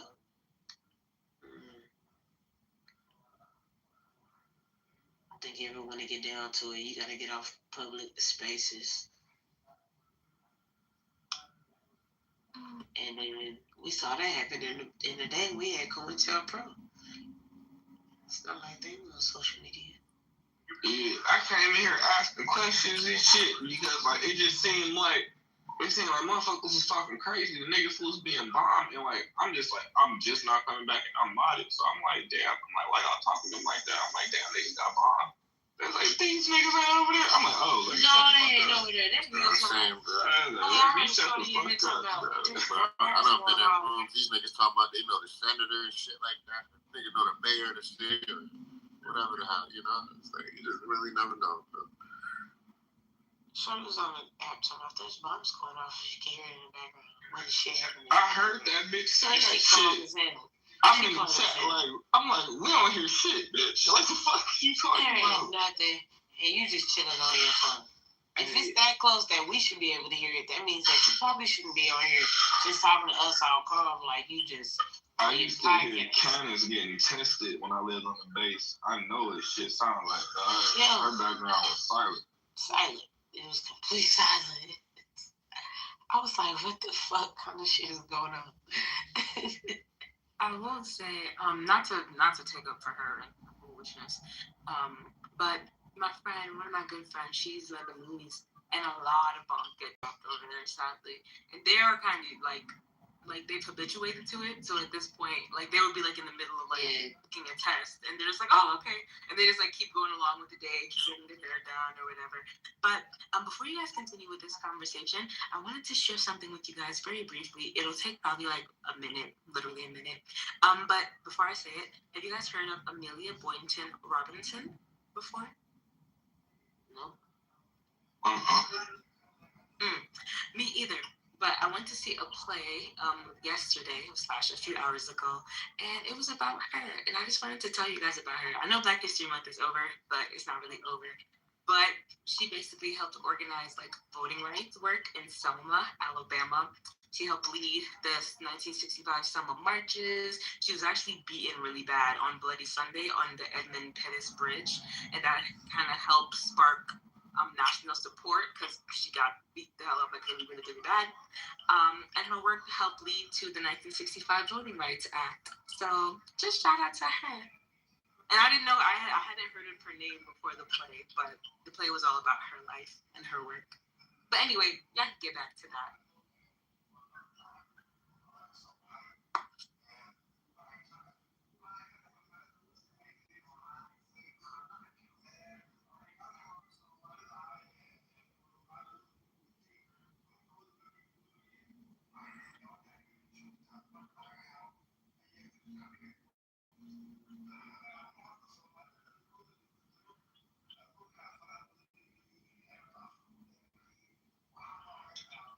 This Saki over here beating my ass. Let me up right now. I was passing out earlier. I was over here drinking a little tequila. That's why I went to sleep right after I ate. I drank and smoked the whole time I could. Hey, for real, I really think like I'm done with like hard liquor unless it's some scotch. I don't think I'm fucking with none of that other shit no more. It's just tequila. I'm not supposed to be drinking anyway. I'm a type O, but I fuck with the sake though. That shit ain't harsh on my system the way that other shit is. I just gotta do it in moderation. One scotch you like? I fuck with the wine. One scotch you like? Black Label. Yeah, Macallan. That's Black Label, Macallan. Them the main ones. I fuck with a little Black Label. Sometimes I don't like that. The taste of it. I fuck with a Maker's Mark before Black Label, but Black and Blue. Black and Blue. You choosing Maker's Mark over Johnny? Over Black Label. Maker's Mark was bourbon. It is. Black or red. Oh no, Scotch whiskey different. That's not Scotch whiskey. Well, yeah, it's a bourbon, I think. Maker's Mark is a bourbon. The only thing they got brandies. They got brandies, cognac, Scotch, and bourbon. Yeah, it's still some Scotch. The only difference between bourbon and Scotch is where it's made, for real. That's about it. But what's the So I get it every year during my month for St. Patty's Day. You know, honor my people. Old Irish, I think. Damn. I don't know, a green bottle. What's a green bottle of Scotch I get with? I think it's Old Irish. Green bottle? Mm-hmm. It's like oval shape maybe, or a circle.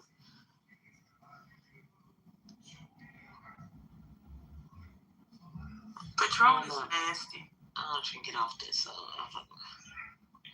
I don't like clear alcohol, so I'm not gonna hold you. Sake like the only clear shit I fuck with.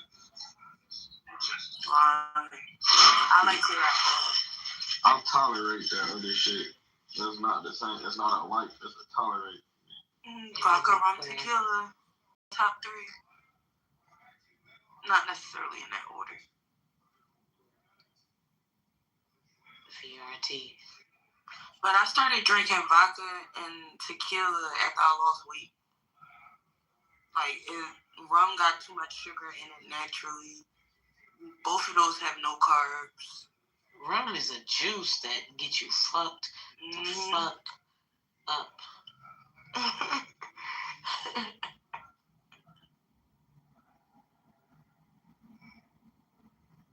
There's so many other bomb ass tequilas, the Patron. So many that don't get no shine. And I think Cabo Wabo or Luna Azul or Don. That's pretty much all I buy. I'll try 818. 818 I think is Kylie Jenner brand, but it's good. 818? Okay, I'm going to get that. There's another one. That know my song? It's another one that's real good, but when I get up to roll up, I'll go look at the bottle, see what the fuck the name of it is. The bottle looked like it looked like what they used to carry water in. Like, you know how you go to certain restaurants and they put the bottle with the cap on the table with the long skinny neck, the big glass bottle? It looked like that. But that was a bomb ass tequila too.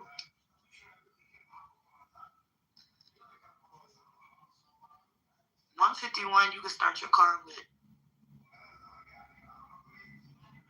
You said 951? You mean Bacardi 151? I said 151. Oh, this time you said 9. Man, they used to make me drink that shit. They used to make me drink that shit in college. Let me sit up when I talk to you. I drank 151 in college in Everclear.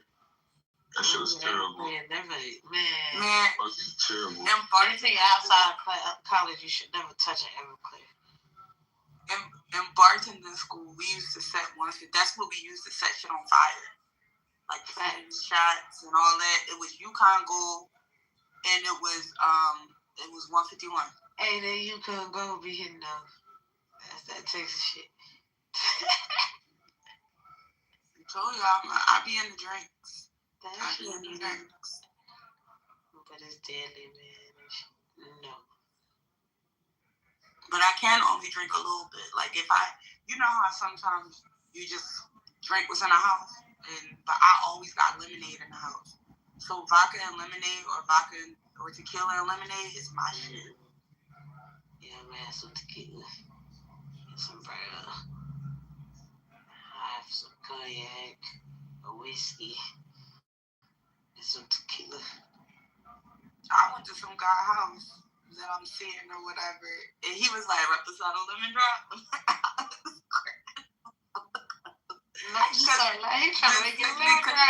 Because the setup gave, I don't drink lemon drop, but bitches do. Right? That's what I'm just thinking. I said it too. I said, "Oh, you don't drink lemon drops, but bitches do." Yeah. He had like a whole little lemon drop kit. I was cracking the fuck up. I said, "Oh, you entertains, my nigga." Yeah, they're trying to get you a lemon drop. That's what they like to drink at the club.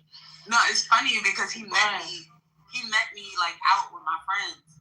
Like he met us here. So like he asked me what I wanted for the bar. He sent me a text message like, "Hey, I'm at the bar. What do you want to drink?" And then I still seen him type it. He just said Reposado lemon drop, and I thought that was funny because I'm like, how that nigga know we like Reposado lemon drops? That's real specific. Yeah, nah. He said no. He's studying women. But I was cracking up. I call him a girl's guy all the time. But that nigga grew up with sisters. Mm-hmm. See, what you gotta do is gotta be a little different. See if you pay attention. Man, chill. I like being Reposado lemon drop. That's why I said he pulled my card. See, and he made me one at home. Listen, we was at his crib. He made me one. He got the shaker and everything. I was excited. Yeah, he know what to do. See, you don't even have to get you. Nah, you gotta switch that up. You're not a fan of it. You like the fact that he did it. Yeah, he catered to me. You like something else. Yeah, see if he came in to it. Hey, y'all want to know who fucking drinkers, dog? Them fucking Masons. I heard about them. Yeah. I just left one of my brother's crib. He got a whole bar in his basement. No, my cousin. When I came through when I was younger, they had me. You ain't never seen my videos? Anyway. They definitely are. Keep a bar. My cousin was a stripper. And she said she got hired to do a party for a bunch of Mason brothers. She was scared as shit. Not because they was Masons, but because there was just so much going on and where the fuck they were. And they had her privately picked up and they black carded her. And they paid her a bunch of money. She was it was lit, but she was they was fighting and shit. She was it was a lot. I'll be with the older ones. Yeah, I'm gonna say, who the fuck was they fighting? We don't fight each other. Yeah, I don't know who the fuck they was fighting. Yeah, I'm gonna say they have to be fighting some other niggas because they don't fight each other. Might have been other niggas, but she ain't know what the fuck was going on. But she told me, she was like, they came, had me picked up and all that shit. I was like, oh, okay. I was like, they ain't do no weird shit, did they? She was like, no, that they was a little aggressive. I'm not gonna hold you. I don't even, if I find out a nigga Mason in here, I don't even argue with them, bro. I just ain't how that shit goes. And, we got a disagreement. We know how to go. That shit is a back channel conversation, fam. We just don't do that shit on here. It should be, see, that's what I'm saying, it's code. And when we do that with each other, because we want to separate each other so much by the differences. Because even you and your Mason brothers, y'all got differences, right? However, y'all decide to agree on that same thing. And so y'all treat each other with the respect on that same thing. What you see with a lot of what people who look like us do is we can only agree on what we disagree on. It's, you chose to turn black, so I'm not gonna fuck with you, you got food stamps, I'm not gonna fuck with you. You don't vote the way I think you should vote, I'm not gonna fuck with you. But it's how we lose our code. And then we do that in front of other people. So they coming through and they come in here and they play with us, y'all. I'll be saying, damn, do y'all be listening to them? Yo. We got a motherfucker that come in here with a fake voice and everything, bro. Hey, somebody sent me the real shit. I was like, oh shit. Damn. But and they wear things in a way yeah, we gotta. You're not a part of we. You don't have this experience, cuz you ain't a part of none of this, right? We don't look out for each other properly, unfortunately. And I think some of us attempt to, if we take it on. But also learning on Clubhouse, I learned that so many people, I always thought we were a we. I always believed that we were all together. And as I've learned is that we not.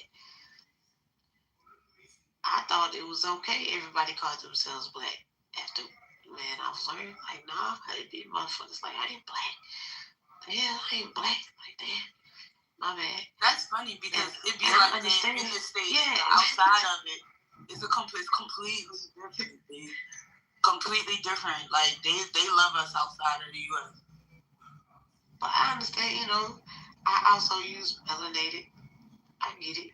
But it's damn, it'd be such a... But then at the same time, they wouldn't be so included. It's damn, you leaving us confused. Wait, you want to be a part of what we got going on or not? You just don't want the title? Cool. But then even when we switch the title, we always got to hear about the separate. I don't know. It's so much. I feel like if we just support each other, I don't even know how to get there, though. It always sounds good, but it ain't no clear path clearly. Bro, motherfuckers got written down rules and our shit. Everybody who come through there, they agree to that shit. So that's why I be saying, motherfuckers gotta become a part of something to, make motherfuckers have an understanding.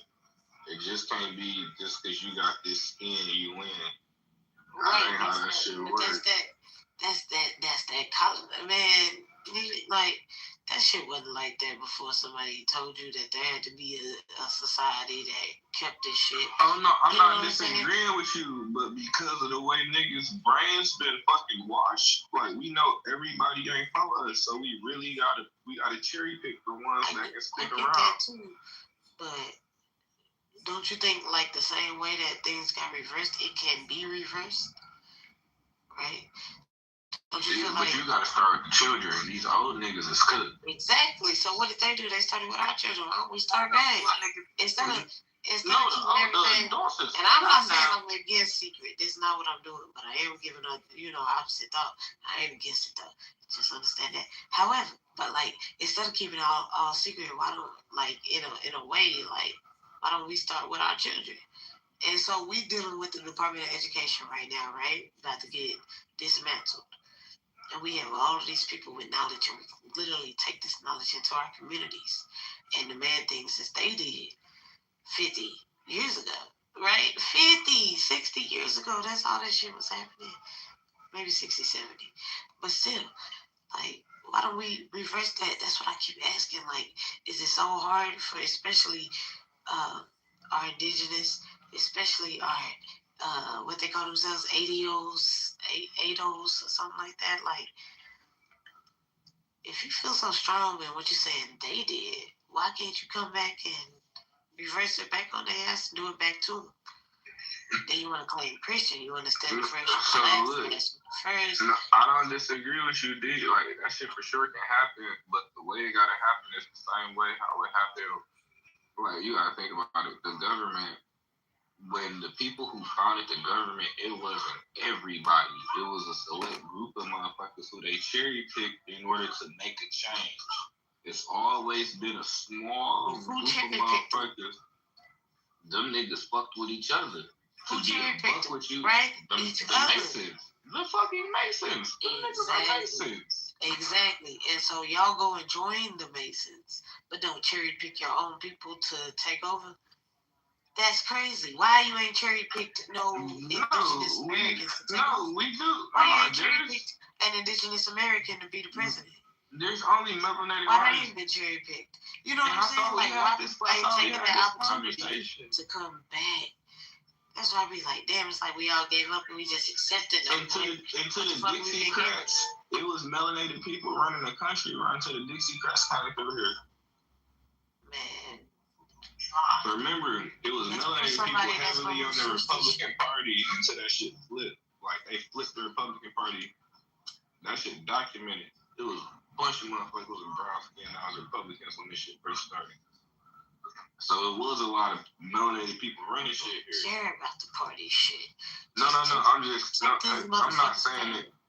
No, because you asked about like the leadership part. When during that time when melanated people was Republicans here, predominantly, there was a lot of melanated leadership in the country, and then they switched that shit with the Dixiecrat Party, and then melanated people started leaning more Democrat, and then this is when you started seeing them take the Republican position, and then they started assuming the majority of the powerful roles in the country. That's when that shit started to change right there. Yeah. That shit. Sounds like it shifted a lot. Just thinking like, imagine walking around this whole entire country and damn near everybody look like you. Wouldn't that be closer to what America is? Everybody looking like you. Whenever and I'm only saying this, mind you, I don't necessarily believe this. I believe we are what we have become, what I was born, what I've come to understand, right? On that level, we're very integrated with multiple nationalities, multiple religions, multiple styles, multiple cultures, like we're multifaceted of a country. However, with the history that we've known, it's like, damn, sound like this country may be a country that looked like us. It don't even sound, I believe that. So, if we were to get it back like that, what would be wrong with that?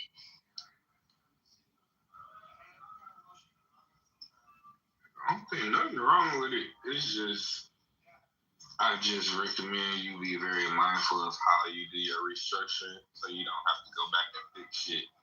Choose your leadership properly. That way you don't go through the same fuck shit the United States going through right now.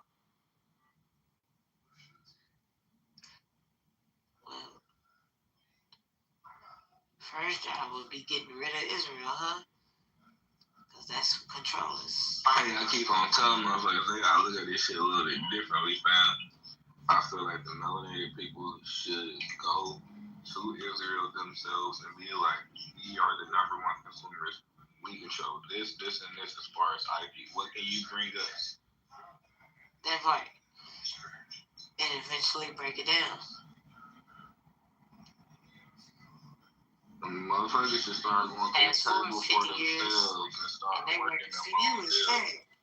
Yeah, like motherfuckers should start working their own deals on behalf of. If corporations can go make international deals, melanated people should operate in the same capacity, so the same type of fucking deals.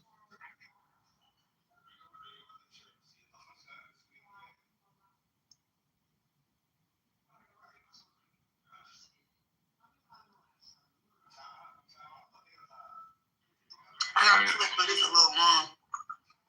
Go ahead. But it started off slow. I've been listening to it for like the past while y'all was talking. But I like it, but I don't like the clip. Like it's not what I expected from them.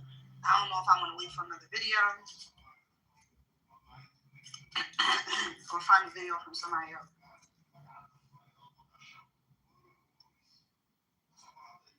It's an hour long.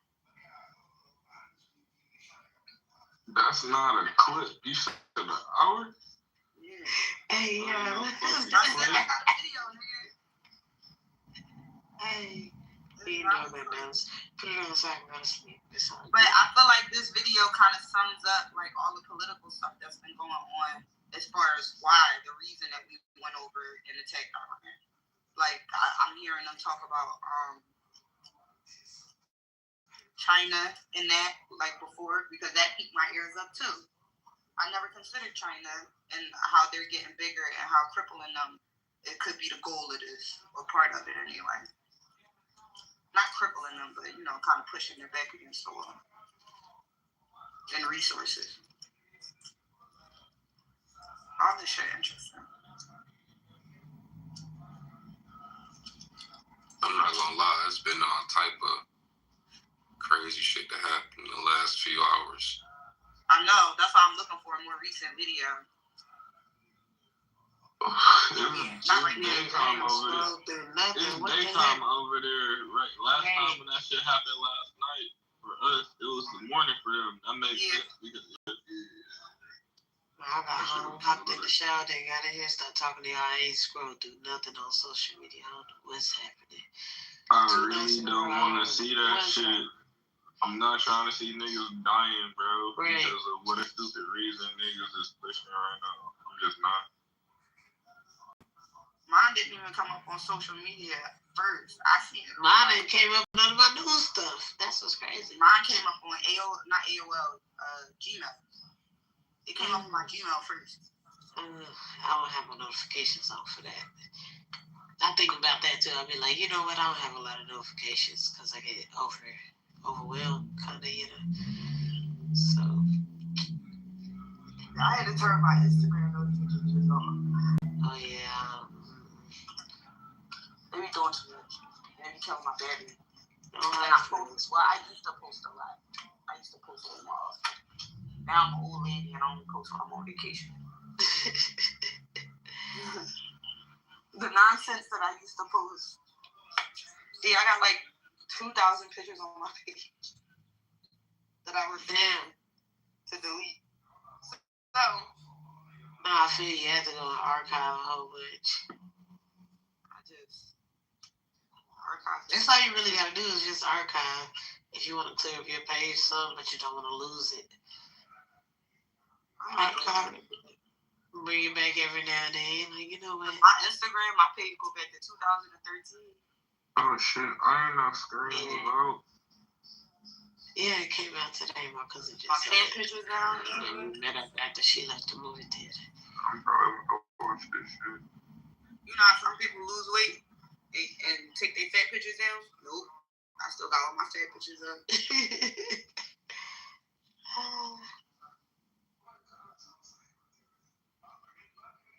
I took a lot of mine down. Because mine go back far too.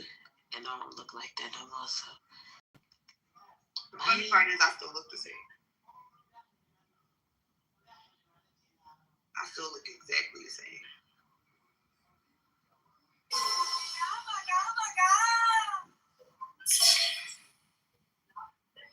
Yes. Oh shit. Turn this They up. waited too. Yeah. They've been up here for a minute. Damn, I was trying to get them some fire emojis on their shit. You was trying to give them some fire emojis? Yeah. I'm The sorry. music was lit. I did. You still give them some fire emojis, right? No. Not you kicking people. It's 4 o'clock in the morning. This usually your hours to fuck around.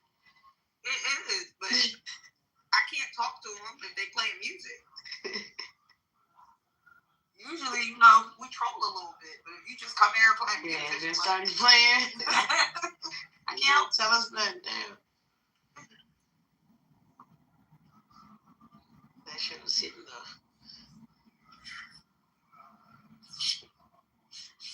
It was. They was like, DJ Howard. My niggas at 7-Eleven be jamming like motherfucker. I be like, the fuck? No, my pocket story. They music be sounding good than a bitch. Shit sound like rap. It sound like R&B. That shit be hitting. It's like, damn.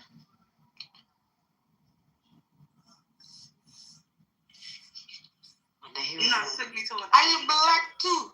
I am black too. I was like, oh, for real. No, you know it is creepy though. The amount of Iranians coming in here saying that, like, that what happened was a good thing. That's weird.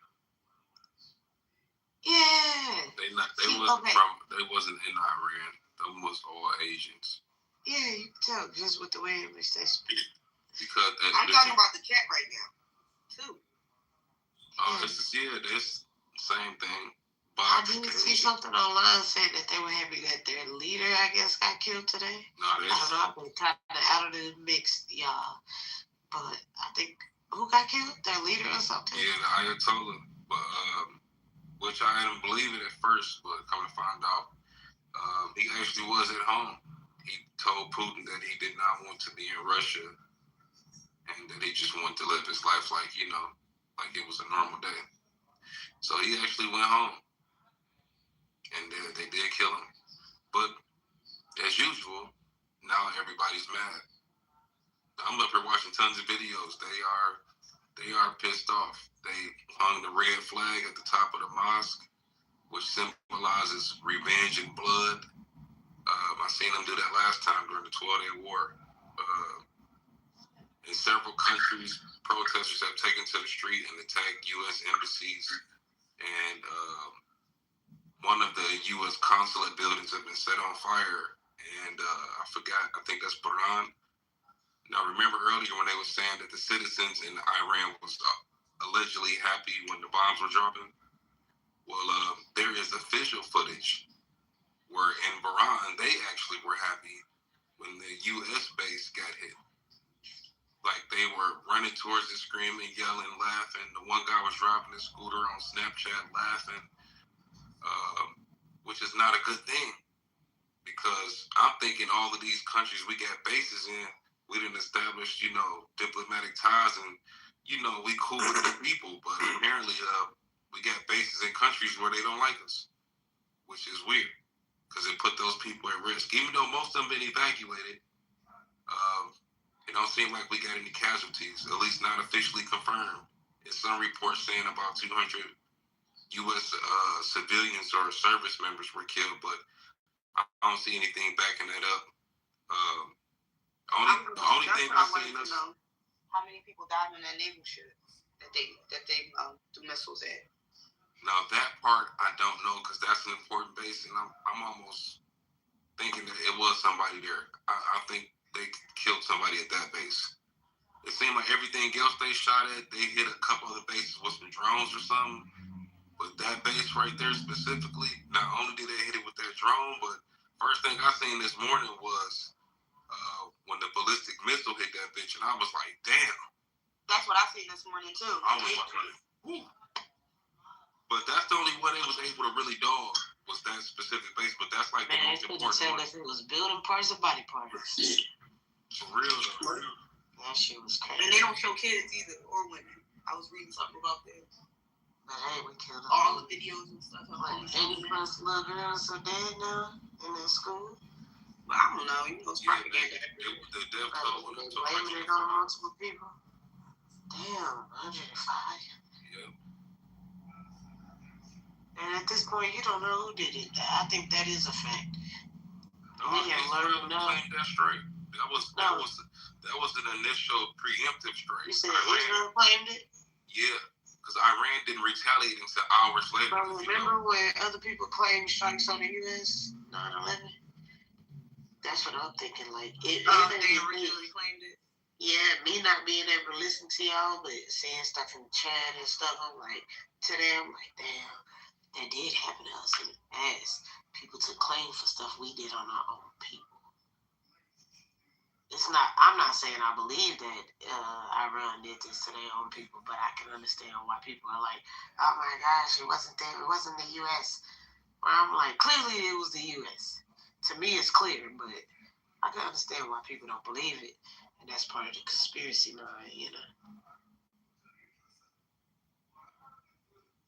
But why would they? And maybe I'm just not educated so much on their nation that I would understand why they would kill their own 105 of their own little girls. I don't understand why doing nothing like that. And that's kind of crazy.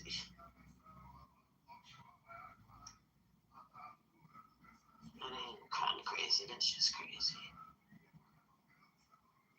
I don't even know what I'm looking for. I'm looking for something. I forgot. Stop looking.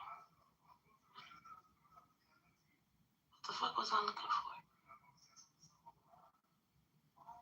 I think a charger. Oh yeah, that's something that shocked me too, though, in this whole news thing is that Iraqi militia groups in Iraq, rather, have began to attack U.S. bases as of like 4 hours ago, and I'm like, damn,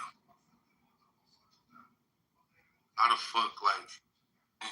I knew we was in Iraq this whole time. I thought we established good relations with them, but I mean, that's probably naive, something for me to think that because we killed a bunch of their people. So it's not the official Iraqi security forces, but it is militant groups in Iraq that has access to some type of military equipment, and they are carrying out attacks.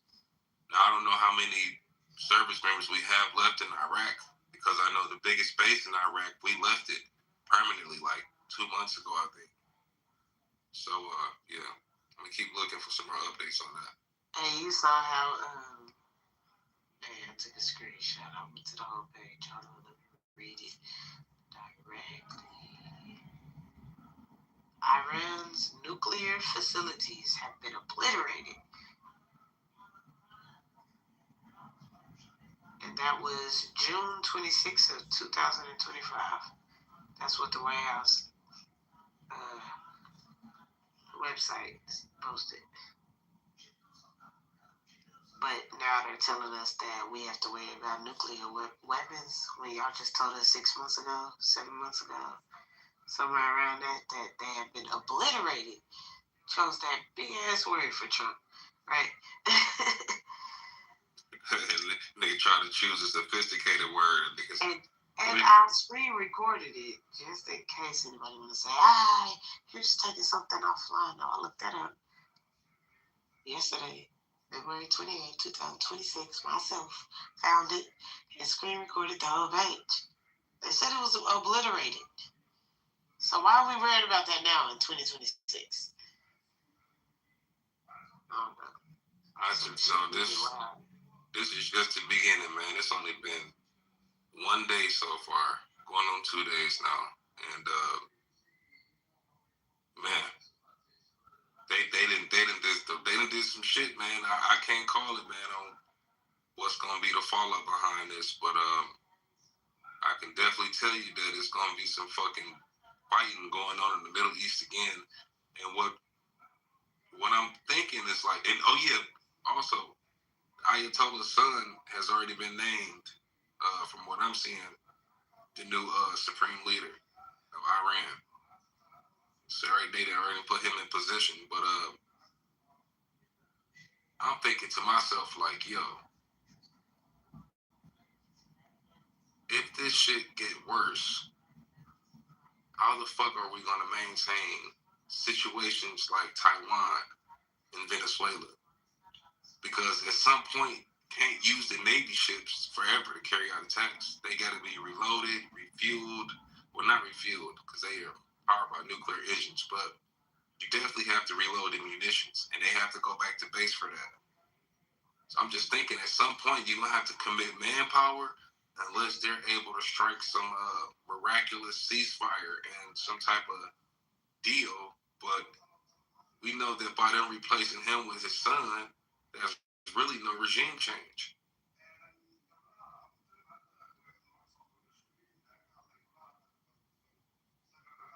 Well, he was doing all that talking. I guess he knew the U.S. was going to take him out. Yeah, he wasn't tripping. I mean, he could have been in Russia. They said he denied Putin's request. So he could have been left. He chose not to. He was ready to go. That's a bad sign for Iran, I'm going to tell you. It's almost like he said, take me out. I'd rather go than see my country fall by the wayside like it's about to. Oh, yeah, no doubt about it. We're working with tremendous firepower, and Israel is definitely an addition. They can add to that. But at the same time, they are hitting their targets. I cannot lie. Like, the same way we have the ability to attack multiple countries at once, they're showing that for the whole day, all day. They've been striking Dubai continuously, which is not shocking to me, understanding the role that they have been playing in the Middle East. They played their hands crazy so many times. I get it, but it was like, damn, they're striking the parts of Dubai that, they show to us, like the main areas. Bandman Kembo, he put a little video up, driving, past one of them nice-ass hotels. The tallest building, I forgot the name of it. It starts with a B. It's over there. They struck near that. You know what I'm saying? Like, they're not playing. They struck inside of Saudi Arabia. They struck inside of 7 countries.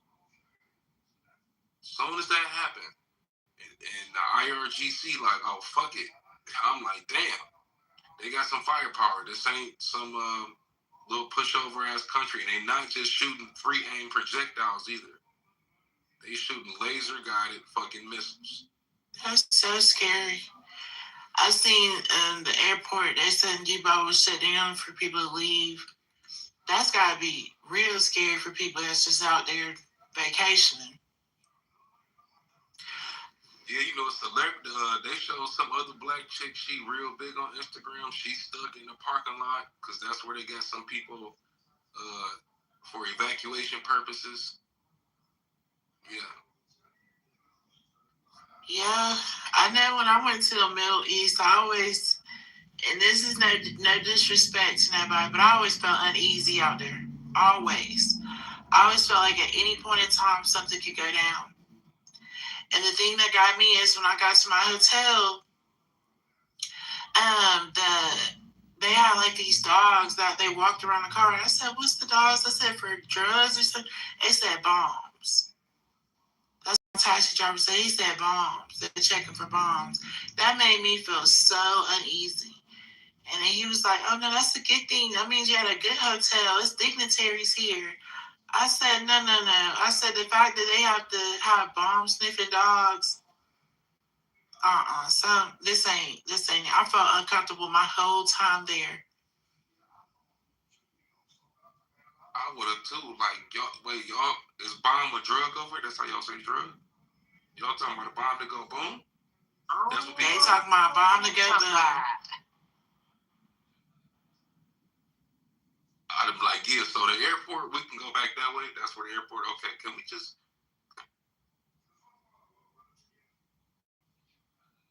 But people was real friendly. I mean, you know, so Mama Lake and my sister, they was all friendly and stuff like that. But I just felt something in the air. Like at any point, things could go left. That's just how I felt. And maybe it's because of what we, you know, grow up hearing in America and stuff like that about that region. But now in real time, who's behind it?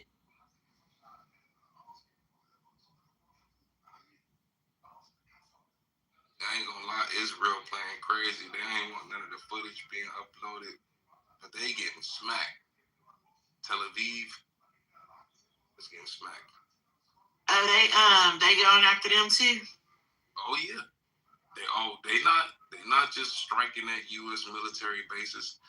They are definitely striking at Israel. So are them Israeli people coming over to, you know, half of them they've got residency in America. Are they about to try to come back, or what they do?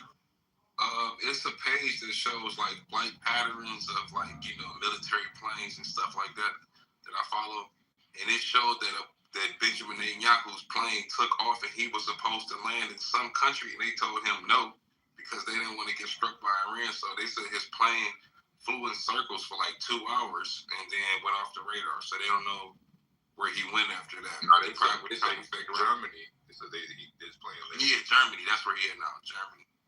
He had to get on that phone and see who was gonna let him come through.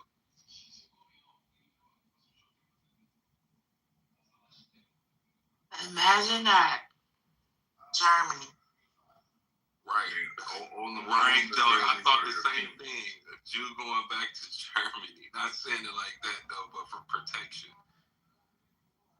I mean, all of them are Eastern European. You really ask them Israeli where they're from, they gonna tell you Polish, they gonna tell you Germany, they gonna tell you Russia, they gonna tell you Ukraine. Like they're all majority Eastern European.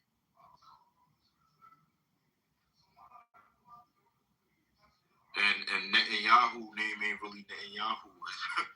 Benjamin Milikowski or something, right? Yeah, like that's a yeah, this is like Kowalski here. Hey, hold on, I never heard of that. So what's that breakdown? Like, okay. So is Netanyahu supposed to be what? I don't know. He's European. That's supposed to be a Israeli last name, a Jewish last name? Yeah. What is that supposed to be? Yeah, it's supposed to, you know, make him seem like he's tied to the land. Like, I think, like, some type of connected to the whole idea. However, he was born with a European last name. Yeah, Milikowski. And he went to school in the United States, right? Yeah, he's from, I think, from Philly up there. Yeah, Isn't that the way these Europeans do everything, though? They take over? That's what I'm saying. Like, where did we get to the point where we just allow it to happen? How does everybody just let them take over? It's the ruling class. The ruling class got power, and all the ruling class. You get to take over our names and our government, and you're not one of us. It doesn't make sense. And people just keep saying, like, oh, yeah, well, I got a job. Yeah. I get to drive a car. Yeah. They took over everything we knew and gave me something that I didn't even really need. Told me that I needed it, and I'm happy. The fuck?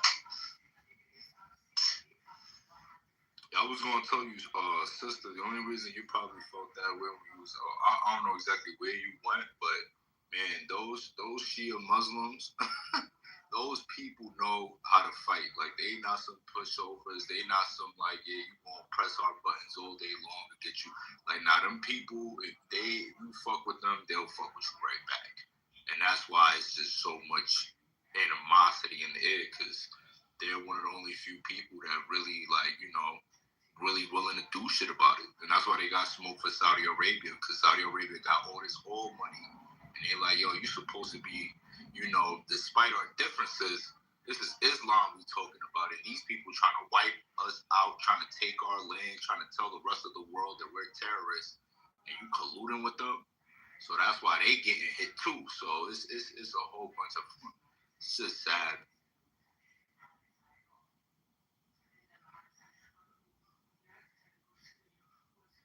I ain't gonna lie, they want Netanyahu gone though, cause I keep seeing. I know he not dead, cause they said he in Germany. But they just been posting it over and over again. Yo, bro, that man's a war killer. They think he's dead. We think he's dead. We think he's gone. Like, I don't know if they trying to pull the same trick and see if he gonna pop his head out somewhere so they can get him. Boy, that man's a war criminal, bro. He not going nowhere. He not allowing nobody to take him anywhere either, bro.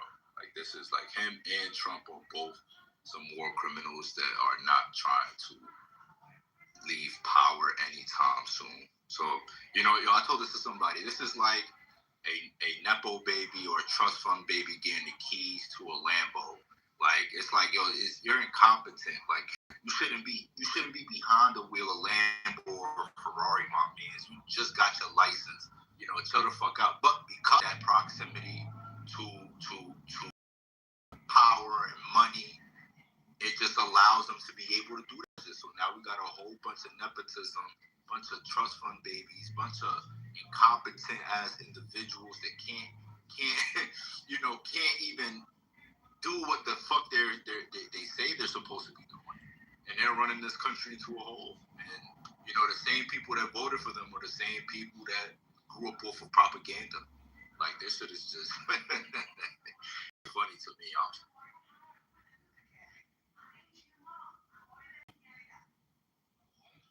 Yeah, they bombing the fuck out of Iran right now too.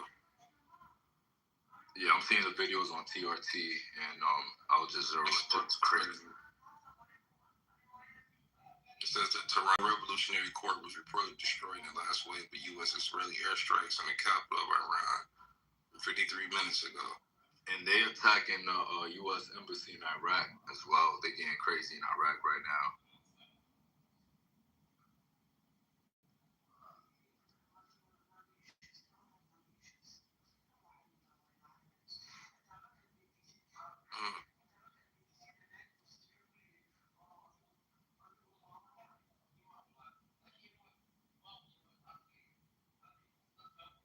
You know, it's funny though, man. This shit was expected. Like, I don't know if, you know, those that are surprised, but if you've been paying attention to geopolitics, like, it wasn't so long ago. Like, literally, it was like 4 weeks ago. I don't know if any of you guys seen it, but in Iran, they had a ritual where they burned the statue of Baal, which is a ancient deity that, you know, ancient Jews used to pray to and sacrifice their kids for. But anywho, they burned the statue of Baal like about 4 weeks ago. They put the face of Benjamin Miloukowski on it, Donald Trump. They put the quote unquote Star of David on it, and they put gasoline over that shit and they burned it. Literally a week after Benjamin Netanyahu flew into the U.S., this was about 2 weeks ago. And then a week ago, you just start seeing ships that were all the way in Venezuela, naval ships that were in the Caribbean, start moving all the way to the quote-unquote Middle East. So people have been already expecting this ever since that visit from Netanyahu maybe like 2 weeks ago. You guys could do some search on that. But some people were saying that it's because they burnt that statue of Baal that irritated them, because he actually reposted a video of it, and you know, Netanyahu made remarks about it. So it's just interesting how all of this shit plays out, and you could just see how certain things bother certain people. You know, I don't understand why a burning of a ancient deity that you shouldn't even believe in bothers you.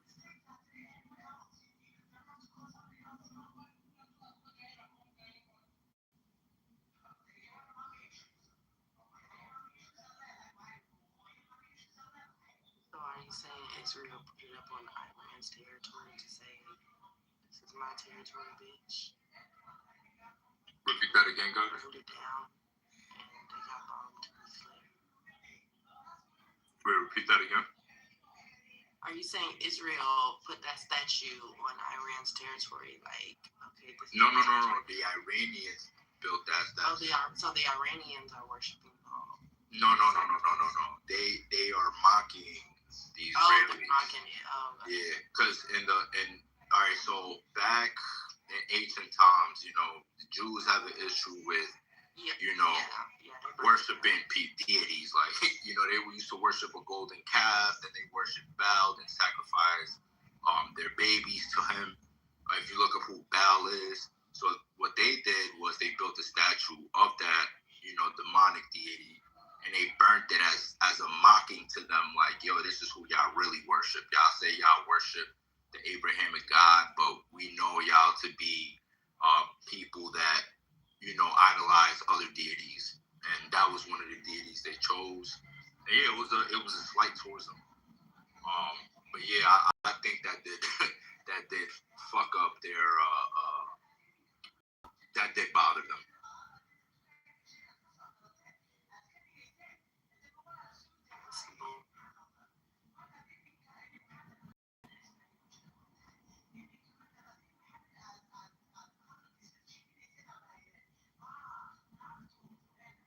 Or maybe it was just for the oil. That seems pretty cliche, so. Hey, two things could be true at the same time. Yeah. Look at this shit right here. This is by the way too, from like 99% of the footage that I've seen from this situation, that you don't see anybody injured from the footage that the people are capturing. Outside of that attack on that school, that was the only one where you actually saw, like, you know, extreme graphical things. But this rest of the stuff has been caught from the distance. You know, sky view or reporters just nearby and things of that nature. That link I just posted is from Tehran in Iran. Yeah, they hit that motherfucker hard. I don't know what they blew up, but whatever it was, that was definitely two big explosions, or the aftermath of two big explosions. And they just bombed again too. That was like an hour ago, and they just bombed again like the last 20 minutes. Still bombing them? Yeah, this is all not gonna be.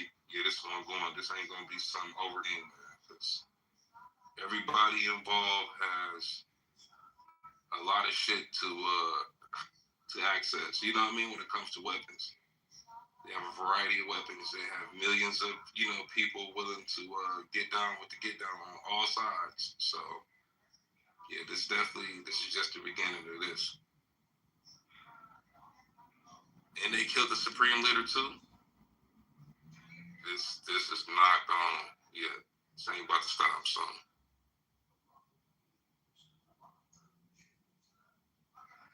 This nigga done took out how many leaders now? Man, they've been killing leaders for a minute, but just, you know, just like they said earlier, just because you kill one of the leaders, you know, they think that, oh, we kill this nigga, it's gonna be a change. No, they already know you might kill him.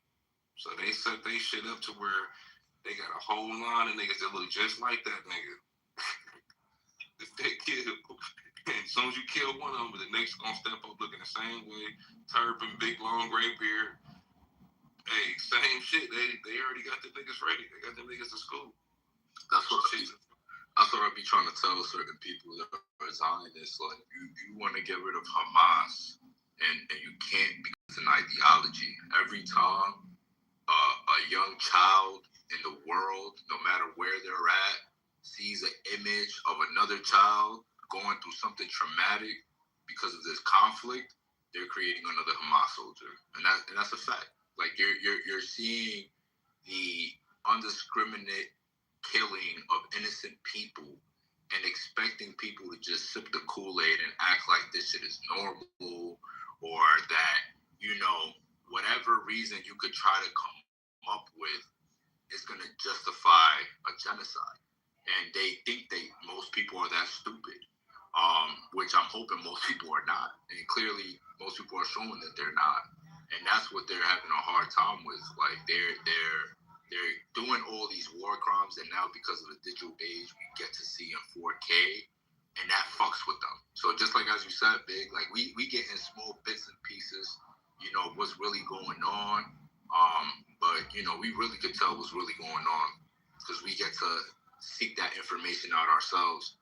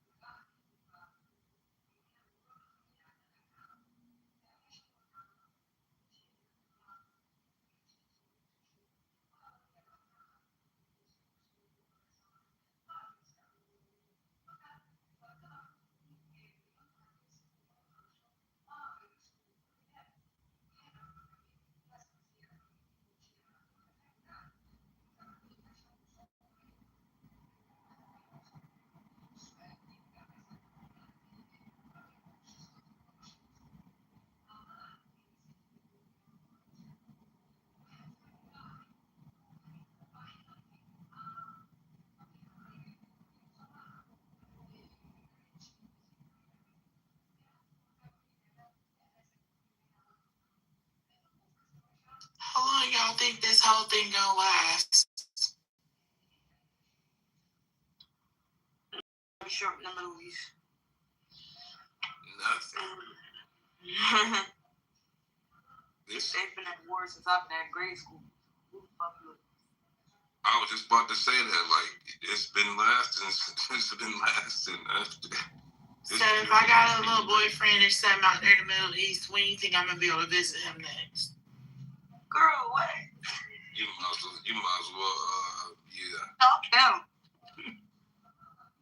Unless that nigga get to you, you might as well leave that alone for a minute. Tell him, you know what I'm saying? FaceTime. I wouldn't say invest your feelings.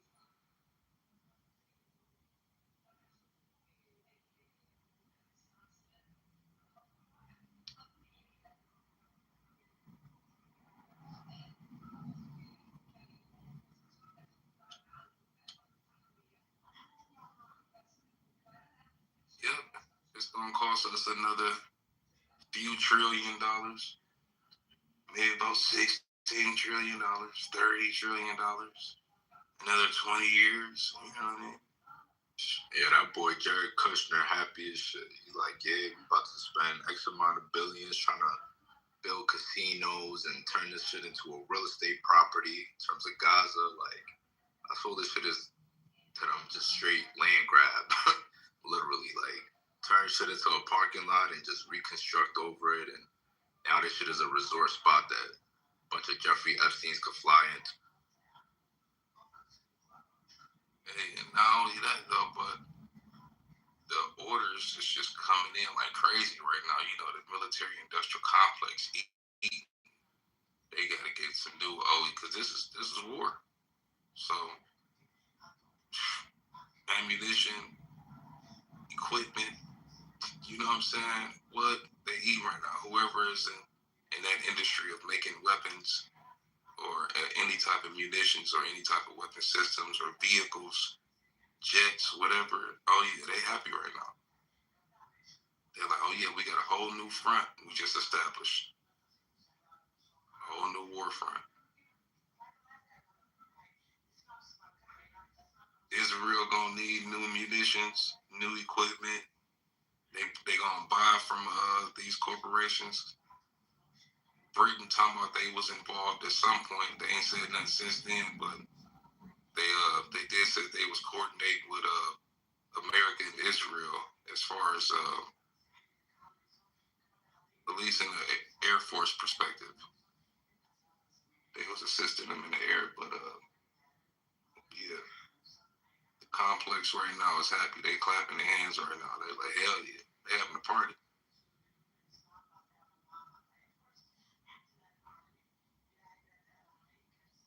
It's just crazy though how it's all set up though, because damn, you got the governments of these countries allowed us to put bases in their countries, and they people don't even like us. But then when Iran retaliate, it puts some of the countries in a bad position because now it's like, damn, we just bombed our country. But at the same time, it's like, nigga, them niggas bombed me from your country. You know what I'm saying? Like, what you expect me to do? You let them niggas shoot from right there out your parking lot.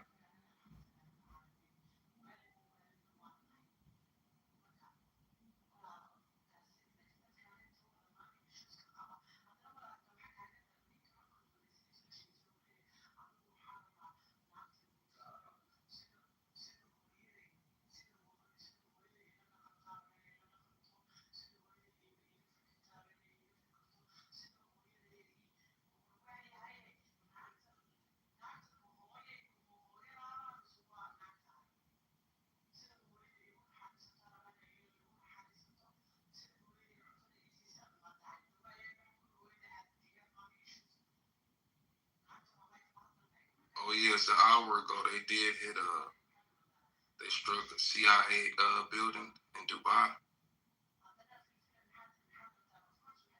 I've seen that too a few times. That's crazy. I just wonder what their retaliation looks like in terms of the U.S. because none of the missiles they got is ever touching us. So the only other way is through infiltration and sleeper cells. Because other than that, they definitely not getting no boots on the ground over here, no missile, like none of that shit is happening. So, when they talking about hitting us or doing anything to Americans, Well, you gotta remember this. They don't really want to. I don't watch them talk. They don't want to hurt American people. They know exactly who they after. But we put our military within striking range, so they don't.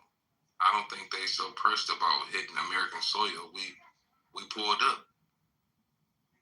We put ourselves right there, and you know what I'm saying, in the position to be bombed on. So, I guess we gonna hold it down. We got some shit out there. I can't lie. We do. We got some shit out there, and we've been fucking them up. That's what I was just saying. They just bombed them again. I was just seeing another video right now. They just bombed them again. I'm talking about inside of Iran. We got a large ass Air Force. I already know, like, if we get involved, bro, it's gonna be all bad for that country. They got a nice missile air defense system, but they can't handle the Air Force size of ours. You know what I mean? Not only are the jets advanced and the fighters are advanced, but we have thousands of them motherfuckers. But you can't win a war just from airstrikes. You can have as many jets in the sky and drop as many bombs as you want to. But if you're trying to defeat that military, eventually you do have to get on the ground. You have to. Yeah, that's what I'm saying. For me, I just, the U.S. and Israel kills indiscriminately. Like, if they gotta bomb a hospital, it will bomb a hospital. They need to drop a nuclear bomb and wipe out a whole civilization for you to get the message. They will do that.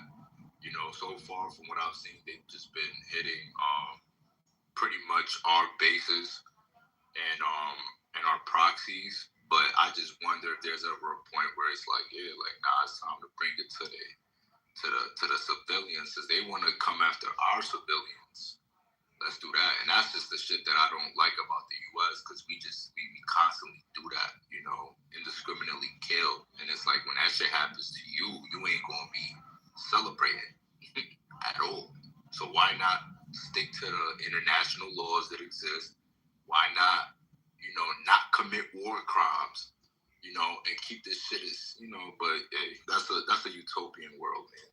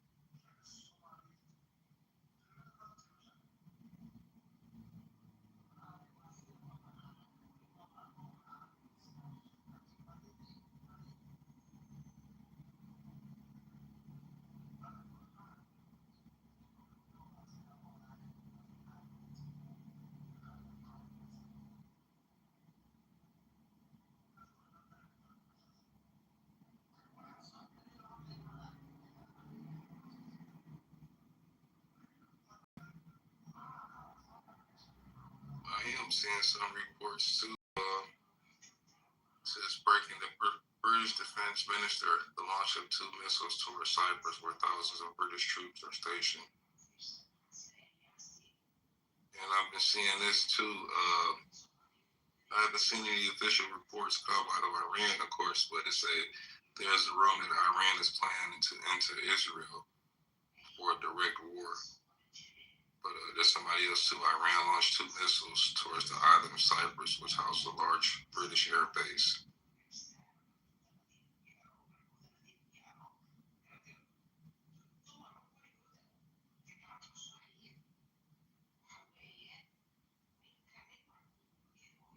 They tearing Bahrain up though, I ain't gonna lie. Shit. Yeah. I can't believe they took out the Dubai airport. And they keep hitting it too. That's what's crazy. Like Didn't they just gift us an airport? Who gifted us an airport? That was Qatar. Shit.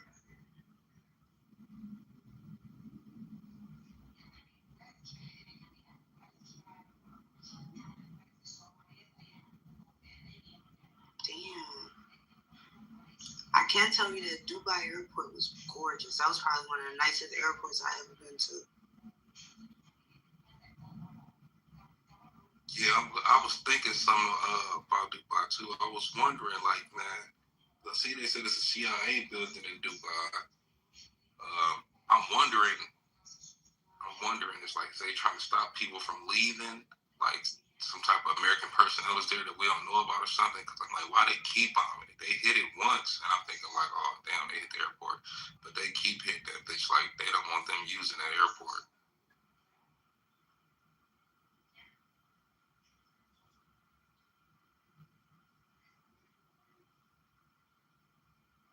And as far as them getting inside of Israel, that's possible. Because during the 12-day war, it was some attacks that took place on the ground in Israel. Not many. They didn't have like thousands of people in there. But they had their little, they got their little agents too. Their own little spy network. Yeah, that's for sure.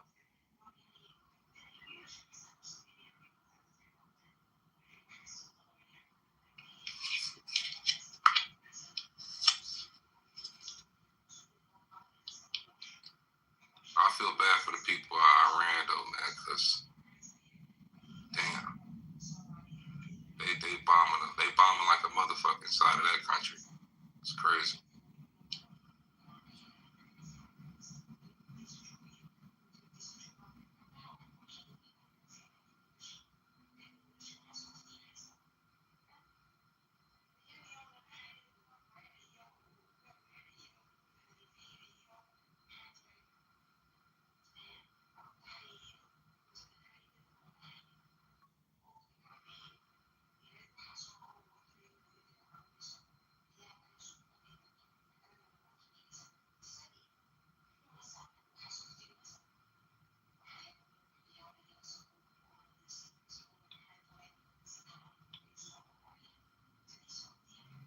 That's crazy.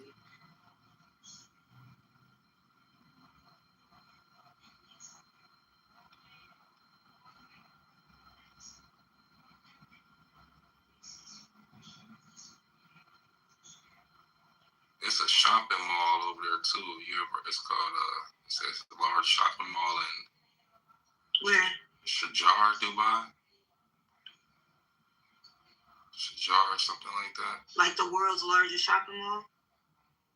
I The one don't know. near the marina?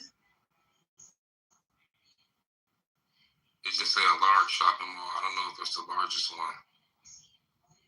I can't remember what the one I went to was called. But I went to it was like a marina and it had like one of the world's biggest shopping malls.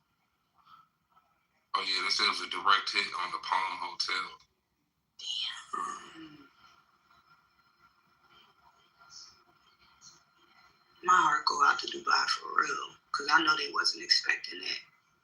They wasn't expecting to get hit by a rain. Yeah, I'm not gonna lie. They told them. They said that if after that 12-day war, they said that if the U.S. showed any aggression, they was gonna bomb all of their assets in the region, and told those countries, like, hey, if you got the U.S. station in your country and you allow them to strike us from your country, we're gonna retaliate. And the U.S. used those countries to strike Iran and put them people at risk. That's the crazy shit right there, though. You know what I'm saying? Use somebody else's country to carry out a strike. And the people there that ain't even down for it, they mad now. They in the streets protesting.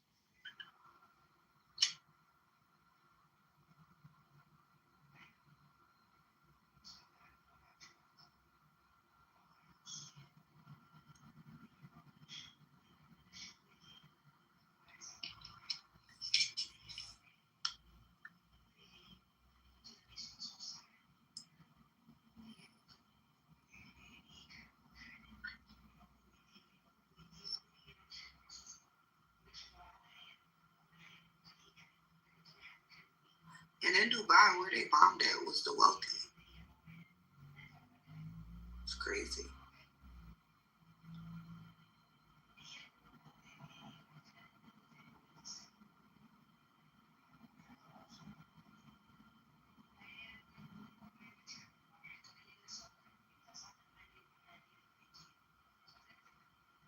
Well, I guess that was true about them fire missiles at Cyprus. It says Iran says it used hypersonic Fatah 2 missiles for the first time in attacks on military bases.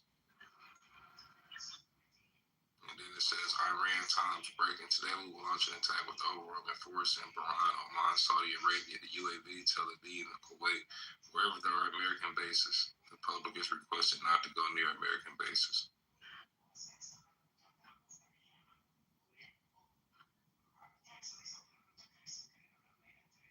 See, that's the downside to that shit, like, cause we gonna fuck their country up, but I was saying this before, we still got people and assets in the region, and you can't protect all of them.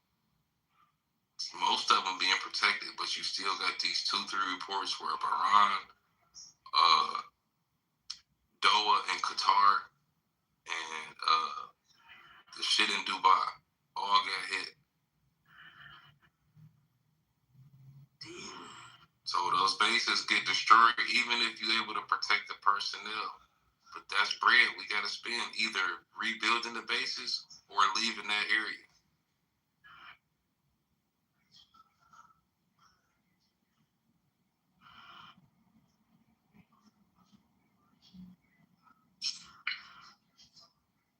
This is what I'll be understanding. 1 minute, this nigga will brag about making a bunch of money and then turn around and do some shit that cost us a bunch of fucking money. Spent just what we got. As soon as we get it, as soon as it touch the nigga hands, it's gone.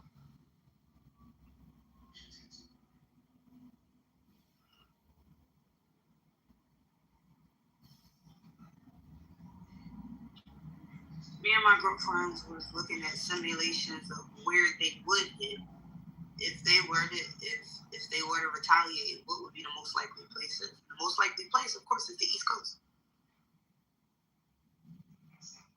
Oh yeah.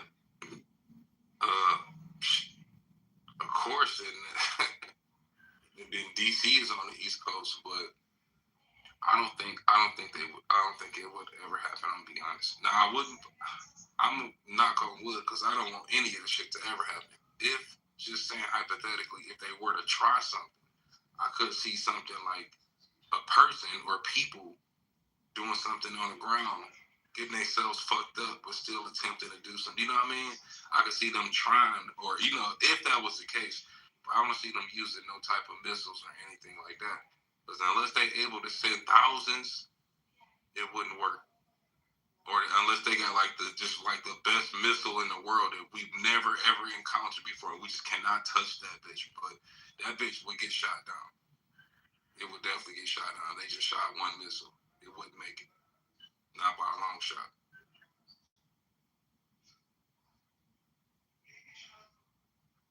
But like I said though, we put our people right there in their backyard. We put our soldiers and shit in harm's way. yeah, we'll see.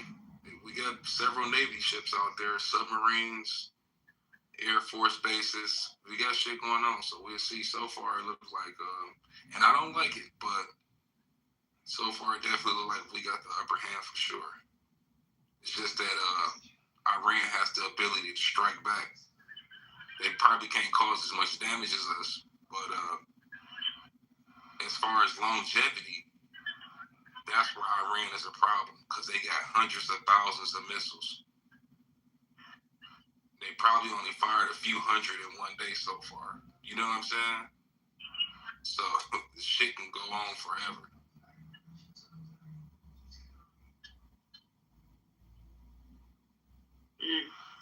I'm sitting here watching this video about the strike in the Dubai airport.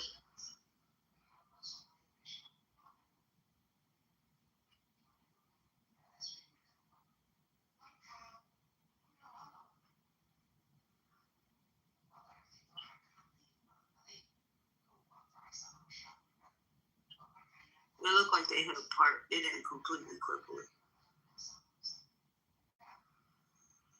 Nah, but they trying to. That's what's shocking. I'm thinking it was a one-time thing. They keep using them drones hitting that bitch. It's probably some type of officials they don't want leaving that they probably after, because they said the CIA headquarters in Dubai got hit too by a couple drones. I seen the video of the building on fire. Then they hit another building in Bahrain, a residential building, and they claimed that U.S. soldiers were staying in that building. But we don't got no official reports from our side saying that that was the case. But that building is still on fire right now. And allegedly, they called the fire department to come put it out, and they said no. Why? It's mixed feelings there. The government of Iran allowed the U.S. government to put a base there, but the people, they don't like the U.S. being there. Like when the base got hit, they was out there celebrating. That was a real video, because there's several videos of them celebrating the United States bases getting hit in their country. That's what I don't understand. Like, damn, why would we put a base there if the people on the ground don't fuck with us? Because if something pop off, then shit, the people at risk. You know what I'm saying? If the civilians don't like you, ain't no telling what the fuck could happen. Oh yeah, and this too. This one last thing. In Pakistan, they tried to storm a U.S. Embassy or something like that, and U.S. soldiers killed like 8 Pakistanis. From what they were saying, sniper rifle fire. Like 30 other people were injured.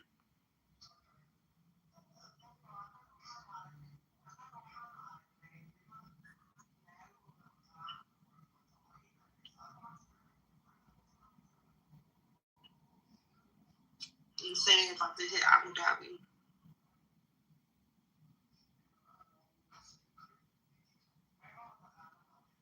They said they gonna hit Abu Dhabi.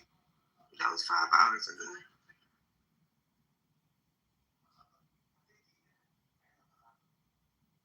Well, yeah, Iran is backing a militant group. I forgot the name of them inside of Yemen. Like a month ago, they was carrying out an operation, and they tried to overtake the Houthis, because the Houthis run a large portion of this part of Yemen I'm speaking about. And who the fuck was that? Egypt? I think that was Egypt. They fucking came in and bombed the shit out of them, out of nowhere. I'm like, damn, I think it was Egypt. They got involved and they bombed the shit out of whatever group that was on behalf of the Houthis. But that group was financially backed by the UAE government. And so I see how all of this shit, you know what I'm saying, connects together. And so I see why Dubai got hit, because their government is basically a puppet of the West. And they got some shit going on over there.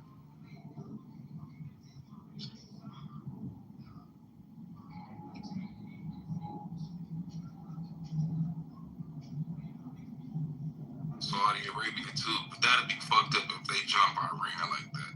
That'd be crazy.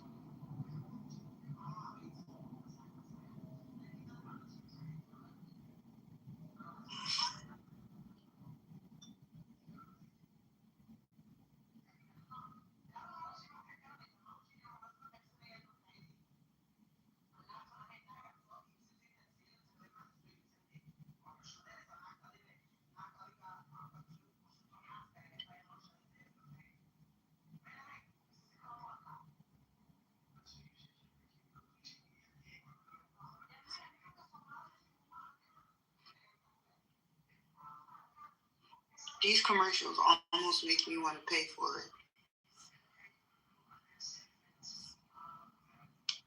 Pay for what?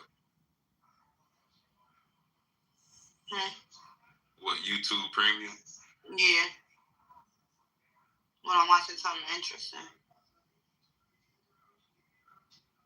I'll be hating them damn ads, man. That shit be killing me. Some YouTubers make it so that like they break up the material right before the ad. Like so they won't like they have to tell you something important. They'll make it so that it's a break right there. You know what I mean? Like they put the ad, like they break the ads into their show. Yeah, because if you watch more than 5 seconds of the ad, they get money from the advertiser too. Yeah, like, they be getting all the money from me because I always be like late getting back to my phone to go get scared.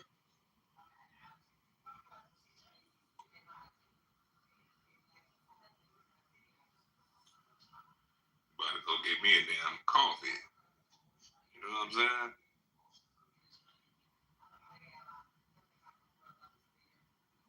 I got so many damn jackets. I feel like Mr. Rogers when I go out my closet. You know what I mean? Goddamn.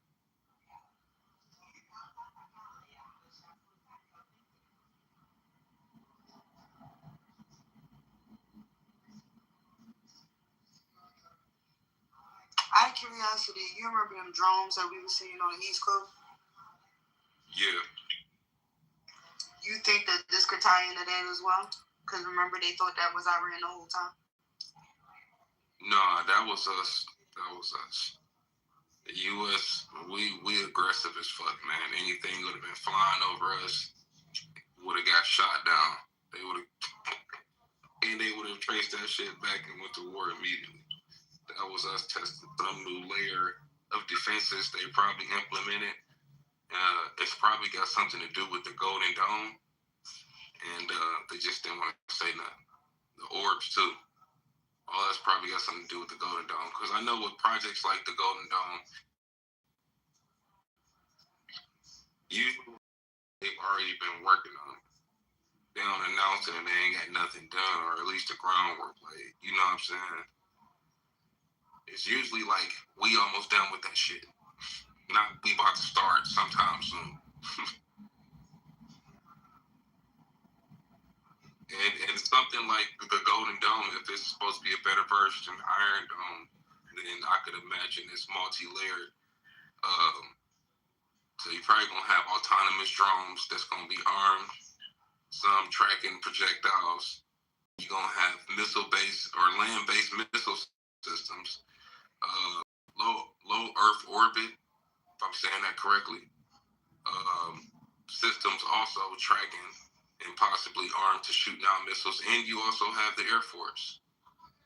So you probably have like 5-6 layers of defense if somebody decided to try to bomb the country, which would probably make it damn near impossible unless they shot thousands of missiles. They have to fucking empty out their whole arsenal.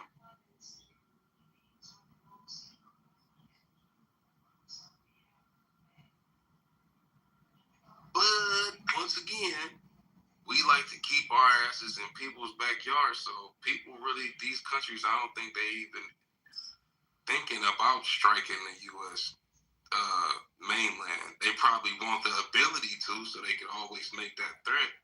But they know we gonna pull up and put ourselves in harm's way on some gangster shit. You know what I'm saying? So yeah.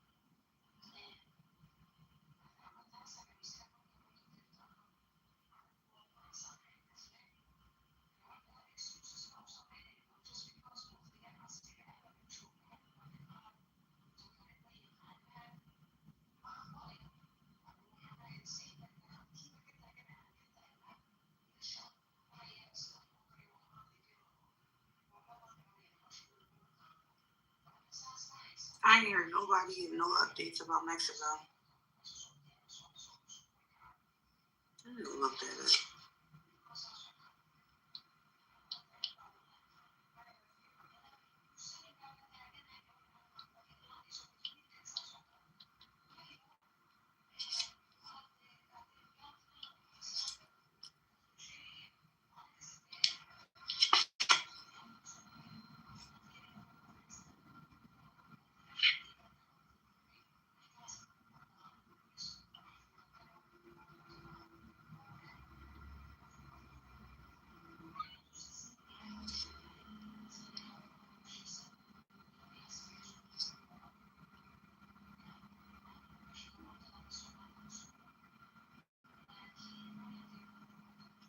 Good morning.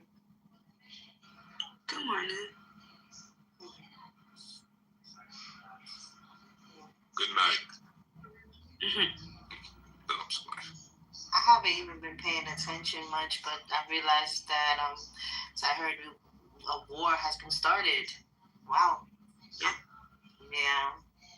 That's insane. It's the beginning of World War III. That's crazy. I live in Long Island, New York City. I gotta go to the city on Tuesday. I gotta go to Manhattan. Should I be worried, guys? Don't know. Shit. That's fucking crazy. This is fucking crazy. Shit like this make me nervous. Don't know. Especially when and you know what? Oh my God. This is fucking crazy.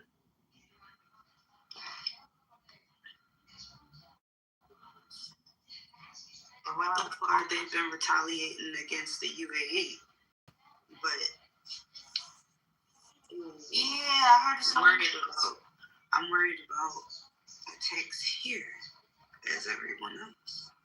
What state are you in? Philly. I'm in PA. What's so good? Sorry, go ahead. I said we're neighbors. What state is the Pentagon? Isn't it like New York, New Jersey? Yeah. No, with 9/11, what state was that they went to for the? Remember the 3 states? What was all this? Anybody could pull up. What were all the states? It was Pennsylvania, I believe. I think that's where the Pentagon is. Yeah. Yeah, it was some. I don't know.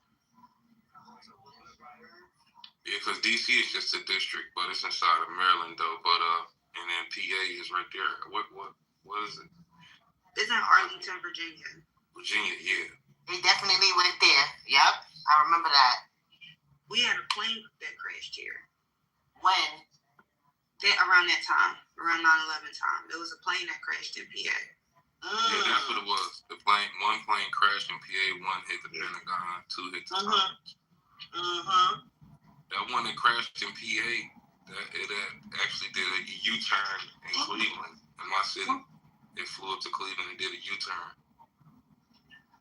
And it's crazy. I'm gotta go to the fucking.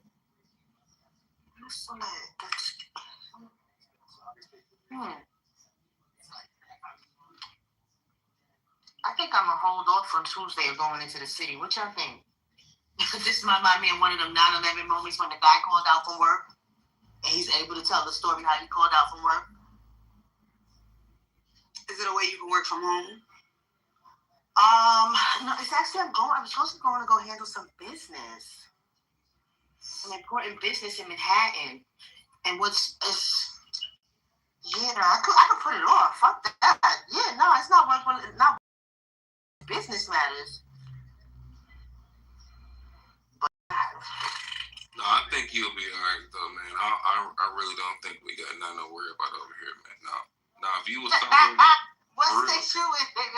I'm in Ohio, but if you was in the Middle East, then I would be like shit. But I think you good over here, man. I'm not putting that past Iran though. I'm not saying, like I said, I'm not putting it past nobody. Never underestimate, you know what I'm saying, who you going up against. No, I don't trust nobody outside my house. Right, you know what I'm saying? So anything is possible, but the likelihood of it happening, I don't know. I would think that they would use their resources to try to get at the military people that's actually in a region instead of trying to, you know what I mean? Because the logistically that'd be stupid. Like how much, like nigga, you know what I mean? There's some niggas right there. You're gonna try to go all the way to America and pull something off and then get stopped.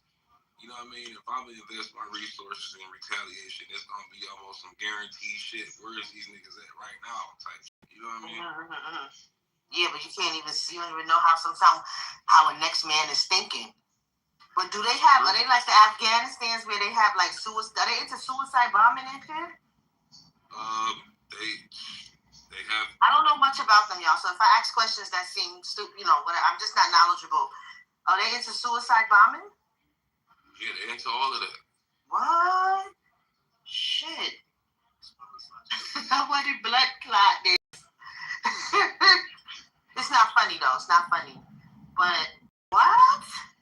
It was just a suicide bombing over there the other day because Afghanistan and Pakistan is at war. And they walked up to the Pakistani police. The man, you can see him, he was walking up to him and then blew himself up.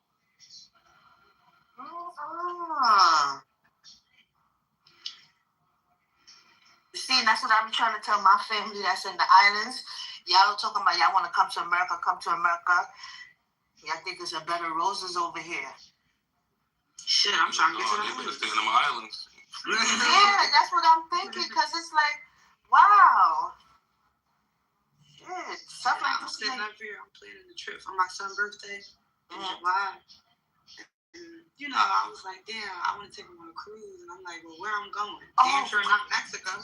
Cruising is beautiful. I love cruising. I started cruising a couple years ago, and it's absolutely beautiful with Royal Caribbean.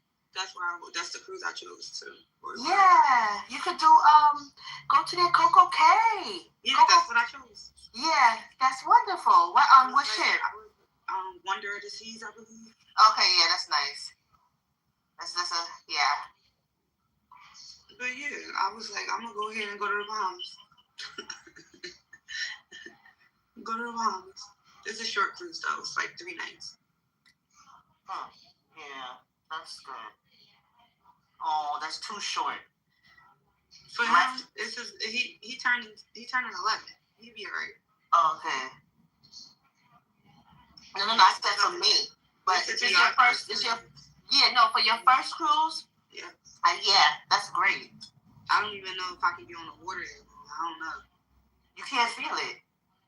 Just don't look at, if you're a person that get motion sickness, don't look at the ocean, I'll tell you that much. I mean, I do good on the catamaran, so. Oh, girl, you're going to be fine. I love being booze cruise, but you know, booze cruise, you're not sleeping on the boat. I can't do small ships. You can do, because I kind of get a little motion sickness, so when you get, a big ship is right up my alley. So I think you might have it a little backwards. If you can go on a catamaran, hey. Yeah. I love me a good booze cruise. That means your stomach is strong. Because you do. Yeah.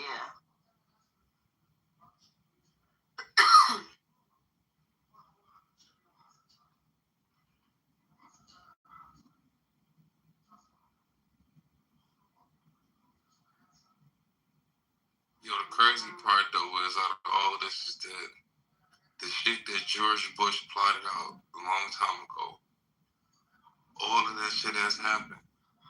That's fucking wild. They said they wanted to fight 7 countries in 5 years, but they had the timeline wrong. It took way longer than 5 years.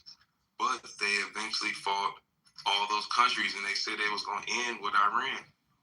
And it's like, it's wild. Like, this shit played out exactly how they had it laid out. Ain't it funny when you come across a conspiracy and it's a theory at one point, but then you see it play out to the T? Yeah. Just say you're a fact checker. Save some time. For real, fucking fact. You feel me? Because it's like they slow us down trying to say. It's like gaslighting. You know, they're trying to call you crazy before you can, hop off with the truth. Yeah, I hate that. Gaslighting. Yeah, we got to be sharp on that right now. It's crazy. People don't know what to do with themselves right now. I don't know if y'all looking around, but people don't know what to do with themselves. They asking if their job really means something, type shit. This is gonna be. I mean, it's already beautiful, but shout out to y'all who's being brave enough to talk about it. A lot of people ain't even brave enough to talk about it. Man, I was worried about that too. If some shit happened, like, and I work in like emergency setting, so that would be wild. That would be wild. My life would be crazy. Yo, imagine me. Oh, sorry. No, you good. Go ahead. Coco Boo, just want to tell you one thing before I make my next statement. Sign up for the Crown and Anchor Society. Royal Caribbean, okay? Yeah. Yep. So you can earn stuff. And are you traveling on his birthday?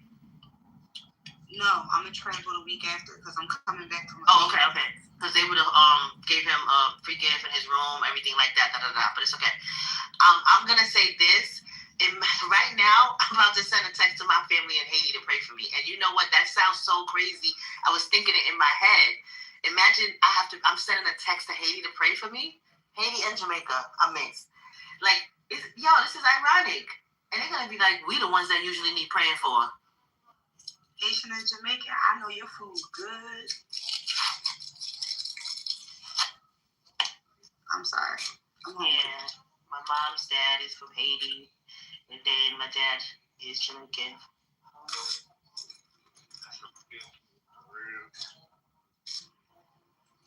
Yo, this shit is wild right now. I'm the Royal Caribbean line. I like Norwegian cruise line better. They got.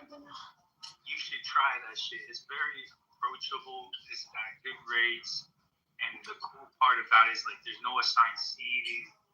It's all freestyle. Like there's windows.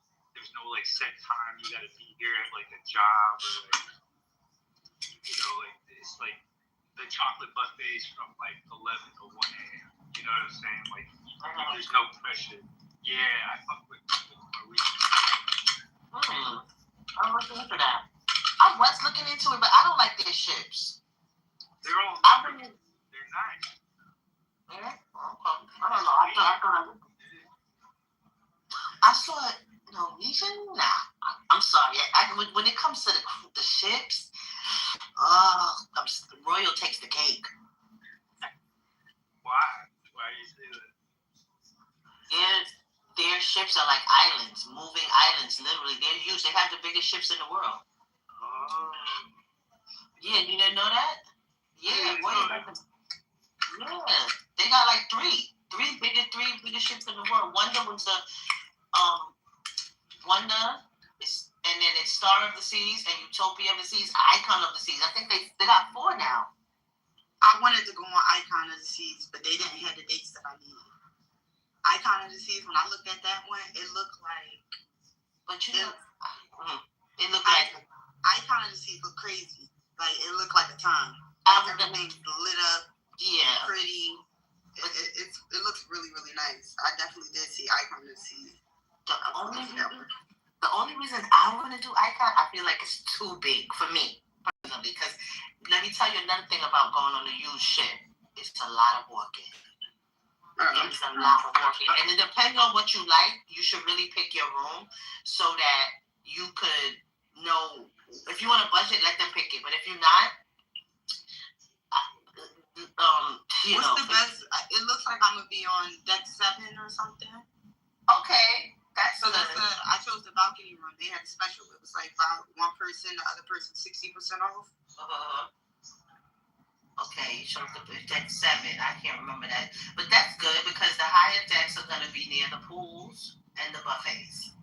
Y'all can keep the Titanic. Y'all, you catch me twice. Yeah, Icon is too big for me. No, I think I'm going Wonder. Yeah, Wonder is nice. Yeah, I like Wonder. It'll be good. I don't know if you like the casino. The casino's on the lower deck. So the promenade, which is runs to like wee hours in the morning, where you get your pizza, you get snacks, a whole bunch of stuff. That's on the lower deck, and the casino is on the lower decks, like deck 4, 5. But you're on 7. You're right in the middle of everything because I think it goes to deck 14. Okay. I went island hopping in Hawaii, Luigi Cruise Line. That was pretty big stuff. Active volcano at night. You know, it wasn't a huge ass trip, but you got to do everything. And then the most memorable parts, I think, was, you know, Hawaii. So, you never get enough time, so. Yeah, but they do have some. Royal has cruises to Bermuda that stays like overnight or for I think 2 nights or something. That sounds special. That sounds. I was worried about getting lost in Bermuda. I know that's such a stereotype, but I looked at Bermuda too. I was like, I was like, I'm going to Bahamas. Yeah, you're gonna love their private island. Yeah, I heard it's nice. I looked at reviews. Since I'm coming back from a trip the month before, I wanted to do something fun with them, but I needed it to be all inclusive. Of course. I needed it to be all inclusive or minimal spend once I, you know. But so far, that trip is costing me under $1,000. It's like $940 or something, plus 2 flights. Including flights? No. I still gotta find a flight. But I'm only going from Philly to Florida, so our flights ain't that crazy. Even when they high. Make sure you get travel insurance. Oh, for sure, it was included. I booked directly through the Royal Caribbean. I think the travel insurance was like $90. Yeah, I was supposed to go on a cruise for Christmas, and a storm hit New York, and we weren't able to go. And yeah, they gave all of everybody on the itinerary a check just for the hassle of the whole thing. Because imagine you pack your bag, like literally, it's the storm came like the morning we're supposed to leave out. Yeah.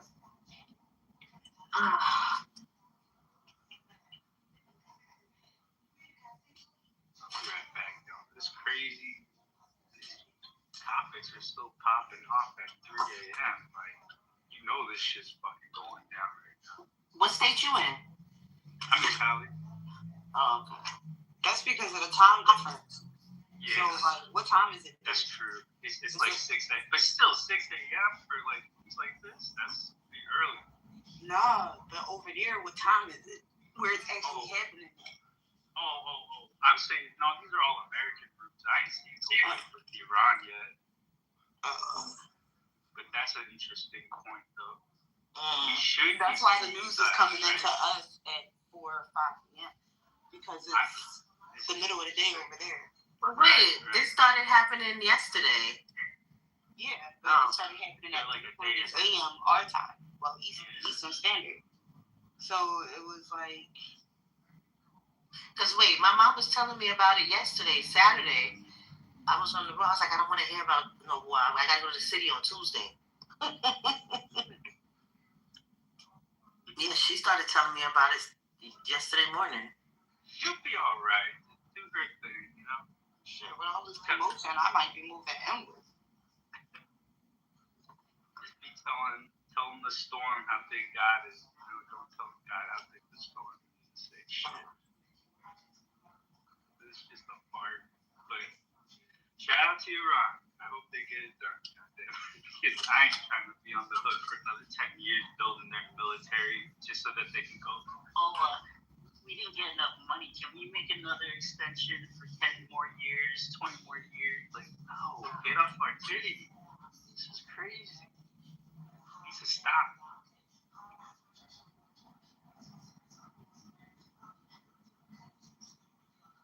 Just overall, the violence. We got way too much going on. I'm with you, Coco.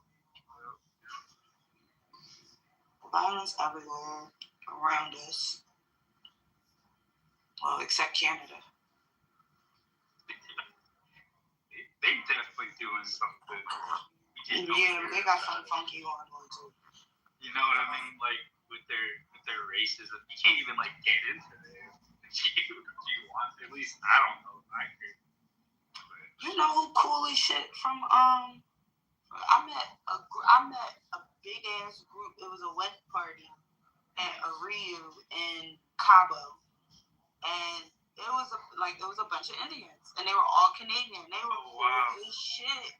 No, Canadians as a people are just as dope as us, if not like doper, you know. But it's their government that's just like ours. It's so gross. Racist. We partied with them most of the time that we were there. Like, yeah. When they looked at me and started quoting Meek Mill lyrics, it took me out. Took me out. We found ratchet Indians from Canada in Cabo. It was the funniest shit ever. That reminds me of my Pakistani homies in Colorado. Like they stand out like a sore thumb, but they put me on West Side Connection when I was in 12th grade. See? Yeah, but they were a trip. They were also listening to Hanson, no doubt, after time. Shout out to Pakistan. I don't understand why when you say we living in the last days, it's always the atheists that say that we not living in the last days. You know, I just don't get that. What? I just think. What was I'm not talking to you. I wasn't talking to you. I'm talking to Roaring Lion. Okay, that's cool. Well, no, I think you say something about that. Yeah, this is the last days, and this is World War III. It's all proper. I don't understand that, man. No, I'm just saying, you know, we laughing about it, but then it's not gonna be funny when the red heifers and they build a temple and the Antichrist show up. No. I already know, and you get the mark of the beast on your forehead. You know, keep on playing. My grandma is funny. It was that comedian. I think she was on Queens of Comedy. I don't know if it was some more, but somebody said, you know, why is it always grandma and granddaddy saying like we in the last days, we in the final days? Like it's always we in the last days, you about to die. We wasn't in the last days, we was fucking granddaddy. She's right about that shit. It's always when we get defeated, you know, we feel old, that we start giving up and saying, I guess the Jews won, but no, fuck all that shit. I'm gonna die here.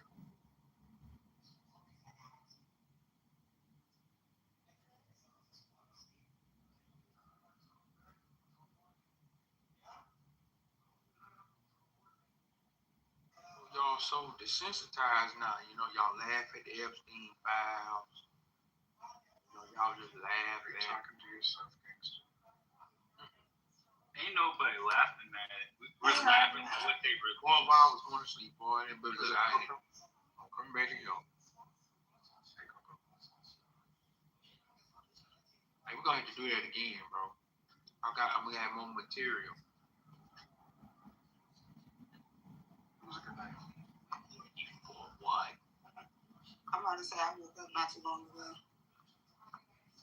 My food could be in. It wasn't on this stage. I was trying to take a turn into a damn room. But that's cool. I like to like that public, you know, let them, hey, man, hey, you know. Did you come earlier? Did you hear Red Boss Bully talking to her? I heard about it. They came in manifest or pretending to be Iranian. Mm-hmm. Yeah, I'm on completely different wavelengths right now. All of that stuff, none of that matters. Shit.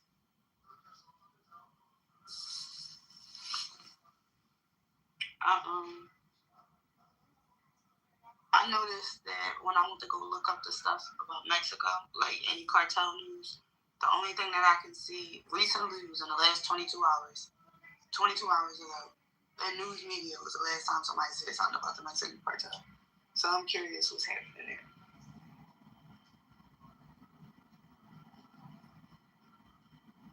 And that was that they returned El Mencho's body to his family.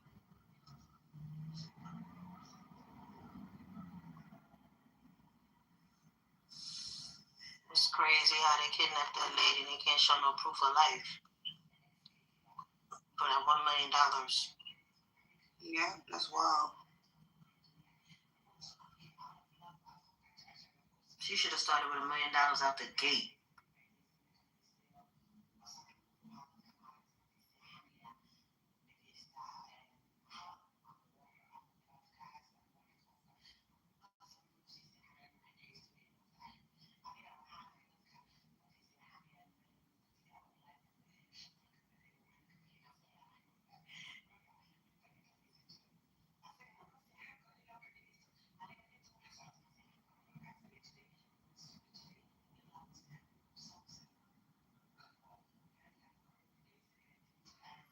Why you get quiet? Don't make me start playing videos. Please, Don't do it. Don't do it. If one missile Do not put hit the United States, let me tell you something. One missile next, you can probably back me up. Y'all know. If one missile hit the United States, martial law, motherfucker. Dollar, that wasn't permission for you. Anybody but Martial you. law. I love you, boo. Not right now. I'm telling you. You go in the FEMA camp. I'm playing videos. Why I gotta go in the FEMA camp? Where else you gonna go? You gonna round up. You gonna listen. If you get caught up in martial law, go outside. Thank y'all. If I say it, man, on that 7 o'clock, get in the house. The lockdown. You don't think they prepared for this already? Huh? What happened after the lockdown if you ain't going to the house? What happened? Let a missile hit this. Hey, and look, like you said, Bush might have was the worst. I had to be in there 7. They gonna say, no, bring your ass to work, kid, or your pay. And you gotta show the papers, the real ID outside. Yeah. I still don't got a real ID. Man, look, the military will be outside. You gonna be I outside. mean, honestly, what I got is worse. So I'm telling y'all, look, it was all fun game. We was in there for 2 years. I'm telling you, that missile hit the United States. next they got me. I didn't get a real ID, but I definitely got Google entry. You got who? Google entry. What is that? It's like it helps you get through like customs and stuff faster coming back into the country. Google. And what you mean prayers for Ohio, man? What's that in the chat? The hell going on up here?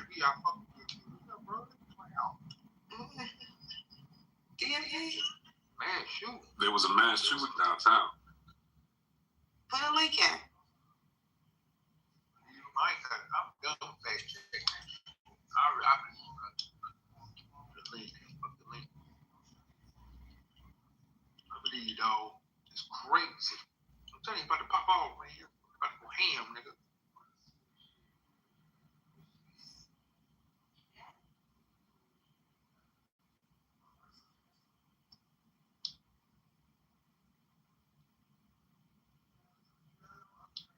So what he did, that Native American woman, huh? The woman showed her ID, they said it was fake. They deported her ass. Somebody in the comments said, bruh, Iran bombed Dubai and Dubai didn't get this much injury. What's going on over there? We was talking about it earlier. Saint, you know who that is? You know the Saint, you know, from YouTube, the bald head dude, Saint, he stuck out there in Dubai. He live streamed it and they blew up the airport. I seen it, yeah. Batman Campbell the airport, the Burj Khalifa, all that. Batman Campbell is, bro, how many niggas is living in Dubai? Oh no, Batman Campbell always over there. That nigga stuck over there too. He rode past the Palm. What they call it? Name of that hotel? The Palm. The Mirage? No, is it Mirage? No, it's called the Palm something. The Palm Jumeirah? Yeah, he rode past that and it was on fire. Like not the whole building, it wasn't like engulfed in flames, but blow up. I it, think he had a video. it definitely got hit by a drone. Yeah, drone.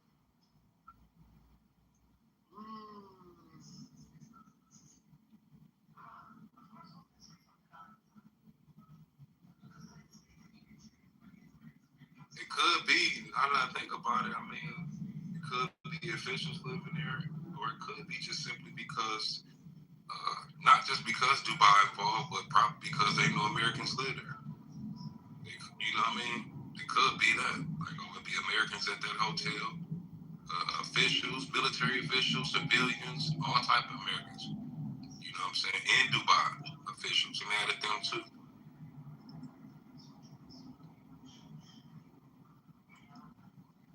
I don't know why people be thinking like, I'm still gonna go to Mexico, Dubai, Middle East. I'm still gonna go.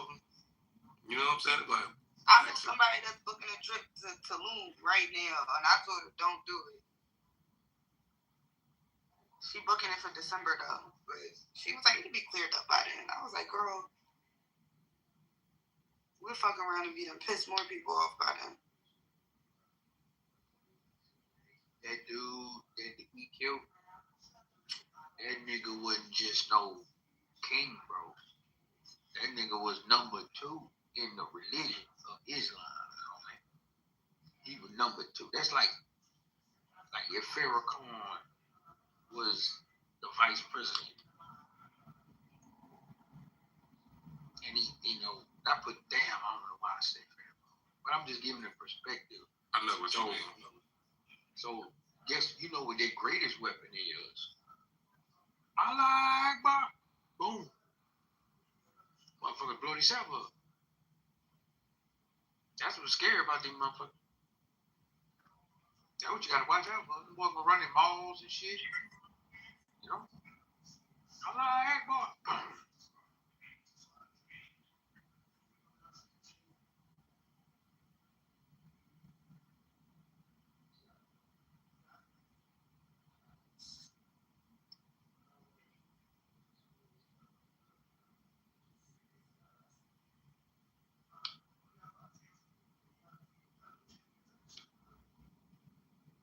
Figure out how the motherfuckers had shot something from Iran to Dubai. They got ballistic missiles. They told it. They showed people the missiles underground. They weren't playing. They was not playing. They don't got that shit like them other niggas got where they just free aim at your country and wherever it land. It hit, you know what I'm saying? No, they have laser guided precision missiles. You know what I mean? They not playing. They got all different kinds of them. All different kinds.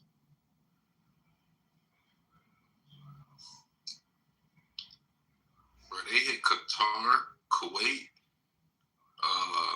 Bahrain, Dubai, Saudi Arabia. Them niggas struck all them countries from Iran. They hit Tel Aviv, nigga. And Tel Aviv, yep.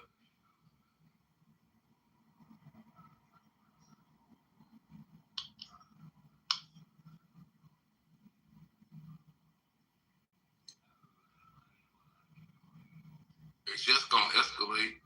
They never start out with the heaviest of their equipment. They always start out light. That's what they did last time. As the days progress, and the purpose of what they're trying to do right now is deplete the stockpile of the defense systems. Because the defense systems only can carry so many projectiles. Then you got to go out there and retrieve it and reload it and send it back out there. So their plan is to just keep shooting, and then once the munitions get low for the defense systems, like it did last time, then they start firing heavy shit. And then that's when you see a bunch of their missiles start to hit. You're like, oh shit, now they really fucking shit up because your shit empty. You know what I'm saying? And they got hundreds of thousands of missiles.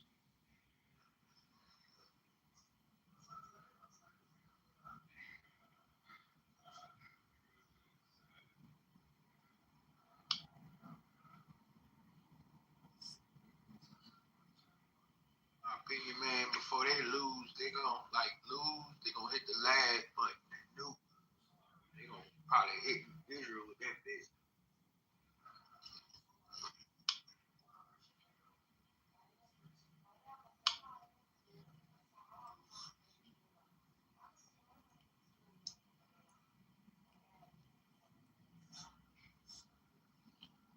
Nobody got, because maybe we're looking at this the wrong way. Why, like, what if I influence and say, you know what, fuck it, I'm going to war with Iran? Because I know Israel got it over my head, right? So, yeah, we're going to war, and I backdoor them, and I don't do shit, and they just going to blow Israel up. They ain't going to shoot all Israel up. And we ain't doing nothing. We just like, you know what, because they got, you know, they using them as bait. Yeah, we're going to help you. Yeah, we're going to help you. Yeah. Boom, boom, boom, boom. Because they hit Tel Aviv, man. You saw that reporter? Man, we ain't seen reporting on Gaza. All of a sudden, we got reporting live. Hey, streets was on fire. Bro, I saw Tel Aviv. I'm like, whoa. Hey, yeah, they gonna, maybe this might be a move. We're going to just, you know. Because they right next to them. We might just, hey, you know, kill two birds with one stone. Y'all you gonna blow Israel and they'll turn around and blow you up. Yeah, allegedly, there was reports coming out of Israel that about 460 people were injured, and one person was killed. What? Yep. I know the Defense Ministry, which is equivalent to our Pentagon, they said that was struck again. It was struck last time during the 12-day war.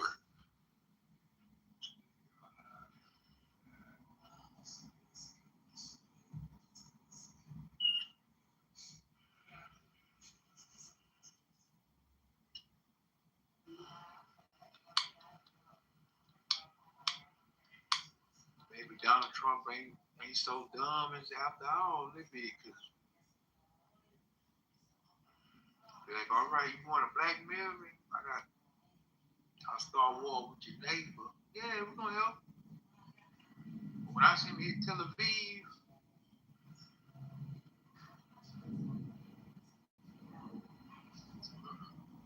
something fishy. I sure would. I put a rug clean from under there. Hey, on God, man. Oh, we miscalculated. We were supposed to knock that missile down. Oh, shit, we almost caught it. Damn, Israel. Oh, my God, we almost had that shit. Damn, yo. Hey, I'm trying to start the jet up. It's the alternator. Hold on, bro. I'm about to... Hold on. They doing what? Oh, they hacked. Oh, the Iranian hacked. I definitely will use this as an opportunity to get them motherfuckers out of my hair. Oh, God.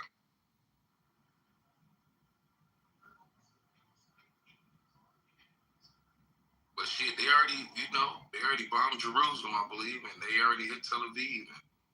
They also hit somewhere near wherever the nuclear facility is. They struck near it. They didn't hit it, but they struck near that area. So I could just imagine, man.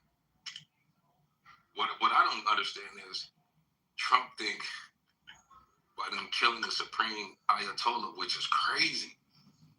Like you said earlier, bro, that's killing somebody like him is wild. That's wild. He was 86 years old. It's crazy.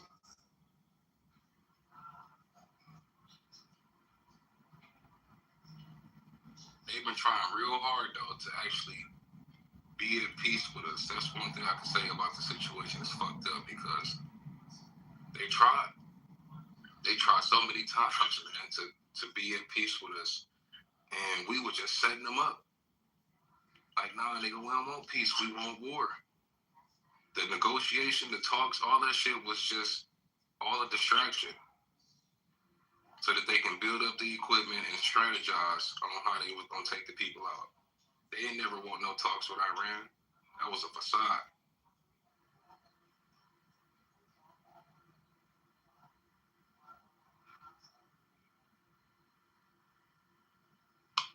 I mean, I feel like every administration has somewhat been trying to go to war with Iran. Even Biden almost went to war with Iran at one point. We've been allegedly trying to avoid purposely war with Iran. Yeah, but this dude Trump, like I said before, he is crazy enough to let them, during his administration, the craziest shit happen. All the way back to COVID. Like, whatever blood evil plans they have, he is all for it. That's why I feel like the most extreme shit happens out there, man. And it's really unfortunate for the Iranian people, man.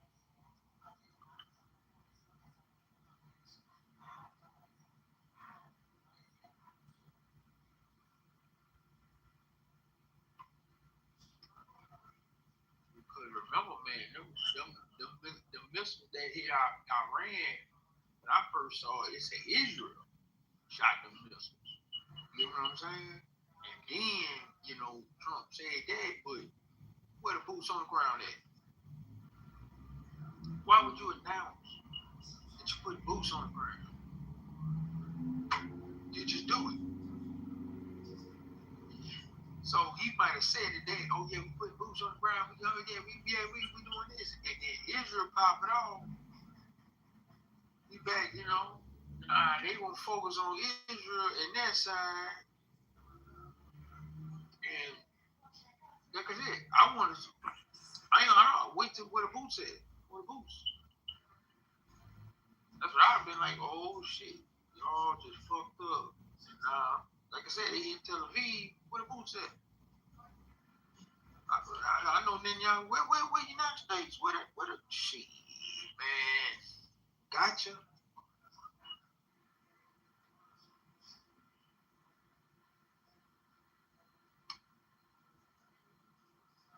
Flip the tables on him. Be like, hey, they hit Tel Aviv.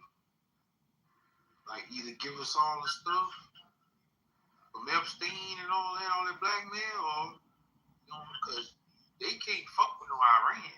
Israel can't fuck with Iran.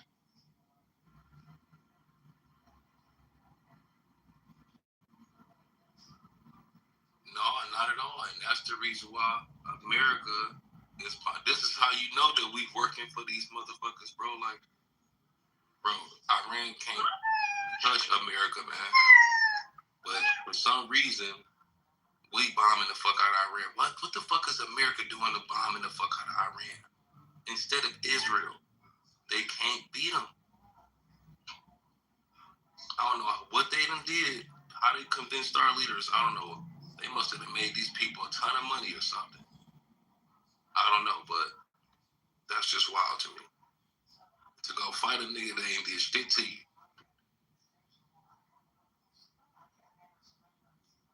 They all his general plotted to kill Americans, bruh. So if that's true, what was the Americans doing? Oh, they was in there Iraq killing Iraqis and shit. Why? Because we thought they had weapons of mass destruction. Okay, so he's just trying to defend the land like everybody else. You can't be mad at him. Only thing you should be doing is withdrawing and trying to negotiate and have build some type of diplomacy. Because it's your mistake for going in there. You admitted it. So how you gonna be mad at somebody for wanting to shoot at you? As long as you're there. That's what's gonna happen. You know what I'm saying? You gotta get the fuck out the way, man. You ain't supposed to be there. You know what I mean? But damn, man. You know what's even more strange? My question I was gonna ask Normo. Man, I'm getting number videos, right, of Israelis inside Israel fighting because they don't want to join the army. That's a fact. They burning up their draft papers. Hell yeah. And this before this situation right here. Like, you know how they all gotta go to the army? Like the army and do military? Like the youth is saying, fuck no. They not joining. Because they don't want to die. Like they gotta, it's automatic. They gotta join military in due time over there, right? So man, they got number videos videos of them like in the streets protesting. You know what I'm saying? So I know they're already, just think about it, like they're already low rank in this situation right here. Man, they're not going to march out there to Iran to fight.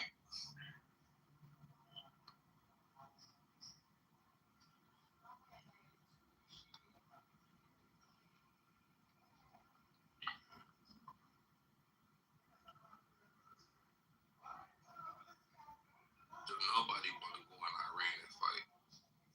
Iran looks like Mars. You feel me? Come on, man. Man, you ain't got intel, you know, like drones and shit flying around and everything, man, you lost, nigga. Iran. Fucking look like a whole nother planet when you dump boots on the ground. Come on, nigga, boots on the ground. Man, shit, man. And remember, we talking about Israelis. We talking about we talking white boys. Ain't no brothers. That boy gonna get ate up out there. They can't fight the sun. Dollar shop. Please. That made me laugh. I'm sorry.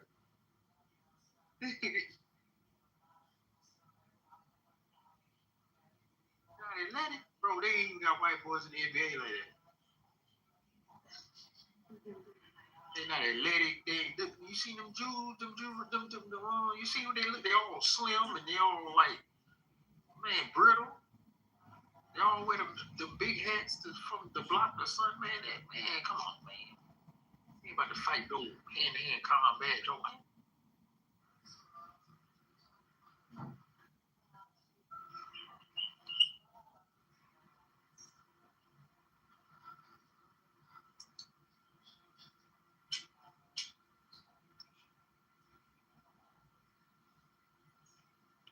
Well, the niggas. Let's get some niggas out here. I can see it now, bro. Boots on the ground. I knew they was gonna do some shit to try to stop GTA 6 from coming out. That shit crazy, man. Hey, bro, that's all I was thinking about. I said about the PlayStation Network. We better still get PlayStation over here. Wait, why does that stop y'all from getting the PlayStation?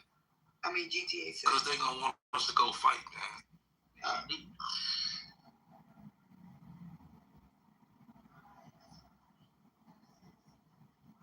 but I ain't gonna lie, I did say that, man. I got my twin boys. I'm gonna take their place. I'm not gonna let them go. I'm gonna go before I let my twins go. If I go, I'm gonna get everybody to chill out on both sides. I'm like, come on, y'all chill the fuck out, y'all trip. I'm about to go ahead and get my son diagnosed with something. Make up some Y'all shit. don't want him crazy. Shit. Say, dog. I'm playing, but I ain't playing.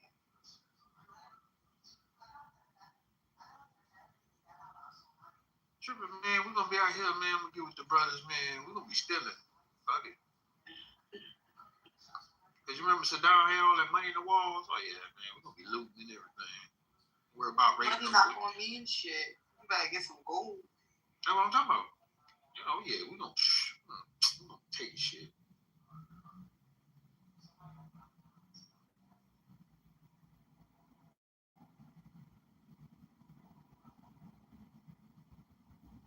Just imagine trying to fight in the mountains and shit in Iran. Man, y'all ever been to goddamn, like, driving into California, the mountains and stuff? Man, mountains, nigga. Oh, man.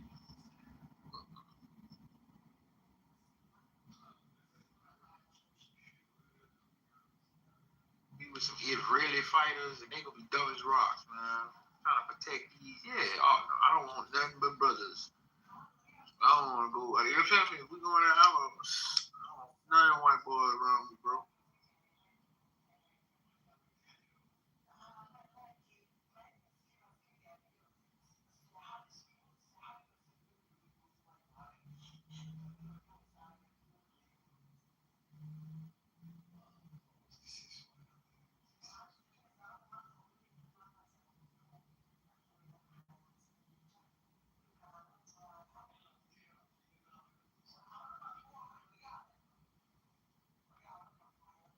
talking about Israel. We not talking about Navy SEALs and Delta Force, motherfucker. We talking about the punk ass Israeli fighters over there, bro. Stop it, bro. I'm not trying to let's hear that, bro. Ain't no way you can't tell me, brother. They getting their ass kicked now. Like if the United States wasn't over there, bro, y'all would be steamrolled. I'm telling you. You ain't about to bring me up for. I ain't got shit to do with these motherfuckers or yours. I'm talking about Alex, man. Alex talking, man, white boys, I'm not even talking about white boys fighting. I'm talking about them eating bread like motherfuckers out there, them rabbis. They don't look ready to fight at all. When has Israel played basketball? It competed in the Olympics.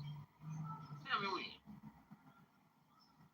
They not athletic, man. Y'all ain't about to climb no. Oh man.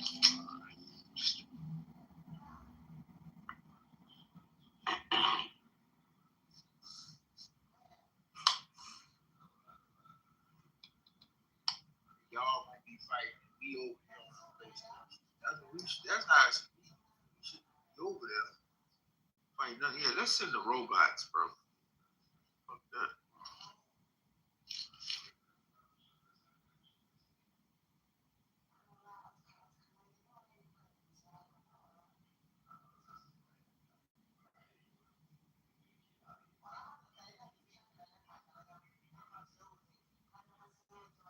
What the fuck Alexander is talking about black people can't swim? Actually, it's probably some of the best swimmers in the world. You don't remember when that fella jumped off of the cruise ship in his Jordans, the swimmer go whoop that European fella ass? You don't remember that? Yeah, he swam like 10 yards. That was good. In Jordans. Actually, that was good. Actually, the reason why is because black people have lower body fat. They have more muscle, and so they sink faster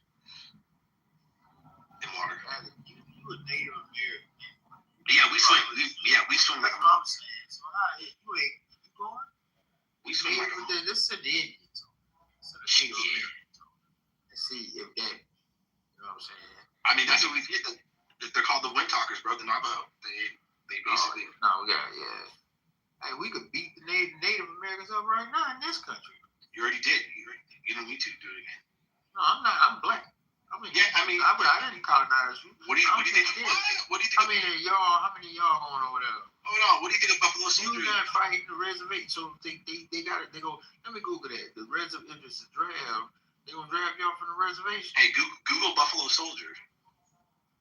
You know the man. You know how long they was Google. That's not Iran, dog. Where the fuck are you going? You going to Iran?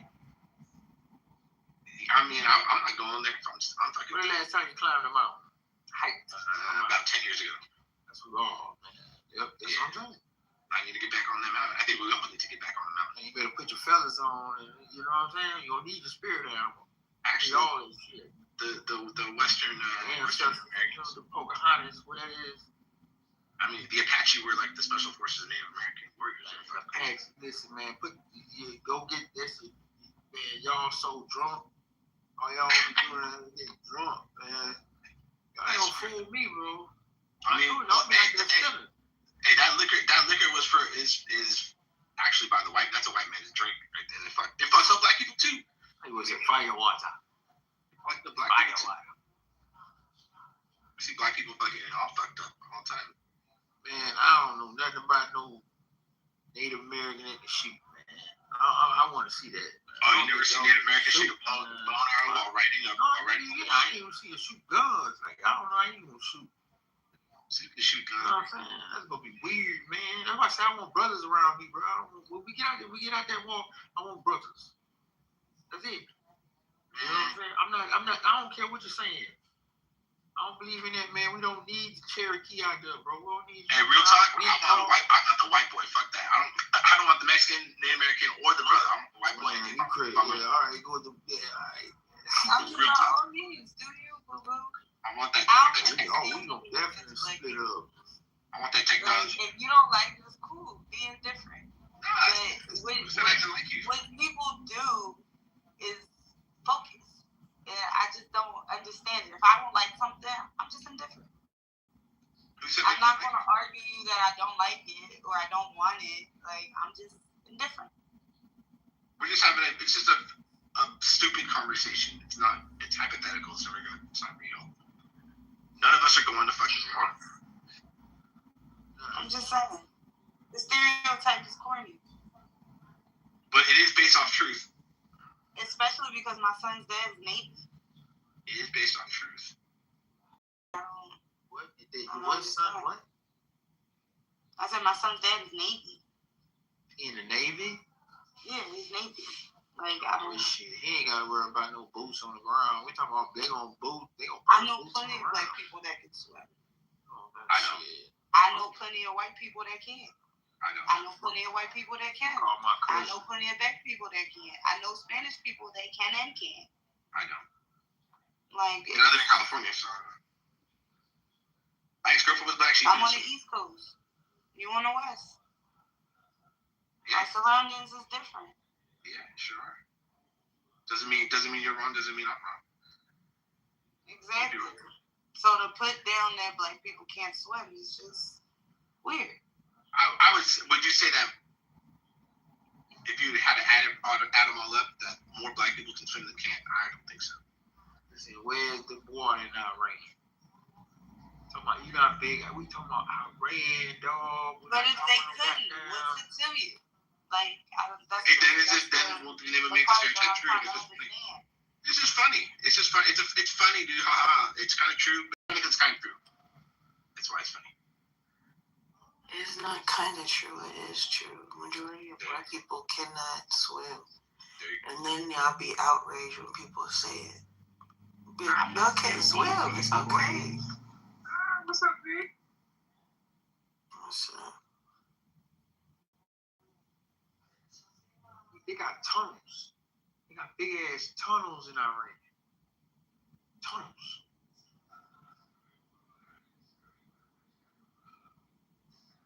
Yeah, we got bunker busters. That's what they're for.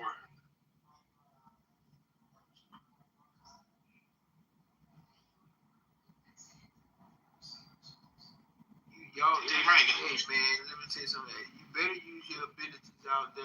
You better. That's what we're gonna make you do. Use your fucking ability and find a way. Use the spirit animal. Rain dance, man. Do something. That's right. Running leopard.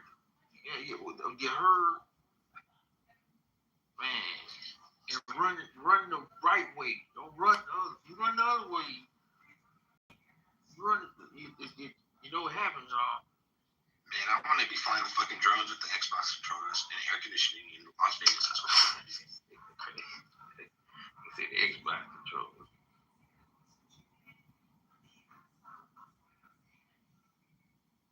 Oh, shit. That's real shit. That's what they use. I mean, look, bro, they killed that man, bro.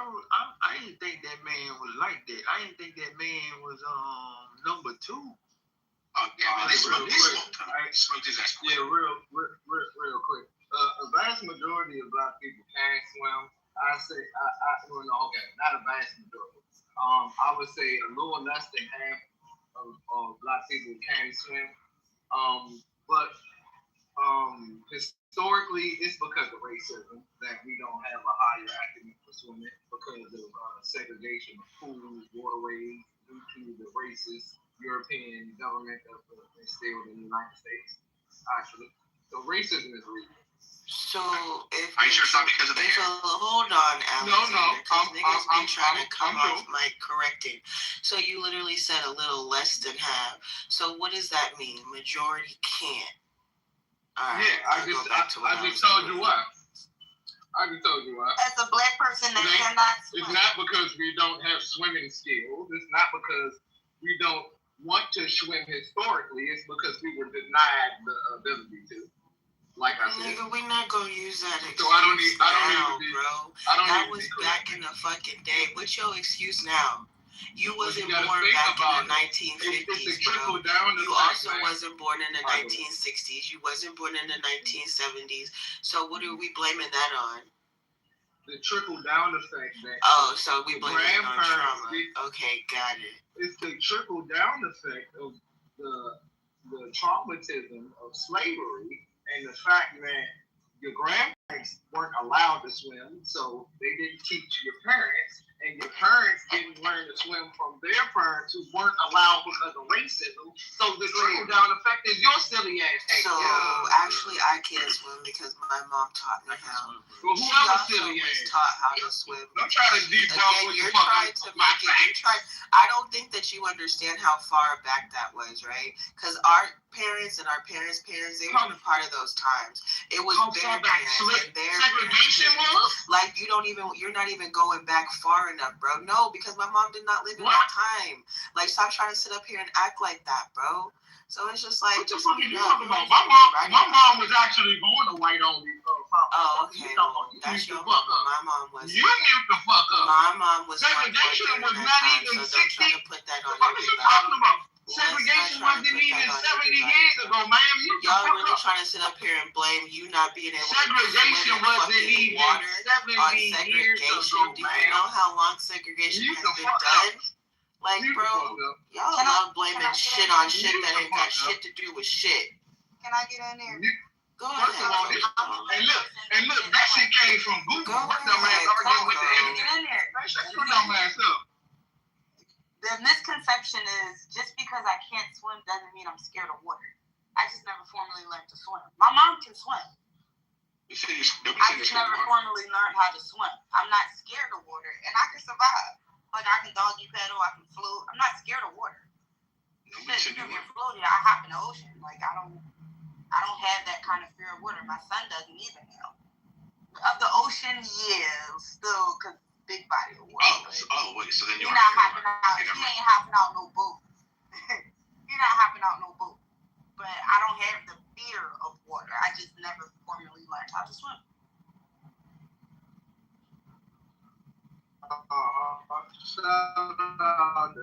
You a lot of people just steer clear of water. Now, like I said,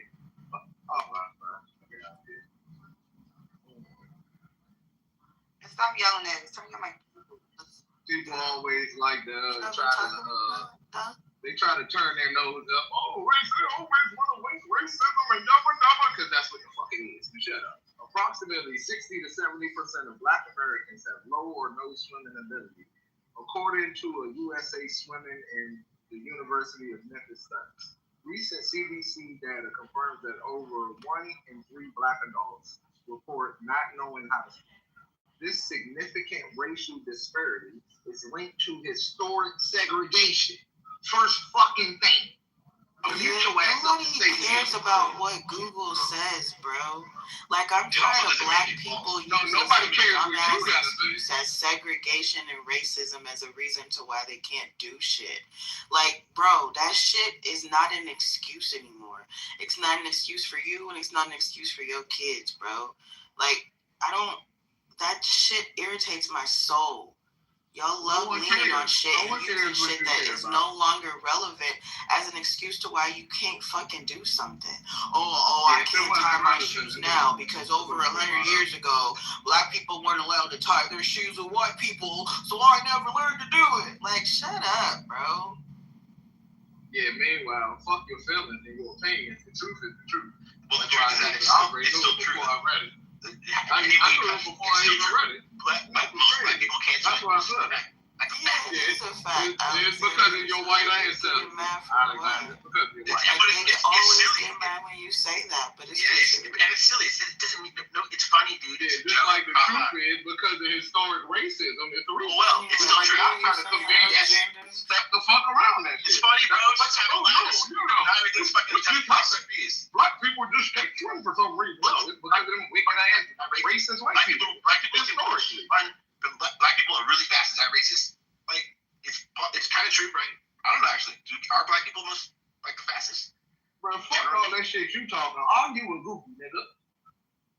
I mean, at the end of the day, most Black people can't swim in America. That's just a fucking fact. Yeah, because of white people. Period. All right, cool. In the statement. Cool. All right. Well, fuck these motherfuckers trying to make a moot point. Y'all motherfucking point and opinions don't matter. Your point was that it's false, and my point is that no, it's not. It's actually true.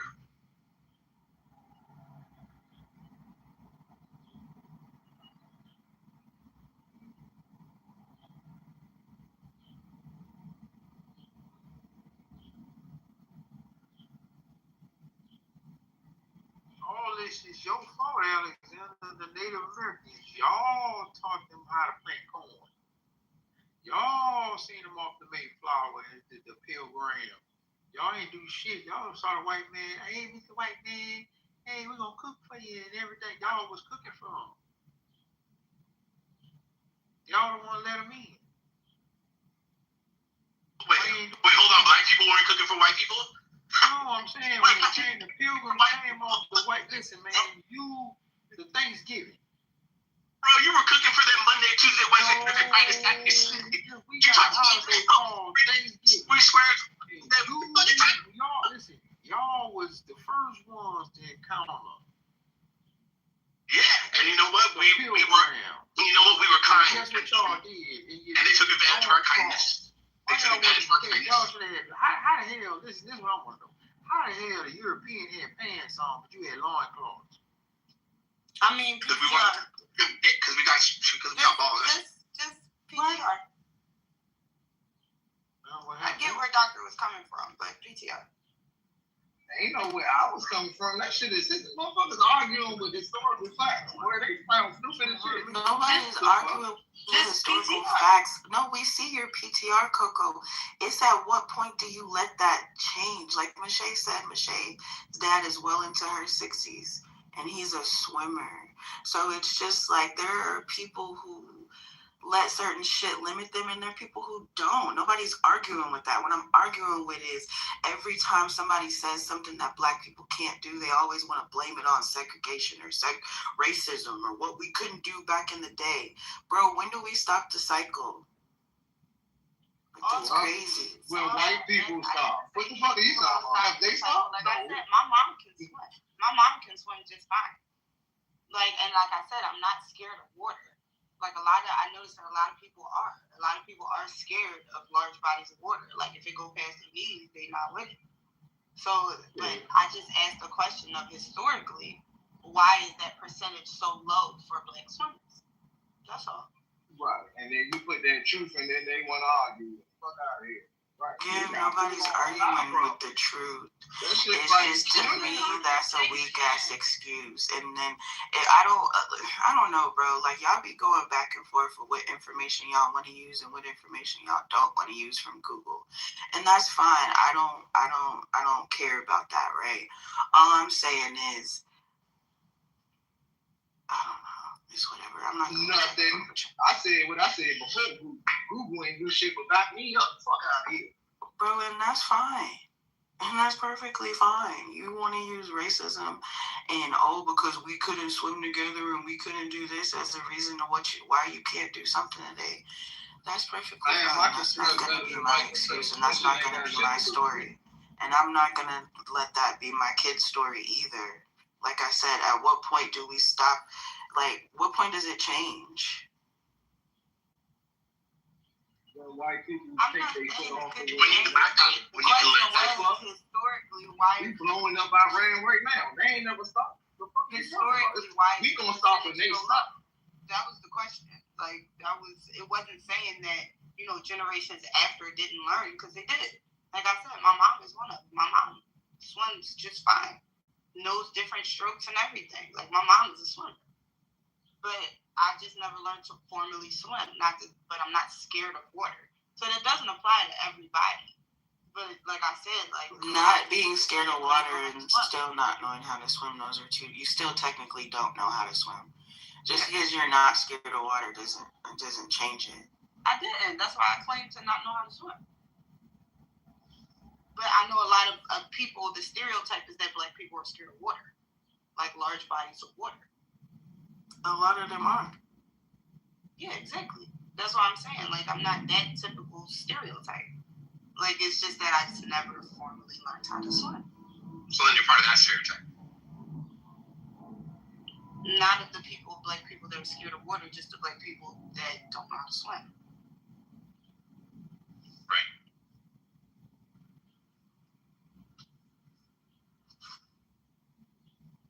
On this being said, white people fuck the world up. March 17th out. Oh my God. When are y'all going to let that rhetoric go? When they stop fucking the world up, they just blew up Iran. Like, shut your ass up. The fuck are you even talking about? Bro, you trying to conflate two different situations. Like, please shut the fuck up. No, it's the same situation. It's the same white supremacy being spread. It's the same colonization. The same theory. Please, you shut the fuck up. Because you're not making sense or for it. I talk y'all. The fuck?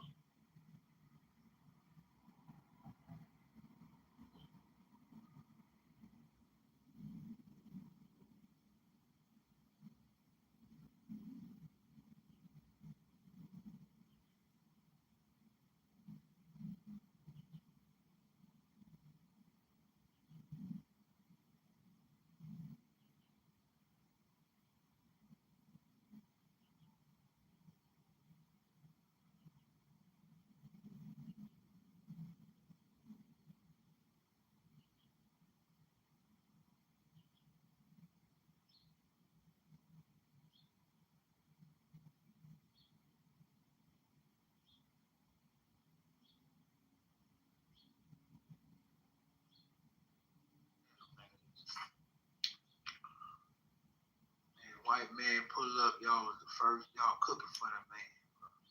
That's wild. But you want to know what's crazy? Alexander was never wrong. Just because y'all went on Google and pulled up these little facts and want to argue about it, y'all proved Alexander's point even more, which is crazy. What? No, that was stupid. His point was, well, for some Bro, reason, I'm not talking to you. You don't have to talk after me at all, please. But I will. Yeah, I will. But you won't because I'm not talking to you. But he was right.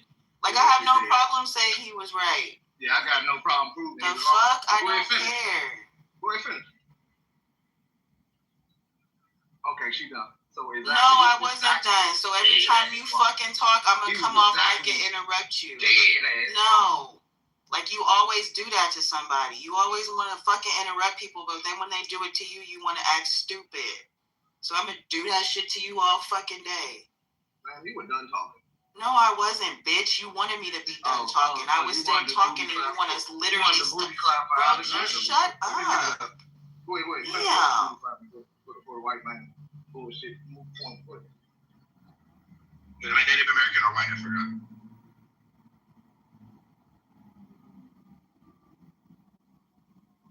Native Americans are white people, sir. They stole the lineage. They are? That's news to me. Yeah. All the ones at the top of all of them boys, the Cherokee, all of them motherfuckers, they're Europeans. They're $5 Indians. They stole the lineage. Just like they stole the Jewish lineage. Oh, anything? Okay. Now, like I was saying, the proof is in the pudding that if it wasn't for these racist pieces of shit, then we would be way more swimmers. It would be way more swimmers in our lineage, right? In our race.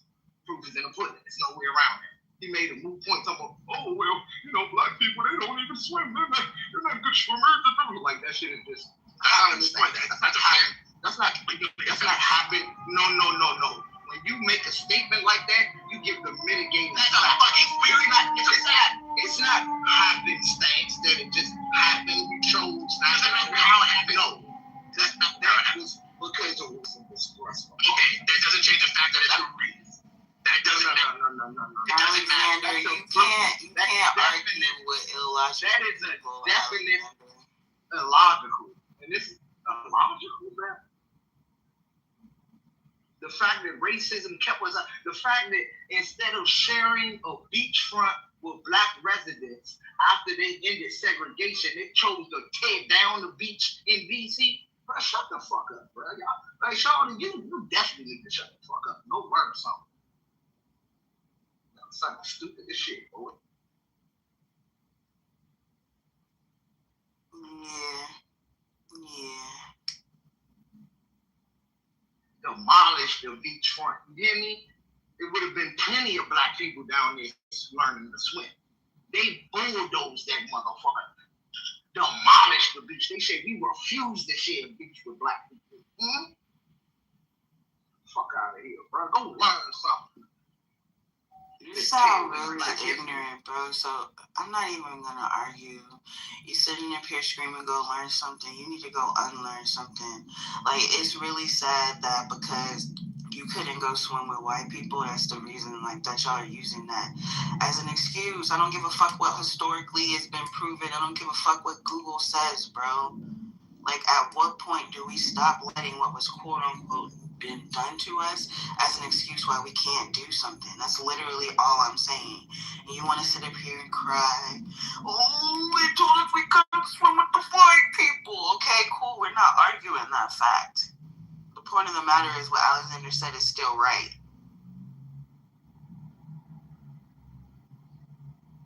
No, it's still based on racism. There ain't no way Bro, shit. no, it doesn't give a fuck what it's based off of. It's still the truth. Same reason why black people don't have generational wealth. You sound Same dumb. reason. Oh, black people black people were just poor. Why they so poor? Let's talk about the mitigating factors. Shut up, bro. Fucking dumb shit. I swear to God, these black people are fucking stupid.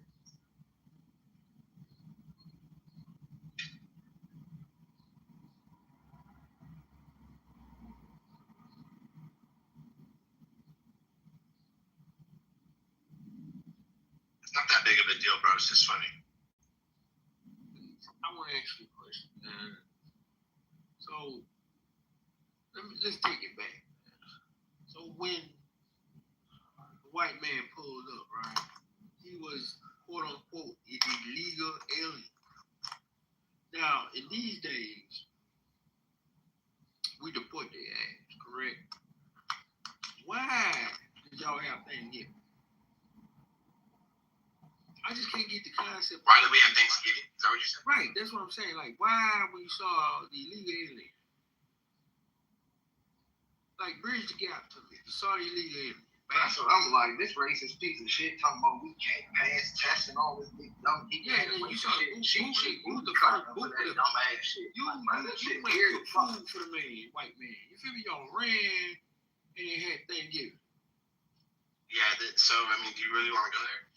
No, I'm just saying, like, no, it I'm just can't be more than because I can tell you. Pull up. All right. Mm-hmm. So yes, you're yes. Well, actually, many Native American tribes are extremely hostile. With some muskets. No, they have bows and arrows. They didn't have modern guns until the white man, the European, brought them over. That's what I'm talking about. Right. Okay, they pulled up. Yep. So and how does your tribe leader tell a story, or do y'all even tell a story? Well, my tribe is from Central California, so it's not the same. Like overall, the Native American. Like, there's no one Native. They never passed that. They said the origins. Okay, the white man pull up, and y'all went and brought food to him. Okay, there is truth to that, but there's also a darker side. Thanksgiving, nigga, we celebrate right now. Thanksgiving. Okay, hold on. All right, I'm trying to answer your question. Okay, I'm trying. But if you already have all the facts, I don't know why you're asking. No, go ahead, man. This what they say. What they say. Okay. All right. So, and what I'm saying is that there is truth to that. Also, keep in mind that this is the history written by the white man, right? So the white man also doesn't want us to tell you how many white men and women and children were killed by Native Americans, because not all Native American tribes are the same. Not all Native American tribes were welcoming. Some of them were outright hostile, deadly. I mean, look at the fucking, like I said, the Apache or the fucking Seminole. Dude, the Seminole were holding out until fucking like 1930 something or whatever. Like, still like, fuck all you motherfuckers. Still, like with 500 fucking people huddled in a little fucking ball together. Like, so nah, man, not all Native Americans were like, yeah, come here, white man, let me fucking break bread with you. Nah, fuck that. But yeah, but I'm saying illegal. Listen, man. I'm saying every one of them was an illegal alien. Like, right, listen. Right now, anywhere it come from, if you an illegal alien, you get deported. And some of them did get deported. So why did they have a few of y'all cooking food for them? Like, what the fuck?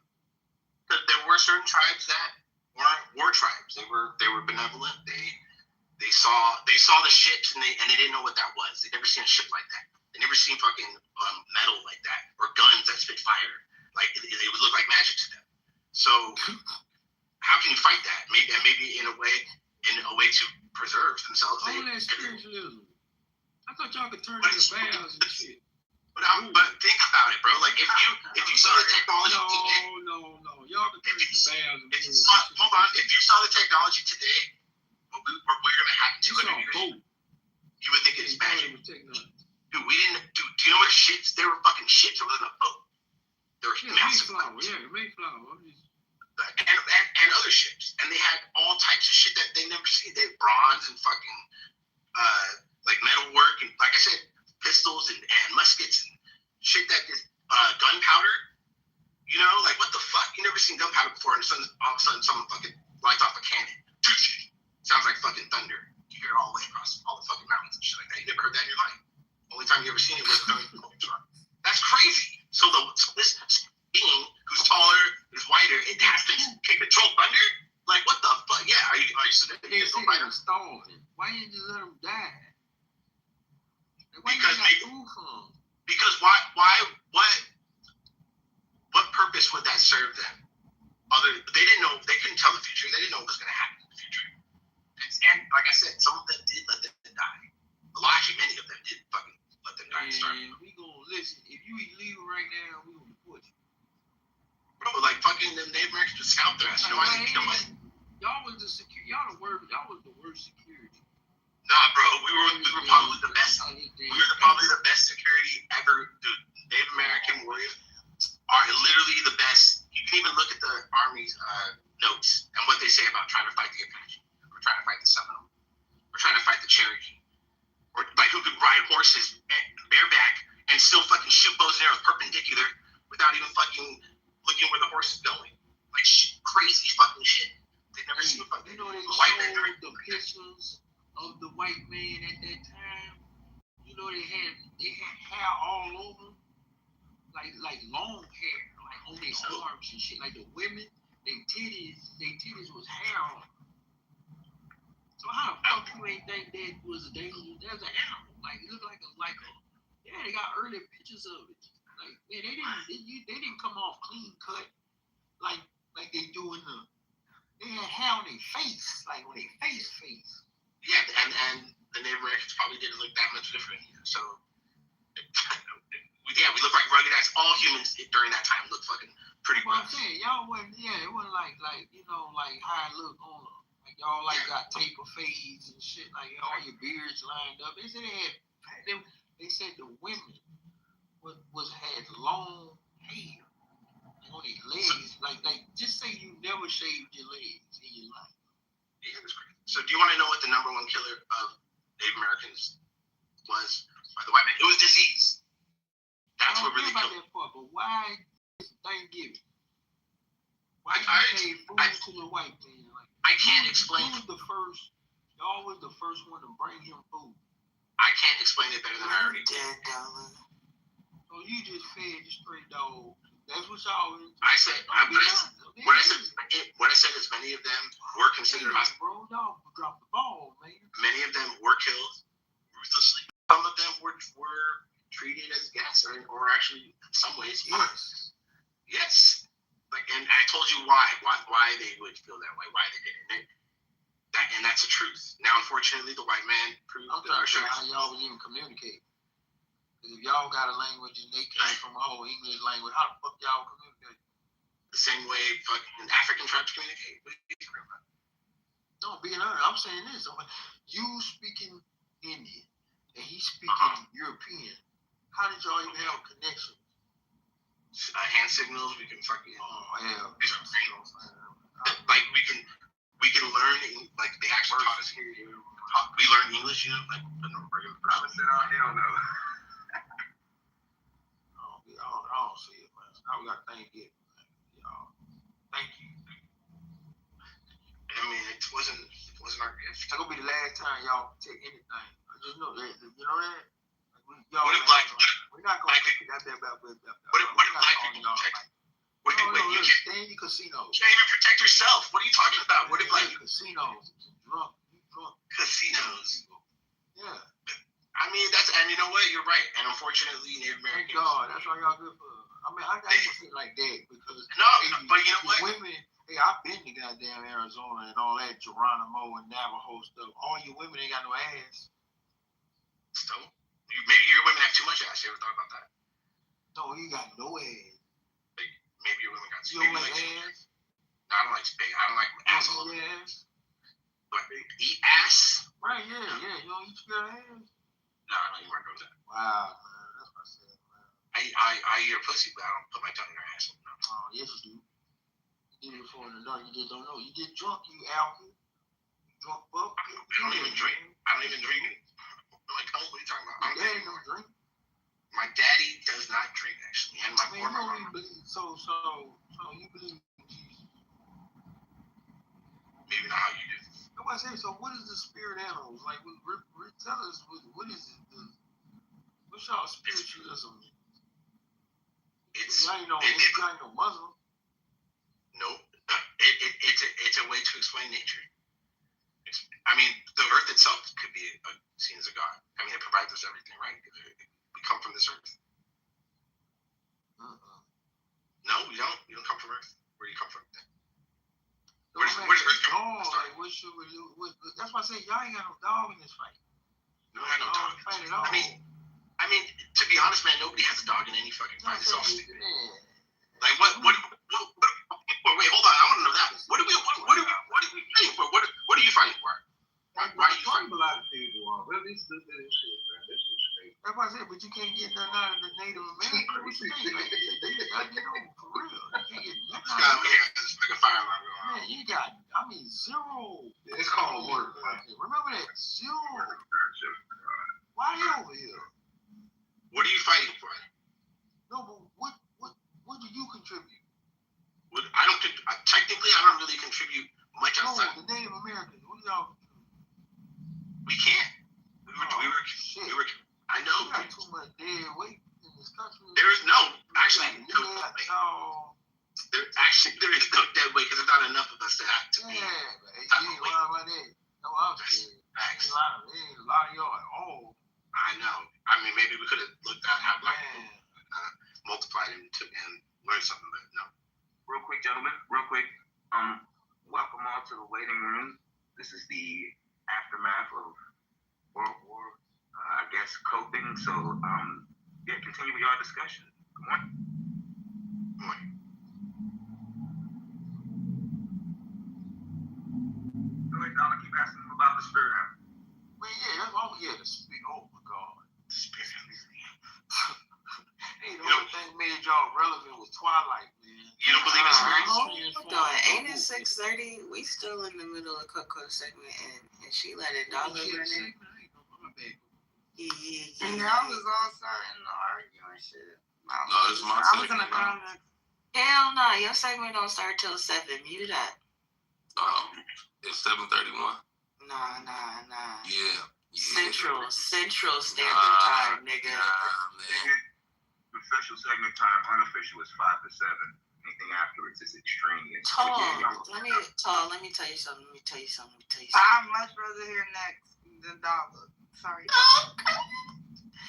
Coco actually got the segment slot over you. I know you tried hard with your clips, and the effort was well put in. Hold on. How you kicking Tall out? Because the best, the best clips win, bro. And it's Tall, me and Tall. It's normally one or the other. It's not no. One of y'all is playing clips and the other one of y'all is silent. Let her go though. Go ahead, Miss B. I've already chosen who gets It's me and Tall. It's not a package deal. It's not a package deal. That's why we don't clash with our clips, because we work as a team. Coco, I do this segment. We discuss our clips before we play them. Y'all can't. Definitely can't discuss. Y'all don't even know. Y'all can't. Y'all not discussing them tired ass clips. I know y'all not. Y'all not. What you playing? You got them redacted? Y'all not. Yeah, we definitely do. I'm tired of y'all. We just do a quick current events clip or something interesting. Quit? Did you say quit? Shut up. Go ahead, next. We cutting her segment short. I told y'all, it's been a minute since y'all got a clip out of me. Fuck y'all. Yeah, you praying for a clip right now. I can let Dollar go back. Please, anybody but Dollar. Anybody but Dollar, bro. All of the Dollar, though. Nah, but Dollar was asking relevant questions. Here's the problem, though. But too much of a good thing is a bad thing. No, but here's the thing, though. Dollar be asking all the relevant questions, and nobody ever has answers for his questions, which is crazy. Because we can't understand them at a certain point. Another mic, what like Doc got that old club date bullshitty. I'm about to spend on money. You know that. Hey, Alex, turn to a wolf right now. Okay, good. I'm a wolf. Come on. Oh man. That nigga really went her. Yeah. Y'all knew about the drink. You knew about everything. I'm over here dying, yo.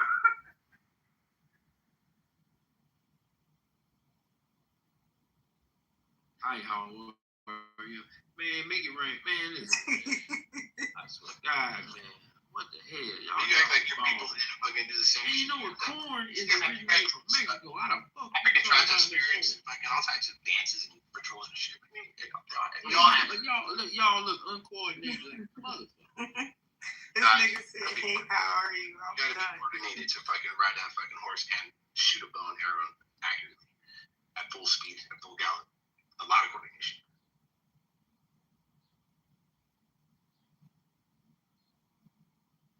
The fucking balance and shit. Do you know they hired Native Americans to work on the Empire State Building at the top? Because they have balance and they weren't afraid of heights. Damn, lad. You got it up here. That's a fact. That's a fucking normative. I can pull that up. I'll show you. Empire State Building. Yes. You never seen y'all have a job. Ain't no damn job. Yeah. Alex, Native Americans don't have no jobs. Yeah, they're a casino. They're casino casino owners, dealers, sometimes drug dealers. I've never seen it. Man, Native Americans don't work on construction. They ain't got no jobs. Y'all like the Jews. Y'all like the Jewish communities. Y'all, you know, they living off the government. They're not living off the government. No, they're not. Who's paying the check? The government. No, the Native American tribes have to pay their own fucking bills. What are you talking about? Yeah, the government pay the tribe. No, they don't. The government doesn't. Where the money come from? It comes from. Why you got your own money? Hey, hold on. Why you got your own money, motherfucker? That's what I want to say. This is Africa. Africa got 39 countries in there. Y'all your own country. Where y'all money? You need to have your own goddamn money. Why would we have money with all this Squanto and all our money? What are we gonna start trading pelts and shit like that? Should we just trade wooden nickels? So, was that one of the valid questions that Doug would be asking and nobody be answering it? I'm saying, let me just enjoy the conversation. Yeah, okay. Thanksgiving, man. Let's see quiet with me. This guy said Thanksgiving. White man pull up in boats and stuff. Oh my God, Thanksgiving. Yeah, white man pulled up to you and said, "Get the fuck on the boat." So what's the difference? That was Africa. Yeah, and you got on that fucking boat and you went and I'm indigenous. I was already. No, we got. Yo, now you're indigenous. What the fuck is going on? What the fuck? Now you're me. Listen. Africans called Africans. You know that? Yes, of White course. man didn't get off the boat and catch nothing. I understand. You were sold by your brothers, cousins. That's what I'm saying. Hey, y'all didn't really think he indigenous. Boy, you European as hell. No, man. Shut up. That shit is crazy. I don't see I'm European. I'm indigenous, man. Well, I'm not talking about your down south misguided. I'm talking about no, they're Siberian. No, you just been touched by the Europeans. That's why you so light. I'm talking about that brother. He actually is. Came over on the land bridge. They Siberian. They in Asia. Bro, look at that man's face, bro. Look at his face. Ain't nothing Siberian about him. Man. Younger ancestors are European. It's a fact. It's the fact. It's the fact that your ancestors was the first ones who stole the Indians' lineage and can't find all that. That's a fact. If we don't, if we get reparations over here and you don't do shit, we're gonna deport you Native Americans. I'd like to see that. It ain't a lot of y'all. There's enough. Shit. And one thing we know about black people, you guys don't like the woods and nature and shit, so you ain't gonna come out and fight a second. I don't like nature. You guys are scared of the fucking birds and the bees. I don't like bugs. That's right.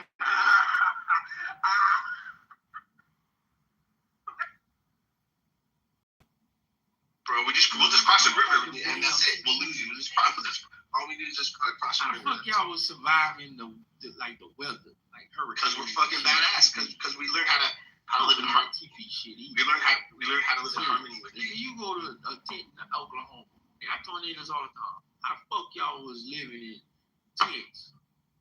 So they ain't had no hurricanes never? They did. The reason why they had teepees so that they could pick them up and move. They would literally move like walking. They throw trailers, they dump out. That was Oregon Trail. There's some funny shit going on with y'all history right here. So teepees are cool because they're able to transport quickly. Like pick them up and move. It's just a couple sticks.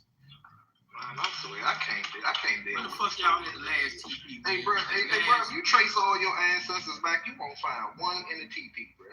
Maybe one of your ancestors. Other than that, you're going to trace their ass to nothing but cottages and then back to the European shore. Well, teepees are man. Like, how the fuck you a teepee survive This is really crazy. I really want us to go. Hey, bro, he probably related to the wolf family, the same ones that kidnapped Pocahontas, bro. Like, come on, man. We is not doing this, bro. It's like somebody don't know the real history of what happened to us. Like in times from all over the place. What you mean timeline from all over the place? That was when y'all first. That's when they first stepped their knuckle dragging ass over here. What are you talking about? Who's dragging knuckles? Dragging knuckles. I know real history. What you talking about? I give your ass a real history lesson. Y'all motherfuckers. I know. You ain't going in those woods at night. That's what I know. Bro, I got flashlights, lasers, and thermal imaging on my rifle, bro. I ain't scared of nothing. You got me put. Oh, all right. You're living in the TV right now. Y'all motherfuckers don't even got no armaments out here. Just be talking, bro. They ain't got no culture, bro. Y'all out here looking for somebody to save y'all. I was go boot at night. You get hella. Y'all run away and shit, run around the block.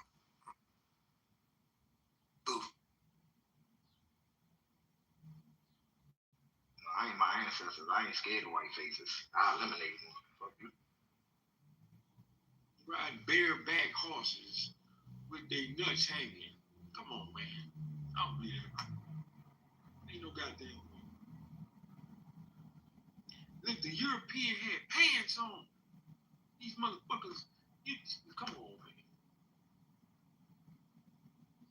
Don't even make sense. Out there in the woods with no shirt on.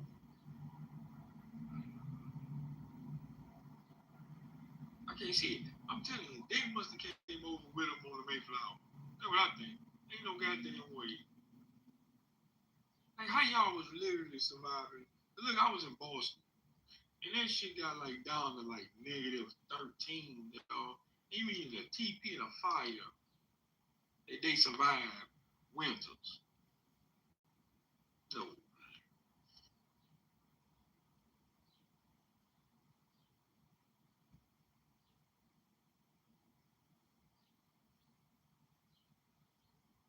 But my bad ass, man, look, so Thanksgiving. What y'all ate at Thanksgiving, the first thing? What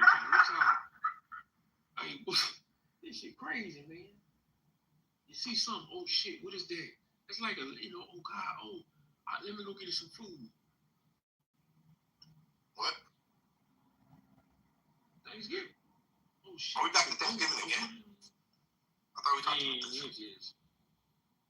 You know what I'm just saying? Like, don't they sit y'all around a fire and they tell you a story of like where you came from, like your origin story, all Yeah, that. more tradition. Yeah. Right, yeah. So Thanksgiving, how they told it to you, like, like Native Americans don't celebrate Thanksgiving. what? We don't celebrate Thanksgiving. Hey, stop. Hey, you I'm for real. serious? Yeah. So why we celebrate? Because the white man told you to. That's why. And that's a fact. The white man told us to, but y'all in the story. It's between you and the white man. Yeah, because they won. They got to write history. So you sold us out twice. You ain't tell us the truth. I mean, wait, no, it is the truth. I'm telling you the truth now. Whether you believe it or not, it's up to you. Hey, can you stop asking him questions? His ancestors walked up to the table and signed that piece of paper and gave it to him. Yeah, because we had to. Look at him. It was either that or die. Just like kind of like black people, right? It was be a slave or die. No, a vast majority of black people were expanded tribes, right? They were kicked out and told that they were Negro. Here we go. What? You don't know history? So they had Negro. Are you unaware of the history of this country, Mr. Alleged Native American? I'm aware that black people are not. You're gonna tell us how everything started from segregation. Here we go. Again, yeah, buckle up, Alexander. Again, shut up because you make no point. What the fuck are you talking about segregation for? We're talking about the early on. I was being funny, you dumb dick ass niggas. Like, you up, bro. Like, you up. You're the one who unmuted. I'm trying to make a point. I'm trying to make No, and I told you I'm coming off my interrupting you all day, nigga. So get used to it. I don't give a fuck. Shorty, get your bang. I'm not gonna do nothing because you don't get the same respect that you cry about, bro. So I'm gonna not give it to you. Where's next guy? I thought you wanted to start a segment. Next. Nigga don't know shit about history. What are we doing? Next. Shut up. It's about to be enough. Y'all know it's about to happen, right? I've been very respectful. Don't make me call you by your government name, Michael. Alexander, I'm tired of this thing. Wait, what's his name? Next. You know what? Fuck don't know about conversation. Ain't good for shit. It's always jumping somebody and say something dumb shit. Shut the fuck up. Hey, first besides internet lady. You're funny, bro. You're funny. Yo, real quick, I'm gonna do a little sound test. I ain't gonna play this whole shit. I'm just. Tall. I'm saying, y'all put on stage, being good, please. Hold on. Just. How does this sound? Dollar said run the clip, so clip it. This is telling Coco. You hear this?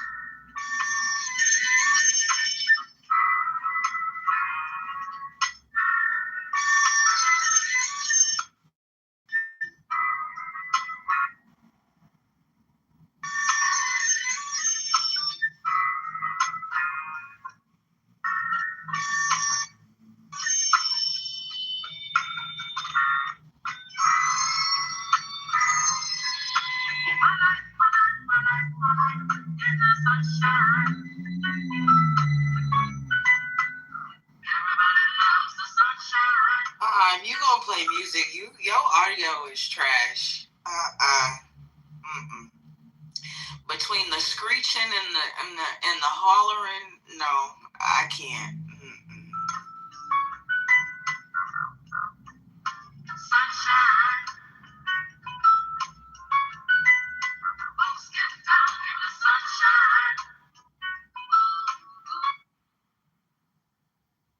Nigga, what part of no do you not understand? So which one sounded trash? The first one was. Both. No, you're being biased because you're mad at the questions that Dollar was asking. I'm not gonna lie, they both sounded bad, but the first one sounded better. Okay. The first one sounded better? No, sometimes the music mode on the club deck will be weird with the. We gonna do ear checks. We doing ear checks. Sometimes the music with the club deck will be weird on the music mode, and it'll like feedback, and sometimes it'll be perfect. So I'm doing the whole rap ears appreciate it.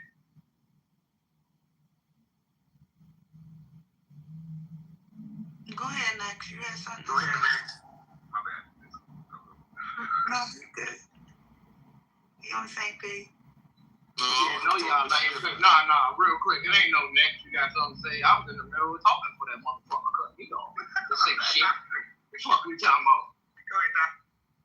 And I just let you do your little musical interlude to get your volume check good. Now, like I was saying, while I was so rudely interrupted by nothing ass in that woman, that goddamn European man, who's obvious lineage of the $5 Indians, got a nerve to really think that he's fucking indigenous. Well, you ain't indigenous to nothing but fucking Europe.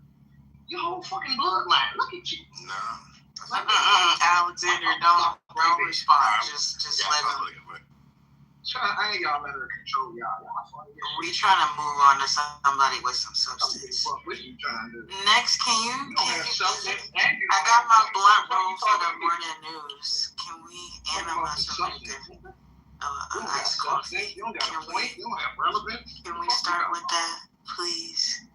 Can you start by getting some relevance or something? And next, tell us what's going on in the world right now. I'm about to say, B, just let Doc finish up. I thought he was done. Yeah. She must not realize what happened when she motherfucker disrespected and come on. Bro, can you let other people get in the conversation, or you just go hog the stage and be the center of attention? All right. I can mind my business and not jump in other people's face when they talk. Can you mute the fuck up and stop trying to dictate what's going on in this motherfucker? Your ass ain't doing we shit. let you talk. You literally let you do shit. You don't contribute shit with a bad attitude and a foul mouth. It's Sunday. This is not Monday morning. It's not day morning. It's Sunday. Yeah, motherfuckers need to mind they. I'm just saying, like, can we not? Can it not be a crash out first thing Sunday morning? Doc, if you want to finish up, and then next, you got it.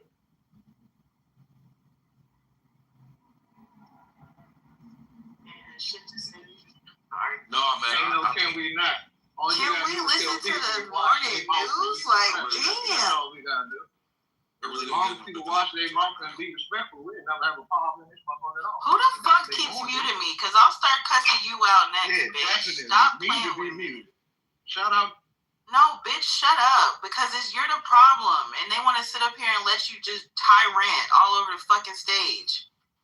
No, you're the problem. Anyways, can we move on to somebody else, bro? All you want to do is fucking argue. God damn. No, I like to finish my thoughts when I'm speaking uninterrupted. Bro, you were already fucking done, bitch. Ass nigga. You don't like when the same energy you give to other people is given to you. I like not to be cut off. So can you shut up and move on? By the likes of a worthless petty individual such as yourself. Now, why don't you grow the fuck up and stop trying to regulate some shit because you ain't on shit in life. And shut the fuck up. That's what you do. Bro, you should really stop projecting. Like, you come in here, you talk shit to everybody, and you really project your own life onto other people. You work 60 to 80 hours a week. You tired as shit. I see why you always angry. You never at home. You don't get a home cooked meal, barely. You don't fuck your wife on a regular. So I see why you come in here and you want to have an attitude with every single person you talk to. But guess what? I'm doing great in life, bitch. So don't ever try to sit up here and project your weird ass ways onto me. I'm not sitting here trying to argue with no nigga that don't get no more fucking pussy to me, bitch. Shut up. Like, you're weird. Shawty, you a dry ass internet woman that's worried about my sex life. Shawty, you're nothing.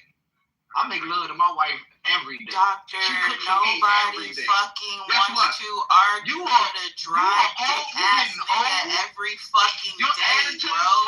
Like, you literally wake up and you argue with people every fucking day. Like, shut up, bro. You cut me off. It's a fucking problem with you, bro. It's something wrong with you. You cut people off, disrespect people, you then cut expect people respect. off all day. Like, get the fuck I don't on. even talk in this motherfucker. Get the fuck You're the on. only You don't need to because you don't add nigga who shit. comes off mic. You don't add shit. God Interrupt bless you. everybody with your fucking bullshit and your feelings. You never respond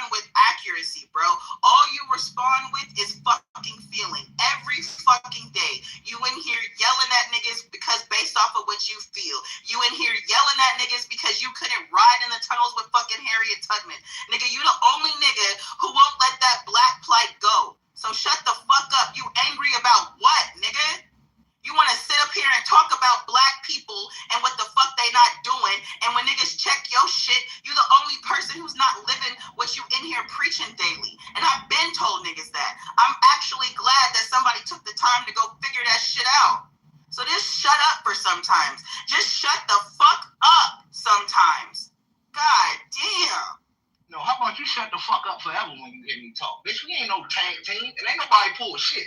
Anything I ever said, you can check the stats to that shit. Fuck you talking about, nigga, found something out. That dumbass, bam-ass nigga was on my family fucking non-profit calling looking stupid as shit. And your dumbass ate that stupid ass shit up. That's why you ain't never hit a clip, dog. Fuck out of here. That nothing ass Virginia nigga, I ain't doing nothing ass shit, nigga. I fuck out of here, you boy. was a fraud. Y'all motherfuckers is a You was a fraud, bro. I've been screaming you was a fraud since. Yeah, so why I'm the only one in here that got a non-profit? Just relax. Why don't none of y'all got no non-profit? Just relax. Answer me that, dude. Why don't none of y'all got no non-profit? Why don't none of y'all? Why ain't none of y'all part of no political? Why ain't none of y'all part of no political aspects of life? Nothing. Don't do shit but run your fucking fat ass lip. And be poor and shit. The fuck out of here and disrespect people. Shawty, you nothing. I don't say shit. You nothing. You know nothing about me. The fuck out of here. So, like I said, you can keep projecting all you want, and I really Shawty, you come get your life. I don't give a fuck about me. I don't give a fuck about you. Exactly. I don't give a fuck about you or anything that you do. Don't talk you come about at me. You don't know. Bro. You come at me. You the only dumbass nigga in here that's upset. Get the fuck out of here. Yeah, she need to get the fuck out. She always doing that bama shit. Always disrespecting somebody, trying to dominate somebody. Her job, no life, no little family. It's only you, bitch ass nigga. You never see that you're the common denominator in every fucking problem. Every fucking problem. Shawty, you almost crash out of here every day. Every week you have a crash out of here. Fucking week, bitch. You have a crash out of here every week. Every week you crashing out with D-Will or somebody else. Shut your nothing ass up, bro. Dealing with your every fucking week you in here crashing out. What's the fucking problem with you? Every week you in here crashing out with D-Real or somebody else. Bitch, you're the problem. Bro, it was already stated. It was already stated. You're literally trying to use old shit. So just stop it, bro. Please. You are the problem. You, nigga. Nothing ass. Fuck on somewhere and stop disrespecting people. Go get a fucking life and some love. Nothing ass. Yeah, that's what you need to go get yourself, bitch. Run through some morning clips real quick. Fuck that weak ass clip, bro. No. Let next get in there. Next wait. Oh, go ahead, Next. I'm tired of this nothing else from disrespect. Yeah, we couldn't let Next go because you wanted to be the center of attention. Go ahead, Next. Next still up on stage? Go ahead, Next. No, I was trying to tell y'all, like, it's cool. It's not major. Go do your thing, because we was anticipating. I was really trolling when I said it. I don't have a segment. At least I wasn't aware of it. No, you said I gotta come up on one shit. Alright, well, he's nothing ass disrespectful motherfucker. I'll definitely check if I come up with something. I'll tap in with y'all for sure. Come on, run the clip. Hey, Nas.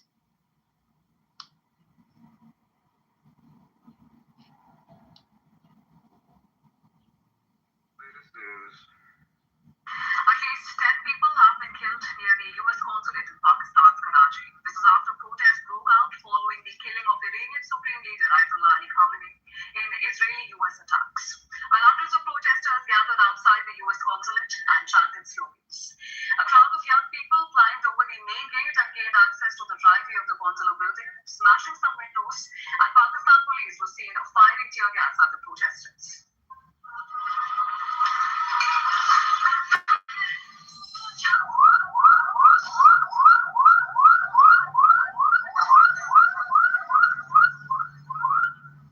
ये सिर्फ मेरे जज्बात नहीं है. These are not just my emotions. They reflect the sentiments of the entire Pakistani nation. Today, the people of Pakistan stand in grief with the wider Muslim world. Our Imam has left us. What has happened today has taken our Hussein, referring to Khamenei, away from us. Now, the nation must decide, will it stand with today's Hussein or with today's Yazid, referring to US and Israel? Well, thousands of people also took to the streets in the eastern city of Lahore and in Nangarhar. When reports suggest that protesters attacked a UN office in Gilgit-Baltistan and set the building on fire. No casualties have been reported so far, but reports suggest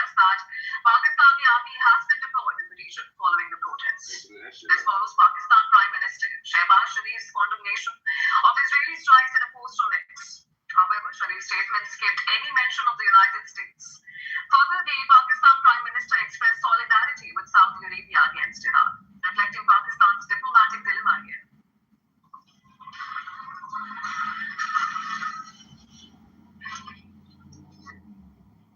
Have you heard about pop-on roofing? We need 50 homeowners in your area to trial this radically simple new roofing. Iran continues to launch waves of missile and drone strikes targeting U.S. military bases in the region and Israel in retaliation for a massive attack that killed Supreme Leader Ayatollah Ali Khamenei. As Iran confirmed Khamenei's death, its Revolutionary Guard Corps vowed to launch the most ferocious operation in history against Israel and the U.S. bases. Hours later, Iranian state TV claimed that 27 U.S. bases in the region, as well as Israel's military headquarters and a defense industries complex in Tel Aviv, were targeted. Blasts were heard across the Gulf, including Dubai, Doha, and the Bahraini capital of Manama. Interceptions also took place over Israel and occupied West Bank. The attack came even as U.S. President Donald Trump warned Iran against any escalation. In a social media post, Trump said Iran just stated that they are going to hit very hard today, harder than they have ever hit before. They better not do that, however, because if they do, we will hit them to the force that has never been seen before. Ali Larijani, the Secretary of Iran's Security Council, justified those attacks, saying American bases are not the territory of regional countries, they are American territory. They say that Iran does not intend to attack regional countries, but when the bases in the region are in the Saudis of America, they will be attacked. Iran has already been targeting American bases in the Gulf. On Saturday, the United Arab Emirates said that 137 missiles and 209 drones were fired at its territory. The country's defense ministry said that 2 people were killed in Abu Dhabi, including a Pakistani civilian. Witnesses in Dubai said they heard an explosion and saw missiles streak across the sky. Smoke and flames rose from Dubai landmark, the Palm Beach Resort in Dubai. A U.S. base in Bahrain witnessed a missile attack. The missiles targeted the center that served as the headquarters for the U.S. Navy's Fifth Fleet. Bahrain's Interior Ministry confirmed that several residential buildings in the capital were hit in another wave of Iranian strikes. Qatar's defense ministry said it had intercepted several missile attacks targeting the Gulf states. Large explosions were heard in the Saudi capital of Riyadh. Israel's Magen David Adom emergency service said a woman was killed and at least 21 others injured in Tel Aviv. The Israeli military said it deployed search and rescue teams to multiple locations across the country following reports of fallen projectiles. Iran, Iraq, Kuwait, Syria, the UAE, and Israel all closed their airspaces to civilian traffic, at least in part, and multiple airlines canceled flights to the Middle East. Russia canceled commercial flights to both Iran and Israel until further notice. Iran's Revolutionary Guard Corps also moved to close the Strait of Hormuz, a vital waterway through which much of the world's oil and gas passes.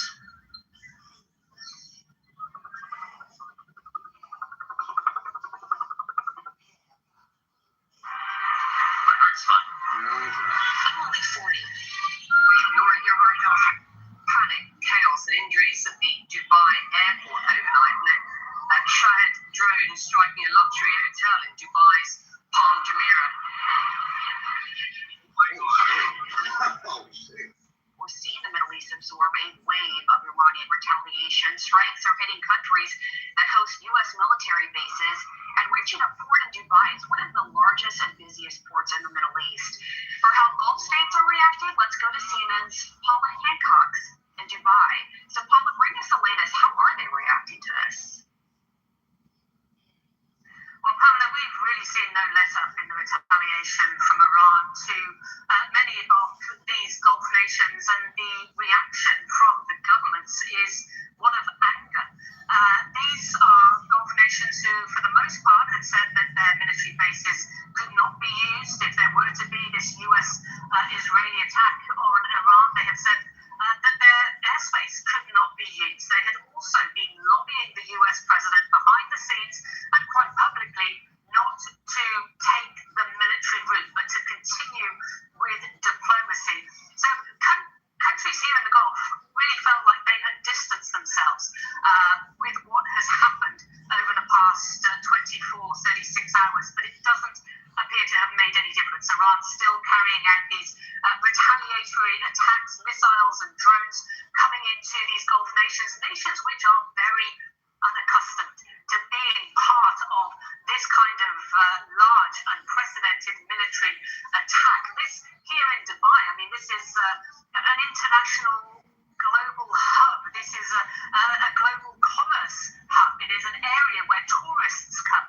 And certainly it is very unprecedented to see people rush into parking lots. There are no air raid shelters officially here, but trying to get away from the incoming missiles. Now, just in the UAE alone, they have said, this is several hours ago, so this number will be higher now, at least 137 missiles, 200 plus drones have been intercepted by the defense systems here. Now, we have been hearing from officials that they do have strong air defense systems, that they are able to intercept what is coming in from Iran. But as I say, there is across the Gulf nations been strong condemnation against Tehran that they have been targeted. Some also say that they reserve the right to retaliate. When questioned, though, those officials do not enlarge on what they mean by that. We did hear one Emirati official saying they are not just going to sit by idly and watch this happen, but it is not clear at this point, apart from the defensive nature of what they are doing, what more they could do against these strikes. Let me bring in Reem bint Ibrahim al-Hashimi. She's the Member of State for International Cooperation for the UAE. And Reem, thank you for joining us from Dubai this morning. It is hard to overstate just how shocking these images are to UAE residents who are used to this country being a beacon of safety and stability, as Iran now threatens the, quote, heaviest offensive in its history following the supreme leader's death. Can you give us the very latest on the scope and scale of the targets and casualties so far, and what more the UAE is bracing for today? Thank you very much, Becky, for having me, and thank you for your program as well. It's a really unprecedented time for us. This is something we've tried to avoid in the last couple of weeks and months as we had encouraged dialogue and de-escalation. Unfortunately, we're at a situation right now where Iran has, through very unjustifiable and very unlawful measures, taken attacks not just to the UAE but also to the rest of the Gulf and beyond. That is something that we do not accept. We have one of the best defense systems in the world, and we are confident that we will be able to continue to support our infrastructure and protect the people who live here.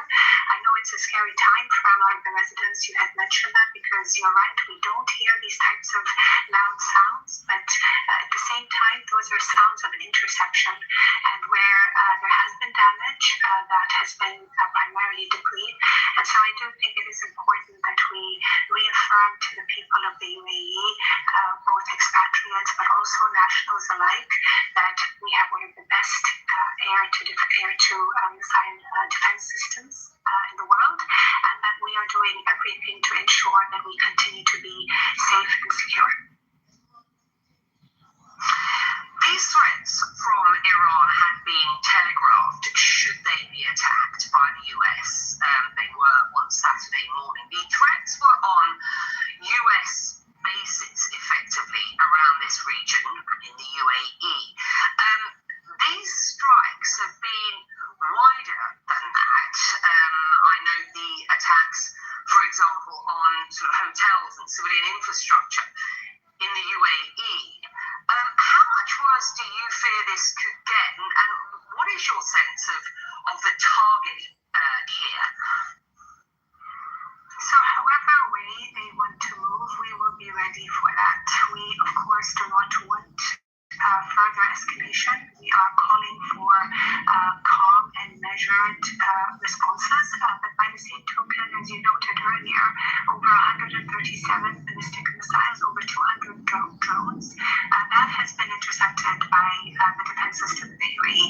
We continue to urge de-escalation. We're working with our partners all around the world and receiving from them assurances not only of support and coordination, but also severe condemnation that this has taken a much larger regional standpoint by really implicating other countries in the Gulf as well.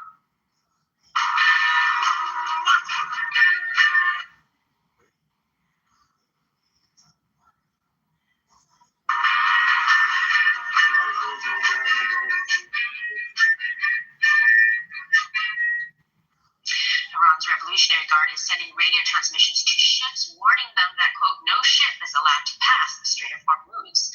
That's according to the EU's naval mission, whose operations aim to protect international shipping from attacks.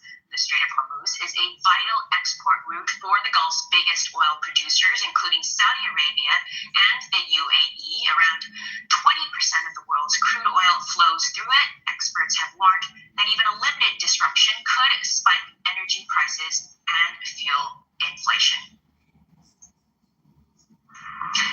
I'm now joined by DW's Stephen Beardsley from our business team. Stephen, hi, let's talk about the Strait of Hormuz. Tell us more about the impact.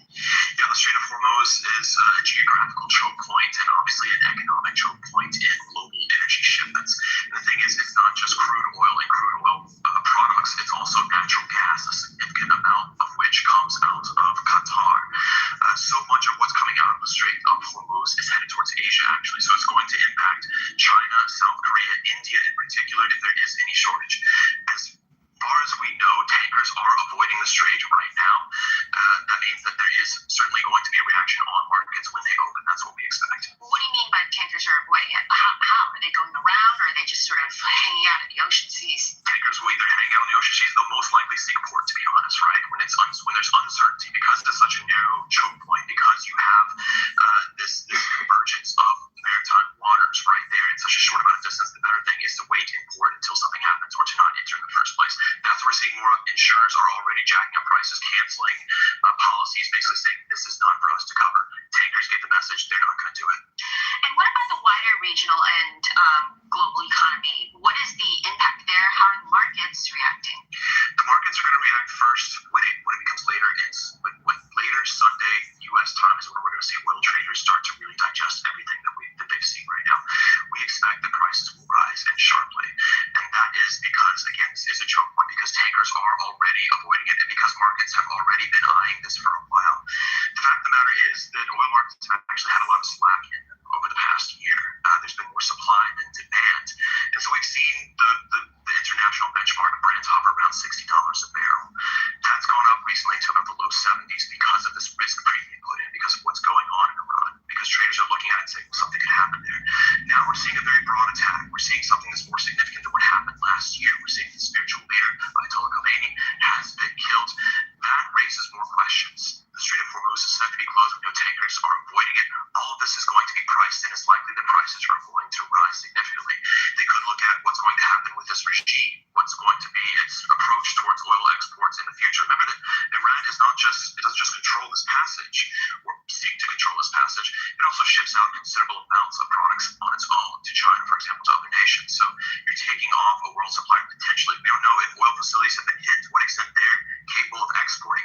We also don't know about natural gas, if it's going to move at all. There are just no alternatives to moving this stuff beyond the Strait of Hormuz. The land options are not great. So it promises to be a hefty reaction on the markets. The big question is going to be, how serious and how long is this going to be the case? And beyond oil, I imagine it sounds like there's going to be higher prices across the board, both in the United States and globally, as in the big I word, inflation. That's right. Oil is still the lifeblood of the global economy. It's incredibly important for producing, for shipping, for the cost of labor. People who drive to work every day, they're going to feel what happens to gas prices. Regardless of whether you're receiving oil that's come from the Strait of Hormuz, global prices as a whole will be affected. When you take oil off the market, then suddenly you have less to do, right? You have less to work with. Prices are going to go up if demand stays the same, and that's what's being expected. The question is, how big of a crunch is it going to be? We know that OPEC is going to meet later on Sunday, and it's probable that they could extend capacity. They could increase capacity to try and offset what's being taken off the table. There are secondary and tertiary effects of this. Think about Russia. From a European perspective, we've seen that the Russian economy has struggled recently because they can't make as much money off of oil production. What happens when the price of a barrel of oil rises significantly? Then the Russian economy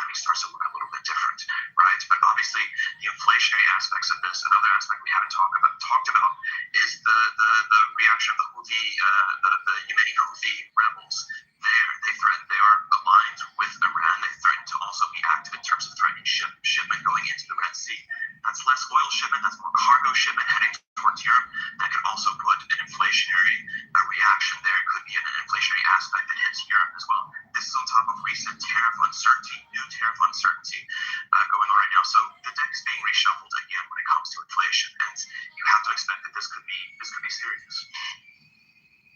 The United States Central Intelligence Agency, or CIA, has been tracking Ayatollah Ali Khamenei for months, as according to a report by the New York Times. The tracking of Iran's supreme leader's locations and his patterns ultimately led to his killing on Saturday. The US and Israel reportedly decided to adjust the timing of their attack following the intelligence agency's inputs. And according to the report, CIA had learned that a meeting of top Iran officials, including the supreme leader, was due on Saturday morning. This was to take place at a leadership compound in the heart of Tehran. This is where the offices of the Iranian presidency, the supreme leader, and Iran's National Security Council are located.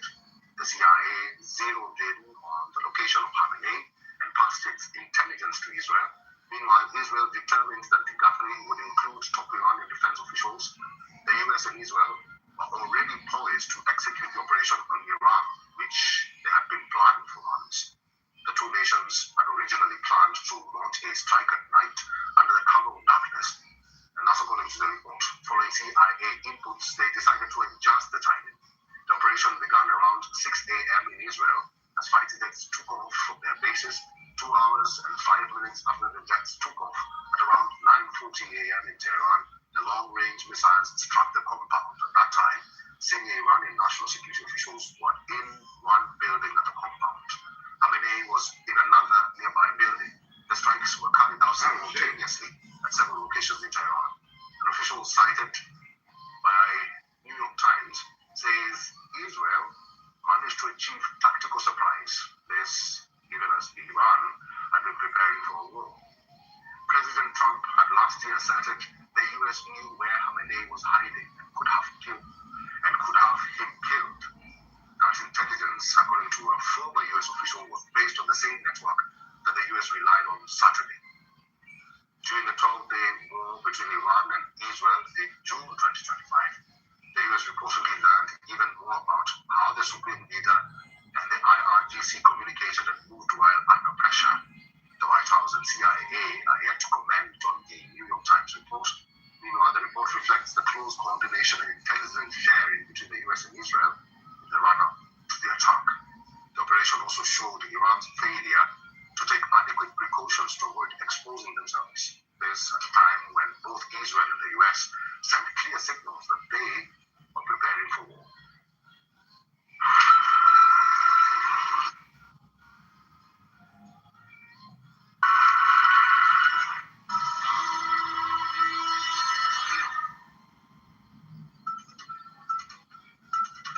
Breaking news coming in at this hour. Reports are coming in of fresh explosions that are being heard in Dubai. Several blasts in Dubai, with Abu Dhabi residents reporting loud bangs. Silence sounded in Manama, where correspondents also heard an explosion. Reports are also emerging that Iran has launched fresh strikes on Israel. Israeli media has reported that over 20 people have been injured from an Iranian missile impact in Israel's Beit Shemesh. Now, this is the latest we're getting. Reports are coming in of fresh explosions that are being heard in Dubai. Several blasts in Dubai, with Abu Dhabi residents reporting loud bangs. Sirens were sounded in Manama, where correspondents also heard an explosion. Reports are also emerging that Iran has launched fresh strikes on Israel. And Israeli media has reported that over 20 people are injured from an Iranian missile impact in Israel's Beit Shemesh.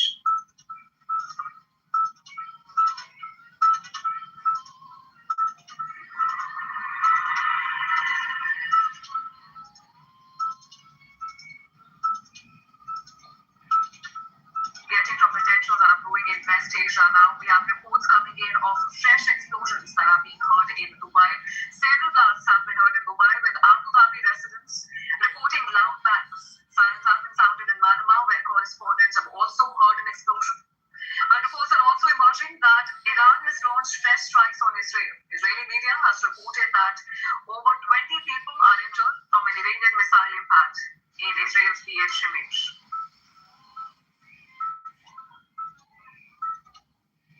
Right now, I do want to continue to bring you all of the coverage here that we are getting in, and I do want to bring in Jerome Spielman, a former spokesman for the Israel Defense Forces. He's also a best-selling author of When the Stones Speak. Thank you so so much for taking the time, Daron, to be here with us today. Thank you so much for having me, Josh. I ain't listening to you. Sorry, y'all. We ain't listening to that.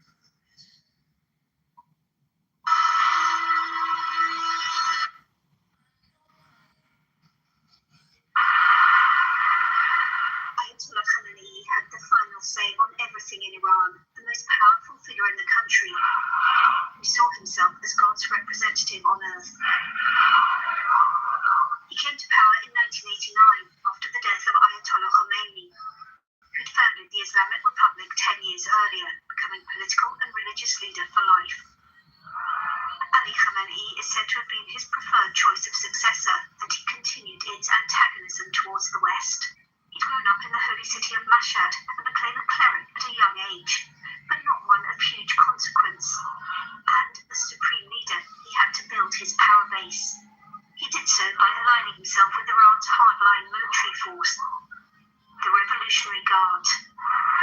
In 1997, when a moderate cleric, Mohammad Khatami, was elected president, Ayatollah Khamenei overruled his attempts to reform the system. It was he, not the president, who would decide the nation's fate. In 2009 came the first major challenge to his regime. Mass protests in response to a presidential election that many Iranians felt was stolen by the system in favour of a conservative candidate. The regime responded with deadly force, crushing the demonstrations, provoking international alarm.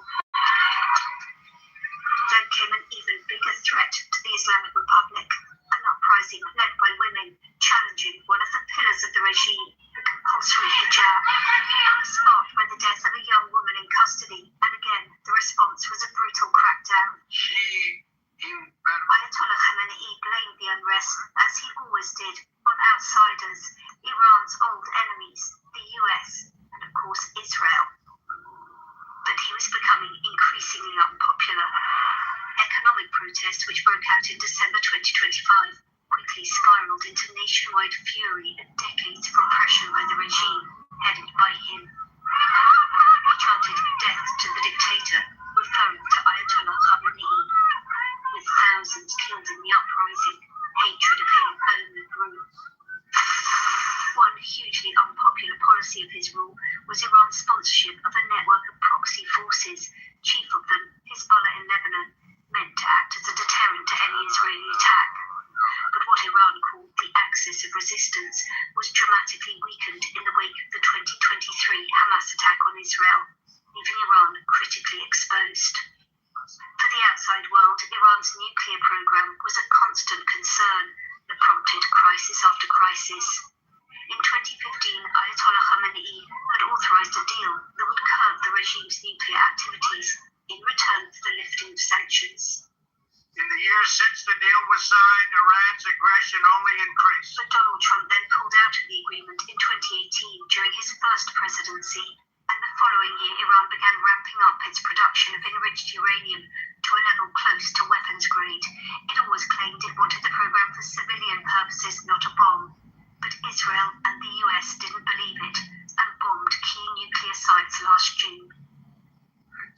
Ayatollah Ali Khamenei was an ideologue who refused to yield to the pressure bearing down on him from outside the country and within. To the end, he remained a hardline defender of the Islamic Republic at great cost to so many Iranians, increasingly desperate to be free from his rule.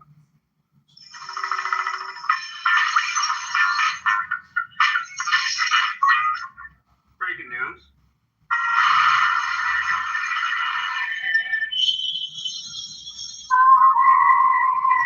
A short time ago, the United States military began major combat operations in Iran.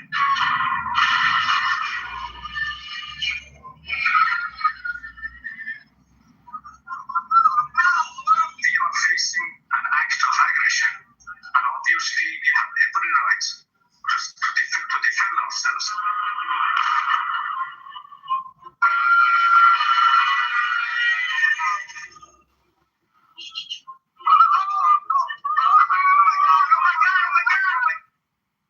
History unfolding in the Middle East, the U.S. and Israel carrying out an unprecedented military leadership by taking out Iran's supreme leader along with dozens of other top officials. The devastating blow to Iran's Islamic regime, a result of one of the largest military operations in the history of modern warfare, with 900 U.S. strikes in just 12 hours, using 2 aircraft carriers, 3 destroyers, and B-2 stealth bombers, and striking at least 500 Iranian targets. We've already seen dozens of U.S. military bases targeted with retaliatory strikes as Iran vows revenge. President Trump urging Iran not to return fire or face, quote, force that has never been seen before. The sentiment for Iranian Americans across the globe, elation, celebrations erupting after the strikes came down, and what could be the best hope for relief from the Islamic regime's reign in decades. We begin this morning with Jennifer Griffin to walk us through this history-making mission. And good morning, Jennifer. It's really quite remarkable when you look at the total package. Griff, very remarkable, but also a complicated picture emerging this morning. The Iranian leadership that did survive, and there are a few leaders that did survive, the president as well as Ali Larijani, who's very powerful in Iran, have threatened the U.S. and threatened to attack 27 U.S. bases across the Middle East, and we've been seeing a lot of those missiles flying into neighboring countries. A mob also tried to storm the U.S. Embassy in Baghdad, and Pakistani security forces used batons to push back an angry crowd threatening the U.S. consulate in Karachi, Pakistan. Both Iraq and Pakistan, of course, have large Shia Muslim populations. And British Defense Secretary John Healey said 2 missiles had been fired towards Cyprus, where the British Army has service members stationed. In Tehran, following the announcement of the Supreme Leader Ayatollah Khamenei, there were spontaneous outbursts of celebration on the one hand, but also some crowds chanting today in downtown Tehran, "Death to America." Not clear if these were spontaneous or organized protests, but you can assume that the remnants of the regime and the IRGC will want to present a united front, suggesting that the regime will survive. The man to watch is Ali Larijani, the head of Iran's Supreme National Security Council. He just gave an interview in which he described the killing of Ali Khamenei as extremely painful, threatening revenge, quote, "The United States and the Zionists have burned the heart of the Iranian people, and we will burn their hearts."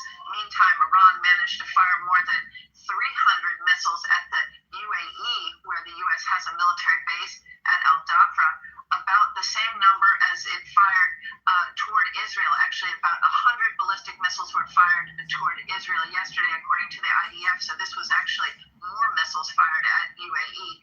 Iran has expanded its response, even firing missiles at Oman, which tried to negotiate that last-minute nuclear deal and avoid war. Qatar received about 65 Iranian missiles since yesterday, and Bahrain approximately 35. And explosions have been heard in eastern Riyadh, Saudi Arabia, today. Israel, meantime, has increased its airstrikes and says it will now target Iran's nuclear facilities, and just moments ago hit the headquarters of the IRGC and barracks in Tehran. That is where the massacre of last month's Iranian protesters was organized and carried out. Smoke has been seen rising from near Iran's state broadcasting facility in Tehran. And in terms of the U.S. operation yesterday, the U.S. military, we learned, carried out 900 strikes in 12 hours. 10 to 15 senior leaders of the Iranian government and military were killed in that Israeli strike on Ali Khamenei's compound. Multiple sources tell me that the start of the operation, the joint operation, had to be moved up based on intelligence and this target of opportunity, a meeting at Khamenei's compound. Quote, "There was a deliberate decision to accelerate the timeline. That is why the U.S. and Israel took the unusual decision to strike during the daytime to achieve the element of surprise and to target this meeting. Normally, the U.S. military would not launch an operation like this during the day. The meeting accelerated the timeline, I'm told. This was a massive, wildly bold daytime attack," a senior U.S. defense official told me. It caught the senior leadership off guard and on a Saturday morning during Ramadan and on Shabbat in the daytime. We hit the senior leaders right out of the gate, I was told. But some survived, including, as I mentioned, Ali Larijani, the man to watch, and Iran's president, who issued a statement just moments ago. Griff? Tired of your cracked, ugly driveway? We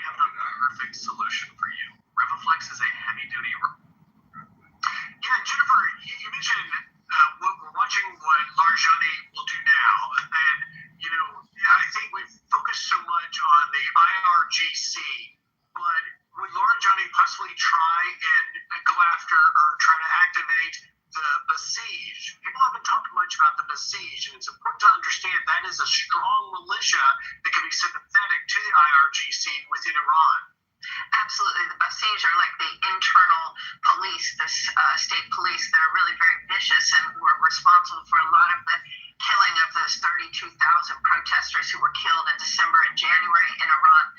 The Basij are still a factor. Remember, we've talked about this in the past, but in the early days of the Iraq War, a lot of those security forces just took off their uniforms and floated away and then reorganized and came back and began carrying out terror attacks.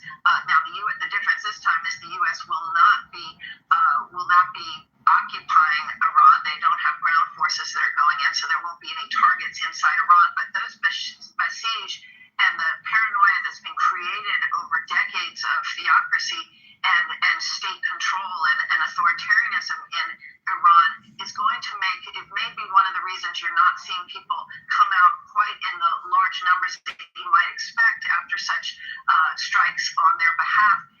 But I think people are scared, and they have a right to be scared that they were slaughtered in the last 2 months. So what you're also likely to see, Griff, is the IRGC launch through proxies, through sleeper cells around the world, targets of opportunity. They tend to fight asymmetrically with terror attacks, and that is what I would expect to see: assassinations, terror attacks, but it won't happen immediately. It'll be when we let down our guard. And I think the strategy right now, from what I am observing, is that Iran is firing missiles at all of the states surrounding in the region, all of the states that host U.S. military bases, trying to create so much chaos that there's maybe pressure at the UN or elsewhere calling for a stop to the war. And if they think they can just survive these initial strikes and then regroup, that is their strategy at this point, but I'm not sure. Israel is bombing Iran's capital for a second day. Large explosions have been heard across Tehran. Israel's military says it's carrying out what it's calling a broad wave of strikes in the heart of the Iranian capital. The U.S. and Israel launched coordinated strikes across Iran on Saturday, accusing Tehran of advancing its nuclear program. The Red Crescent says hundreds of people have been killed. We have a team of correspondents covering this breaking news story for us in Tehran, Washington, D.C., Ramallah in the occupied West Bank, and here in Doha. But first, we are going to go to Mohammed Val, who joins us now live from Tehran. Mohammed, Iranian media, and we have been hearing throughout the morning explosions reported in the capital, Tehran. What are you hearing and seeing where you are now? Yes, Marian, we've been witnesses to those strikes just less than 2 hours ago. And unusually, because during the last couple of days, the strikes were around Tehran, but not in the middle of the city. But today, it's a different scenario. We've seen that firsthand, very close to the places where we were. And the news that we have so far is that several locations have been hit, including some around the airport of Mehrabad, which is the second most important airport in the country. It is in Tehran.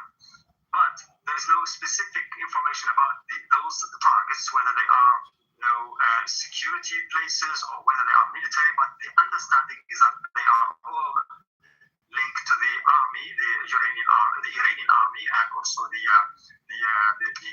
other facilities that have to do with the government. So this is really a new stage in this campaign, because people haven't seen the heart of Tehran, at least since the beginning of this campaign, being hit so hard, and that shows that the campaign is getting closer and closer to many places that were considered safe before, including hotels, major hotels, major malls and facilities and so on. These have to do with the lives of ordinary people. So people are more afraid now than ever before, because this campaign is getting very close to their homes, very close to their interests and to the places where they should go resort for looking for food or provisions or anything else. And that gives an idea about the intentions and purposes of this campaign.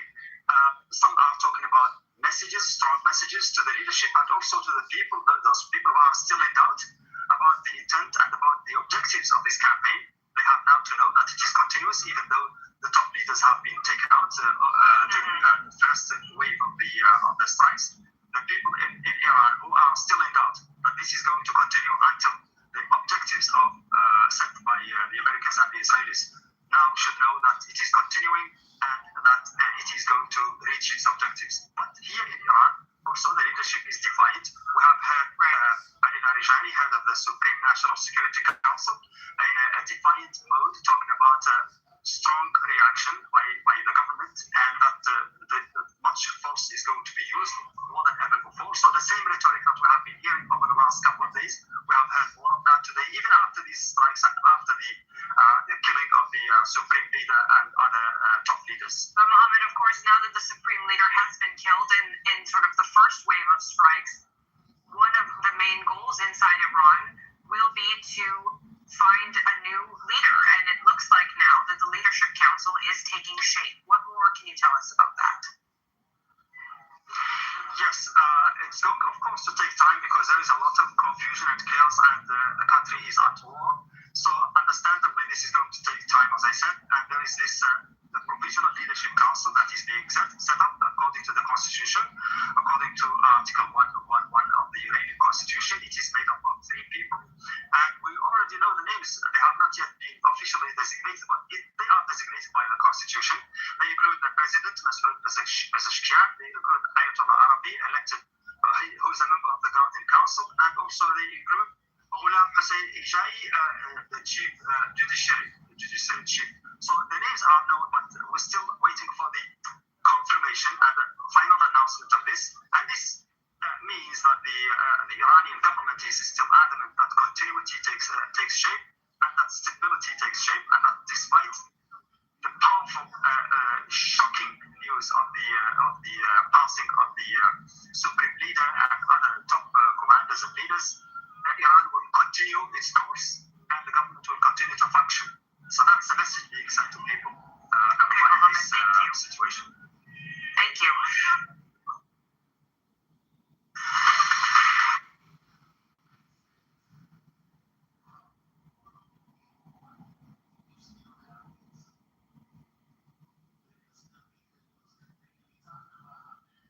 And that was breaking news sources. We are on WPN and Al Jazeera Network. That's enough one clip in there from Fox News.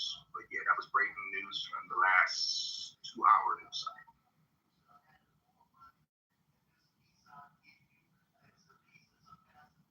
Everything, I'm semi-doom scrolling through the clips of what everybody else is talking about. It's pretty much basically the same thing what I just played. So everybody's pushing the same stories. There was this cool one I seen on Sleeper Cell. They trying to get everybody aware of the possibility of that. Hey, look, it is what it is. Please, by all means, discuss anything I heard. Discussion. Did they hit Tehran already? They're in there right now, bombing the shit out of it. Yeah, that's what they said the next place that they're going to hit. I'm curious where the next place would be. So after Tehran, where do y'all think they're going to hit next?